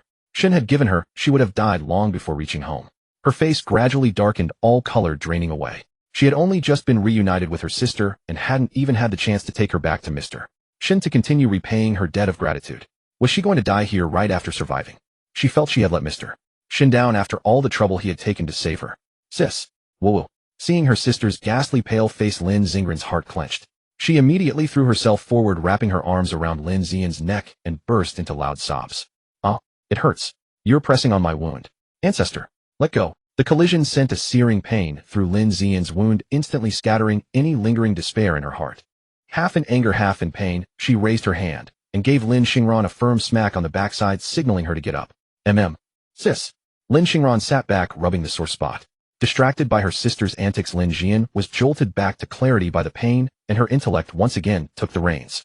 Looking at the fresh red blood oozing from the wound that had been pressed open, she recalled those children who had been bitten and turned into zombies in mere seconds or minutes, their wounds black and festering. Nothing like hers. Besides, she had been unconscious for so long. Apart from weakness and the sting of the wound, she showed no signs of stiffness, chills, or loss of control. A thought suddenly surged forth, making her breath catch. She might not be infected. What was going on? She was of course unaware. All of this was thanks to Shen He. Before they parted, she had drunk the spiritual liquid he had given her. And this spiritual liquid happened to contain antibodies against the zombie virus of the apocalypse. Lin Xian had no idea why she hadn't turned into a zombie, but at least it was a good thing. Since she couldn't figure it out, she let it be. After comforting her younger sister, Lin Xingran helped disinfect and bandage her wounds. The two sisters, one a doctor and the other a nurse, never lacked medical supplies at home. Once the wounds were treated, Lin Xingran untied the shoelaces binding Lin Xian's ankles. They ate a simple meal, and Lin Xian used the water her sister had stored in the bathtub to wipe herself down in the bathroom. Then the two sisters sat in the living room, exchanging stories about their separate experiences since the apocalypse erupted. The moment the end began, Lin Xingran had immediately tried calling Lin Xian multiple times. She knew very well that her sister kept her phone on vibrate at work. Even if she called, there would be no ringing sound to expose her location among the hordes of zombies. But how could she have known that Lin Xian had already fled in panic into the building's storage room, dropping her phone outside in the chaos, unable to receive her sister's calls? At that time, Lin Xingran was frantic with worry and wanted to risk going out to find her sister. But she didn't even know her sister's exact location, and the world outside was crawling with zombies. Rushing out would only mean certain death. With no other choice, she could only stay home and wait stubbornly. She was convinced that as long as her sister was alive, she would find a way to come back. Now, listening to Lin Xian recount how she had starved for 3 days outside, enduring immense suffering, and nearly died several times, Lin Xingran felt a pang of anguish. Lin Zingren's eyes instantly reddened, her nose stung with emotion. She felt both heartache and rage, wishing she could grab a blade and charge out to slaughter the zombies, avenging her sister's ordeal. When her sister mentioned being saved by a Mr. Shen, though she didn't go into details, Lin Zingren's face inexplicably flushed as she matched the timing. They were twins, more sensitive than ordinary people since childhood, sharing an unspoken, empathetic connection. When one experienced intense emotions, excitement, tension, anger, the other would also feel it. In this regard, Lin Xingran was even more perceptive than her sister. Lin Xingran remembered that morning shortly after she had fallen asleep. In her slumber, her heart suddenly raced, jolting her awake, followed by an overwhelming panic that made her scalp tingle and her blood boil. The surge hit her so fiercely that she was completely dazed and at a loss.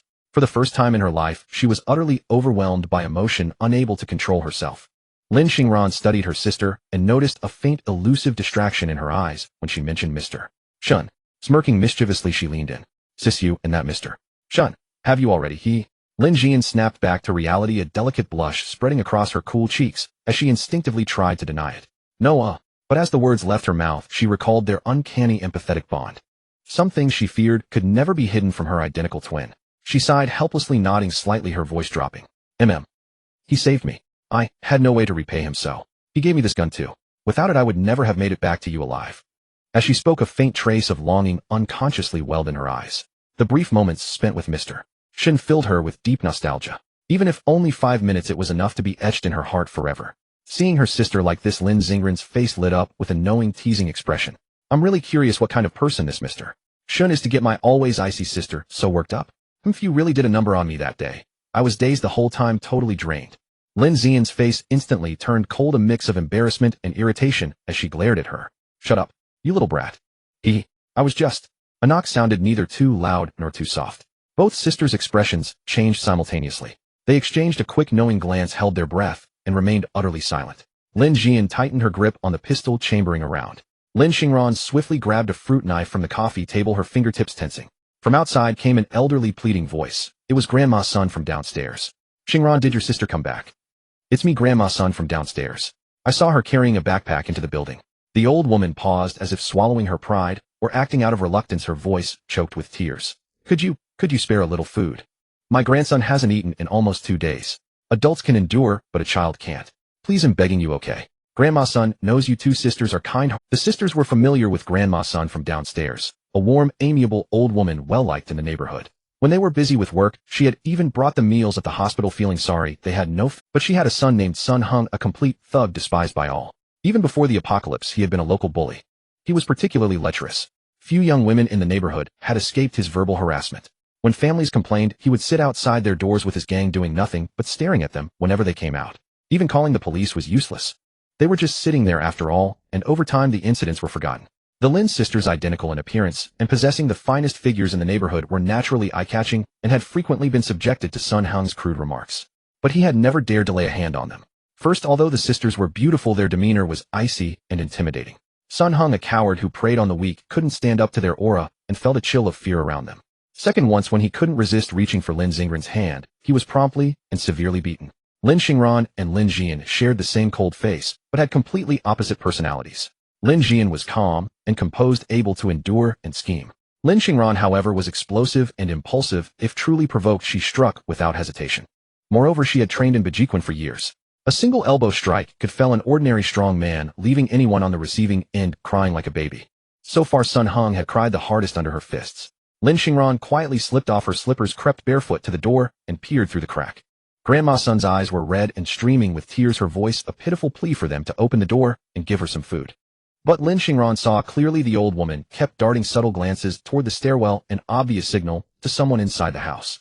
Someone was hiding on the stairs. Lin Xingran's heart tightened. Grandma's son was definitely being coerced and threatened. A surge of rage shot to her head. She grabbed the doorknob, ready to fling it open and see who dared to be so bold. She would beat them until they cried for their mommy, or her name wasn't Lin Xingran. Just as she was about to turn the knob, a hand reached from behind and rested on hers. Lin Xingran turned to see Lin Jian gently shaking her head, signaling her not to open the door and pulling her behind her. Though Lin Xingran had a fiery temper and tended to act rashly, she wasn't foolish. Stopped by her sister, her impulsive momentum subsided significantly, and she came to her senses. This was the apocalypse now, not a time when mere physical prowess made one invincible. Before the end, a few punches might have been harmless, but now others might retaliate with knives. And what might pierce her kidneys next might not be a blade at all. Lin Jian took another look through the peephole and also noticed Grandma's son's odd behavior. Though she felt pity, she knew all too well that two young, pretty women alone in this apocalypse were far too conspicuous and dangerous. She bit her lower lip, her voice tinged with reluctance, but firm. Grandma's son, I don't have any food in my backpack either. I'm sorry, I can't help you. Please try ask. Hey, well then I'll go check elsewhere. Granny's son, hearing no sound from inside and no sign of the door opening, felt a secret relief in her heart. A flicker of joy and release passed across her eyes. She silently chanted to herself, thank goodness it's not open, thank goodness it's not open. At least the Lin girls are clever and vigilant. You useless old fool. Can't even trick a door open. What good are you? Why don't you just die? Can't you think of your son? If you died sooner, you'd save me some food. What a curse. A caustic and venomous whisper, cold and sinister, clung to Granny's son's ear and seeped into her heart. Each curse stabbed into her chest like needles of ice, chilling her aged body into a shudder. She knew that voice all too well. It was her own son, Sun Hung. Her heart seized with panic, and she turned her stiff head to look toward the stairwell. A row of young men, each holding a knife, pressed themselves against the wall, hidden in the shadows. Nearly every step of the staircase held a person. A quick glance counted over a dozen of them. Sinister faces lurked in the darkness, staring toward the door with cold, greedy eyes. Seeing she had failed to trick the door open, their gazes now turned toward her with impatience, displeasure, and murderous intent. Granny's son's eyes swept over their faces one by one. A wave of fear and relief washed over her. But immediately a deep sense of self-reproach, guilt, and heartache gripped her soul, like an icy hand clenching her heart, suffocating and agonizing. Thank goodness the Lin sisters hadn't opened the door. Two young girls unarmed. If those thugs had broken in, the outcome was unthinkable. Her conscience had never wanted to commit such a wicked deed, but Sun Hung had threatened her with the life of her young grandson. Thinking of how small he was, Granny's son couldn't stop trembling, and murky tears streamed uncontrollably down her wrinkled cheeks. All her life she had been honest and upright, treating others with warmth and kindness, never harming anyone or cheating a neighbor. How could it be that in her old age she was forced to do such a heartless evil to harm two innocent girls? The most tragic part was that for her grandson Sake, she had actually steeled herself and done it. The more she thought, the heavier her heart became. Guilt, pain, and self-blame piled down on her, crushing the breath from her lungs. At that moment, she felt she no longer had the face to live in this world. The emotions on Granny Sun's face gradually calmed, turning into a dead, numb stillness. She no longer bothered to glance at her heartless son on the stairs. Her eyes were hollow, her steps heavy and slow. Hunched over, she shuffled down the stairs one step at a time. Dusty memories surged and swirled in her mind. This son whom she had raised with such toil and hardship had turned out just like his scoundrel of a father, rotten to the core. In her youth, she had been dragged into a warehouse by Sun Hong's father and violated. Afterward, the man pulled up his pants and vanished without a trace. In those days, she felt as if she had fallen into a nightmare from which she could not wake. She had thought of ending her life, but could not bear to leave her parents. Later, she became pregnant with Sun Hong. Her parents, however, cursed her for disgracing the family and cut off all ties. She never imagined that after suffering such a great wrong, the parents she couldn't bear to leave would so easily abandon her without even asking why. How ridiculous. Family honor.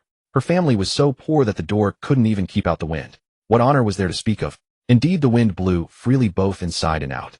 But this time she no longer wanted to die. She had a child of her own flesh and blood in her belly. She thought to herself, the flesh that fell from my own body. Surely it won't abandon me so easily. Who could have imagined? Who would dare to imagine? Why don't you just die? If you died sooner, you'd save some food. Her son's cold, vicious curses echoed over and over in her mind, stabbing her heart with sharp, piercing pain. A bitter, self-mocking smile slowly spread across Granny Sun's aged face. In the cold, dark stairwell, her hoarse, desperate cry rang out, a crooked beam above. A crooked beam below. You reap what you sow. Sow melons get melons. Sow beans get beans. Ha ha. Her shrill laughter echoed through the empty hallway. Useless old hag. Suddenly a foot shot out from the darkness of the stairs, tripping her hard. Granny Sun saw it coming, but made no move to dodge, letting her body lose its balance. Her body tumbled down the stairs. The back of her head slammed against the wall. A sharp pain shot through her mind went foggy, yet her thoughts were eerily clear. She heard the thug's unrestrained laughter, but it fell on deaf ears. She didn't even look at the one who had tripped her. Instead, she lifted her eyes and stared straight up the stairs at Sun Hong, the son she cared for most. Her son saw her fall. He frowned at the man laughing the loudest, the one who had tripped his own mother down the stairs. Then he turned his head away and muttered, "Crazy bitch." In that moment, Granny Sun's heart went utterly cold and dead. Ignoring the searing pain at the back of her head, she braced her weak lower back, pulled herself up along the wall, and shuffled step by step down to her own door, her eyes vacant and lifeless. A streak of bright red blood stained the rough wall behind her. This old woman is really tough. Falling like that, and she still won't die. She must have been a beauty when she was young. If she weren't so old now, she might be worth a bit of fun. Aren't you afraid Hunga will come after you? Him? Granny Sun seemed not to hear the obscene chatter behind her. Hunched over, she looked up at the door she had guarded for decades, and for a moment she was lost in a daze. Sun Qianqian, your whole life has been in vain. Lived a whole life, and yet not a single person truly cherished or loved you. Sun Qianqian pushed open the door and entered the house. The back of her head throbbed with agony, but she felt nothing moving numbly toward the bedroom. Her grandson Sun Heng's son was still lying inside, her only lingering concern. As she passed the study, she stopped, her brows drooping heavily. She pushed open the ajar door, and a thick wave of sweat and body odor rushed out, choking her and making her heart ache. In the cramped corner of the small room, 3 women huddled together, their expressions numb, their bodies filthy. They were covered in layers of bruises and scars, a pitiful sight, too painful to behold. One was Xiao He, the daughter-in-law of old Zhang from the first floor. Another was Lu Qing, a newlywed from next door. The third was her own daughter-in-law, Lu Bing. Sun Qianqian asked herself if she had ever spoiled her son. From childhood, she had taught him to be a good person, to be kind. But in the end, how had she raised such a beast? At least he was broad-minded. That she truly hadn't expected. She didn't look any longer, couldn't bear to. She turned and went to her room, grabbing a few clean sets of clothes. Lowering her voice, she urged with urgency and pity. Bing Bing, put these on quickly. Find a chance to run. Her voice trembled as she whispered, that bastard and his men are blocking the stairs upstairs. They won't be watching here for now. Even if you get bitten by zombies out there, it's better than staying here and being tormented by these animals. The 3 women, already broken in body and soul, instinctively shrank into the corner at the sound of the door, thinking it was a man come to torment them again. Only when Sun Qianqian's voice rang out did Lu Bing slowly lift her head. She was delicately featured with a pretty face. In truth, all 3 women were beautiful, rare beauties even before the apocalypse. Those who weren't pretty enough had already been driven out by Sun Hong and his gang in the past 2 days. The men in the building who refused to join them had all been killed. The one who had deliberately tripped Granny Sun on the stairs was none other than Lu Qing's newlywed husband. Lu Bing did not hate her mother-in-law. On the contrary, she felt only gratitude. When Sun Hung first began his atrocities, the old woman had tried desperately to stop him, only to be beaten so badly by the gang that she couldn't move and had to lie in bed for a whole day before she could get up. She didn't believe in fate. She would survive. She would take revenge. She would personally kill every beast who had tormented. Lu Bing forced her weak legs to stand. Trembling, she picked up the clothes and pulled them on, urging the other two in a low voice. The neighbor's new wife, Lu Qing, had a sweet doll-like face, but her eyes were filled with dead silence and a longing for death. A gash on her forehead was it was from an earlier suicide attempt by banging her head against the wall. But her life was stubborn as she hadn't died. She just lay there motionless like a soulless shell. Shen He from the first floor, true to her name, was elegant and refined with the natural poise of a graceful queen. Seeing Lu Bing already getting dressed, she silently pushed herself up from the floor and began to put on her clothes. Lu Bing was the first to get dressed, then immediately grabbed the clothes from the ground, pulling the numb Lu Qing to her feet and slipping them onto her. Gazing at Lu Qing's hollow, vacant eyes, guilt surged within her. All of this was the heinous crime led by her beastly husband. Lu Qing, are you willing to die like this? What's the use of death? Don't you want revenge? My husband, your husband, they will capture more women like us to defile. We must pull ourselves together. Kill them, kill these scum who ruin women. Lu Bing whispered persuasively while swiftly dressing Lu Qing. Shen He, who had just finished dressing herself, silently raised a hand to lift Lu Qing's leg, pulling the trousers over her. Upon hearing revenge and kill those disgusting men, Shen He's movements paused for a moment before continuing. A glimmer of light finally flickered in Lu Qing's dead eyes. In her almond-shaped eyes, once lively and bright, but now dim, two streams of clear tears silently slid down. She murmured weakly, "I'm dirty." Lu Bing's throat tightened, and her eyes instantly turned red. Sun Qianqian also turned around quietly, wiping away tears. She empathized with this suffering, having been through it herself, but these girls were 100 times more miserable than she had. Upon hearing Lu Qing's words, a cold, mocking smile curled at the corner of Shen He's lips, not ridiculing Lu Qing, but sneering at the villains who trampled others. The body is just a vessel. If it's dirty, it can be washed clean. The soul belongs to us. If the soul is dirty, then it's truly dirty. It's never us who are dirty, but those who commit evil. A light suddenly shone in Lu Qing's eyes. Her body unconsciously cooperated as she dressed while she repeated under her breath, "A dirty soul is truly dirty. We're not dirty, just stained with mud. We can wash it clean. I want revenge. I want revenge." Amid her murmurs, her movements grew more urgent. Lu Bing looked up at Shen He, her hands still moving swiftly, her eyes full of agreement. Yes, it was the hearts that were filthy, not them. The filthy ones were those beasts. Hearing this, Sun Qianqian turned around, looking at the three strong women with relief, and whispered softly, "Step lightly when you go out. Don't make a sound. Once you're out, you must live well." The three dressed neatly, wiped away the tears and grime from their faces, simply combed their hair, and supported each other, becoming one another's. Before leaving, Lu Bing looked at Sun Qianqian and asked softly, "Mom, won't you come with us?" Sun Qianqian shook her head gently. "I'm not leaving. I've lived here for decades and can't bear it. Besides, my legs are weak. It'll only slow you down. Go now, don't delay." "Mom." "Aunt Sun." Sun Qianqian's face darkened, her tone resolute. "Leave now. Don't look back." With that, she gently pushed the three women out the door. They tiptoed out, and as they passed Sun Qianqian's bedroom, Lu Bing glanced at her. Her son was still young, watching her with innocent eyes. Her eyes reddened, and a pang of reluctance crossed her heart. But in an instant her gaze turned cold, and she turned away. What was past should stay in the past. In life, one must be able to pick things up and let them go. She would no longer keep Sun Hung's seat. Barefoot, the three pressed against the wall, careful not to make a sound. Just as they descended to the second floor, "Mommy! Mommy, come back!" The child's cries made all three faces turn pale. Sun Qianqian's face fell silent. The love for her grandson in her heart was gone. Sigh. A bad seed indeed. She closed the door. From the corridor came the curses of the thugs, and the hurried sound of footsteps descending. Damn it, the three bitches ran. Chase them. What? How dare they? When we catch them, it'll kill them. Stop yapping. Chase them. Sun Hung descended the stairs with a dark face. Seeing his own door closed, he clenched his teeth in rage. "Old hag, going against me. Open the door. If you don't, I'll kill you. You go after those three bitches." Inside room 502, the Lin sisters Lin Jian and Lin Xingran heard clearly through the door the cries, wild laughter, curses, and the thuds of bodies tumbling down the stairs. Lin Xingran's grip on the fruit knife tightened, her knuckles turning white. Her full chest heaved with rage, and the fury in her eyes seemed ready to burn through. Just as she was about to impulsively speak, Lin Jian pressed on her shoulder, forcing even her breathing to the lightest. "Sis." Lin Xingran set her eyes red as she looked at her sister. Lin Jian pursed her lips and slowly shook her head. Lin Xingran knew her sister was acting for their good, so she closed her eyes and took a deep breath to calm her fiery temper. She didn't want to be impulsive, but she couldn't. Lin Jian leaned against the cold door panel, her gun pressed against her chest. She clearly heard the old woman's despairing laugh, the sound of a fall, the thug's lewd jokes, and Sun Hung's cold remark, "Crazy old woman." Her heart also felt heavy, for Grandma Sun Sake worrying about her. She knew Grandma Sun was innocent, that the old woman was forced, and that in that moment, she was using her life to warn them not to open the door. But she truly couldn't open the door. If she did, who knew how many people would storm in? She wasn't sure her gun could protect both her and Xingran. Yet what good would it do not to open the door?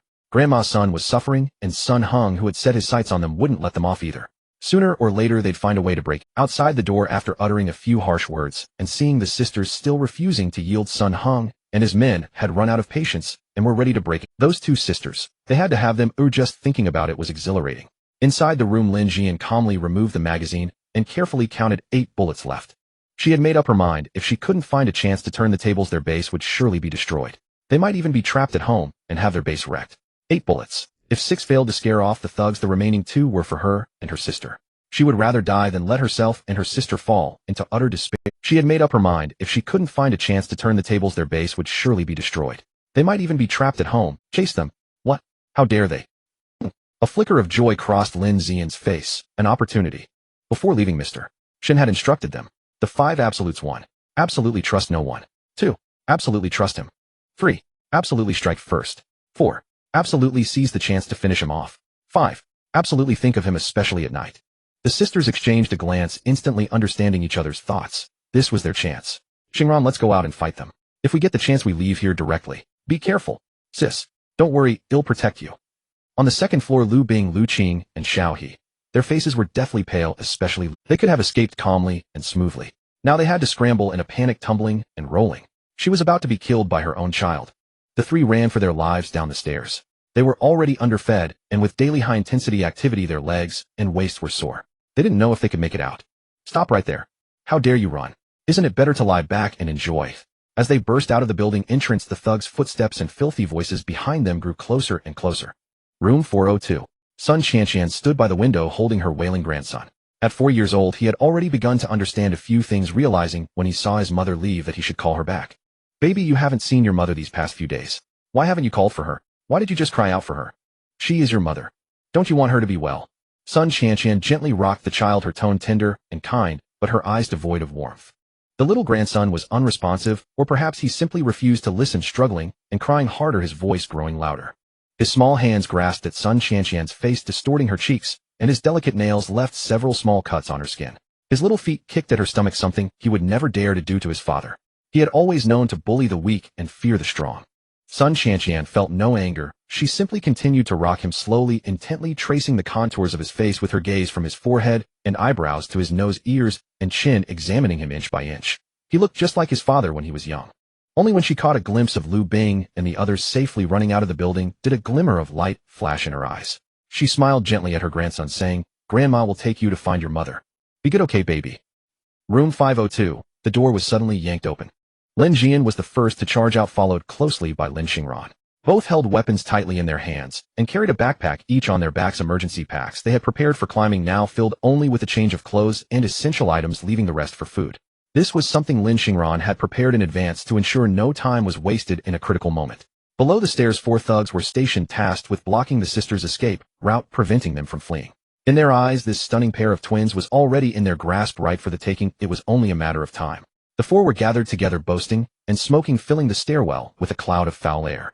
They chatted about Lu Bing, Lu Qing, and Xiao He, bragging about how impressive they had been the night before, each story more exaggerated than the last.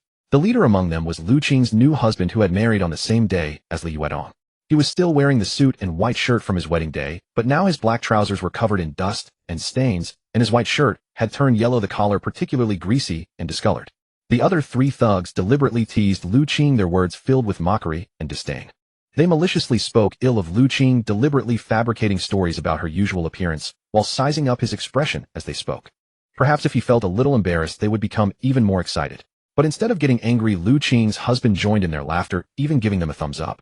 The moment Lin Jian and Lin Xingran appeared, they overheard a few unbearable remarks and felt a wave of nausea wash over them. A chill surged in their eyes and murderous intent welled up within. Lu Qing's husband and the 3 thugs noticed the noise and instinctively looked up. In an instant, they were all frozen in place, their cigarettes dropping to the ground, complete. Lin Jian and Lin Xingran were dressed in identical outfits, matching gray sports suits, their feet clad in lightweight sneakers. Lin Jian had a beauty score of 90, while Lin Xingran had 88, both already among the top tier of female beauty. Lu Bing, Lu Qing, and Xiao He were considered rare beauties in the eyes of ordinary people, but their system scores were only in the 70s, far inferior compared to the Lin sisters, making their disparity obvious. Such outstanding looks were hard to ignore. The two had identical appearances, standing at 1.72 meters tall, with perfectly proportioned figures.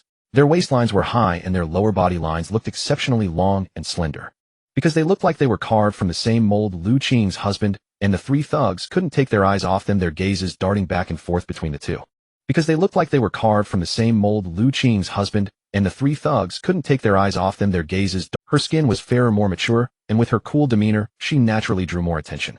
Under normal circumstances, such a woman would make many feel inferior and hesitant to disrespect her, but society had changed now. It was all about power. Beautiful. So beautiful. Truly living up to the name.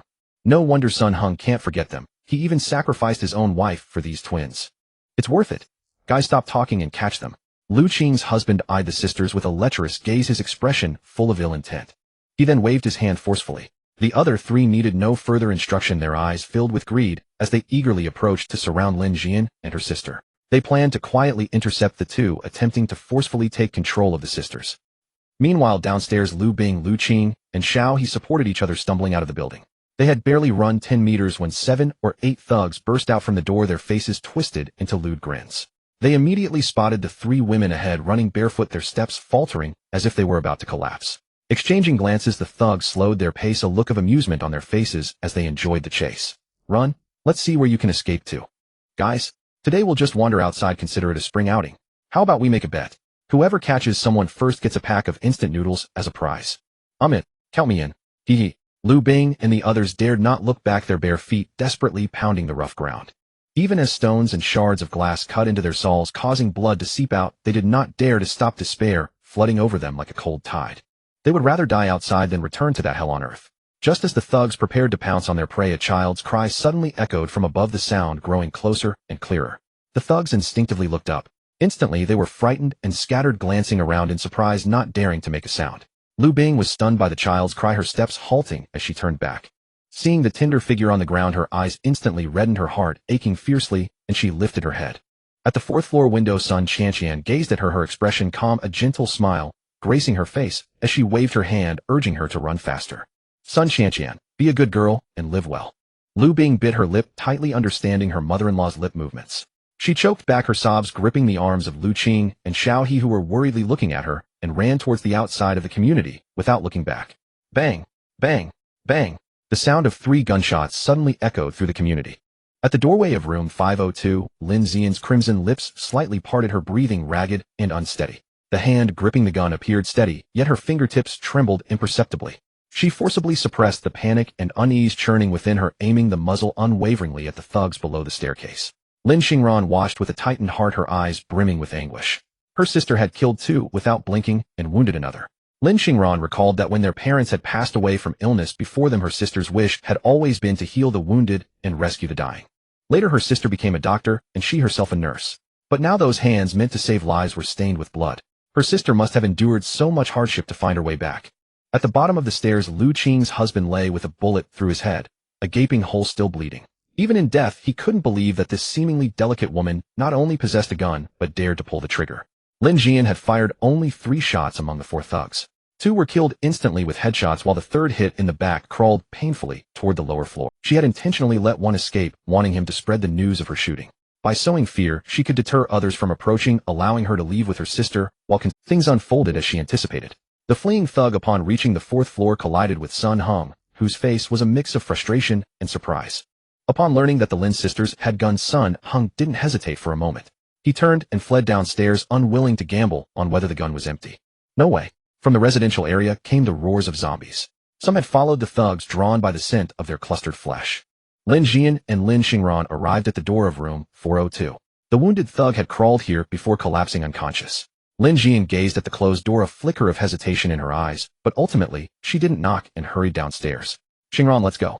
Lin Xingran glanced at her sister's retreating figure, then at the man on the ground. Hatred flared in her eyes as she stomped viciously on his groin several times. Even unconscious, he convulsed violently from the pain, and only then did she feel a sense of satisfaction. Phew, that felt good. Xingran, hurry up. Oh, I know. Inside room 402 at the peephole. Sun Qianqian watched the Lin sisters depart, a relieved smile spreading across her face.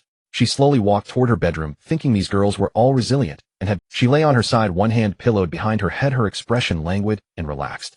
Gradually she drifted off to sleep. On the nightstand, an empty bottle of sleeping pills lay overturned. Beside the bottle sat an old photo frame. In the picture, a young son Shan held a boy with delicate features, smiling brightly and tenderly. Tong, what are your body measurements? Shen He couldn't contain his curiosity. Li Yuetong was doing yoga on a mat, her silhouette curving gracefully. She wasn't built with the exaggerated bone structure of some Westerners, but possessed a slender figure with pleasing fullness. She paused, slightly a hint of shyness coloring her reply. 108. Shen He had no concept of such things, looking bewildered. What's the average for most girls? I haven't seen anyone with such prominent curves. Li Yuetong cast him a flirtatious glance, teasing with a hint of coquettishness. Mr. Shen, you're quite observant. How many girls have you secretly taken note of? Shen He felt a bit embarrassed, but didn't show it. He glared at her, speaking with feigned confidence, just the occasional glance at a beautiful woman on the street or in movies. Anyway, I've never seen anyone as stunning as you. Li Yuetong pursed her lips in a smile, her ears flushing at the sudden compliment. She averted her gaze and explained softly, most girls are between 80 and 90. Around 80 is quite slim and tends to be flatter. Most fall between 85 and 90. Those above 90 either have natural advantages or are sculpted through regular exercise. Shen He exclaimed in surprise, wow. So your 108 is absolutely extraordinary. No wonder your lines are so defined. Li Yuetong covered her face with her hands and ran off. Oh, Mr. Shen, stop talking about this, it's so embarrassing. Watching her retreat, Shen He couldn't help but laugh. Haha, still shy. What happened to when you called me a jerk? From the bedroom came Li Yuetong's voice, tinged with shame and anger. Oh, Mr. Shen, I'm ignoring you. Hee. Shen He checked the time. It was still half an hour until the noon meeting he had arranged with Zhang Ran. He sent a text to Zhao Guodong, but received no reply. Perhaps his phone was dead or still turned off. After a moment's thought, he messaged Mother Shen from the orphanage. She replied quickly, saying all was well there and not to worry. Finally, Shen He asked about Lin Jian. She hasn't come by. These past few days there have been man-eating monsters prowling around, and no one has shown up. They'll be fine. Good people are blessed. Alright, I understand, Mother Shen. Putting down his phone, Shen He closed his eyes to rest. After his brief encounter with Lin Jian, a trace of concern lingered in his heart. But that was all. He held no deep feelings for Lin Jian. Had it been Li Yuetong, he wouldn't have been so indifferent. The sky is falling. Mr. Shen, the sky is falling. Li Yuetong suddenly cried out in distress, clutching clothes as she burst from the bathroom. Her pretty face was scrunched up, lips pouting as if she were about to cry. What are you shouting about? You startled me. Shen He, lost in thought, was jolted by her cry and glanced at her indifferently. The power's out. And the water's cut off. Isn't that the sky falling? She had changed back into yesterday's clothes, expecting visitors. Just as she was about to wash her discarded undergarments, she turned on the tap to find no water. What? No water? Shen He sprang up from the sofa, then slumped back weakly, his face heavy. Then the sky really has fallen. Without water, they couldn't bathe, which meant they couldn't flirt freely without ending up sweaty and uncomfortable. Unhygienic too. Thank goodness. At least yesterday. Li Yuetong frowned. Mr. Shen, what are you muttering about? What do we do without water? Shen He remained optimistic. What can I do? Wasn't this inevitable? Sigh. I suppose so. Li Yuetong sighed as she stored her discarded undergarments in her space, comforting herself that they weren't that dirty and could still be worn. As a last resort, she could turn them inside out. Without water, she had no other choice. The thought of wearing them continuously made her face fall, and she shuddered in utter despair. Shen He leaned back on the sofa, quietly taking in the small home he had lived in for years, etching its image deeper into his memory. With no water or power, there was no reason to stay. It was time to venture out. Seeing that it was almost midnight, Shen He stood up and walked into the bedroom, stowing his familiar large bed into his spatial. From this home, he only intended to take the bed, the sofa, and some pots and pans. Everything else would remain in place. Even the blankets were carefully folded and put in. If he could ever return someday, this place would still offer him a warm memory. After putting away the bed, he walked to the floor-to-ceiling window in the living room. This was his favorite spot, where he often sat to bask in the sun and admire the night view. He drew the curtains, took one last look at the familiar city, pulled out his phone, and recorded a video from the same angle. Having finally found a stable home, now forced to leave Shen, he felt a pang of reluctance in his heart. As he turned to go downstairs, he caught sight of Li Yuetong sitting on the sofa, arms resting on her knees, chin propped on her hands, wearing a conflicted and disdainful expression, lost in thought. A mischievous glint flickered in Shen He's eyes. With a mere thought, the sofa beneath Li Yuetong vanished instantly. Up. Li Yuetong, caught off guard, fell backward, landing flat on the floor with a solid thud, sitting sideways on the ground. Shen He couldn't help but chuckle. Li Yuetong sat up in a daze, and as she lifted her head, she met Shen He's smug, triumphant expression from his successful prank. She puffed out her cheeks and said in a coquettish tone, "Shen, you're so mean. You just love to tease me. Are you happy now? You're awful. Teasing you.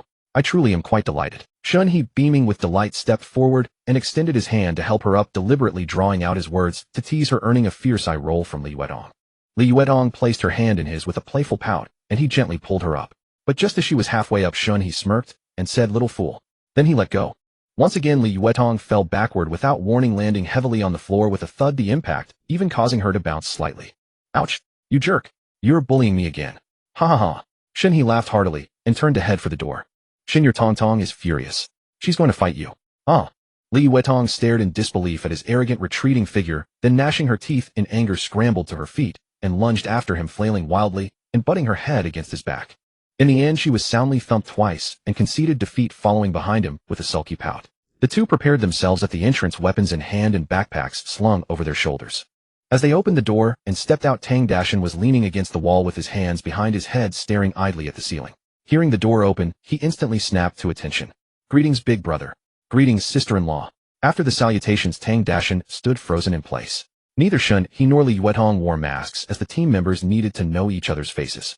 Shen He was undeniably handsome, now elevated to the pinnacle of attractiveness after the genetic enhancement serum. Li Yuetong, already top tier, had become the very peak of beauty. Their looks were enough to make anyone's heart flutter. "Let's go." "What are you staring at?" Shen He and Li Yuetong had already opened the fire escape door and left, while Tang Dashin was still rooted to the spot in shock. "Hey, coming." Tang Dashin quickly caught up, his eyes gleaming with disbelief as he muttered under his breath, "Holy crap. Big brother and sister-in-law are downright otherworldly." By the time they reached the 7th floor, Tang Dashin had regained his composure. He dared not even glance at the sister-in-law again. His heart couldn't take it. Her bare face looked like it had a beauty filter. He felt that compared to the sister-in-law, the word handsome needed to be stripped of its first syllable, leaving only some, as in somewhat human-like. "All right, big brother, I have some news for you. I forgot to mention it yesterday with all the supply moving." "What news?" The group continued descending the stairs without pausing. "That dead guy Skinny Monkey said he got so fast by eating some kind of magical fruit, right?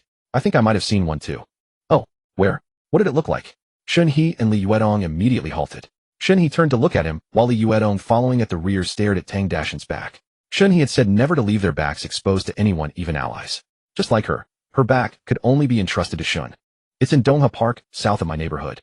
I can't describe exactly what it looks like, but it started glowing a couple of nights ago. The light isn't bright, but with the city's power out, you can see it from a distance.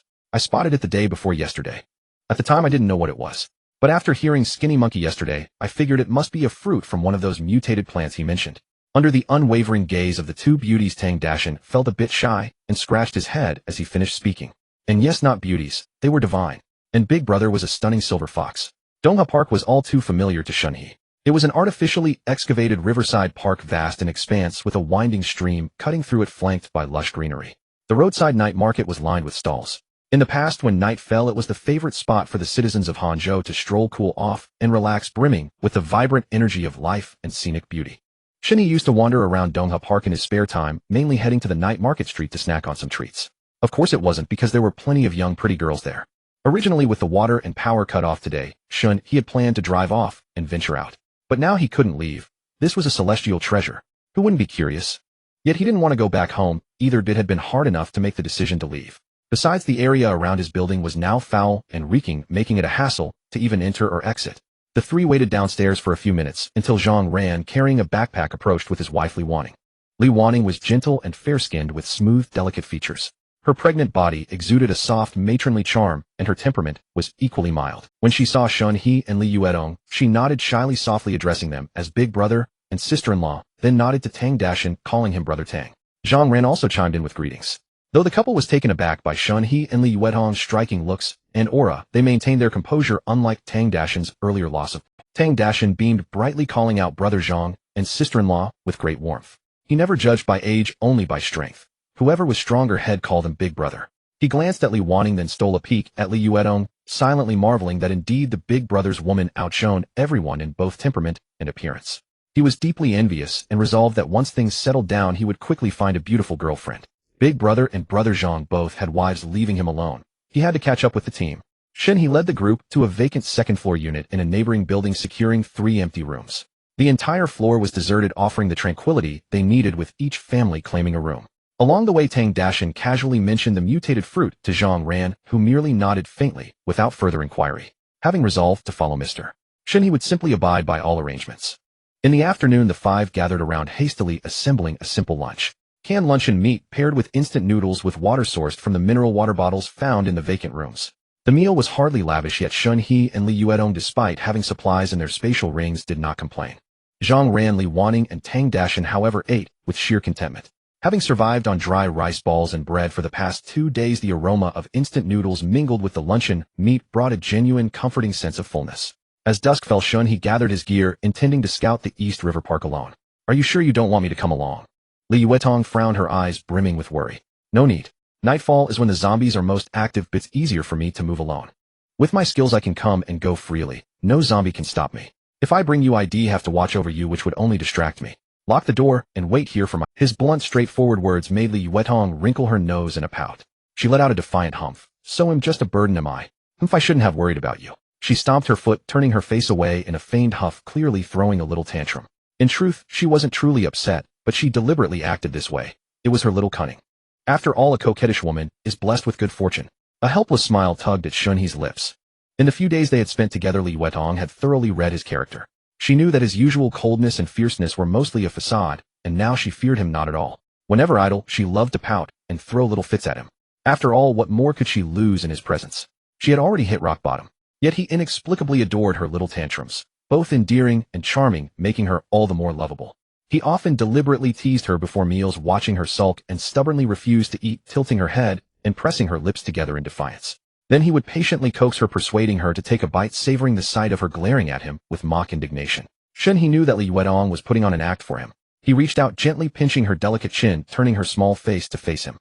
Her skin was smooth and tender. The mere touch left a faint blush where his fingers had been. Looking into her eyes, he caught a flicker of sly triumph within them, while her lips still pouted defiantly. That charming, coquettish expression filled Shen He's heart with fondness. He leaned down and kissed the corner of her pouted lips. "Wait for me at home, and I'll bring you something delicious, something I know you'll love." His voice dropped low, almost hoarse. If he lingered any longer, he would surely be ensnared in her web. Li Yuetong's gaze clung to him as if tethered by invisible threads. Though reluctant to part, she knew when to stop. She reached up, tenderly straightening his collar and gun strap, her demeanor as docile as a dutiful wife. After tidying up, she rose on her tiptoes, planting a gentle kiss on the corner of his lips. Her eyes shimmered with soft allure, her voice sweet as honey. "I'll wait for you to bring me treats. Come back safely, and I'll cook something delicious for you too." The two were in the throes of a passionate romance, their affection deep and inseparable. Neither could bear to part from the other. Not even for a moment. No, not at all. At the Jinxiu Jiyuan residential complex atop the roof of Tang Dashan's building, Shen He stood there gazing toward East River Park. The sky had now fallen into complete darkness. From his elevated vantage point, Shen He could take in nearly half the panorama of Hangzhou City. The neon lights, traffic streams, and countless household illuminations that once blazed through the night had all been extinguished, leaving only an impenetrable darkness pressing heavily between the buildings. In the corners of the city, a few fire points flickered like stars twinkling in the urban sky. Occasionally, indistinct roars drifted from the depths of the darkness, and the mournful wail of wind sweeping through empty streets became one of the few sounds that still echoed through the city. Towering skyscrapers stood like silent giants, solemnly flanking the streets, indifferently overlooking the dense throngs below. Countless zombies like frenzied army ants swarmed at the slightest disturbance. Wherever they passed, only agonizing screams of despair lingered. A gust of wind swept by Shen He instinctively pulled his collar tighter, his gaze sweeping carefully across East River Park. In truth, he no longer felt cold or heat. The energy of his ability coursed through his body, regulating his temperature, and a faint energy membrane seemed to envelop him, shielding him from temperature fluctuations. Found it. Tang Dashan's eyesight was naturally sharp. After all, as a truck driver, poor vision would be a hazard. The fruit emitted a hazy yellow glow at least 300 meters from his current position. Thanks to the city's complete lack of light pollution, now that faint radiance stood out starkly in the darkness. Having pinpointed the direction, Shen He immediately descended the stairs and headed that way. With his map function, he knew exactly which route had the fewest zombies. After scouting several streets, he finally chose a path with only about 100 zombies. Standing at the street corner, Shen He raised his rifle, his expression calm as he peered into the street. But inside he was far from at ease. The moonlight was bright tonight, though not as bright as day. It was enough for him to clearly see the zombies shuffling about the street. Venturing out at night was far more tense than during the day. He had been afraid of the dark since childhood. If it weren't for the map displaying all nearby living creatures, giving him a clear picture of his surroundings, he would never dare to go out at night. What if a zombie suddenly leaped out from some hidden corner, screeching and lunging at him? Oh my god, he might not even need to be bitten. He'd scare himself half to death first. Checking his MK-18 ammunition, Shen He directly opened the shop to purchase a full refill, 1000 rounds. His spirit cleansing points dropped to 600. Shen He raised his rifle, the muzzle aimed ahead, and took a deep breath, preparing to act. Though his physical abilities were already formidable, the apocalypse had only begun a few days ago, and his mindset had yet to fully harden. A trace of nervousness still lingered within him. Through the 3-power scope, the crosshairs steadied on the head of an elderly zombie. The old man had originally been balding. After turning into a zombie, the hair on both sides had thinned even more, leaving him nearly bald, with only a few scraggly strands remaining. One of its ears had been bitten off, its nose was a bloody, mangled pit, and its wrinkled face had been entirely gnawed away. Its appearance was utterly horrifying. Shen He looked at the image in the scope and couldn't help but silently remark, "What a beautiful sight." In the silent environment, the sound of the rifle was quite distinct in Shen He's ears. Yet to him that sound was intoxicating. A burst of blazing fire erupted from the muzzle. The head of the elderly zombie in the crosshairs exploded into a mist of blood. Its body froze for a moment before collapsing directly to the ground. Just as Shen He was about to lock onto his next target, several zombies, facing him, suddenly let out furious roars, their eyes fixed on his direction as they broke into a sprint toward him. What the hell? What's going on? They heard the gunshots. No way. Startled Shen He instinctively raised his head and looked with his naked eyes at the few zombies charging madly toward him. Quickly setting aside his shock, he lowered his head and continued aiming through the scope. The ones charging over were 4 elderly zombies and 2 young female zombies. For gunshots rang out in succession. 3 bullets precisely blasted through zombie skulls, while the last one slammed heavily into a zombie's shoulder, staggering it and nearly causing it to fall. No sooner had the 4th shot landed than 3 more zombies were stirred, roaring as they charged straight over. So that's it. Shen He finally understood. Vision. It was the muzzle flash. All the zombies facing him had seen the flickering gunfire. These zombies were exceptionally sensitive to light and the scent of blood. No wonder earlier from the rooftop he had seen a large horde of zombies gathering toward the direction of the fire. With no time to overthink, Shen He could only rapidly pull the trigger, shooting down the zombies lunging at him. But the commotion from the earlier charging zombies had already fully ignited the entire street. The remaining hundreds of zombies turned their heads in unison, following the sounds and the flashes of fire, and a dark, oppressive mass encircled him. Nearly 100 zombies exuding a destructive ferocity surged toward him in unison. The road was littered with cars blocking the way, but the zombies recklessly charged over them, crashing into each other with a cacophony of bangs. The lighter vehicles shook violently from the impact, their tires screeching against the ground. Some more agile zombies even climbed over by grabbing onto the trunks. Beep, beep, beep, beep. Several of the struck cars immediately triggered their alarms, the shrill sounds spreading wildly through the quiet night, traveling far and wide. Shen He broke out in a cold sweat. He could clearly hear the chorus of zombie roars rising from other streets as well. This crushing pressure of facing death head-on was something no ordinary person could withstand. And Shen He couldn't fucking withstand it either. He was immune to the virus, sure, but he was still flesh and blood. If he were truly surrounded by so many zombies, would he not be devoured on the spot, reduced to a skeleton? No, the only ones who could leave him with nothing were Li Yuedong and Lin Jian, absolutely not the zombies. Shen He stopped firing single shots. He switched to automatic mode, held the trigger down, and bullets poured out in a frenzy, the muzzle flashes tracing bright lines through the dark. Occasionally a silver glint flashed in his eyes, and a colorless spatial blade shot out amid ripples, crashing into the horde. Rows of zombies in the front fell, either riddled with holes from the dense barrage, or cleaved in two by the spatial blades, crashing to the ground in a bloody mess. While continuing to spray bullets, Shen He periodically glanced at the map, closely watching the movement of the red dots. When only about 20 of the 100 or so zombies in front of him remained, new red dots lit up on the map, one after another, rapidly approaching from the streets all around. No time to linger. This was far from a suitable spot to hold them off. Once the zombies closed in and grabbed him, he'd be utterly screwed. Besides, he couldn't keep firing endlessly like this in just a short while the gun barrel had already started to heat up. Shen He quickly scanned both sides of the street. In the distance, he could already see large hordes of zombies charging over. He could hesitate no longer. He turned and burst out from the corner of the street, charging directly toward the remaining 20-odd zombies still rushing at him. As he charged, he kept firing. Bullets smacked into the zombies with a series of wet thuds, sending black blood and chunks of flesh flying everywhere. The thick stench of blood mingled with the odor of decay spreading through the air. That putrid stench hit his nostrils, making Shen He want to roll his eyes and nearly causing him to choke and cough on the spot. When he was less than 6 meters from the zombies, Shen He bent his knees and pushed off with all his strength, launching himself into the air. He landed precisely on the roof of an SUV he had already spotted. Without a moment's pause, he locked his gaze on another car roof 3 meters ahead. With a quick step and a leap, he soared into the air, once more passing directly over the heads of the 20-odd zombies. Ow! The zombies below all craned their necks skyward, roaring wildly. The rotting flesh on their faces stank, their mouths wide open, revealing black-red gums and darkened teeth. Over 30 claws madly swiped at the air, desperately reaching for Shen He's feet. Two taller zombies' claws almost grazed the soles of his shoes, missing by mere inches. Bang! Beep! Beep! Beep! Beep! Shen He landed on the car roof, steadied himself, and turned back. The 20-odd zombies had already turned around, and were rapidly chasing after him, surrounding the vehicle completely. On the edge of the white car roof, dozens of blackened hands reached up, densely scratching and clawing frantically, producing a clattering, banging racket, trying to drag him down. Standing in the center, he drew his feet and swept a glance over the flailing arms, let out a heavy breath, and wiped the cold sweat from his forehead. Fucking exhilarating. Shen He raised his muzzle, aiming at the circle of zombie heads below. His rate of fire was so fast, it almost sounded like a continuous roar. At such close range, aiming was unnecessary. In just a few seconds, the zombies surrounding the car fell one by one, lying still. He glanced back at the massive horde already turning into the street, wasted no time, and quickly fled the street. Bursting out of that street, Shen He sprinted all the way into the Dongha Park area. His speed was so great that the zombie horde behind him was soon left behind, lingering in place. Uff, uff, thud, bang. On the park's walkway, two elderly zombies were shot in the head, their bodies collapsing limply to the ground. Along the way, Shen He had already cleared out dozens of such isolated zombies, mostly elderly ones who had liked to stroll in this park before the apocalypse. After finishing these two, he immediately swung his rifle toward the small woods on the left side of the corridor. On the map, two red dots were approaching his position. Once these two were dealt with, there would be no more zombies in the vicinity. And not far ahead lay the location of that glowing fruit.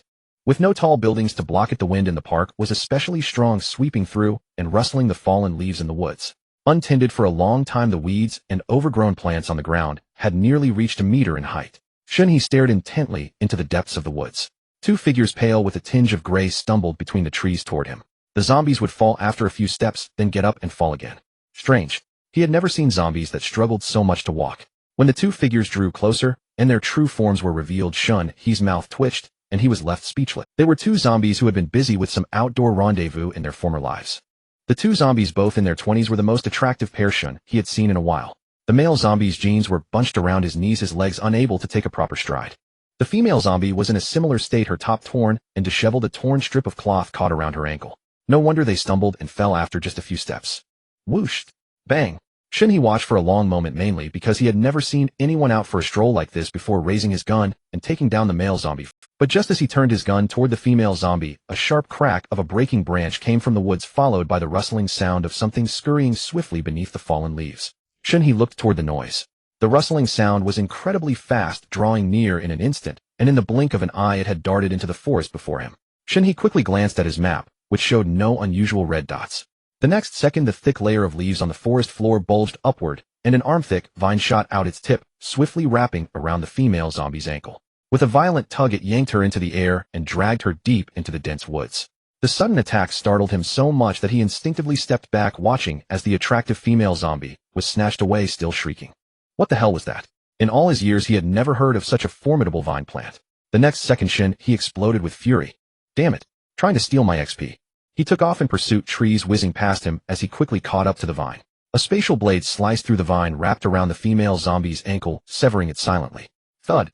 The female zombie fell from the air, crashing heavily to the ground, two large chunks of loose flesh scattering from her body. Bang! Shen He swept past without a second glance, raising his gun and blowing her head off in one shot. XP 1. Seeing the notification pop up, he instantly felt relieved. He could steal another man's woman, but no one was stealing his XP. Shen He didn't stop, following the rapidly retracting vine all the way, which happened to lead straight to the location of the glowing yellow fruit. He was curious. Why hadn't this vine shown up on the map at all? Just as he was thinking, the frantically retreating vine paused for a moment, then suddenly turned back. Like a rope, it lashed out fiercely toward Shen He's neck, who was chasing behind. This unexpected move caught him off guard, making him stumble, and he instinctively fired off a spatial blade. The vine was sliced cleanly in two. Before his racing heart could settle, he felt something hard wrap tightly around his ankle. Before Shen He could look down, a tremendous force yanked his leg upward, pulling him into the air. He was now dangling upside down, just like the zombie before, being dragged at high speed toward the glowing yellow fruit. Shen He was stunned. Wasn't this a feint? The visible vine had attacked his upper body to distract him, while the hidden tendrils under the leaves ambushed his lower half. This vine's combat intelligence surpassed his own, and so, head down like a discarded rag, he was carried through the air, being dragged deeper into the woods. The wind whistled past his ears, but he neither struggled nor rushed to cut the vine. His spatial perception told him this thing couldn't hurt him, so he decided to indulge himself for once and enjoy the feeling of swinging.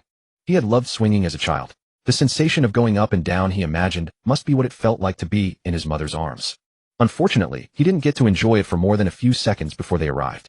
Shen He spun in the air, unable to immediately see what had captured him. But the map clearly showed a massive red dot surrounded by dozens of smaller red dots. This gave him quite a shock. Where had he been taken? Shen He suddenly flexed his core, folding his upper body upward sharply. He reached out, grabbed the vine around his ankle, and climbed up a few times to steady himself. When he looked up, his mouth fell open in shock as a cacophony of frenzied zombie roars exploded in his ears. All around him in the air, dozens of zombies just like him were suspended upside down by their ankles, scattered around a massive tree about 10 meters tall. The tree was lush and dense with interwoven branches, and around its thick, straight trunk, coiled vines patterned like the markings of a red-banded snake.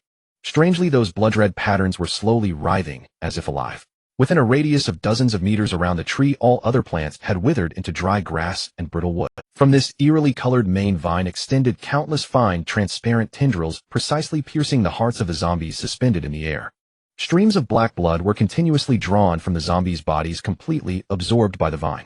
Many zombies were already so desiccated that their skin clung tightly to their bones, swaying in the wind like dried sausages.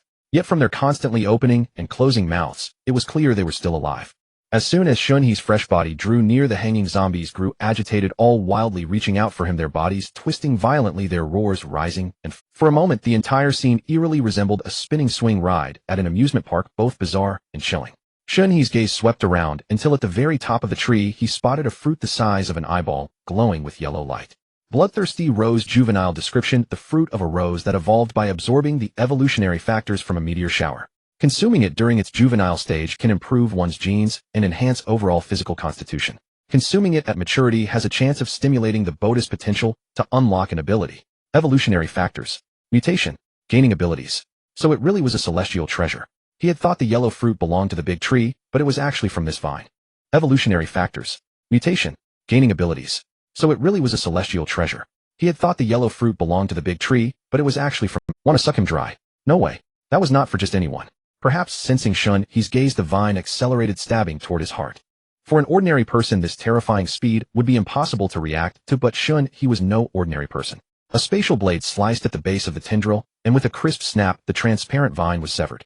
Shen He instantly felt he had stirred up trouble. He could clearly sense the vine's raging fury. The patterned vines on the tree trunk writhed madly, the leaves on the ground rustled loudly, and serpent-like bulges beneath them thrashed wildly. Rustle. Dozens of vines shot out from under the leaves simultaneously like dozens of spears aimed directly at Shen He. In Shen He's field of vision, the space before him was almost completely filled with frantically dancing vines. Damn, ganging up on me. As the vines shot toward him simultaneously, Shen He's pupils contracted and he bared his teeth. He swiftly stowed his rifle into his storage space, and in one fluid motion drew the shotgun Li Yuedong had pressed into his hands before he left. Li Yuedong had said the shotgun packed a tremendous punch. It made people feel safe, just like him.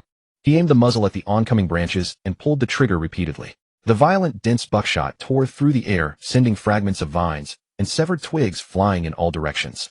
This bloodthirsty rose was still in its infancy and simply couldn't withstand the barrage from a close-range shotgun.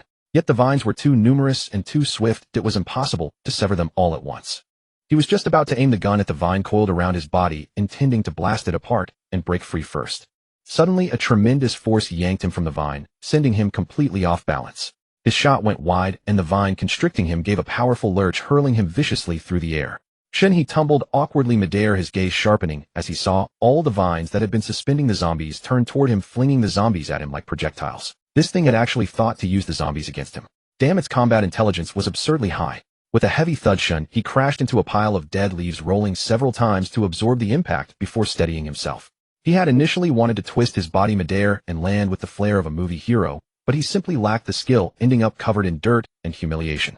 Fortunately, his physique was formidable, though falling from a height of several meters didn't even break his skin. Thud, thud, thud. The zombies landed around him like dumplings being dropped into a pot.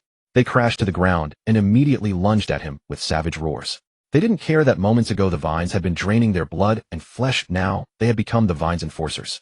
All they wanted was to sink their teeth into meat. A few with broken legs dragged themselves forward with their arms scattering leaves and kicking up dust. Shen He pushed himself up from the ground in a quick motion, raised the shotgun, and fired wildly at the zombies closing in from all sides. Gunfire flashed intermittently through the forest, a shot here, a shot there. Zombies were constantly being shot in the head or blasted backward by hits to the chest, and a thick, cloying stench of blood quickly permeated the woods. Shen He suddenly sidestepped 2 meters. A zombie landed right where he had been standing, and with a dull thud, a wave of dust mixed with the metallic scent of blood hit his face. The zombie braced its hands on the ground and stood up, its roar just beginning to rasp from its throat. But Shen He's gun was already aimed at its head. He pulled the trigger twice, and 2 blasts of buckshot obliterated the skull, splattering a mess of gore across the ground. Minutes later, Shen He stood still, gun in hand. The area around him was a scene of carnage. Scattered limbs and broken bodies of zombies lay everywhere, headless corpses strewn haphazardly among the fallen leaves. On the map, all the red dots around him had been cleared. He tore off his mask, now splattered with a few drops of black blood, tossed it to the ground, pulled a can of iced Sprite from his storage space, and tilted his head back for a long, deep gulp. Letting out a loud burp, Shen He fixed his gaze on the direction of the bloodthirsty rose. Dozens of vines thrashed wildly within a radius of several dozen meters, looking more like a desperate show of bravado than a genuine threat. The vine's fruit was still in its growth stage. Plucking and eating it now would only slightly enhance his overall physical attributes, perhaps not even matching the effect of a single gene optimization fluid. But once it fully matured, it had the potential to unlock latent human potential and grant supernatural abilities. To let such value go to waste would be a terrible pity. However, he had no idea how long it would take to mature. He couldn't just stay here and wait forever. Glancing at the system panel, his eyes roamed until they suddenly stopped on the soul-nurturing hall. Although it was a realm for nourishing the soul, its interior was scenic and lush with flora. System, can I transplant this bloodthirsty rose into the soul-nurturing hall? Plants are possible, but you must subdue it first. How do I subdue it? Does it have its own consciousness? It's even smarter than you. Beat it up. Shen He automatically ignored the system's previous remarks, staring at the menacing, thrashing, bloodthirsty rose as a cruel smile curled at the corner of his mouth. It was time to teach this thing a proper lesson. How dare it fling him so far? It had thrown him a full 50 meters off the map. He returned the shotgun to his storage space and pulled out an MK-18 automatic rifle. As he slowly advanced, he locked onto the writhing vines through the holographic sight and squeezed the trigger with steady precision. The forest was now filled only with the soft rustle of wind-blown leaves and the sharp, piercing crack of continuous rifle fire. Each time he aimed, it was a crisp 3-round burst. The bullets tore into the vines, sending wood chips and sap spraying in all directions. He stopped at the edge of the vine's attack range, refusing to take another step forward. From that spot, he maintained his steady, precise fire. The bloodthirsty rose's vines thrashed and lashed out wildly, stopping just 3 meters short of him. They couldn't touch him at all, and instead vine after vine was severed, raining broken branches and fragments, useless vines. Finally, as the dozens of wildly flailing vines dwindled to fewer than 10, the mutant plant seemed unable to bear the pain any longer. Its vines trembled all over, then suddenly retracted, coiling tightly around the large tree. So it can feel pain after all. Shen He muttered to himself. He observed it for a while, and when it remained completely still, he finally stepped forward and walked toward it. Arriving at the base of the large tree, he looked at the bloodthirsty rose's markings, which resembled a red-banded snake in both pattern and thickness, and felt a wave of unease. Most people feared snakes, and he was no exception. What he feared most were things with no legs, or too many legs. He extended his index finger and gently touched one of the delicate pink flowers blooming on it. The moment his fingertip brushed the petal, the flower seemed to shy away, trembling visibly before closing into a bud. Intrigued, Shen He began tapping other small flowers, watching each one curl up and turn. He chuckled. So you know fear now, do you? Not so cocky when you were flinging me around, were you? I'm asking you, do you submit? I'm going to transplant you to a place with an exceptionally good environment. There's plenty of nutrients and abundant spiritual energy there, much better than here. Once you're there, grow quickly and give me your fruit. Are you willing? If you are, bloom a flower. Several seconds passed, but the rose did nothing. Shen He silently raised his gun, aiming it at the main stem of the rose. His tone was flat as he spoke. Since you're unwilling, I won't force you. After all, I'm not the kind of person who likes to coerce others. Suddenly, the bloodthirsty rose shuddered violently. The tightly closed buds burst open one after another, their colors blazingly vivid, even redder than before. Oh, so you've thought it over. Shen He's eyes crinkled. I didn't force you, you know. The bloodthirsty rose was speechless. If only it could talk, it wouldn't be bullied like this. He grinned, then reached out and firmly grasped its main stem, though he never took his gun away. The bloodthirsty rose's main body trembled faintly. The vines coiled around the large tree rapidly contracted, growing thinner and shorter. The roots buried in the soil also pulled out completely, until finally it shrank into a slender branch no different from an ordinary rose. At the very tip of the branch sat a round yellow fruit, its color even more vibrant than when it was larger. Good boy. The fruit emitted a soft glow, and Shen He couldn't resist stroking it, causing the rose branch to tremble violently. System, what now? It surrendered. It hasn't. Huh, it hasn't. Shen He lowered his head, carefully examining the bloodthirsty rose in his hand, when he suddenly sensed something amiss. Its roots were extremely fine and densely packed, milky white in color. Now clutched in his palm, they danced gracefully, swaying back and forth like the tentacles of an octopus. One of the extremely fine rootlets, without a sound, took advantage of his inattention and gently pierced his wrist. Like a mosquito bite, it was so subtle that he barely felt it, secretly sipping his blood. As it slowly absorbed the fruit atop, its head became purer in color and slightly brighter in radiance. Shen He glanced at the map. Sure enough, its icon was still red, but the color had faded significantly to a Barbie pink. Although its hostility had lessened, it had indeed not. Even at this point, it still wasn't being honest. It dared to secretly drink his blood. Crack. Crack. Shen He was furious. It had deceived him. He tightened his grip on the rose's stem, his knuckles turning white with force, squeezing until it emitted a strained, brittle sound. The bloodthirsty rose seemed severely wounded. The rootlet pierced into his wrist, instantly retracted, and its small branches flailed left and right in panic, as if repeatedly waving and begging for mercy. But Shen He did not let go. Instead, he applied even more force, his eyes fixed on the system map. Only when the Barbie pink that representing it flickered rapidly and urgently, finally turning a docile green, did he slowly relax his grip. Congratulations, host, on binding your first pet. Reward: host receives a pet mystery box. Host's comprehensive constitution 5. A one-time boost of 5 points to his overall attributes, and that familiar, exhilarating sensation of comfort once again swept through his body. Host Shen He. Age 24. Height 179 centimeters. Level LV. 6. Experience 187,2000. Comprehensive constitution 7,176. Skill points 3. Shen He narrowed his eyes in satisfaction, fully savoring the moment of surging power. When he opened them again, he felt his hearing was sharper and his vision clearer. The trajectory of falling leaves in the air was clearly visible, and every limb and bone was filled with inexhaustible strength. This sensation of gradually growing stronger and constantly breaking through limits was truly addictive. He opened his inventory and opened the pet mystery box. It could be opened directly in the inventory. After opening it, 2 new items appeared at the bottom of the pack. Rose Transformation Card, X1. Shen He raised an eyebrow looking at the 2 items. Any gamer knew that a transformation card could turn a plant or animal into human form. It was a good thing. After all, in human form, everything was more convenient, wasn't it? This transformation card granted the pet Rose the ability to shapeshift. It could not only transform into a human at will, but also switch back to its original form at any time, as if it had become a spirit. Rose's exclusive food, X Unlimited. Description: rainbow lollipop form. Made from thin spiritual soil. When consumed by plant-type pets, it provides satiety, improves mood, increases affection, and slowly accelerates growth rate. The system was thoughtful. Shen He wasn't worried about the rose lacking nutrition. The environment in the soul nurturing hall was excellent. He could just find a spot to plant it there. But it wasn't as convenient as having it outside. Now with this food, the problem was solved. And it was unlimited. Shen He took out the transformation card and used it directly. The card transformed into a dreamy pink stream of light, which merged straight into the main stem of the bloodthirsty rose. In an instant, the entire vine began to pulse with waves of pink light, flickering on and off. Within seconds, the branches started to writhe gently, as if eager to break free from his grasp. Shen He's eyes lit up with anticipation. He bent down and gently placed the vine on the ground. It's about to transform. I wonder if it'll be a beautiful woman or a handsome man. Hopefully a beautiful woman. In ancient times, Su Xian had his snake and Ning Kaichen his ghost. Today, Shen He raising a flower doesn't seem too bad either, ha. The pink light on the rose vine on the ground flashed brightly, and the next second the vine vanished. Then a humanoid shape of pink light appeared, standing upright. But Shen He's expression suddenly changed drastically. Holy crap, why is it so small? Not even a meter tall. Couldn't it at least be a bit taller? Soon the pink light slowly faded. Shen He finally got a clear look at her features. She had the kind of face that with just one glance could soften anyone's heart. A cute childish beauty. She looked like a little doll that had stepped out of a New Year painting. On her fair round oval face, her plump cheeks still held traces of baby fat. She had a bob haircut with bangs in a delicate pink hue like a blooming rose. The neatly cut straight bangs stopped just above her eyebrows, making her small face look rounder and her skin even fairer and more translucent. Beneath her faint eyebrows, a pair of round, sparkling almond eyes were large and bright. With distinct double eyelids, her dark pupils occupied most of her eyes, carrying an innate layer of innocent, bewildered moisture.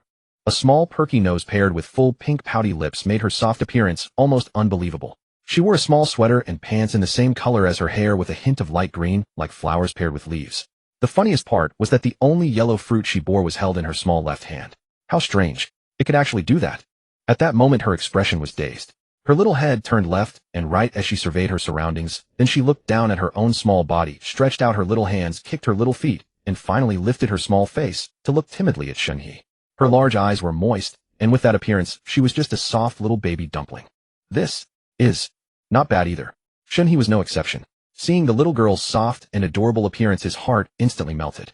All those random thoughts from before, about ghost snakes and such, were immediately cast to the winds. That was right.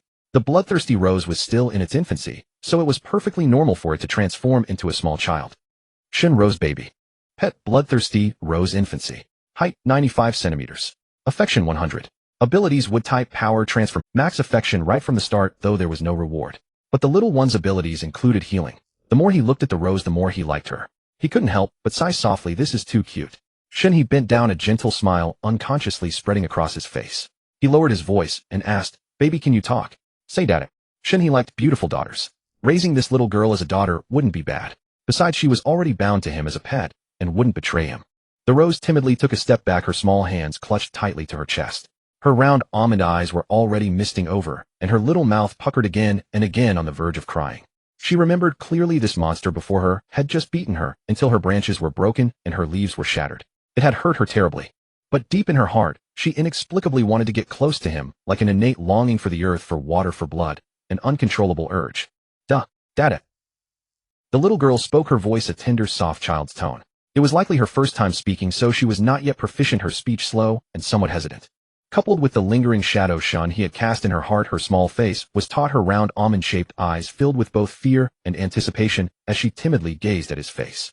Shen He saw it clearly. Just moments ago, as little Rose spoke, she instinctively stretched out her small arms towards him as if wanting a hug. But her little arms, extended only halfway, suddenly retracted and hid behind her back. Her small expression was a tangle of conflict and grievance. Yet that soft utterance of daddy made the corners of Shen He's mouth twitch uncontrollably upwards. So he had a little princess now, didn't he? How interesting. He stepped forward and scooped little Rose into his arms. The little girl's face was still tense, marked with obvious nervousness, but a glimmer of joy overflowed from her almond eyes. This joy, due to their system bond, was even felt by Shen He himself. It was as if she were his own flesh and blood. This system. Unable to resist, Shen He lowered his head and kissed her plump, tender cheek, which was full of youthful collagen. This system thing was truly miraculous, capable of transforming a mere rose vine into a living, breathing little person. Seeing the gradually emerging delight in little Rose's eyes, Shen He knew she had truly felt his affection for her. He retrieved a Rose-exclusive nutrient lollipop from his spatial storage and offered it to her. Little Rose stared at the lollipop adorably, her little nose twitching as she sniffed it gently. Her large almond eyes instantly widened, even further sparkling brilliantly. Her little head kept turning, looking from the food to Shen He and back again. She wanted to say something, but couldn't, growing so anxious that her small hands began to scratch at her own cheeks. Shen He couldn't help but laugh. This bloodthirsty Rose had just taken form, and clearly couldn't speak yet. But judging by her cleverness, she would likely learn very quickly. He'd say, thank you, daddy. She, daddy. Shen He felt a wave of dizziness wash over him. Thank you. Not she. Thank you, daddy. Little Rose's face was taut with serious concentration. Her little mouth pursed and unpursed with effort until she finally enunciated clearly, thank you, daddy. Ah, good. Eat up. Little Rose took the lollipop, fighting back a strong craving. Her tiny throat gave an adorable gulp. Then obediently she held it out to Shen He's mouth. Daddy, eat. All right, she was truly a thoughtful little princess. Shen He smiled and shook his head. You eat it, daddy doesn't like these. After all, the thing was essentially made of soil, and he wasn't a plant.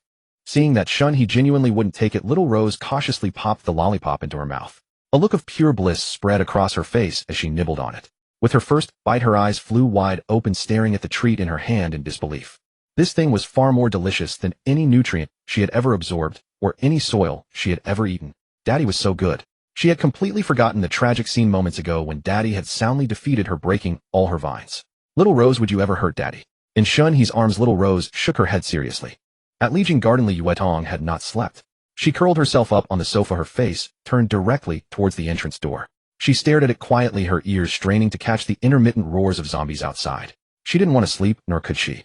Without Shen He by her side, her heart felt hollow, utterly devoid of security. Occasionally she would glance down at the pistol tightly clutched in her hand, and only then would her tense heart relax slightly. The phone on the sofa suddenly lit up its screen, casting light upon her worry-filled face. Snapping back to reality, she quickly picked it up. It was a text message reply from her father. She had been trying to contact her father for nearly an hour. The signal was so terrible that they had only managed to exchange 2 or 3 sentences back and forth. Nevertheless, she had grasped the general situation. Her parents still had food, but since the power outage, people had been coming to their door asking for food supplies. Her parents hadn't dared to open the door, but this couldn't go on forever. Her father said that recently more and more people were knocking, and their moods were growing increasingly agitated. She quickly started typing a reply, but as soon as she hit send, the screen froze on the loading circle, and the message refused to go through. She glanced at the time, silently turned off the phone, and placed it back on the sofa. Mr. Shen had been gone for 3 hours and 24 minutes. She worried if he had encountered danger. The longer she sat, the more anxious she grew, yearning to rush out and find him, yet fearing they would miss each other and get separated. Sigh, Mr. Shen Tong misses you. Li Yuetong bit her lip, wrapped her arms around her knees, and curled into a ball. Closing her eyes, she recalled the fragments of time spent with Shen He. As she thought, her cheeks gradually flushed, turning a deep crimson. The scenes in her mind were mostly sweet, intimate moments between the two of them. Their marriage, born of convenience, had progressed rather quickly. A clatter. Suddenly, a dull thud of something being knocked over came from outside the door, followed by a sharp, piercing, scratching sound. Something hard like fingernails scraped against the door panel, sending chills down the spine. Li Yuetong jerked her face up from between her knees, her gaze fixed directly on the door. Her pupils contracted continuously. Appearing vacant, she had actually deployed her spatial perception. She certainly didn't have X-ray vision, she used her spatial ability. After a moment, her expression turned grave and nervousness crept into her heart as she sensed danger. But at this moment, her gaze was remarkably calm. She tightened her grip on the gun. She was no longer the person she used to be. She extended her long legs, intending to put on her shoes and stand up from the sofa. Aya, stay away. Get lost. Aya, ouch. The sudden terrified screams from outside startled her, making her legs feel weak. What was going on? Due to yesterday's cleanup, there were almost no other zombies in the compound. Could one have escaped from the building? Li Yuetong didn't bother with shoes. Barefoot, she quickly walked to the window. Walking soundlessly, she imitated Shen He, gently lifting a sliver of the curtain. The next second, a distinctly different scream pierced her ears. Aya, a dead rat. Get lost. A rat. Shouldn't it be a zombie? Across from her in Building 3, the kitchen window of a ground floor unit in another section, a middle-aged man, his back against a cabinet, was wildly swinging a cleaver. Li Yuetong's eyesight was excellent now. Even in the darkness, she could clearly make out the scene inside the house. Before the man, two giant rats nearly 70 centimeters tall stood on their hind legs. Their crimson eyes glowed coldly in the darkness as they constantly sought an opportunity to pounce. They moved swiftly, nimbly dodging the swinging cleaver. In an instant, when the man couldn't react, they lunged forward, biting off chunks of flesh from his body, crunching and swallowing them down. Racked with excruciating pain, the man's movements grew increasingly sluggish. The two giant rats coordinated flawlessly. One drew his full attention from the front, while the other circled behind and bit fiercely into his calf, yanking him backward. Aya! The man screamed in agony, losing his balance and collapsing awkwardly to the floor. Bracing against the pain, he turned and swung the cleaver, trying to hit the rat biting his calf. But as his arm rose, the first rat which had been distracting him lunged again, its sharp fangs sinking deep into the arm holding the knife. The razor-sharp fangs embedded deeply into his flesh. The two giant rats began pulling simultaneously, violently tearing in opposite directions. The man's screams grew more and more harrowing. The next moment, the arm and leg gripped by the giant rats were ripped and chewed clean off his body. The man's mouth gaped wide as excruciating pain tore through his nerves, rendering him utterly voiceless, and he collapsed rigidly onto the ground unconscious. At the grotesque stumps of his severed arms and legs, arterial blood spurted out in forceful jets with each violent throb of his heart. Blood droplets splattered across the walls, cabinets, and floor, quickly pooling into a large, glaringly crimson puddle that spread slowly. The two giant rats, their rough and powerful forepaws pinning down the snatched flesh, tore viciously with their sharp yellow teeth, swallowing ravenously, scattering bloody shreds everywhere, utterly indifferent to whether their prey was alive or dead. Li Yuetong was chilled to the bone by this brutally horrific scene, her skin instantly crawling with goosebumps and cold sweat. She clamped her hand tightly over her mouth to stifle any scream. Then from the dark depths of the room's living room, she saw 5 or 6 more giant rats scurry out, their gray-black figures moving with incredible speed. They swarmed around the man's torso, gnawing frenziedly, and the flesh diminished at a visible rate, soon exposing ghastly white bones. Li Yuetong suddenly realized the gravity, her beautiful eyes darting around in panic as she discovered that this was far from an isolated incident. In several windows of the opposite building, shadowy figures were dodging and fleeing in panic, while on the darkened open ground of the complex, groups of giant rats scurried past without cease. MMPH. Li Yuetong's body tensed abruptly. She swiftly yanked the curtains shut, dropped low, and huddled tightly beneath the window, not daring to move. Moments ago, several giant rats had scurried right past the base of her window. One of them suddenly reared up on its stout hind legs, its cold, blood-red eyes locking onto her direction, as if it had caught the scent of prey. Holding her breath, Li Yuetong crawled quickly across the floor away from the window. From the stairwell, the grating sound of claws scraping against the door panel persisted. Where did so many giant rats come from? How was Mr. Shen supposed to get back? Sitting on the floor, leaning against the sofa, she fumbled for her phone, her fingers trembling as she tried to send a message to Shen He. But the loading icon on the screen just kept spinning, and the message remained stuck on the sending interface, refusing to go through. Phone. You disgust me. She cursed under her breath, shoved the phone haphazardly into her pocket, and turned to hurriedly put on her shoes. A rhythmic knock sounded softly, the prearranged signal with Zhang Ran and the others. Li Yuetong strode quickly to the door, glanced through the peephole, confirmed it was them, and immediately opened it. As the door swung open, Zhang Ran immediately shielded Li Wanning as they squeezed inside, his expression taut. Behind them, Tang Dashan turned back, nervously staring at the steel door of the stairwell with wary vigilance. That door, originally reinforced with 2 layers of thick steel plating, now showed several deep, protruding scratch marks from their side, the panel warped and deformed. Clearly something outside was gnawing and clawing at it furiously. "Getting quick, fatty," Zhang Ran urged urgently. "Coming." Tang Dashan slipped inside, slammed the door shut, locked it swiftly, and braced it firmly. Zhang Ran quickly surveyed the room and asked Li Yuetong in a low voice, "Sister-in-law, where's big brother?" Li Yuetong shook her head gently, her tone laced with deep helplessness and worry. "He went out and hasn't returned. The phone signal is gone too, so I can't reach him. Big brother's not here. What do we do? I don't think that stairwell door will hold much longer. Those rats have sharp noses. They'll go after anyone on any floor. It's bizarre, how did such huge rats suddenly appear?" Tang Dashan's face was still pale with shock, unable to believe what was happening. No one replied to him. Zombies had already appeared, so rats growing larger hardly seemed worthy of excessive astonishment. Zhang Ran gently helped Li Wanning settle onto the sofa, carefully adjusted her collar, then walked to the window. He cautiously lifted a sliver of the curtain to check the situation. Throughout the entire complex, the gray-black figures of these giant mutant rats were everywhere. Though not densely packed enough to block out the sky, they moved in groups of 3 to 5, scurrying about and throwing everything into chaos wherever they went. Their appearance forced survivors who had been holding their breath and hiding, terrified of attracting zombies, out into the open as the rats pinpointed their locations with precision. In the hallways and rooms, brutal chaos erupted instantly. These rats seemed to have undergone only a mutation in size and strength, without the complete frenzy and loss of reason seen in zombies. When confronted by human resistance, they even knew to dodge, giving many people a chance to break free. From the nearby buildings rose a cacophony of human screams, angry curses, and weeping intermingled with the rats' piercing shrill squeals. The sounds merged into a single chaotic din, plunging the entire complex into utter disorder. Zhang Ran's face grew grim as he turned to Li Yuetong. "Sister-in-law, we can't stay in this complex. Those rats have too keen a sense of smell. They'll eventually break through the door." "I know. We need to break out, get the truck, and head to East River Park to find Shen He." Crash. Li Yuetong nodded. The incessant scraping from outside the stairwell door had already made it clear that the giant rats had set their sights on this floor. Before she could finish, the glass window behind Zhang Ran suddenly shattered. Shards flew in all directions, striking the curtain, and the piercing squeals of rats instantly tore through the room's silence. Squeak, squeak, squeak. The hearts of the 4 people in the room clenched in unison. Zhang Ran instinctively dove toward the sofa, shielding Li Wanning, who had just stood up behind him. Li Yuetong immediately gripped her pistol with both hands, aiming at the window. Crack, crack, crack, crack. After several seconds passed, no giant rat burst directly into the room. Instead, the sound of teeth frantically gnawing on stainless steel came accompanied by a teeth-grinding metallic friction. Zhang Ran exchanged a glance with Li Yuetong and gave a slight nod. He then stepped forward and yanked the curtain aside violently. Tang Dashan quickly caught on and rushed to pull open the other curtain. The window glass was already shattered, the frame askew. 2 giant rats were hanging on the security bars, their sharp, yellowed front teeth gnawing fiercely at the stainless steel. One of them bit through the solid steel bar thicker than a finger in just a few chomps. The moment the curtains were pulled aside, the 2 giant rats spotted the living beings inside.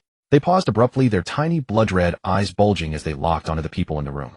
Then they opened their pointed mouths, letting out even more piercing and excited shrieks. Squeak, squeak, squeak. Squeak, squeak, squeak. Almost simultaneously from the distant stairwell, the open ground, and between the buildings, similar calls echoed back in response, as if summoning reinforcements. "Sister-in-law, now's the..." Zhang Ran turned his head to urge Li Yuetong to fire, but her decisive nature needed no prompting. In the instant they had pulled the curtains apart, she had already steadied her aim on the first giant rat in her sight. Pew, pew. Li Yuetong raised her hand and fired 2 shots, clean and efficient. At such close range, aiming was effortless. The 2 bullets flew one after the other. One struck the rat's eye with precision, the other pierced its forehead. The gray rat went limp without a sound and tumbled straight down from the security bars. Having dealt with the first, she shifted her aim without any hesitation, instantly targeting the second. Li Yuetong raised her hand and fired 2 shots, clean and efficient. At such close range, aiming was effortless. The 2 bullets flew one after the other. Its intelligence seemed considerable, but Li Yuetong was too quick and too decisive, fast, accurate, and ruthless, giving it no chance to survive. She fired 2 more shots in succession. One struck the vital spot on its nape, the other hit its back as it sprang into the air. Blood instantly splattered across the windowsill. The giant rat's legs stiffened, and after a brief piercing scream, it plummeted to the ground. Zhang Ran was momentarily stunned by Li Yuetong's crisp decisiveness, his eyes revealing undisguised admiration. Li Wanning was equally impressed, her expression filled with surprise and praise. Tang Dashan, however, took it in stride, long accustomed to the sister-in-law's fierce demeanor. Zhang Ran pressed himself to the window again, and Li Yuetong quickly joined him to look. As they took in the scene outside, a deep shock flickered across both their eyes. Between the buildings, at least 60 giant rats were charging toward their window in a gray-black tide. More were scaling the outer walls, frantically lunging at the windows of other residents. Many survivors were stabbing at the rats, clinging to their security bars with fruit knives and cleavers, their desperate cries for help weeping, and the rats' shrill squeals blending into a heart-stopping cacophony. Pew pew pew. Li Yuetong raised her hand and fired repeatedly, the bullets piercing through the surging rat swarm, killing several giant rats on the spot. A few more rats were hit in the abdomen, writhing in pain and losing mobility, lying on the ground with agonized squeals as they licked their bleeding wounds. But more giant rats were already scaling the walls at breakneck speed, drawing closer to the window, threatening to surround them. Go downstairs. Get the truck. Li Yuetong kept firing to suppress the rat swarm below the window while issuing orders to Zhang Ran and the others. Zhang Ran and Tang Dashan wasted no time. One immediately turned to pull his wife behind him for protection, while the other brandished a pot lid like a shield and strode decisively to the door to open it. As Tang Dashan cracked the door open, a strong stench of blood and decay rushed in. The iron safety door in the corridor had been gnawed into a pitiful state, with a gaping, menacing hole. A giant rat squeezed through the opening, its eyes sparkling as it saw him, and it lunged at him with its mouth wide open. The sudden attack startled him, but there was no time for second thoughts at this life-and-death moment. Tang Dashan's arms tensed, gripping the pot lid tightly as he gritted his teeth and summoned all his strength to slam into the oncoming giant rat, simultaneously roaring loudly to alert those inside. They're coming in. With his stout frame, standing over 6 feet tall, Tang Dashan had considerable strength. The nearly 1-meter giant rat was knocked back by his fierce charge, crashing hard into the wall opposite. Before he could catch his breath, shadows flitted at the broken hole, and 2 more giant rats baring their yellowed teeth squeezed in. Wan Ning, be careful. I'm going to help. Hearing Tang Dashan's roar, Zhang Ran's expression tightened. He quickly instructed his wife in a low voice and rushed out, tightly gripping his makeshift spear. As he stepped outside, he saw Tang Dashan wielding the pot lid to block attacks from the giant rats, pushing them back with force, while wildly slashing with a kitchen knife in his other hand.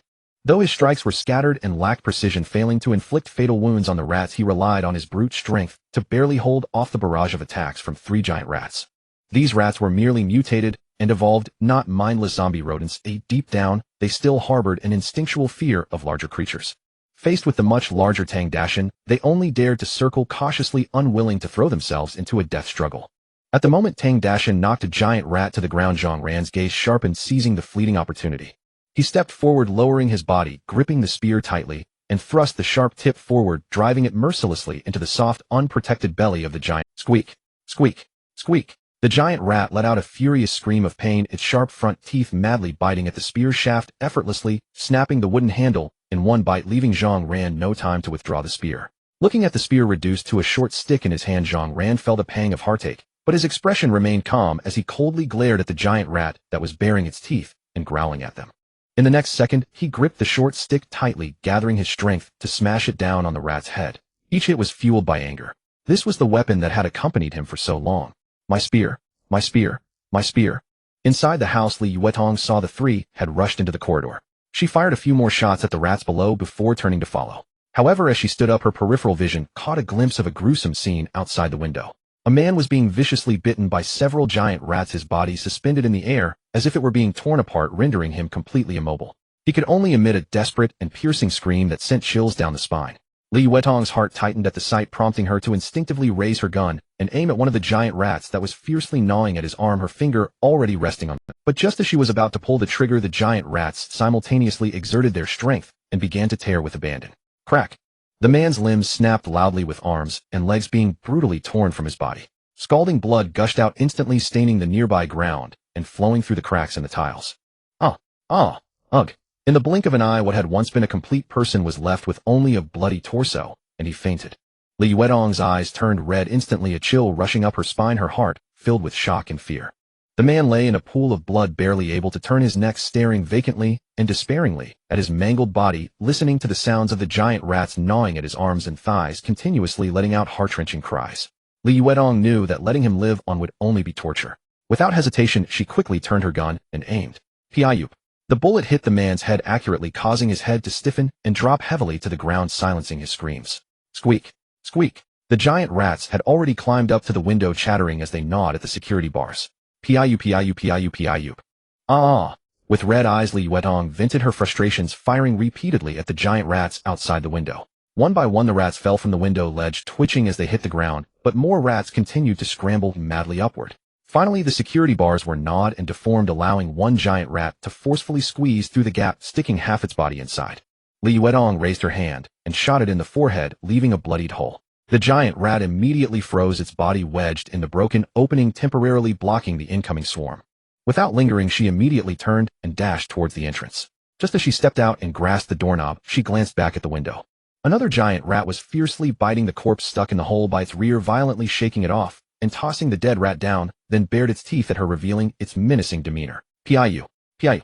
Li Yuetong showed no mercy, raising her wrist and firing 2 more shots, the bullets smashing into its torso. Watching as the giant rat screamed and fell from the building, she felt a wave of relief wash over her before she slammed the door shut with a loud bang, creating another barrier. In the corridor, a giant rat's head was completely smashed, dark red blood and grayish-white brain matter splattered against the wall, the stench spreading in the confined space, its body awkwardly crumpled in the corner. 4 more giant rats were cornered at the safety exit, their gray-black fur bristling. They stood upright on their hind legs, their front paws slightly raised, sharp fangs protruding from their lips, their small red eyes fixed intently ahead, emitting low and menacing squeaks, ready to pounce. The narrow corridor felt tense, with both sides locked in a standoff, the air thick with anticipation. Tang Dashin gripped the kitchen knife in one hand and wielded the pot lid to strike, the loud clanging echoing throughout the hallway. His expression was fierce as he shouted hoarsely, mustering all his strength to intimidate the mutated giant rats. Zhang Ran held the short stick tightly, his arms tense as he feigned attacks in front of him, his feet firmly planted on the ground, unwilling to give an inch.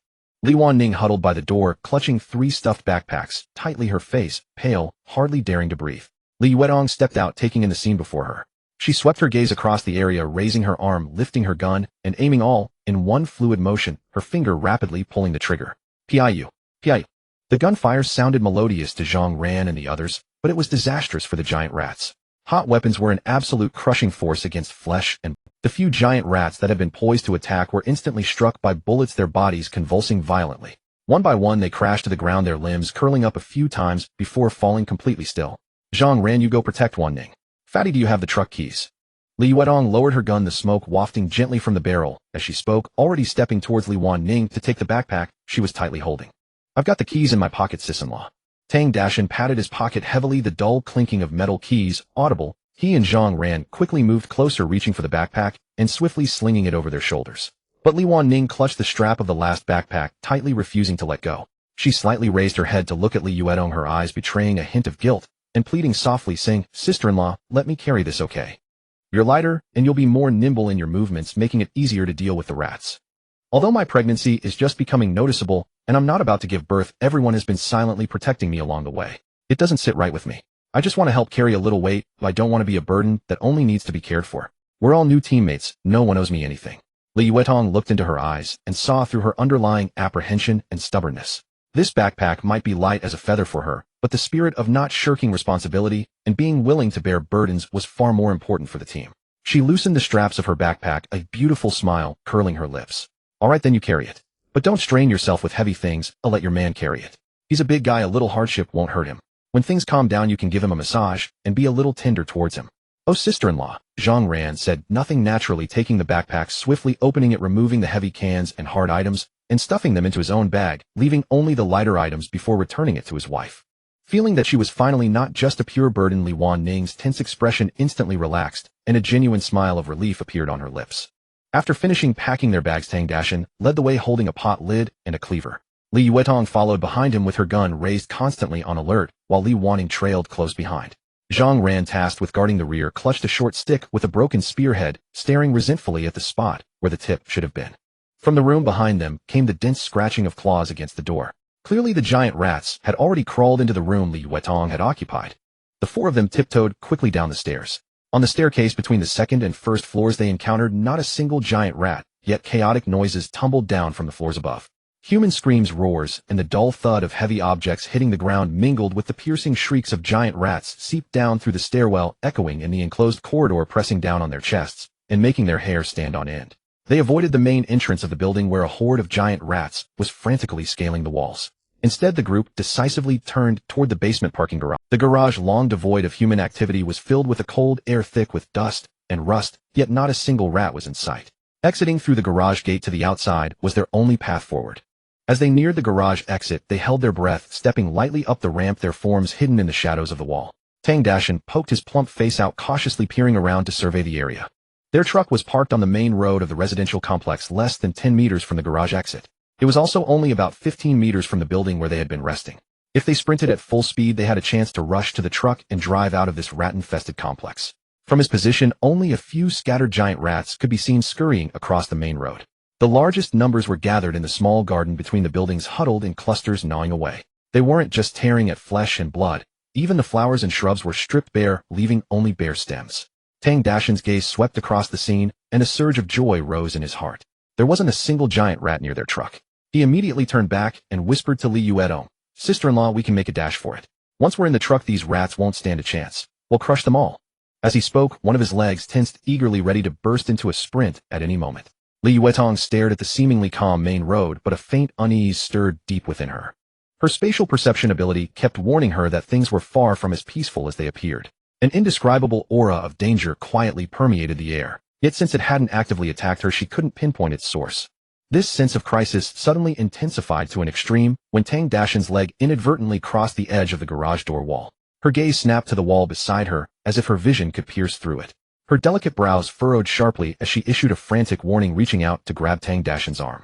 "Fatty, get back." But it was too late. A gray figure burst forth from the shadow of the corner beside the garage door, its elongated mouth carrying a foul, rancid wind, and sank its teeth viciously into Tang Dashan's calf. A sharp crack echoed through the air. Everyone present clearly heard the sound of bone breaking. Tang Dashan had just registered his sister-in-law's warning, his expression tightening when the next moment a wet, slimy, hard object clamped down on his calf with unyielding force. He instinctively looked down, but before he could see what it was, a searing, bone-shattering pain exploded from his calf, shooting straight to the crown of his head, making him instinctively want to open his mouth and cry out in agony. Tang Dashan gritted his teeth, forcing himself to shove the wrist of the hand, holding the cleaver into his mouth, biting down hard. His body uncontrollably slid down the cold wall, beads of sweat forming on his forehead, veins bulging beneath his skin. He couldn't scream. If he did, it would surely attract more giant rats, and then his sister-in-law and the others would be doomed. "Fatty! Brother Tang! Dashan!" Three suppressed cries of alarm rang out simultaneously. Li Yuetong grabbed his arm to steady him, preventing the giant rat from pulling back to tear further. She aimed at the rat's head and pulled the trigger repeatedly.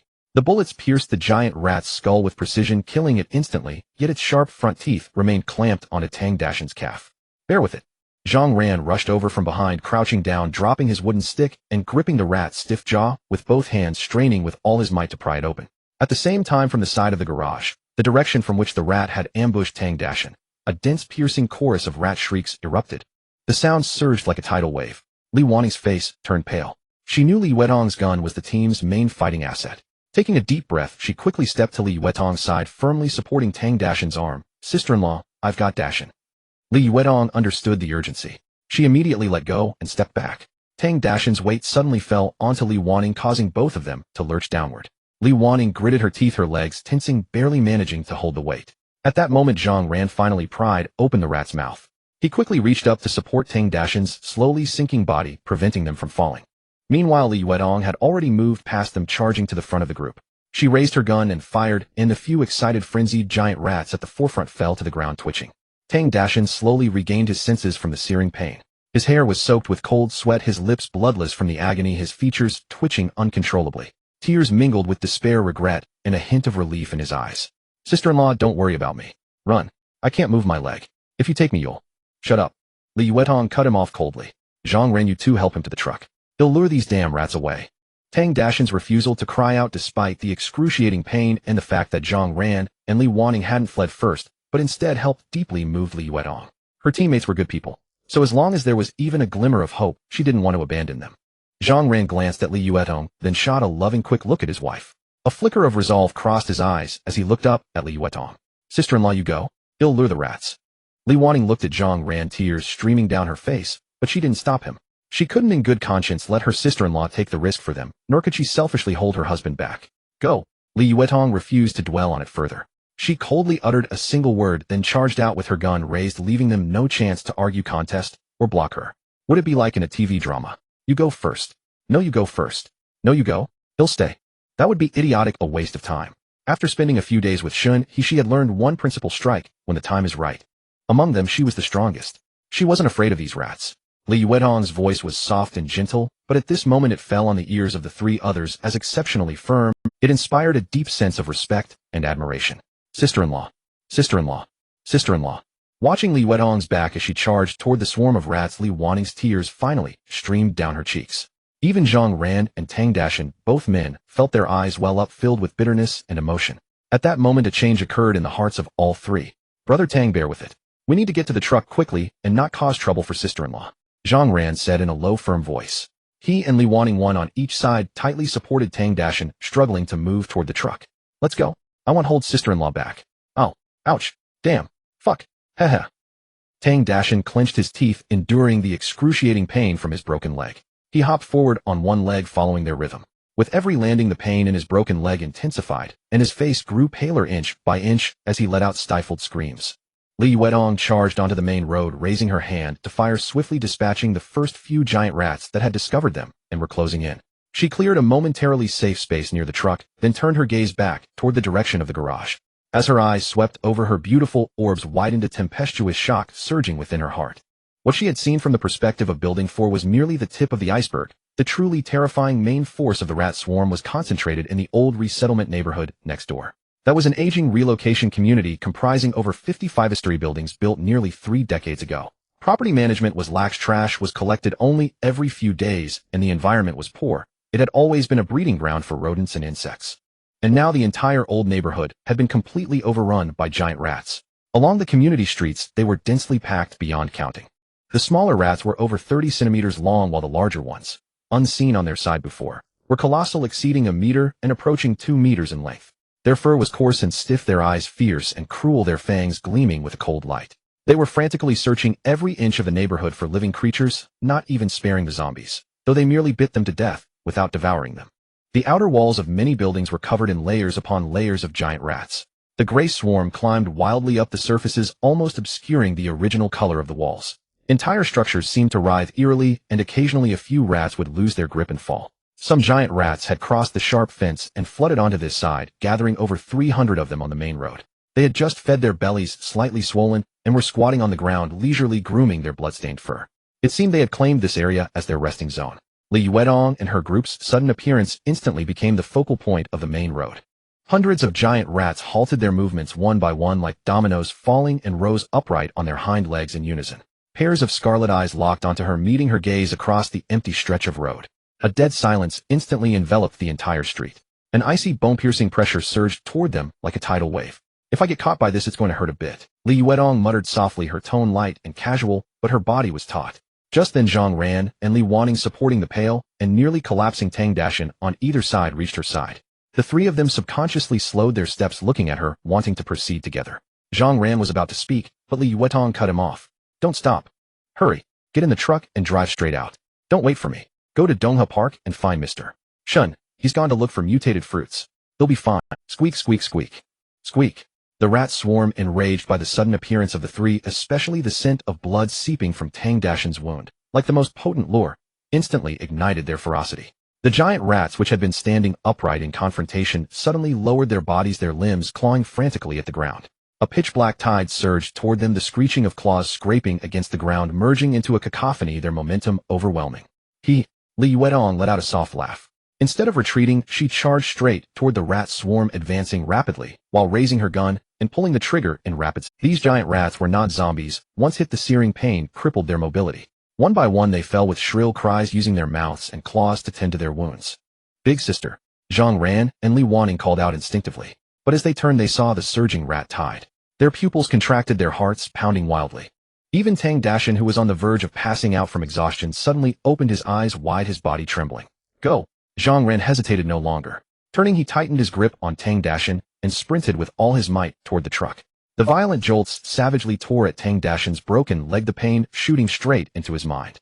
Yet he clenched his teeth, refusing to slacken. Normally, he would have let out a loud wail. But not now. If he slowed down more, than just his own life would be lost. As the three sprinted, they couldn't help but look back. They saw Li Yuetong's figure, clad in yellow and white twist, just as she was about to collide head-on with the rat swarm, nimbly veering into a narrow alley between buildings. The rat swarm's charge faltered, splitting instantly. The vast majority followed her trail, turning into the alley, leaving only about 20 still lunging toward Zhang Ran and the others. Their hearts clenched as they silently prayed for Li Weitong's safety, their pace surging once more. Tang Dashan, desperate to run fast and not be a burden, forgot his injury in his panic and slammed his broken leg heavily onto the ground. Ah! Holy SHD! The excruciating pain twisted his features, tears and snot smearing across his face. Racing to the passenger side of the truck, Zhang Ran fumbled for the keys from Tang Dashan's pocket and unlocked the door, shouting urgently, "Wanting, get in quick. Pull Dashan up after you." Tang Dashan was bulky with a broken leg to boot. If they waited for him to climb slowly, none of them would escape. Li Wanning didn't dare dawdle. Letting go of Tang Dashan's arm, she held her breath and scrambled into the truck. Once inside the passenger seat, she turned swiftly, gripping the handrail with her left hand and reaching down with her right. "Dashan, take my hand." Tang Dashan gasped for air, his vision blurring and his stomach churning. He reached out, but grasped at nothing. It was Li Wanning who noticed, actively catching his hand and pulling him upward with all her strength.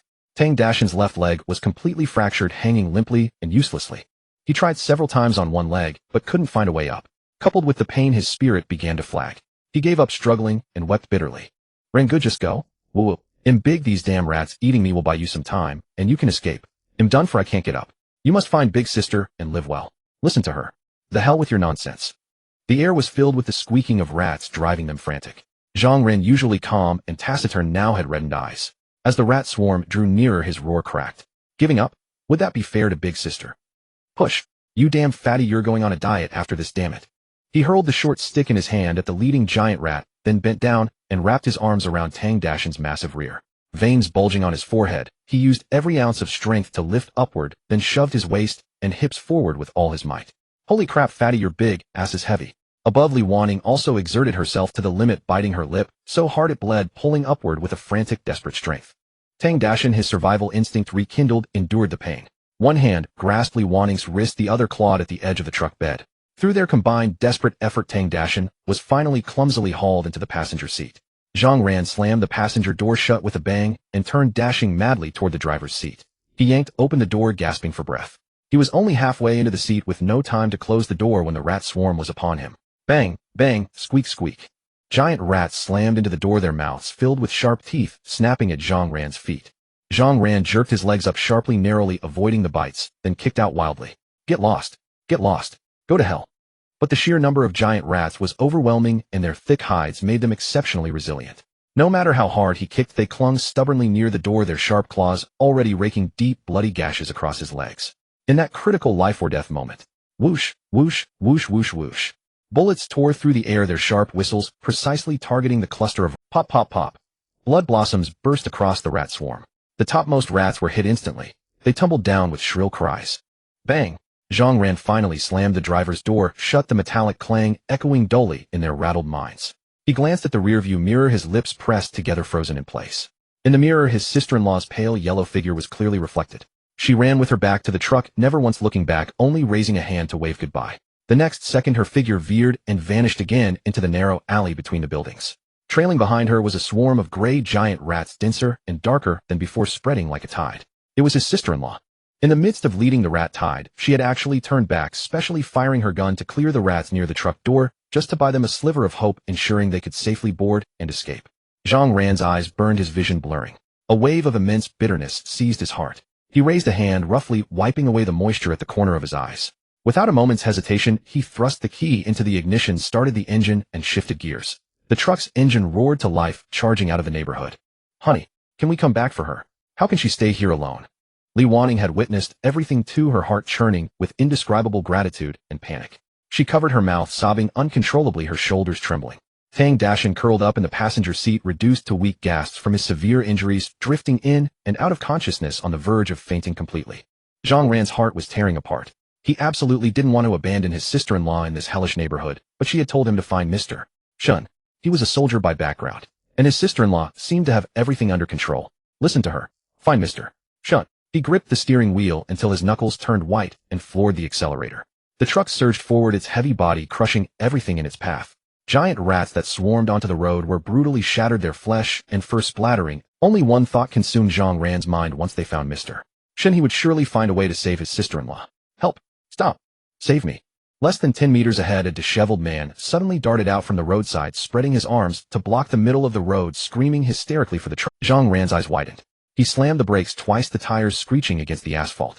But the fully loaded truck with its immense inertia and speed couldn't possibly stop in such a short distance. Bang! The man was flung like a tattered sack, arcing helplessly through the air before crashing heavily onto the roadside silent. Several giant rats that had been chasing him immediately swarmed over, dragging his body away into the shadows. Zhang Ran's lips pressed into a rigid line. Expressionless, he averted his gaze from the rearview mirror, his heart feeling as if it had been struck by something heavy, yet he dared not pause for a second. Li Wanning, still shaken, trembled all over. The image of the man being hit replayed endlessly in her mind, leaving her speech. Tang Dashan was jolted by the sudden stop, his broken leg knocking against a hard surface inside the vehicle. The sharp pain forced a groan from him, clearing his mind somewhat, but bringing with it an irritable edge. Damn it, that idiot. Why didn't he just dive under the wheels? Son of a bitch. Ran. Bro, it's not your fault. A fully loaded truck like this, in such a short distance, can't stop. That's fate. This is the damn apocalypse. Sensing Zhang Ran and Li Wanning's distress, Tang Dashan, weak and gasping, tried to comfort them in broken sentences. Yeah, I'm fine. Get some rest. Zhang Ran's voice was low, his eyes fixed on the road ahead, his foot never easing off the gas. Li Weidong made a swift turn around the building, stepping back onto the main road of the neighborhood. Her chest rose and fell slightly as she caught her breath. Seeing from afar that Zhang Ran's truck had smashed through the neighborhood gate barrier and completely escaped the rat-infested area, a flicker of relief passed through her eyes, and she nodded in satisfaction. The sound of claws scraping the ground grew rapidly closer behind her. She glanced back to see the rat swarm chasing her at full speed, their bloodshot eyes glaring at her with increasing ferocity, as if desperate to tear her apart. Li Weidong tilted her head slightly, looking innocent. She had only led these creatures around the residential buildings 3 times. Was that any reason to glare at her so viciously? As the rat tide was about to reach her, she calmly raised her gun and fired, killing or maiming over a dozen giant rats at the front. Then, under the even angrier gaze of the swarm behind, she grinned, turned, and sprinted off again on her long legs. And so she led the giant rats on another dozen laps around the neighborhood. Of the 300 or so rats that had first chased her, more than half had already fallen behind. Some had been picked off or crippled one by her kiting tactics. Others were simply too exhausted to continue squatting by the roadside, staring blankly at Li Weidong and her marathon-running rat swarm. Whenever she ran past these collapsed rats, their gazes were as clear and innocent as those of a freshman, devoid of the bloodthirsty ferocity they had shown earlier. Now Li Weidong stopped in the middle of the main road, bent over with her hands on her knees, panting heavily. The intense running made her chest heave, tracing a distinct arc. Across from her, over 100 giant rats had lost all their aggression, sprawled out in disarray. Some were lying down, some were sprawled out, and a few were even huddled together, all of them panting with their mouths wide open, looking even more pitiful than she did. After 2 minutes of silence, a few rats that had recovered couldn't be bothered to glance at Li Weidong. They silently turned and crawled away slowly. Another minute passed, and only about 30 of the most stubborn rats who had arrived last remained still, glaring at her unyieldingly. Ha! Ha ha ha! Li Weidong burst into laughter, her heart brimming with exhilaration. Back and forth, she had led these giant rats on nearly 20 laps around the neighborhood. Whenever they seemed ready to give up, she would turn back and shoot a few dead. The screams of their companions always enraged the remaining rats into charging at her again. Wearing them down lap by lap, she must have killed at least several hundred rats. Now she finally understood why Mr. Shen didn't like taking her along when he went out seeing her. Now that it was her turn, unburdened with no one to worry about or protect, she finally realized how liberating this freedom was. After Zhang Ran and the others left, she was like a bird freed from its cage, flying wherever she pleased. These giant rats, in terms of brains and stamina, were no. The only thing that bothered her was her overly ample chest, which ached with every bounce as she ran. Li Weidong pouted, annoyed, but she didn't dare do anything about them, because Mr. Shen treasured them dearly. At the edge of Dongha Park, in the yellow light, a truck was parked in the shadows, its window half open, as the stifling wind carried the unique stench of the apocalyptic world. Zhang Ran and Li Wanning stood guard by the window, their eyes darting around, watching every movement at the intersection of the road and the thicket, repeatedly searching for Shen He's figure. As soon as they found Mr. Shen, they could turn around and rush back to the neighborhood to save their sister-in-law. In the passenger seat, Tang Dashan's face was flushed and burning. The high fever caused by his broken leg had left him in a daze, curled up in his seat, unconscious. Before losing consciousness, he had provided this location. At this moment, Shen He had already charged out of the Dongha Park area, running recklessly towards Legion Garden. Shen Xiangwei straddled his neck, her short legs tightly wrapped around him, her small hands firmly grasping the sides of his head. The wind blew her bobbed hair upwards, yet her small face remained serious, showing no signs of panic. The bloodthirsty Xiangwei had become his pet, and her innocent and adorable appearance made Shen He harbor the whimsical thought of indulging in fatherhood, directly naming her Shen Xiangwei, keeping his surname. Shen He, however, was completely unconcerned. She understood nothing. Just moments ago, he had held her small hand, testing her abilities on a street swarming with dozens of zombies. But when that group of zombies was completely wiped out, his experience points inexplicably surged every few minutes. What did that indicate? His teammates were killing monsters. Something had happened at home. Shen He swiftly picked up Shen Qiangwei's small body, tossing her onto his shoulder, and instantly burst into full speed, crazily heading back towards the neighborhood. When he madly returned to the vicinity of the neighborhood and saw the system map, his expression darkened, clouded with worry.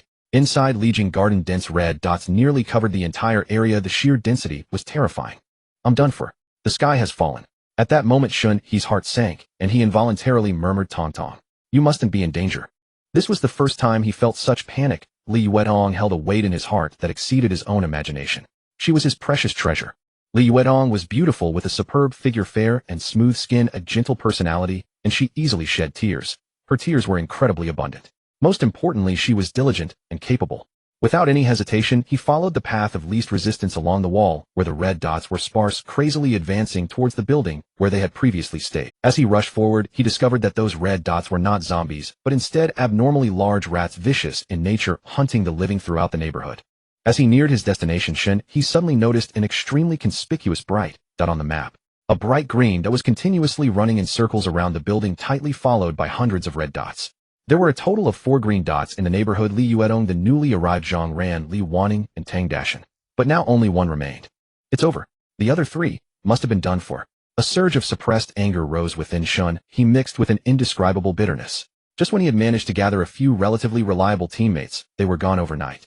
In his eyes, the only one who could survive this rat tide was the exceptionally strong Li Yuedong. He accelerated again, his killing intent surging. With an automatic rifle in hand, he sprayed bullets, turning dozens of obstructing giant rats into a sieve that fell to the ground, while Shen Xiangwei controlled the vines to ensnare the giant rats, sucking their blood and flesh. That fool. Watching the green dots spinning in circles, he cursed under his breath, both anxious and angry, frustrated at her lack of sense. What are you doing running in circles around the building? You should be looking for a chance to rush out of the neighborhood. Until, when he reached the vicinity of the building where Li Yuedong was running in circles, the next second he froze. What did he see? Li Yuedong cheerfully leading the way, giggling, with a group of plump rats trailing behind her, panting heavily. The hundreds of giant rats behind her were gasping for breath. Far from pursuing her, they were clearly being led around, questioning their rat lives. Shen He quietly changed his position, finally arriving at a third-floor window of that building, silently watching as Li Yuedong ran around with the rat pack for another 10 laps. His expression grew darker and darker.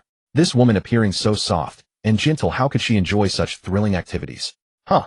Ha. Shen He looked down from above. Li Yuedong had her hands on her hips, laughing loudly at the 30 or so giant rats left on the ground, her eyes filled with unrestrained joy. You carefree thing. Shen He's expression turned cold as he raised his rifle, aiming at the ground below, his finger firmly on the trigger. In an instant, dense bullets streaked through the air, pulling out sharp arcs of light, fiercely crashing into the rat pack like a torrential downpour. Puff, puff, puff echoed continuously, the bullets piercing through the bloated bodies of the giant rats and smashing onto the hard bluestone ground, sending up showers of dazzling sparks. Ouch! Li Yuedong was startled by the sudden barrage of bullets, instinctively retreating a few steps, looking up in confusion towards the source of the gunfire. In just a few seconds, the 30 or so giant rats that were still holding on were all killed in the onslaught, sprawled on the ground in disarray, blood pooling into a small dark red puddle. Cause of death: metal poisoning. Li Yuedong had just locked onto the third-floor window when Shen He had already leapt, jumping directly down from the third-floor windowsill. Aya! No. This scene scared her pale face, and she cried out in surprise, rushing forward, instinctively extending her hands to catch him. Shen He landed steadily, first, his figure not swaying at all. Li Yuedong quickly ran up to him, her face filled with anxiety as she examined him up and down, fearing he might have sustained even the slightest injury. But before she could speak, Shen He grabbed her outstretched arm forcibly, turning her around to face away from him. In the next moment, his large hand struck down hard on her. Mr. Shen, why did you hit me? She did not struggle, but turned her head in grievance, pouting as she looked up at him, her pretty face flushed, her beautiful eyes glistening on the verge of tears. Shen He remained silent, delivering a few more strikes. You have some nerve. He finally spoke with a cold face. With so many mutated rats, you still dare to run a marathon? Do you know how miserable you would die if the rat tide from the neighboring old neighborhood surrounded you? The first strike was truly a lesson for her reckless disregard for her life, but the following strikes, she deserved them.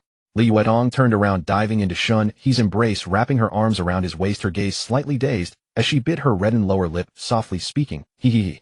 Mr. Shen, I was wrong. Please don't be mad at Tong Tong, okay? I've been observing the surroundings. I wouldn't let myself fall into danger.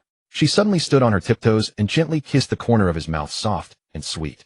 Ah, and please don't do things like jumping off buildings in the future. You scared Tong Tong to death just now. Her soft voice, carrying the unique sweet scent of a young girl, instantly dissipated the anger that lingered in Shen He's heart, leaving him smitten. While Li Yuetong was hugging Shen He's waist, she accidentally touched a pair of small shoes. Instinctively curious, she pinched them, then stepped back from Shen He's embrace. The next second, a round, fluffy-headed, adorable little face slowly peeked out from behind Shen He's shoulder, its big, round, apricot eyes curiously gazing at her. Oh my, who is this?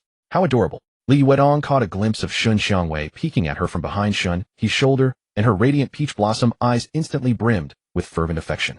With her soft, chubby cheeks and fluffy docile bob haircut, the little one was the very image of the daughter she had always dreamed of, tiny and endearing, evoking a deep sense of tenderness. Her heart softened at the sight, and she instinctively raised her hand, eager to gently touzle the little girl's head.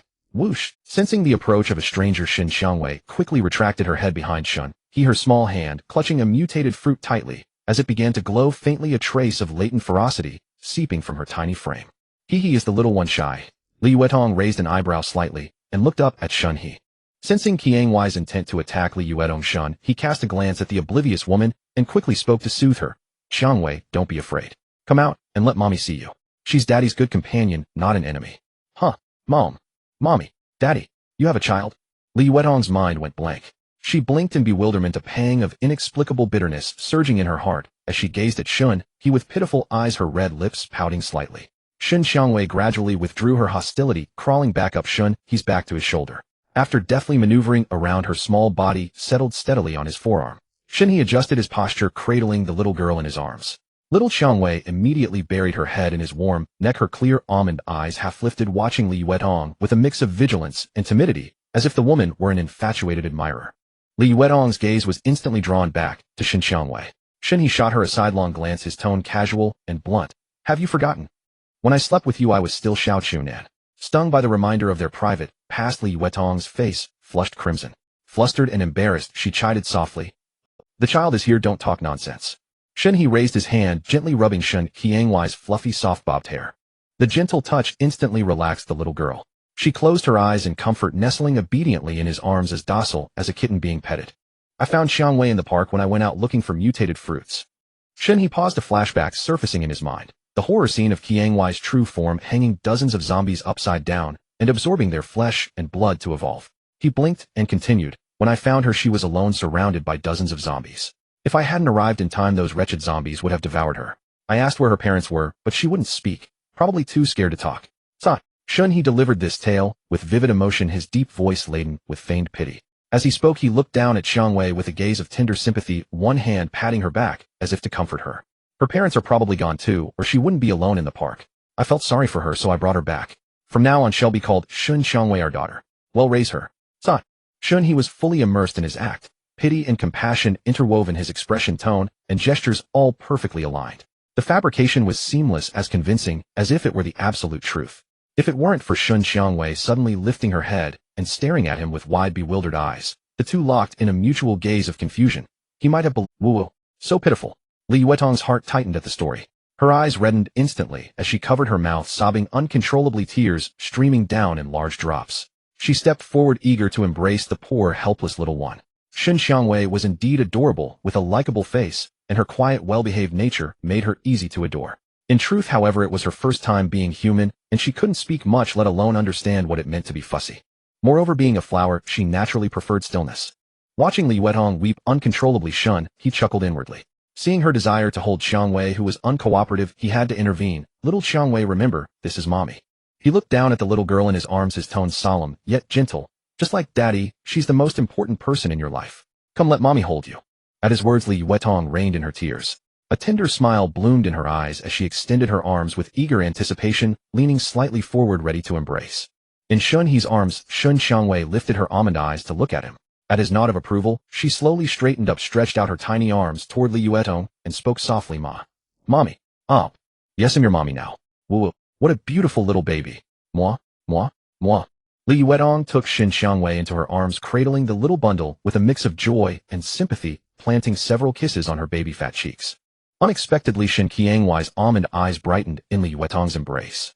She rubbed her face against Li Yuetong's chest a few times, and even took a deep sniff. Soft, fluffy, so much more comfortable than Daddy's firm chest. Shen He's eyes widened as he roared inwardly, damn it. Ungrateful daughter, that's my territory. But Li Yuetong didn't mind at all, assuming the little girl was just being affectionate, and she was overjoyed. She had always longed for a daughter this adorable. Too bad. Shen He had some physical issues that prevented her from conceiving. She'd find a doctor to treat him later. Ignoring the newly formed mother-daughter pair Shen, he turned to survey the surroundings. Strangely, in the past 2 minutes, not a single giant rat had attempted to attack them, as if they all recognized Li Yuetong. He walked over to the nearest giant rat corpse, crouched down, and examined it meticulously from head to tail. After a few glances, he noted that these giant rats were essentially enlarged ordinary rodents. Apart from sharper teeth and claws, there were no other mutations. Looking at their plump bodies and sturdy limbs, weren't these prime lean meat? System. Yes, host. Beginning scan. Analyzing data. Edible. Has a mild body strengthening effect. Shen He's eyes lit up. In the apocalypse, resources were scarce. Wasn't this a form of renewable resource? Do they carry bacteria? Infectious diseases, eliminated during the evolution process. All evolving life forms are perfect. Ajabak. When Shen He looked again at the mutated giant rats scurrying through the neighborhood, these ferocious creatures no longer seemed like threats in his eyes, but rather meat products. Just like cattle, sheep, chickens, ducks, and pigs. He stood quietly watching the chaos of the rat swarm, a faint, inexplicable melancholy washing over his heart. Just then Li Yuetong approached him with Shun Xiangwei in her arms. Tong Tong are Zhang Ran and the others. Still intact. Shen He's gaze was heavy, a plan forming in his mind. After all, they were his first teammates in the apocalypse. If their bodies were intact, covering them with a blanket would fulfill his duty. As for burying them, that was out of the question. Digging a grave was too much trouble. What are you talking about? They didn't die. About 10 minutes ago, I sent them to drive the truck to Dongha Park to find you. Shen He turned to her, his face calm. So, they abandoned you and left on their own. The moment Li Yuetong saw his expression, she knew he had misunderstood. She quickly shook her head and began to explain, no, you've got it wrong. Zhang Ran and the others are good people, responsible and decisive when faced with trouble. It's just that later Tang Dashan was bitten by a giant rat and suffered a severe leg fracture. If they had stayed, they would have all died in the rat tide. So I made the decision. At the time, Zhang Ran even insisted I leave first, saying he would stay behind to lure the giant rats away. I didn't agree. But Fatty's injuries are too severe and there's no doctor now. I don't know if he can survive. Upon hearing this, the anger in Shen He's heart dissipated. Thankfully, Zhang Ran and the others weren't ungrateful ingrates who only thought of saving themselves. At least his earlier concern about covering them with a blanket wasn't. Hearing about Tang Dashan's injury, his gaze shifted to Qiang Wei, who was nestled in Li Yuetong's arms, greedily inhaling her fragrance. A thought struck Shen He. Wasn't there a ready-made doctor right here? The restorative power of a wood-type ability was surely several times faster than an ordinary doctor's healing.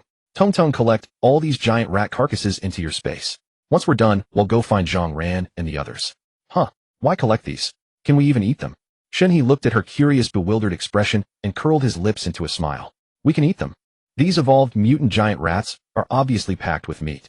Collecting them serves as emergency rations, and later if we encounter a large horde of zombies, we can throw them out as bait to lure them away. Li Yuetong looked at the giant rats on the ground, bits of flesh and blood still hanging from their mouths. It was a bit disgusting.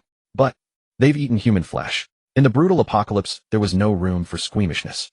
Shen He was completely unconcerned. If supplies ever run out completely, you'll have to choose: either directly eat human flesh to survive, or eat these mutated beasts that have only eaten human flesh. Li Yuetong stared blankly into Shen He's eyes, biting her lips softly. Finally, she nodded in understanding. I understand. Carrying Shen Xiangwei, she turned around and silently began gathering the giant rat carcasses. Eating this mutated rat meat was indeed far more acceptable than resorting to cannibalism. Shen He didn't stand idly by either. He held his gun, scanning the surroundings. Whenever a giant rat wandered close, he would raise his weapon and fire with precision, clearing a safe zone. At the same time, he collected the nearby rat carcasses into his own space. The area was littered with corpses, nearly 400 to 500 giant rats in total. Li Yuetong's space was still at level 0 and cluttered with various items, so she couldn't hold much. As expected, she only managed to store a little over 100.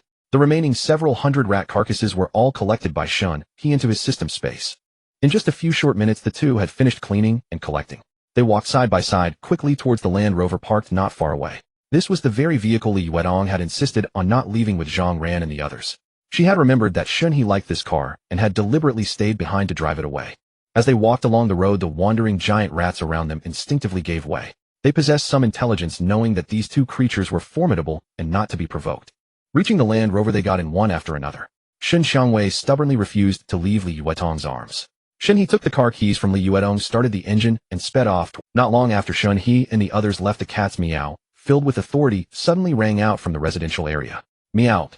Countless giant rats stood up and pricked their ears, their crimson eyes showing fear as they froze. Boom. The giant rat swarm erupted into chaos, fleeing in all directions. On the roadside outside Dongha Park, a deathly silence reigned. A refrigerated truck sat forlornly by the roadside, its hazard lights flashing harshly every few seconds. Zhang Ran and Li Wanning were on edge, their eyes constantly scanning both sides of the road, the bushes, and the shadows of the buildings. In the passenger seat, Tang Dashan was tightly bound to his seat with thick ropes by Zhang Ran for fear he might become infected and turn into a zombie. The ropes were pulled extremely tight, bound in a strange and intricate pattern, firmly constricting the muscles of his chest. Tang Dashan's eyes were half up in his face, deathly pale, cold sweat beading on his forehead. His breathing was heavy and weak. Rangu, where did you learn this binding technique? Why does it squeeze my chest so much? Haven't you seen Big Brother yet? I say, you should just throw me out of the car. You all go back and pick up sister-in-law. My leg is broken now. In this apocalypse, I've almost said goodbye to the possibility of living. It's better to just give me a quick end and spare me the suffering. Tang Dashan slowly closed his eyes, his voice hoarse and dry, carrying endless despair. The piercing pain from his broken leg kept his nerves taut. He was drowsy but couldn't sleep, a deep restlessness churning inside him. He had come to terms with life and death. Dragging his severely wounded body along in this miserable state, it would be more comfortable to just die. Zhang Ran felt a surge of irritation. He rolled his eyes impatiently and lowered his voice to scold, "Shut up. You are driving me crazy with your whining. If you keep it up, I'll tie your mouth shut too." Tang Dashan, dazed, managed a weak, silly grin and obediently fell silent. He knew in his heart that Zhang Ran was harsh with his words, but his real intention was to make him talk less, conserve his strength and rest. The cabin instantly fell into a stifle. Zhang Ran stared out at the desolate street, his expression growing increasingly grim. Tang Dashan's condition was far from ideal. It took 100 days to recover from a broken bone. How could a man with a broken leg run in a world overrun with zombies and mutant creatures? Suddenly, a few dark shadows flitted across the shadows on the opposite side of the woods.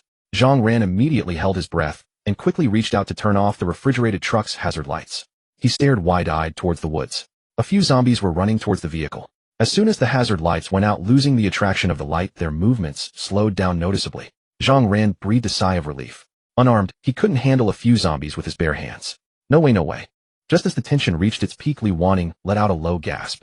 "Honey, look, there's a car coming over there." "Chill. Keep your voice down." Zhang Ran immediately stopped her in a low voice.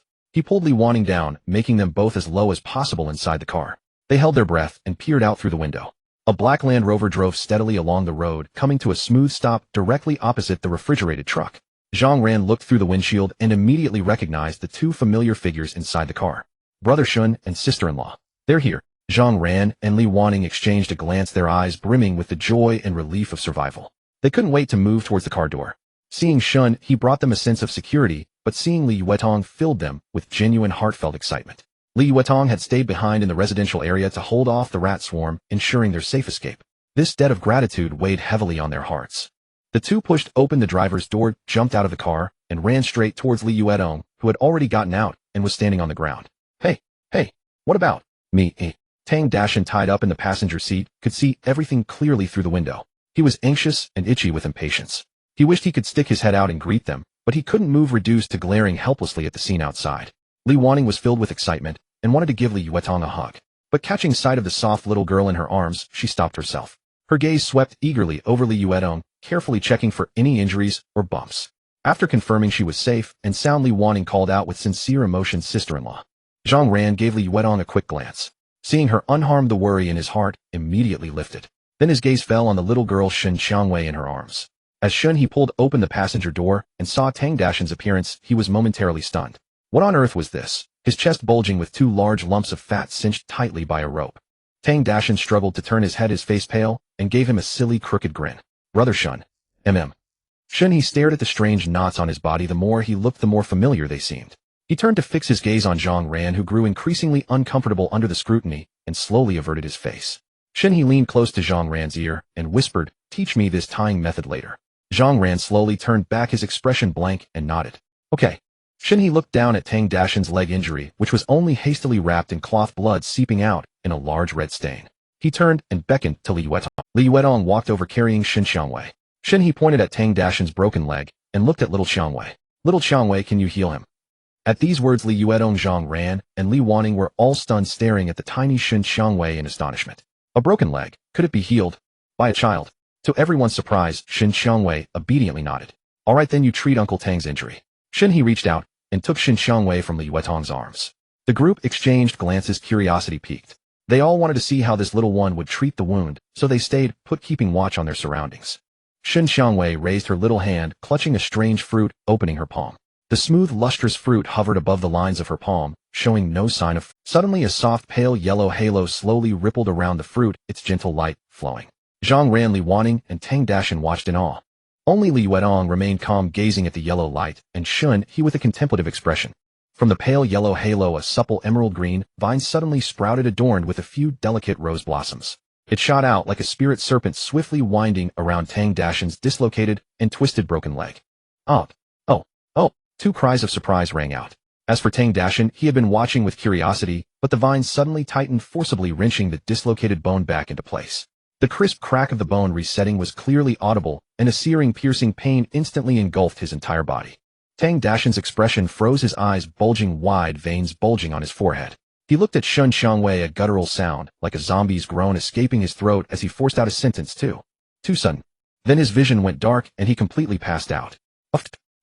The onlookers winced as if sharing the pain, yet couldn't help gloating with laughter.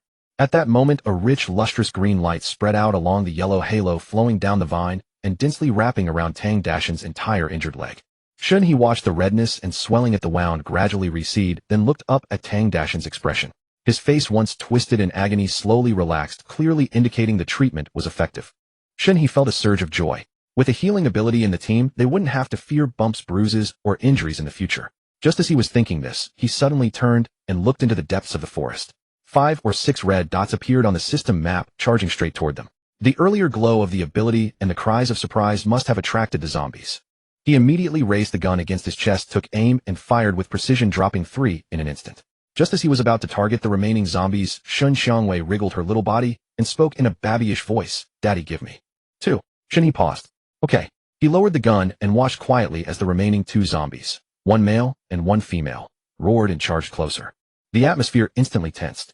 Li Wanning was the most nervous, her eyes darting around anxiously as she scanned everyone.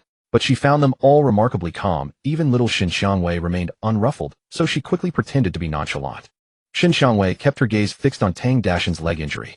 Having to expend her own energy to save this big man for her father pained her deeply. She needed to replenish. When the zombies closed in to within 10 meters, Shen Xiangwei suddenly turned her head, and the pale yellow halo in her palm surged. 2 new green vines shot out, instantly binding the limbs and bodies of the 2 zombies tightly. A faint green light flowed through the vines, continuously channeling from the zombies into the fruit in her palm. A satisfied expression appeared on Shen Qiangwei's little face. Meanwhile, the skin of the entangled zombies visibly shriveled and wrinkled. 10 seconds later, Shen Xiangwei withdrew all the vines. The 2 unfortunate zombies fell stiffly to the ground, motionless, but their souls had entered the soul-nurturing hall. As for the unconscious Tang Dashan, his expression was serene and calm, and a hint of color had returned to his pale face. Shen He reached out and tore away the temporary bandage on Tang Dashan's leg, lowering his head for a closer look. The bloody wound from the giant rat bite had vanished, the swelling on his leg had subsided, and the entire calf looked perfectly normal. Only the small patch of skin where the injury had been remained bare, without any hair growth. All healed. Little Xiangwei is amazing. A smile spread across Shen He's face. He bent down and kissed Shen Qiangwei's soft little cheek, then holding her with one arm strolled slowly toward the Land Rover.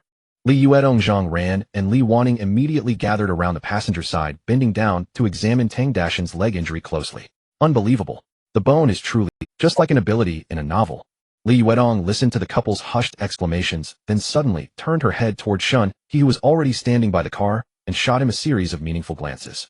She felt that since Shen Qiangwei's ability had been publicly displayed, there was no point in hiding it any longer. Instead, it would be better to reveal more information, making Zhang Ran and his wife dependent on them, so they wouldn't have to be secretive in the future. Shen He instantly understood her look and nodded at her. The timing was right. Zhang Ran and Li Wanning were reliable people with steady minds worthy of knowing part of his secrets. Laying some cards on the table wouldn't hurt. Of course, only the abilities. He would never tell anyone about the system. With a thought, he called up the system to double-check their favorability ratings. Zhang Ran and Li Wanning's favorability had risen to 90 points. It must have been Li Yuetong's act of staying behind to cover their retreat that had earned their heartfelt gratitude and respect. Having confirmed this, Shen He spoke. Zhang Ran, Li Wanning, you've just seen that my daughter Shen Xiangwei is a wood element ability user with an incredible healing power. As for me, I've awakened a spatial ability. With that, Shen He casually waved his hand in the empty space before him. A faint glimmer of light flickered in the air, and two bulging black canvas bags materialized on the ground. He tilted his chin toward Zhang Ran. "Open them and take a look." Zhang Ran and Li Wanning exchanged a glance, both their eyes shining with surprise and reassurance. Mr. Shen was willing to reveal even this kind of trump card to them, clearly treating them as his own. Following such a capable leader with healing and spatial storage at their disposal, surviving in the apocalypse would be much more stable. At least they wouldn't have to fear hunger, or Li Wanning stood still while Zhang Ran stepped forward, crouched down, and unzipped the two canvas bags. The first bag contained two 18 Malawian Quachas rifles and 3 Glock 17 pistols, with the remaining space filled with compatible magazines and whole boxes of. The other bag was more straightforward, packed to the brim with boxes of ammunition. Shen He had exchanged these firearms from the system shop, specifically asking the system to remove the space magazines. A fervent light kindled in Zhang Ran's eyes as his fingertips gently caressed the gun's body, his obsession no less intense than when he treated Li Wanning. "You've been in the military, so you know how to use guns. Take one of each and give Li Wanning a pistol for self-defense. She's pregnant, so a big gun wouldn't suit her. But you need to teach her and Fatty how to use these weapons. In the apocalypse, I don't need to tell you the benefits of guns. But with sharp tools comes a murderous heart. I hope you won't do anything that puts me in a difficult position." Shen He held Shen Xiangwei with one arm, both father and daughter wearing indifferent expressions as they calmly watched Zhang Ran. Li Yuetong stood beside Shen He, her smile gentle, beautiful, and gracious. Yet despite their seemingly peaceful demeanor, Zhang Ran and Li Wanning inexplicably felt a tightening in their hearts, as if an invisible pressure permeated the air around them. A wave of panic washed over them, and they inexplicably felt that the trio before them could kill them in the blink of an eye. "Mr. Shen, please rest assured." After distributing both the carrot and the stick to his team, Shen He planned to lead the group directly back to Legion Garden, where they would hunt a batch of giant rats in the neighborhood, storing all the meat in his space to stockpile as long-term provisions. But when the Land Rover stopped at the entrance of Legion Garden, a glance inside revealed the entire neighborhood eerily silent, without a single giant rat in sight. Shen He instructed the others to wait in the car while he got out and walked into the adjacent neighborhood to scout around. After circling most of the area, he finally discovered a burrow on an open patch of ground. The burrow's opening was over 2 meters in diameter, plunging into an abyss of darkness with no end in sight. Waves of stifling, rancid, and pungent wind gusted out from within, reeking of rot and decay. The soil around the burrow was damp and sticky, stained with dark red blood, and mixed with scraps of clothing and fragments of limbs. Shen He stared into the deep dark hole, pondering for a moment. After some thought, Shen He reluctantly abandoned the idea. He had considered leading the team into the burrow to hunt, but feared the giant rats might collapse their escape route, trapping them inside. It wasn't worth the risk just for a few rations of stored meat. Shen He dismissed the notion, turned, and walked back toward the parked car. Meeting the eyes of his group, he simply shook his head and drove the Land Rover away. Zhang Ran followed behind in the cargo truck. After leaving Legion Garden, Shen He navigated through several streets and alleys according to the road conditions displayed on the map. He deliberately chose a stretch of road that was open and free of wandering zombies pulling over to the side. Shen He swept his gaze across the surroundings, his eyes finally settling on a postal savings bank branch with a spacious storefront. Its exterior walls were intact, and the doors and windows were relatively orderly. "We'll settle here for the night." With that, he pushed open the car door and stepped out. In the passenger seat, Li Yuetong casually gazed out the window, her eyes soft and serene. To her, as long as she could stay by Shen He's side, she would even sleep on the street. With that thought, she reached for the door handle, intending to pick up Shen Xiangwei, who was obediently sitting on her lap. But the little girl moved with agility, lightly vaulting down from the car in a swift motion. Her short legs moved quickly as she closely followed Shen He. Li Yuetong instinctively reached out, about to tell her to slow down, but the words caught in her throat. A thought crossed her mind, and she pursed her lips helplessly before getting out of the car. The night was as thick as ink, pressing down over the desolate city. The streetlights were extinguished, plunging the entire block into boundless gloom. Without the clamor and pollution of human lights, the cool moonlight quietly spilled out from behind the clouds. Its brightness was not harsh, but a natural softness that washed away the dust of the world. A cool night wind swept through the streets and alleys, stirring up discarded debris that drifted everywhere. Cardboard, fallen leaves, soda cans, plastic bags, all rustling and tumbling in the breeze. The wind carried the sour stench of garbage, the smell of dust, and the faint corrupt odor unique to zombies seeping into the nostrils in wisps. Li Yuetong looked up and surveyed her surroundings. The high-rises along the street after the torrential rain were stained and grimy on the outside, covered in stains and cracks, a scene of utter desolation and bleakness. But in contrast, the vegetation was lush and thriving. "Wake up, Fatty." Shen He's voice drifted softly into Li Yuetong's ears. As his words fell, he had already entered the postal savings hall with his gun, and a few flashes of fire flickered inside. Li Yuetong turned to call out, but Li Wanning had already approached, carrying several backpacks. She naturally linked arms with her and said gently, "Sister-in-law, let Zhang Ran handle it. Let's go inside and get out of the wind. The two walked side by side toward the hall entrance. Li Yuetong noticed her slightly protruding belly and asked with concern, "Are you all right? Don't overexert yourself while pregnant." Li Wanning looked down at her stomach, a tender maternal smile spreading across her face. "I'm fine. As long as I don't do any strenuous exercise, it doesn't affect me at all. Let me carry the bags for you. Don't strain yourself." Li Yuetong reached out to take her bags. "Thanks, sister-in-law, but I can manage. I'm not that delicate." Li Wanning dodged with a smile, her tone light. Standing by the car, Zhang Ran watched his wife and sister-in-law chatting happily as they entered the bank. The corner of his mouth unconsciously twitched upward, feeling a sense of security, and he closed the driver's door, walked to the passenger side, and reached in to shake the sleeping Tang Dashan. "Fatty, wake up, wake up." But Tang Dashan showed no reaction at all. Although his leg injury had been healed by Shen Xiangwei, he had lost too much blood earlier and was still extremely fatigued, sleeping soundly. Zhang Ran glanced up at the bank entrance. Seeing no one coming out, he curled his lips and delivered a loud, sharp slap to Tang Dashan's cheek. Slap. Ouch. Huh. Range. Tang Dashan blinked awake, his eyes bleary and confused. "Stop sleeping. Get up and move. Brother Shen said we're bunking down in the bank tonight." Tang Dashan tilted his head, rubbing his chubby face, and mumbled, "Did you hit me?" Zhang Ran barely suppressed a grin, fighting to keep his lips from curling, and put on a straight face. "Am I crazy? Why would I hit you for no reason? Get up and get inside." With that, he immediately turned and strode quickly into the bank. Tang Dashan looked utterly bewildered, shouting after Zhang Ran's retreating figure, "Hey, at least give me a hand.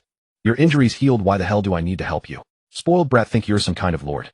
Zhang Ran's irritable voice came from ahead, and he had already stepped into the hall. Tang Dashan was stunned for a moment, then instinctively moved the leg that had been broken earlier. His leg landed firmly on the ground, moving freely without a trace of pain. "Huh, healed. Holy shit, it's really all better." His eyes widened in disbelief. He tried walking a couple of steps and fully realized he had survived a brush with death, and his severe injury was completely cured. He grinned foolishly, but as he smiled, his eyes gradually reddened, his heart filled with both gratitude and relief. By the time Tang Dashan walked awkwardly into the hall, he had already descended the stairs from the second floor, gun in hand. He had just gone up to the second floor and come right back down. The map showed no traces of humans or zombies. The zombies on the first floor had been cleared by him, leaving only one living zombie trapped inside the service counter. It howled madly behind the thick, bulletproof glass, slamming its palms against it with a thumping sound. The glass didn't budge, and Shen He standing outside couldn't kill it, so he could only let it rage inside. Seeing Tang Dashan enter, Zhang Ran didn't need any instructions. He stripped intact clothes from the zombies on the floor, twisted them into sturdy cloth strips, walked to the main entrance, and wound them tightly around the glass doors, securing them firmly. Li Yuetong held Shen Qiangwai's hand, guiding the pregnant Li Wanning, and sat quietly on the bench in the hall's waiting area. The three of them all fixed their gazes on the female zombie, trapped behind the counter, frantically charging and howling, watching it thrash about in vain, knocking things to the floor. At that moment, Tang Dashan's eyes were red, his emotions surging. The moment he saw Shen He descending the stairs, he rushed forward a few steps and dropped to his knees 3 meters in front of Shen He, lowering his head and thumping it heavily on the ground in kowtows. Tang Dashan affection 100. Shen He was taken aback. A male's affection reached 100. Would there be an ability reward? He opened his backpack to check. Nothing. After finishing his kowtows, Tang Dashan stood up, turned, and walked over to Li Yuetong. In front of her, in the little Shen Xiangwei, he earnestly kowtowed 3 times. The sudden grand gesture flustered Li Yuetong, who quickly made a gesture to help him up. "Oh, get up, fatty. There's no need for this." After kowtowing, a hint of simple shyness spread across Tang Dashan's face. He scratched the back of his head, momentarily at a loss for how to express his overflowing gratitude. After a long pause, he spoke solemnly, "Big brother, big sister-in-law, and miss, from this day forward, my life, Tang Dashan's, is yours." Zhang Ran and Li Wanning watched this scene, unsure of what to do. It was the same life-saving grace. He kowtowed, but we didn't. This makes us look insincere. The couple exchanged a glance and considered kowtowing as well. "You two just forget it. Find a room and get some proper rest." Shen He came to his senses, interrupting them. He gave Li Yuetong a look and walked back toward the second floor. Shen He strode into the branch director's office at the far end of the second floor. Throughout the entire floor, this office boasted the most exquisite decor, complete with a full set of genuine leather sofas. The most crucial aspect was its extraordinary spaciousness, ample enough to accommodate even his exclusive, comfortable large bed. He slumped sideways, languidly sinking into the sofa, and began to gripe inwardly to the system. Maxing out a female character's affection to 100 directly grants a colorful mystery box, yet maxing out a male character's affection yields not a single reward. This is outright discrimination against males. Mr. Shen, the system absolutely does not discriminate against any gender. However, the system has its rules. All rewards require the host to actively trigger them to claim them dear. A foreboding feeling rose in Shen He's heart, and he furrowed his brow slightly. How do I trigger it? It's simple. Handle matters related to that male character the same way you treat your wife, and the system will retroactively issue the corresponding colorful mystery box reward. Shen He was petrified for several seconds. Indeed, this system was inhuman. Hiss. He couldn't help but raise a hand to rub his throbbing forehead, feeling his head buzz with pain. He ruffled his hair from the top of his head backward, and the expression on his face gradually twisted into a strange, conflicted look. Huh. Good heaven. A suppressed cold laugh escaped from Shen He's throat. He had read countless apocalyptic novels and system-themed web fiction, yet he had never encountered such an absurd. Shen He's face darkened and he couldn't help but press seriously. System, if I actually go out and confront him, Heaton, are you 100% certain he'll get the colorful mystery? The kind that contains superpower rewards. Definitely. Shen He hesitated for a moment, took a deep breath, straightened his slightly disheveled collar, and slowly rose from the sofa. For the sake of awakening a superpower. For the sake of surviving the apocalypse. This small sacrifice of his was not shameful. The system's back end seemed to panic, frantically popping up notifications in his field of vision. Mr. Shen, are you really going? There will be many more female characters in the future. There are plenty of opportunities. The apocalypse has just begun. There's no need to be so desperate. Shen He closed his eyes, and the image of Tang Dashin involuntarily surfaced in his mind. A burly, towering figure at 1.90 meters, with a full, thick beard, rugged and fierce. Host stopped visualizing further. The system backend has already generated the image. Unbearable. How you deserve it. Shen He let out a scoff, plopped back down onto the sofa, and completely abandoned the idea. Alas, he couldn't do it. What are you thinking about all alone in here? Li Yuetong, holding little Shen Xiangwei by the hand, walked in slowly. She hadn't known where Shen He was. The laughter drifting from the corridor had led her here. Thank goodness. A distraction to clear his mind. Feigning calm, he casually deflected. Nothing, just remembered a joke. Come sit down. Daddy. Shen Xiangwei trotted over on her short legs, nimbly climbed onto the sofa, and obediently nestled into Shen He's arms. Her little form was soft and adorable. Li Yuetong also walked over slowly, gently sat down beside him, and naturally rested her head on his shoulder. She was quiet and gentle, as if time stood still in perfect peace. The three huddled together, the atmosphere warm and intimate, like a harmonious family of three. The silence didn't last long before Li Yuetong softly broke it. Didn't you say you'd bring me something delicious? Shen He was slightly taken aback, not expecting her to still remember that. He propped his chin on his hand, and turned to look at her with interest. I did. I found some cured sausages and warm congee at a restaurant while scavenging supplies. What about you? Didn't you say you'd save some food for me? What did you save?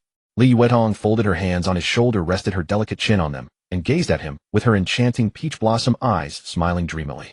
What about you? Didn't you say you'd save some food for me? What did you save? Li Yuetong folded her hands on. Shen He deliberately feigned dissatisfaction, reaching out a fingertip to gently tap her small pert nose.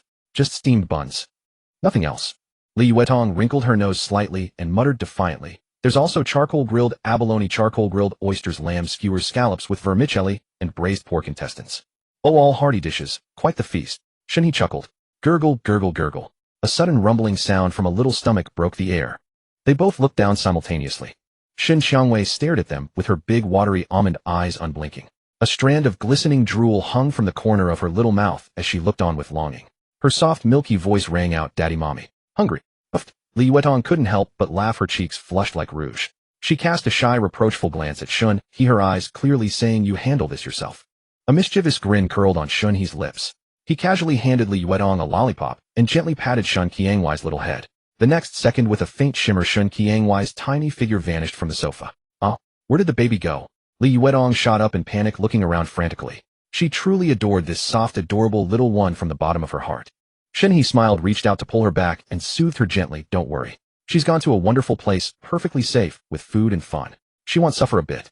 Though Li Yuetong still felt a twinge of concern seeing his calm and steady demeanor, she chose to trust him.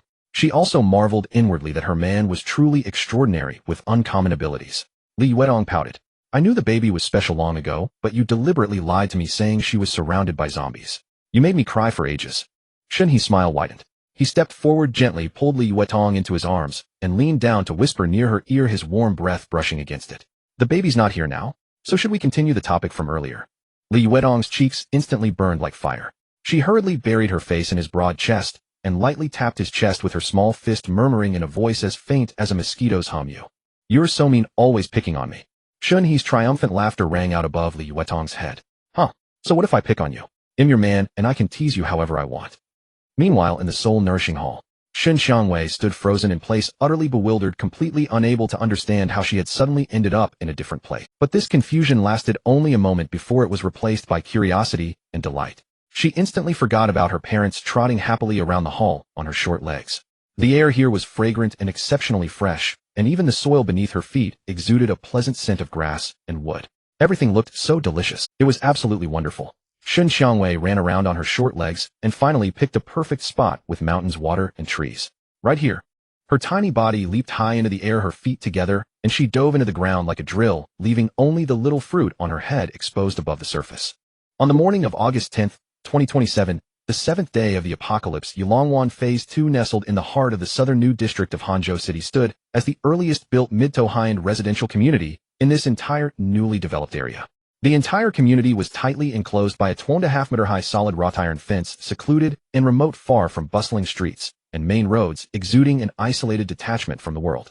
Surrounding the community was an exquisite and beautiful environment with excellent landscaping, orderly roads, and complete amenities, including leisure facilities, fitness areas, and an underground garage, all perfectly equipped. The area was vast, with buildings sparsely and loosely arranged, wide gaps between them, and green belts, small gardens, and leisure spaces scattered everywhere. Unlike other crowded neighborhoods in the city that crammed every inch of land with dense, airtight buildings, this place was far from the bustling city center, with no office towers or commercial districts nearby, and even the large shopping mall required several subway stops to reach. In daily life, the community's residents relied entirely on two large supermarkets at the north and south gates for their supplies of rice, flour, oil, grains, fruits, and snacks. Its unique environment spared the residents from the threat of massive external zombie hordes, yet internal zombies were still numerous, though scattered sporadically throughout the area, not forming a significant menace. Those zombies were terrifying. Human hearts were even more unfathomable. At room 101, Unit 1 of Building 2, the home of Li Weitong's parents, Li Jinggan stood tense at the entrance, his back slightly stiff, his face pale with anxiety. He held his breath, listening to the sounds outside, his heart in turmoil, unable to find a moment's peace. In the living room, Su Mingyue stood nearby, her delicate brows tightly knit, her gaze anxiously fixed on her husband at the door. A cloud of unease hung over the couple. Outside the door, someone was knocking persistently, each thud striking their hearts, making their bodies tense. The corridor outside was dimly lit. Young security guard Wang Mian stood before the door, raising his hand to tap lightly on the security door again. Hearing no response from inside, his face showed no impatience, his demeanor was calm, and his tone was sincere. Mr. Liam, Wang Mian from Property Security. I know someone's home, your neighbor Mrs. Wang has told us about your situation. Don't blame Mrs. Wang for being nosy, she's looking out for you. The zombies in the community are mostly cleared, but not just by our relief society, another group is also active around here. You must have heard how ruthless that group is. Yesterday, what happened to the man in Building 1? Sai, I don't want to talk about it. They're nothing but beasts. Wang Mian's face twisted with hatred as he let out a heavy sigh, then continued. Now that the apocalypse has fully set in, no one can survive alone or as a single. With no word from the nation, we must band together to weather this great calamity. Our property security team has taken the lead in forming the Apocalypse Relief Society, aiming to unite like-minded residents in the community to find ways to survive together. I heard your family stockpiled a lot of supplies at the start of the apocalypse. If you're willing to donate some, you'll be one of us under our protection. Later you can join us in searching for supplies. Oh, and we promise your donations won't be pocketed by anyone. They'll be used as rations for all society members to endure these days together. Please consider it. Wang Mian's words were earnest, his posture humble, leaving no fault to be found. After speaking, he stood quietly outside the door, patiently awaiting a reply without. Inside, Li Jinggan turned to meet his wife, Su Mingyu's eyes both filled with wariness. The tragic scene at Building 1 yesterday was heard by nearly everyone in the community. That man wasn't targeted for hoarding supplies, but because his wife was beautiful. The thugs forced their way into his home and threw him from the 5th floor. In his fall, driven by a fierce will to survive, the man desperately grabbed at air conditioner units, pipes, and window ledges to break his fall. He didn't die on impact, only breaking an arm and suffering internal injuries. Yet the gang showed no humanity, seeing him alive only excited and emboldened them. Laughing, they rushed downstairs, surrounded the severely injured man, and beat him savagely. They pierced his flesh with needles, pulled his hair, and used pliers to yank out his teeth, cruel beyond imagination. Afterward, they forced the couple to run in just their underwear for amusement, tormenting whoever they caught with endless cruel tricks. The piercing screams, the woman's wails, and the thugs' wild laughter echoed through the community for a long time, chilling everyone's hearts and leaving all in fear. Recalling those scenes, Li Jinggan felt a wave of terror. Thankfully, his daughter had married and moved out long ago, spared from suffering in this den of dangers. But he wondered how she was faring, whether her community had villains, whether she was being harmed. Damn this world. In the apocalypse, humanity's moral fabric had utterly collapsed, neighborly bonds were worthless. No one could guarantee that opening their door would bring survival or a wolf at the door. But could hiding behind closed doors truly protect them? These ordinary residential security doors couldn't withstand brute force. An axe or a few crowbars could break them open in moments. Hadn't the family in Building 1 yesterday kept their doors and windows intact only to be forcibly invaded? Yet all of this was Wang Mian's one-sided account hard to verify. Who could easily trust it? Suppressing his panic, Li Jingan crept close to the security door, squinting through the peephole to observe outside.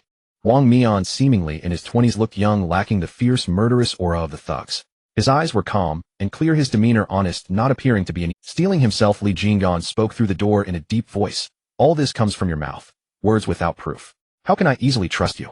To put it bluntly, what if you're in cahoots with those thugs tricking us into opening the door? Hearing a reply from inside, Wang Mian's face lit up with joy and excitement as he quickly explained sincerely, Uncle Li, I'm really not one of them. If I were, I'd just break in with my men. Why waste words patiently? It's normal if you don't believe me. But you should trust our security captain at least. He's upright and kind-hearted. Since the apocalypse began, many residents have received his aid. With him leading, our relief society has gathered over 50 people banding together for self-defense, keeping those thugs from daring to provoke us openly. Li Jingan felt somewhat swayed. He knew the security captain, a warm-hearted, popular man before the apocalypse, always ready to lend a hand despite his stern face. Yet even with some trust, he still dared not open the door hastily. Even if Wang Mian were a thug and smashed the door, at least he could live a little longer. Li Jingan kept his eyes fixed on the peephole, watching Wang Mian's expression unblinkingly. Wang Mian, can you give me some time to think it over? A flicker of worry crossed Wang Mian's face, but he didn't press, nodding understandingly. Okay, Uncle Li, I understand. But supplies are scarce now. There are many children in the Relief Society who go hungry every day. They're young, the hope for humanity's future. So please decide as soon as possible. Also, if those thugs come looking for trouble, you can mention our Relief Society's name. It should help fend them off for now. Please consider it. After speaking, Wang Mian nodded politely, turned, and slowly walked away, disappearing into the dim corridor. Li Jingan waited motionless for over 10 minutes, confirming the corridor had fallen into deathly silence before turning back to the living room and sinking onto the sofa. Su Mingyue walked over to Li Jingan, sat down beside him, and tightly clasped his arm, her body trembling uncontrollably as she spoke with a heavy sob in her voice. Jingan, what on earth are we going to do? That scene yesterday was absolutely terrifying. Those people weren't human at all. I can't help but worry if Tong Tong might run into such villains. How can our daughter protect herself? She's so beautiful. The more I think about it, the more frightened I become. Wu. Though Su Mingyue was over 50, she had never endured a single hardship in her life, pampered by her family since childhood and tenderly cared for by Li Jingan after marriage. Coupled with her meticulous skincare routine over the years, she bore a striking resemblance to Li Yuedong, her skin still smooth and delicate, her charm undiminished. As she wept, her eyes reddened and brimmed with tears, presenting a pitiful rain-drenched pear-blossom visage that tugged painfully at Li Jingan's heart. It must be said that Li Yuedong's tearful nature was entirely inherited from her mother. Li Jingan gently patted his wife's hand, suppressing the turmoil in his heart, and forced his voice to sound steady and firm. Stop crying, dear, and listen to me. We can't afford to stay here any longer. Pack up quickly and find a chance to leave the complex today to go find Tong Tong. Rest assured, our daughter will be fine. We spoke before the signal cut out. She said she was doing well and was safe, so there's no need to worry. Su Mingyue wiped the tears from the corners of her eyes, her gaze still filled with anxiety. Don't you know Tong Tong? She always shares only the good news, never the bad. Li Wei is a quiet and honest man. I'm not sure if he can protect her. But you're right, we have to go find our daughter. Even if we truly encounter danger, we'd rather die on the road to find Tong Tong than be trapped in this complex at the mercy of others. Honey, let's go pack up now. A full week had passed since the apocalypse began, yet the nation had not issued a single rescue update, not even a single announcement to reassure the people. The country's situation was likely dire as well. In the first few days, water and electricity were still available, and people could cook simple dough-drop soup to stave off hunger, but now even such basic sustenance had become a luxury. People's hearts were in complete chaos, and all manner of villains began acting recklessly, stirring with malicious intent. Li Jingan and Su Mingyue both knew that staying in the complex waiting for death would inevitably lead to disaster. Their precious daughter was still waiting for them to take care of her. They could wait no longer. Meanwhile, as Wang Mian stepped out of the unit entrance, 2 young security guards who had been lurking in the shadows silently followed him. The security personnel hired by the Yulong Bay complex were all robust young men, not the elderly gatekeepers typical of ordinary neighborhoods. Each one strong and capable of fighting. As they turned the corner of the corridor, they came face to face with 5 thuggish youths. These men swaggered lazily, each brandishing a gleaming knife with a sinister eye tattoo on the same spot of their forearms. Clearly a pack of desperados united in evil. The 2 groups met on a narrow path, and the atmosphere instantly grew tense. Well, look who we have here. Isn't it our fearless security guards? Lu Yong, the leader, looked down with a mocking sneer. How many zombies have you killed today to protect us poor homeowners, huh? He laughed heartily while the 4 lackeys behind him remained silent, but wore contemptuous smirks, twirling their blades to flaunt their arrogance and apply subtle pressure. Wang Mian's face was as cold as ice as he retorted bluntly, "You call yourselves homeowners. Is there a single name of yours in the property registration book? A pack of stray mutts sneaking in from who knows where, daring to yap around here." As he spoke, Wang Mian flicked his right wrist, and with a sharp swoosh his telescopic baton extended and locked into place. The two guards behind him also drew their batons without a word, their eyes fixed intently on every move of the opponents. "Who do you think you're talking to? You little punk looking for death." Before Lu Yong could speak, the lackeys behind him were already seething with rage, gripping their machetes as if to charge and strike. Lu Yong blocked his men with his blade, his playful grin gradually fading into a sinister, cruel smile as his beady eyes locked onto Wang Mian. "You're Wang Mian, right? I won't waste words with you. I saw you come out of this building. Which apartment did you just visit?" Wang Mian gripped his baton, his eyes bloodshot, as he demanded indignantly, "What business is it of yours? It's only been a week since the apocalypse, and you're already committing such heinous acts. Aren't you afraid of retribution?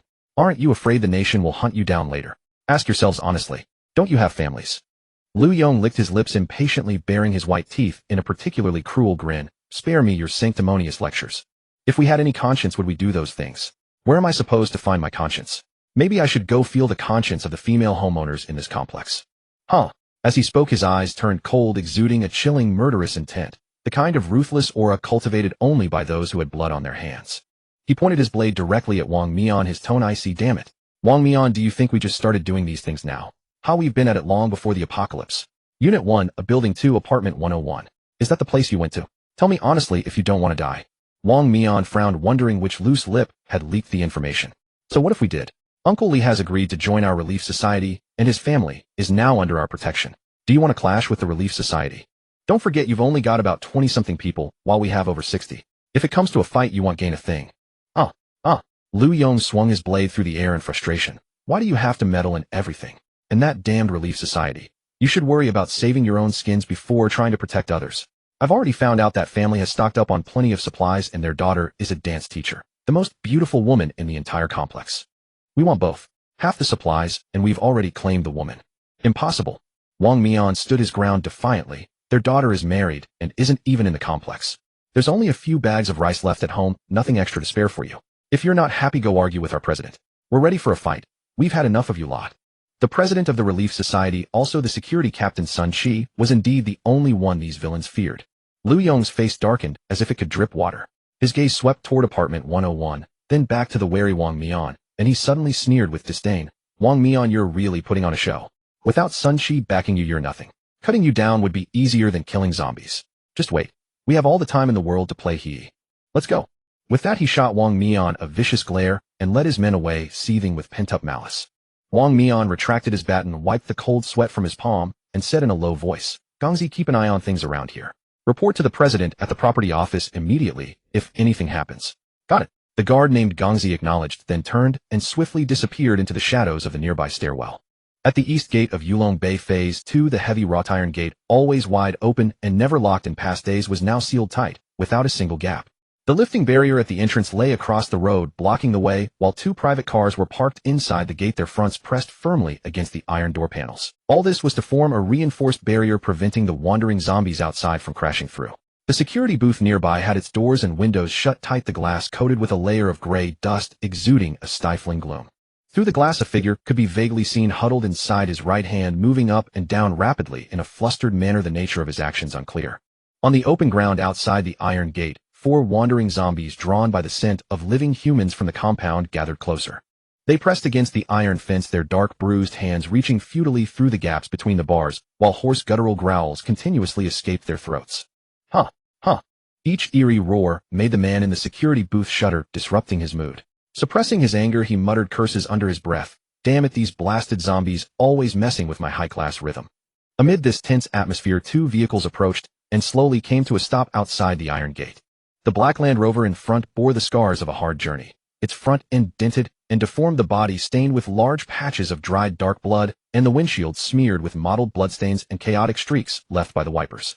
The refrigerated truck behind was relatively intact, but fragments of rotten flesh and tattered cloth were firmly wedged in the wheel gaps, emitting a faint, decaying stench. The sound of the vehicles stopping drew the attention of the 4 zombies. They quickly turned their heads, their murky eyes fixed on the cars, and let out roars from their foul, gaping mouths before charging forward at a speed only slightly slower than a running human. Inside the Land Rover, the atmosphere was calm. Shen He, with a composed expression, completely ignored the thumping and scraping of zombies clawing at the windows outside. He turned to look at Li Yuetong beside him and spoke in a steady tone. "So this is the neighborhood where your parents live." Li Yuetong's heart tightened with surging emotions. Her hands unconsciously pressed against her chest as her breathing trembled slightly, her eyes filled with anxiety and longing. She nodded vigorously. "And my parents are in building 2, that one over there." "Who? I'm so nervous. I wonder how they're doing. Are they safe?" Shen He gave her a reassuring smile. "Don't worry. We'll go in and find them, and then we'll know." "Aren't you nervous about meeting your father-in-law?" Li Yuetong glanced at the unflappable Shen He, her own heart racing with anxiety. Her main concerns were her parents' safety and the fear that they might scold her for showing up with a new husband after just a few days. "Hell, what's there to be nervous about? Don't worry. If he dares to give me any trouble, just watch me knock him down." Shen He's tone was casual, a slight smile on his lips, his demeanor utterly indifferent. Li Yuetong quickly grabbed his arm and shook it, pleading softly. "Oh honey, my parents are actually quite open-minded. If they make you angry, punish me instead, okay? Just save me some face. How about? They'll do whatever you say." Her heart was in turmoil. If Shen He actually beat up her parents in front of her, it would be a disaster. Seeing her pitiful, pleading expression, Shen He's lips curled slightly as he relented. "Then you keep your parents in line. Don't stir up trouble. I have a short temper and no patience."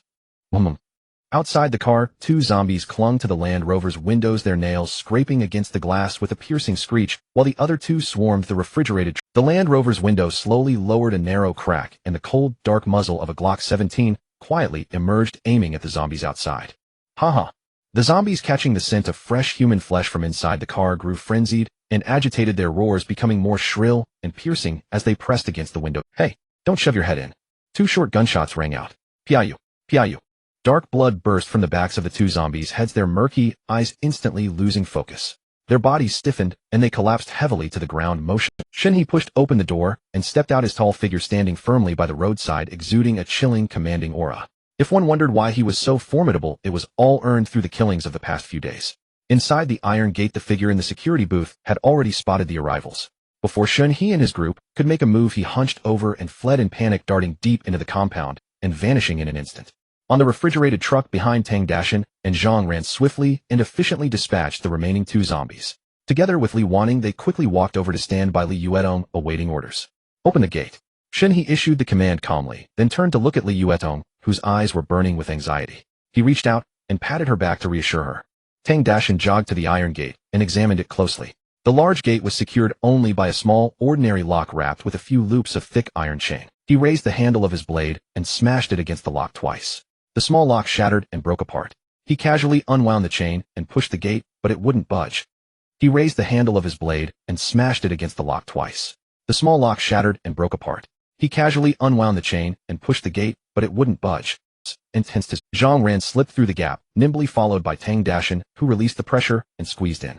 They split up and approached the driver's seats of the 2 blocking cars. Zhang Ran slipped through the gap, nimbly followed by Tang Dashin, who released the pressure and squeezed in. They split up and approached the driver's seats of the 2 blocking cars. Peering inside, they saw the handbrakes were engaged. They stood up almost simultaneously, then slammed their elbows down hard. With 2 sharp cracking sounds, the car windows shattered, sending shards of glass cascading to the ground. They quickly opened the doors, released the handbrakes one by one, and then worked together on one car. One sat in the driver's seat to steer, while the other crouched at the rear and pushed with all his might. Soon they had moved both blocking cars to the empty space by the roadside, completely clearing the entrance. After finishing, they turned and gave Shen He a thumbs up from outside. The entire sequence was smooth and efficient, powerful and practiced. Their enhanced physical abilities were the result of the genetic optimization fluid Shen He had given them. After a single dose, their stamina, strength, reflexes, and endurance all reached the level of elite Special Forces soldiers. Tang Dashin's favorability was at 100, he was utterly loyal and would never betray. Zhang Ran and Li Wanning originally had favorability above 90, and as long as Shen He didn't do anything heinous to them, they were unlikely to waver in their loyalty. Thus, Shen He felt confident in enhancing their abilities. Having a few top-tier fighters by his side made navigating the apocalypse much easier, at least sparing him from it. The couple was immensely grateful, their favorability reaching a full 100. They vowed to never betray him. They insisted on kowtowing to Shen He to express their gratitude, their resolve unshakable. Caused by days of frantic travel and shock stabilized. The couple was immensely grateful, their favorability reaching a full 100. They vowed to never betray him. They insisted on kowtowing to Shen He to express their gratitude, their resolve unshakable. Both were driven by a shared determination. They, along with Tang Dashin, had been saved by Mr. Shen and the Madam. Since Tang Dashan had cowed out, they couldn't do any less than that fat Tang. As Zhang Ran and his wife knelt in gratitude, Shen He's gaze lingered on Li Wanning for a moment. Ever since she drank the gene optimization liquid, Li Wanning's appearance, figure, and skin quality underwent a transformation. Her entire demeanor rose, becoming a beautiful young woman with a score above 80, exuding a gentle, nurturing maternal aura unique to those who are pregnant. Her delicate features were increasingly charming, captivating with each glance. Furthermore, her affinity for Shen He had reached the maximum value of 100, which had nothing to do with love. A thought flashed through Shen He's mind. This was a chance to trigger a reward for his abilities. However, this ridiculous thought only lingered for a moment before he quickly suppressed it and averted his gaze. One must not deceive a friend's wife. This was his bottom line. But wasn't Li Weitong someone else's wife as well? Didn't you snatch her away? But Li Wei is not his friend. He was someone who could bully others but wouldn't do so to his own. Before subduing Shen Qiangwei Shen, he had opened all the blind boxes obtained from defeating Zhang. Just the night before last, after finishing a late-night snack with Li Yuedong, he took advantage of his insomnia to open them all. Just the night before last, after finishing a late-night snack with Li Yuedong, he took advantage of his insomnia to open them all. These enchanted swords were several pounds heavier than ordinary machetes, perfectly suited for the physical prowess of Tang Dashan, Zhang Ran, and others who exceeded that of special forces. The blades boasted both sharpness and toughness. The edges were keen and not easily dulled or chipped, robust and durable, an ideal weapon for home defense against zombies. Yesterday, after Shen He exchanged the gene optimization liquid for Tang Dashan, Zhang Ran, and Li Wanning, the spirit value in the shop was completely depleted. With the three's strength dramatically increased, they had the power and equipped themselves with suitable enchanted weapons. Thus, throughout the entire day yesterday, Shen He took them outside to hunt down wandering zombies. By dusk, they also cleared out a large number of giant rats that had crawled out from underground burrows in search of food. After a whole day's hard work, not only had he earned back all the spirit value spent on the three of them, his storage space was filled with hundreds of giant rat corpses for meat storage. Even Shen He himself had leveled up.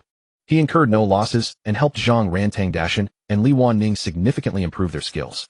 Host Shen He, age 24, height 179, level LV 7, experience 252500, comprehensive quality 77, skill points 4. The gate opened, and Shen He simply turned around with Li Yuedong and got into the Land Rover, driving towards the direction indicated by Li Yuedong to Building No. 2 of the community. Tang Dashan drove the refrigerated truck into the yard and stopped. Zhang Ran closed the large iron gate, took a thick iron chain, and tightly wrapped it around the lock to prevent zombies from taking advantage of the opportunity to break in before boarding the truck. The Land Rover cruised steadily along the community's empty main road, the ground littered with dry leaves, gravel, and sporadic bloodstains, while the surrounding buildings were lifeless, devoid of any signs of human presence. Not far after leaving, over 20 young men suddenly emerged from a side path, each with a fierce expression, tightly gripping cold short knives. At the forefront of the crowd was a lean, wiry man. He wore only a white tank top, exposing his bronze-toned skin with several deep and shallow old knife scars crisscrossing his body. His arms were taut, emanating a fierce aura built from years of violence. His dark eyes locked onto Shen He's Land Rover, moving steadily and swiftly closer to the vehicle. The security guard, who had been amusing himself at the security booth earlier, was now sprinting alongside the lean man, pointing at the Land Rover with a sycophantic grin on his face. As the Land Rover approached, the guard immediately called over several thugs to quickly rush into the middle of the road, forming a line. The guard raised the sharp knife in his hand, pointing it arrogantly at the Land Rover, his chin held high. Stop the car. That haughty demeanor seemed to imply that the sycophant next to the lean man was not him. In the passenger seat, Li Weitong held Shen Qiangwei in her arms, her delicate brows furrowed, a cold disdain flashing in her eyes as she glared at the group of thugs outside. She swiftly rubbed her hands together, conjuring a Glock 17 from her storage space, efficiently chambering around. She even turned off the silencer mode. She felt that to deal with such bullies, one must have gunfire ringing out. That would be exhilarating. In the driver's seat, Shen He remained composed, merely casting a casual glance at the suddenly imposing Li Weitong beside him, a playful smile curling at the corners. He liked this side of Li Weitong. She never shied away from challenges, was decisive in her actions, and was never timid like a woman should be. Coupled with her charming and sweet face, the juxtaposition of her gentle beauty and fierce aura was something he found irresistibly appealing. As for the group blocking the road, Shen He regarded them as insignificant. With just a few machetes, did they dare to block the way in the apocalypse? If they were wielding rocket launchers, he might consider stopping. Shen He neither slowed down nor accelerated, maintaining a steady speed as he drove straight ahead, completely ignoring the crowd blocking the road, as if they were air. As the vehicle advanced, the system automatically refreshed the attribute panel of the group. Except for the lean man in the lead with a physical quality of 18, the rest were ordinary people. But 18, that was still lower than Li Weitong. The guard in the middle of the road was still deliberately putting on an act, the knife tip aimed at the front of the car, his head slightly bowed, pretending to casually glance at his shoes. Every now and then he would pout, trying to blow his greasy hair that had become stiff and unmanageable, wearing a smug and self-satisfied expression, fully playing the part. He was confident that their numbers and gleaming blades would intimidate the people in the car into stopping and begging for mercy, allowing him to put on a show and bask in the feeling of being on top of the world. He never dreamed that the other party would be so audacious, not giving them any face and charging straight ahead. Stop. Quickly stop the car. Arrogant. You're simply seeking death. Get out of the way. The car is really going to crash. The panicked shouts of his companions rang in his ears, prompting the guard to tense up, tilting his head to sneak a glance. The massive front of the Land Rover was now mere inches away, almost about to slam into his face. Terrified, his face turned as pale as paper, his soul nearly leaving his body. He froze in place. He wanted to run, but his legs felt weak. There was no time. It was over. Still posing there. Fool. In a split second, the lean man acted quickly, grabbing the guard and yanking him to the side of the road just in time to avoid the collision. At the same time, he swung the long knife in his hand with great force, smashing it violently against the Land Rover. Clang! The blade struck the hard body of the car and was instantly rebounded by the tremendous force, flying back towards the crowd. Puff! One unfortunate young man in the crowd, unable to dodge in time, had the sharp blade slice open his abdomen. He stared down at the wound in shock, his pupils contracting, watching helplessly as his slick intestines spilled out of the cut, dragging along the ground, leaving him in a state of shock. Ah! Aya! A piercing, desperate scream tore through the dead silence of the residential complex. The young man, gripped by both agony and terror, fumbled frantically with his hands, trying to shove his protruding entrails back into his abdominal cavity. Yet no sooner had he pushed one part and then another section uncontrollably slipped out. Warm blood gushed forth in torrents, staining a large expanse of the pavement crimson. He could hold on no longer, his entire body convulsing violently. He collapsed into the pool of blood, his struggles growing feebler by the moment. Damn it! The lean, tough man's face darkened as he glared at the receding taillights of the Land Rover. A turbulent surge of malice churned deep within his eyes as he muttered a low curse. He hadn't anticipated that saving one person would lead to him inadvertently sending another to his death, leaving him in an awkward position. This is all your damn fault. The lean man viciously slapped the security guards several times. The remaining thugs around them gazed upon their twitching comrade on the ground. Their faces bore only ruthless killing intent, devoid of any fear, let alone a shred of disgust or pity. Their hearts had long grown cold and numb. After them, all of you. The lean man's eyes blazed with ferocity as he issued the command in a chilling, venomous tone. Cripple every man in that car. The women are to be kept for the brothers to deal with as they please.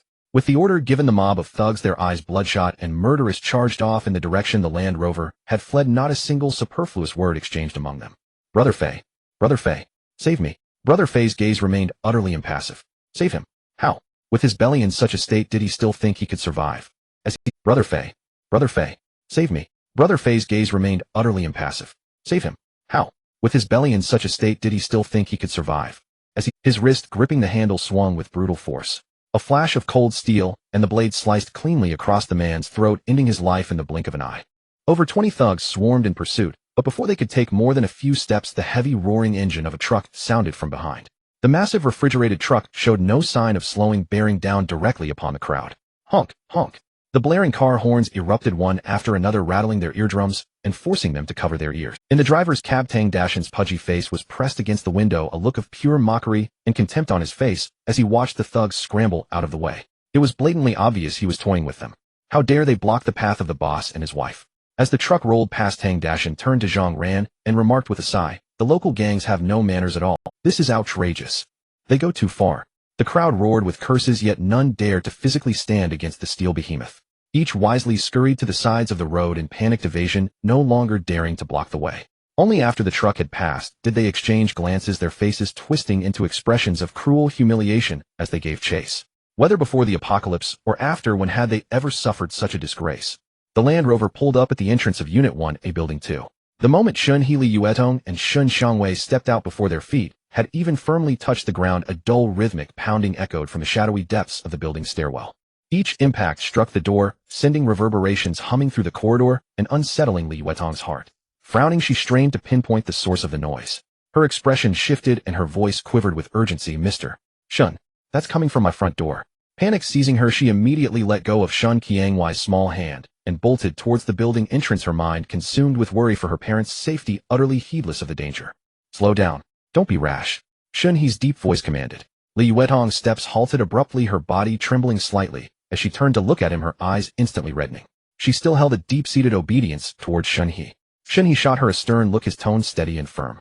I know you're worried about your parents, but it's in times like these that you need to stay calm most. Impulse is the devil. He'll go first. You and Xiangwei follow behind. Stay safe. Having said that, Shen He walked past her with a composed expression and stepped into the dimly lit stairwell. The light inside was weak and the air was thick with dust. Turning the corner of the corridor, he immediately spotted 5 slick-haired men blocking a security door.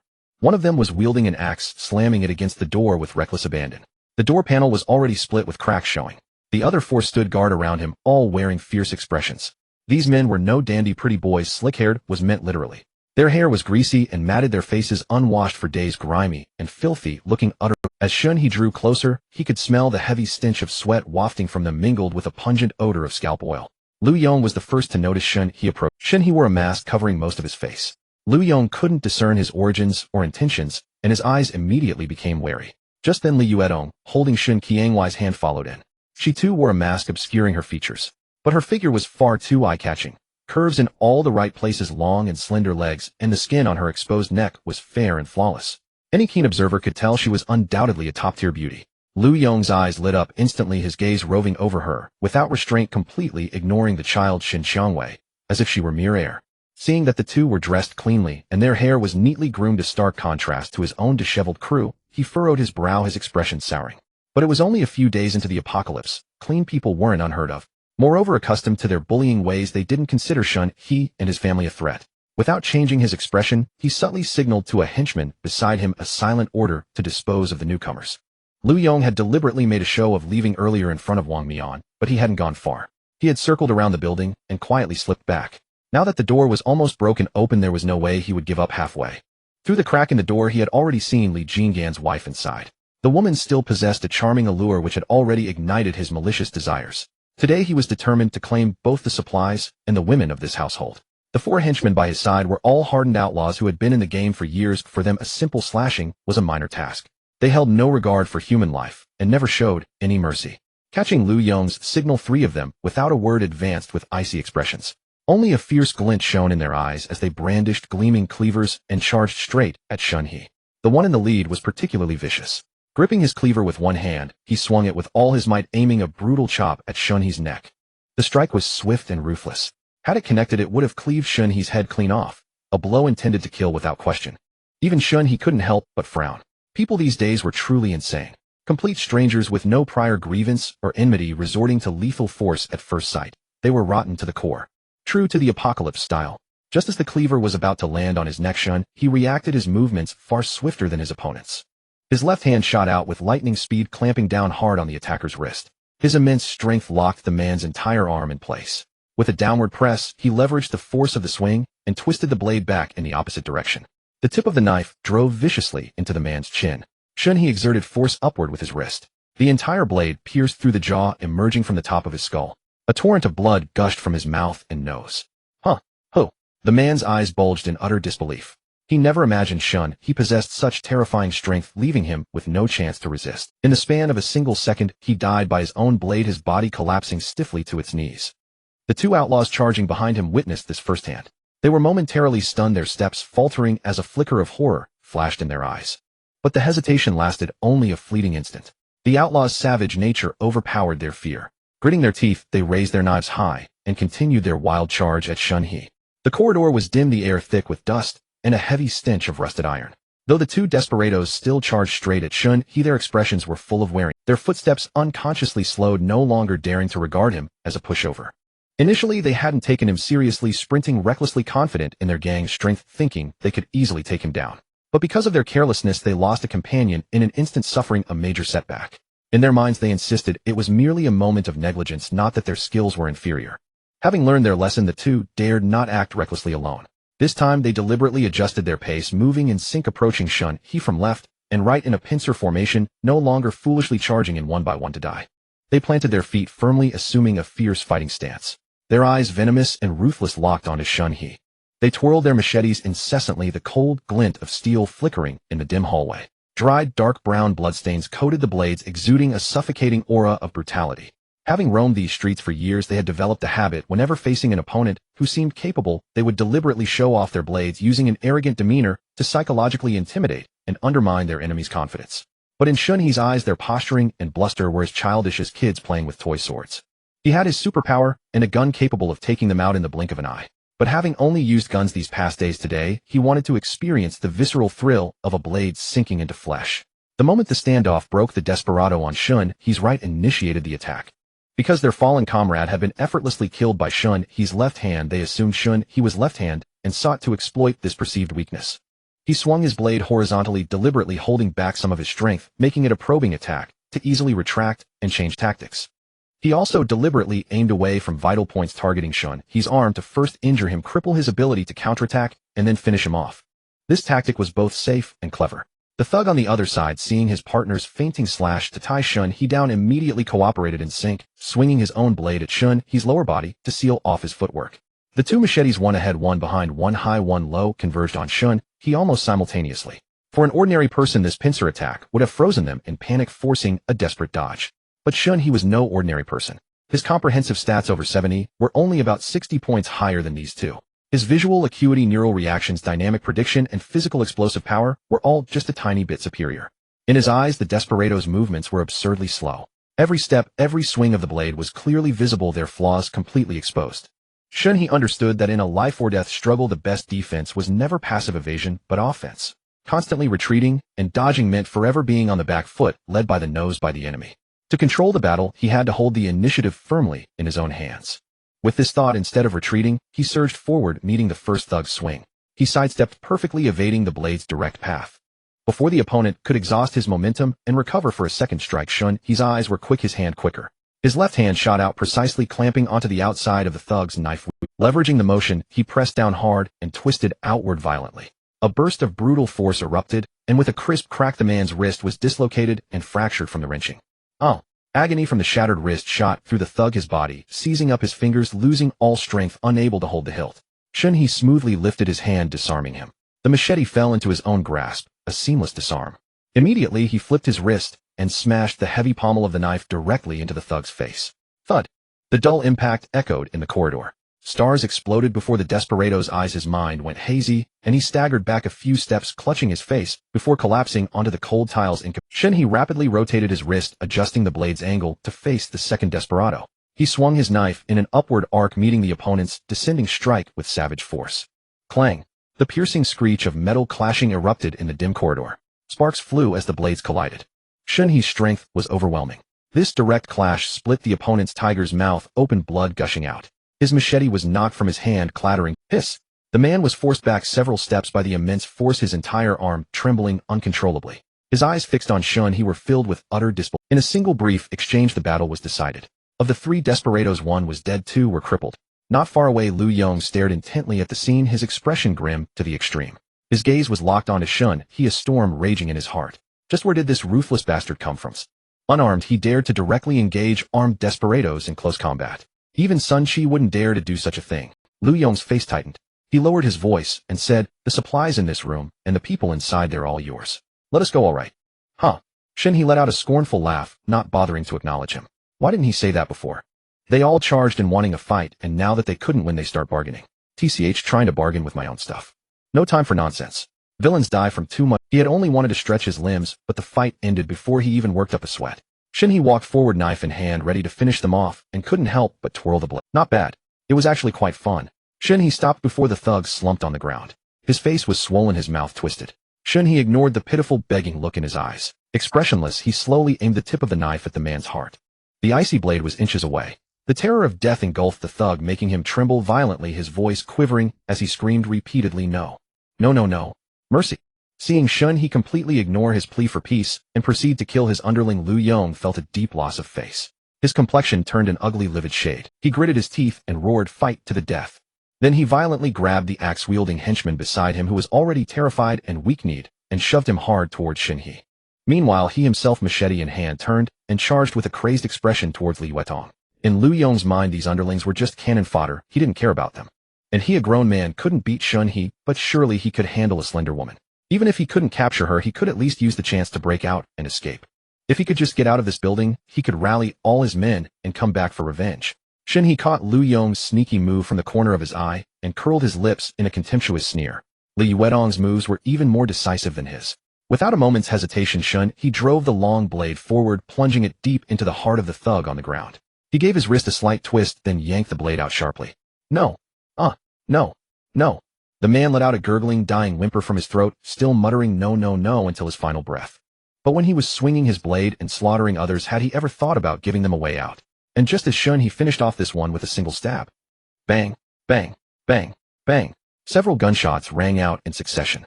Liu Yong never expected things to unfold like this. Before he could even react, he fell stiffly to the ground, his eyes wide open in eternal shock, 2 hideous bullet holes on his forehead, oozing fresh blood. The man pushed forward by Liu Yong as a scapegoat clutching an axe was utterly dazed throughout. Before he could come to his senses, he too was shot dead on the spot. Only the young man who had earlier clashed swords with Shen He and whose arm still trembled incessantly remained standing alone. The sole surviving young man was exceptionally tough, his eyes bloodshot as he glared at Shen He's group. Watching his companions fall dead one by one, he didn't even blink. When he felt Shen He's gaze upon him, his violent nature was provoked. Instead of backing down, a mocking sneer curled on his lips. What the hell are you looking at? If you've got the guts, come and kill your grandpa. See if he'll beg for mercy. Shen He raised an eyebrow, casting a curious glance at him. He slowly turned and walked toward Li Yuetong, bending down to take Shen Qiangui's tiny hand. Among the 3 of us, pick one as your opponent. If you win, you're free to go. The man's eyes lit up, instantly a spark of hope igniting in his heart. Who truly feared death? Given a chance to live, no one would willingly throw their life away. Without a moment's hesitation, he raised his uninjured arm, pointed eagerly, and said in a greedy tone, I choose her. You'd better keep your word. Following his finger, he pointed at Shen Xiangwei, who stood in the middle looking innocent, weak, and utterly harmless. You sure know how to pick. Shen He's lips curled coldly, a hint of amusement flickering in his eyes. He had anticipated this coward's move. Offering this choice was a trap he had deliberately set. How amusing. He turned and exchanged a glance with Li Yuetong, who couldn't help but suppress a smile. Shen He raised his hand and gently patted Shen Qiangui's little head, his voice low and calm. Baby, take care of him. The man across from them was full of doubt, staring intently at the tiny Shen Xiangwei. Was this some kind of joke? He couldn't fathom Shen He's intentions, baffled as to why a little girl was being sent to fight him. Shen Xiangwei lifted her innocent little face, obediently glanced at Shen He, nodded her head vigorously, and replied in a babyish voice, Okay, daddy. The next moment, whoosh, whoosh, 2 arm-thick vines burst forth from Shen Qiangui's tiny hands, tearing through the air with immense speed, and in the blink of an eye plunged deep into the man's abdomen. Wah! What? A sharp, searing pain engulfed his entire body. The man stood frozen, his mouth agape, as he looked down at his stomach. The vines were pale green and translucent, and no blood seeped from the wounds they pierced. Instead, a liquid substance was continuously drained from his body, leaving him with an increasingly hollow sensation. Overwhelming terror shattered his earlier bravado. His eyes bulged wildly, the color drained from his face, and he let out a heart-wrenching, agonized scream. In just a few seconds, the skin and flesh on his face and body visibly shriveled and collapsed. All vitality was completely devoured by the vines. Thud! He collapsed stiffly to the ground, turning into a withered, wrinkled, lifeless corpse. From the moment Shen He and his group entered to the death of these 5 men, less than 2 minutes had passed. Shen He turned to Li Yuetong beside him. Go in and see how your parents are doing. They'll head outside to check if Zhang Ran and the others have arrived. Li Yuetong nodded gently, her gaze tinged with concern. There are so many of them. Will you be okay? Shen He couldn't help but curl his lips into a faint, composed smile. Huh. Can they outnumber my bullets? Indeed, mister. Shen is the best. Take care. Li Yuetong paused for a moment, her tense expression gradually softening, and a sweet smile bloomed on her lips. True, mister. Shen's ammunition seemed inexhaustible, as he had slaughtered countless zombies along the way without a sign of depletion. She set aside her worries, steadied her mind, turned, and quickly walked toward her home. At Li Yuetong's parents' house 3 minutes earlier. The noise from the hallway was drawing closer, the oppressive atmosphere suffocating. Bang! Bang! Bang! An axe struck the iron door again, and again, the thin panel denting and trembling inward with each blow, as if it would shatter at any moment. Li Jingan held his wife, Su Mingyue, close, the 2 huddled together in a corner of the sofa. One arm wrapped around his wife's waist, the other clutching a sharp fruit knife. He fixed his gaze on the entrance, his face taut with vigilance. They hadn't expected the thugs to arrive so quickly. Su Mingyue buried her face deep in her husband's chest, savoring this last moment of peace, her voice choked with sobs. Honey, if they break in, you must kill me first. I don't want to suffer. Li Jingan's hand holding the knife trembled slightly. He swallowed hard, his nose stinging with sorrow. How could he bear to harm his beloved? He was silent for a long moment, suppressing his anguish, and gently patted his wife's waist to reassure her. Don't worry, baby. We'll go together. I won't leave you alone. Su Mingyue sighed, her eyes filled with reluctant regret. It's such a shame we'll never see our Tong Tong again. I was waiting to help her raise her children someday. Now it's too late for everything. Li Jingan pressed his lips tightly together, unable to speak. He could only hold his wife tighter, resting his chin gently on her hair, and wiped her tears with his hand. At that moment fear had left them, only a deep lingering regret remained, a longing for their daughter. Then chaos erupted in the hallway outside. Oh, clang. Don't. Fight him. Immediately after 4 deafening gunshots rang out, bang. Bang, bang, bang. Inside the house, Li Jingan and Su Mingyue were both stunned. Su Mingyue quickly sat up and exchanged a bewildered look with her husband. They had no idea what was happening outside, not daring to breathe. As they stood frozen, a familiar urgent voice came from outside the door.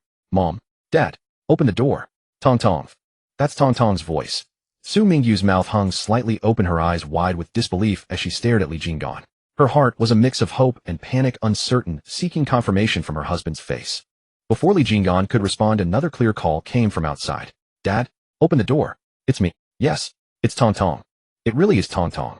Li Jingan shuddered, overwhelmed with excitement, and jumped to his feet. Su Mingyu's eyes instantly reddened as she covered her mouth with her hand, a mix of shock and joy, and urged in a trembling voice, Hurry, open the door. Hurry. Yes, Daddy's coming. Wait for me. My precious baby. Li Jingan tossed the fruit knife aside and rushed toward the entrance in a flustered, eager stride, with Su Mingyue close behind her, steps unsteady. The two pressed against the door and peered out through the gash left by the axe. Outside, that familiar, radiant face was looking through the gap into the house, her features still the same, carrying an urgent yet relieved smile. Who else could it be but their beloved daughter Li Weitong?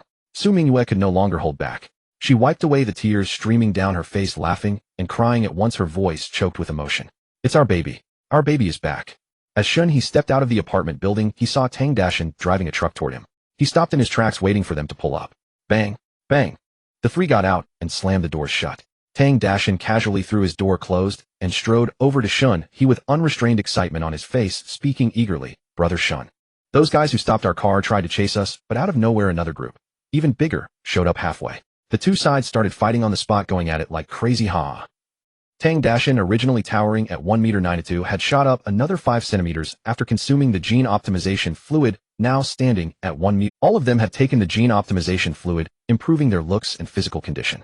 But Tang Dashan was special. Not only had his face lost its greasy sheen, but he had also grown a significant amount. Standing before Shen He now, his burly, obese frame was nearly a head taller.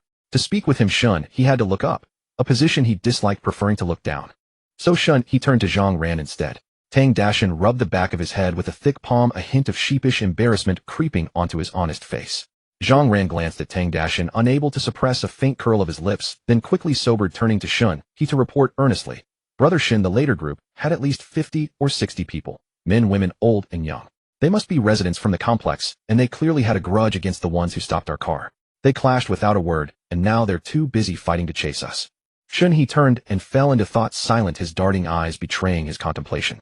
Zhang Ran and the others waited quietly. After a few seconds, Shen He came to a realization: in the apocalypse, survival demanded greater ruthlessness. Their blocking of the car was a cause, his driving into them was also a cause. This bitter consequence had to be destroyed. If the root was not severed, it would grow back with the spring breeze.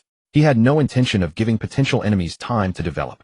We're going to eliminate those who blocked our car. Shen He's sudden declaration stunned everyone. Silence fell. Zhang Ran, a former soldier, accepted the order without question. Those people were no saints anyway. Tang Dashan, once a truck driver, felt a twinge of fear at the thought of killing humans, not zombies. Having witnessed Wang Kaidai's ordeal, they had no qualms about eliminating evildoers. Only Li Wanning, pregnant and swayed by hormones, felt a pang of reluctance. In her heart, those people were someone's children with parents of their own. Yet knowing they were villains who preyed on the good, she sensibly refrained from pleading foolishly. Shen He observed the three. Seeing Li Wanning's uneasy expression, he understood her inner conflict. Women were naturally more sentimental. He didn't blame her. Instead, he led her to the apartment entrance, showing her the corpses. These men all have tattoos on their arms. I noticed the same on those who stopped our car. They're from the same gang. Just now they were breaking into someone's home. Once inside, need I spell out what happens to the man and woman? I'm not a killer by nature, but we can't afford to leave known enemies unless we're ready to die. You don't want to live under constant. Brother Shen, we trust you. These people deserve death. If we were still ordinary folks, stopping their car would have meant certain doom. Tang Dashan spoke first. Zhang Ran nodded silently. Li Wanning's face paled, but the pity and softness in her eyes vanished. Good, you understand. Let's go. Shen He nodded slightly, turning to Li Wanning. His tone was calm as he asked, do you still want to come along? Li Wanning lowered her head, lips pressed tight, fingers twisting the hem of her clothes in inner turmoil. Seeing her distress, Zhang Ran couldn't bear it and quickly interjected, Wanning, why don't you wait in the car? Before he could finish, Li Wanning cut him off. She slowly raised her head, her gaze growing resolute and stubborn. No, I'm going. She gently touched her belly. My child needs a mother brave enough to protect him. The sound of a blade piercing flesh. Aya! A harrowing scream tore through the apocalypse street. Swoosh! The blade cut through the air, plunging deep into flesh again. Ugh! A muffled groan followed. When Shen He's group arrived at the brawl, the two factions were locked in fierce combat. Blades flashed, blood sprayed, and the cries of the wounded echoed sharply. The battle was one-sided. The later group, though numbering 50 to 60, were mostly ordinary honest folk unaccustomed to violence. They swung kitchen knives timidly without any technique. Only one man in a security guard uniform with short hair wielded a dagger with impenetrable precision, holding off 3 desperados alone. Not only did he hold his ground, but he did so effortlessly. In contrast, the car-blocking gang fought like hardened outlaws. They moved in perfect sync, advancing and retreating with discipline, striking with deadly accuracy. A single probe revealed a weakness, and one stab felled an opponent. Their killing intent was palpable. It was clear at a glance which group was the target. The 3 of you stick together and support each other. Shen He gave the order, then gripping his long blade shot toward the outlaws with such speed that only a blur remained.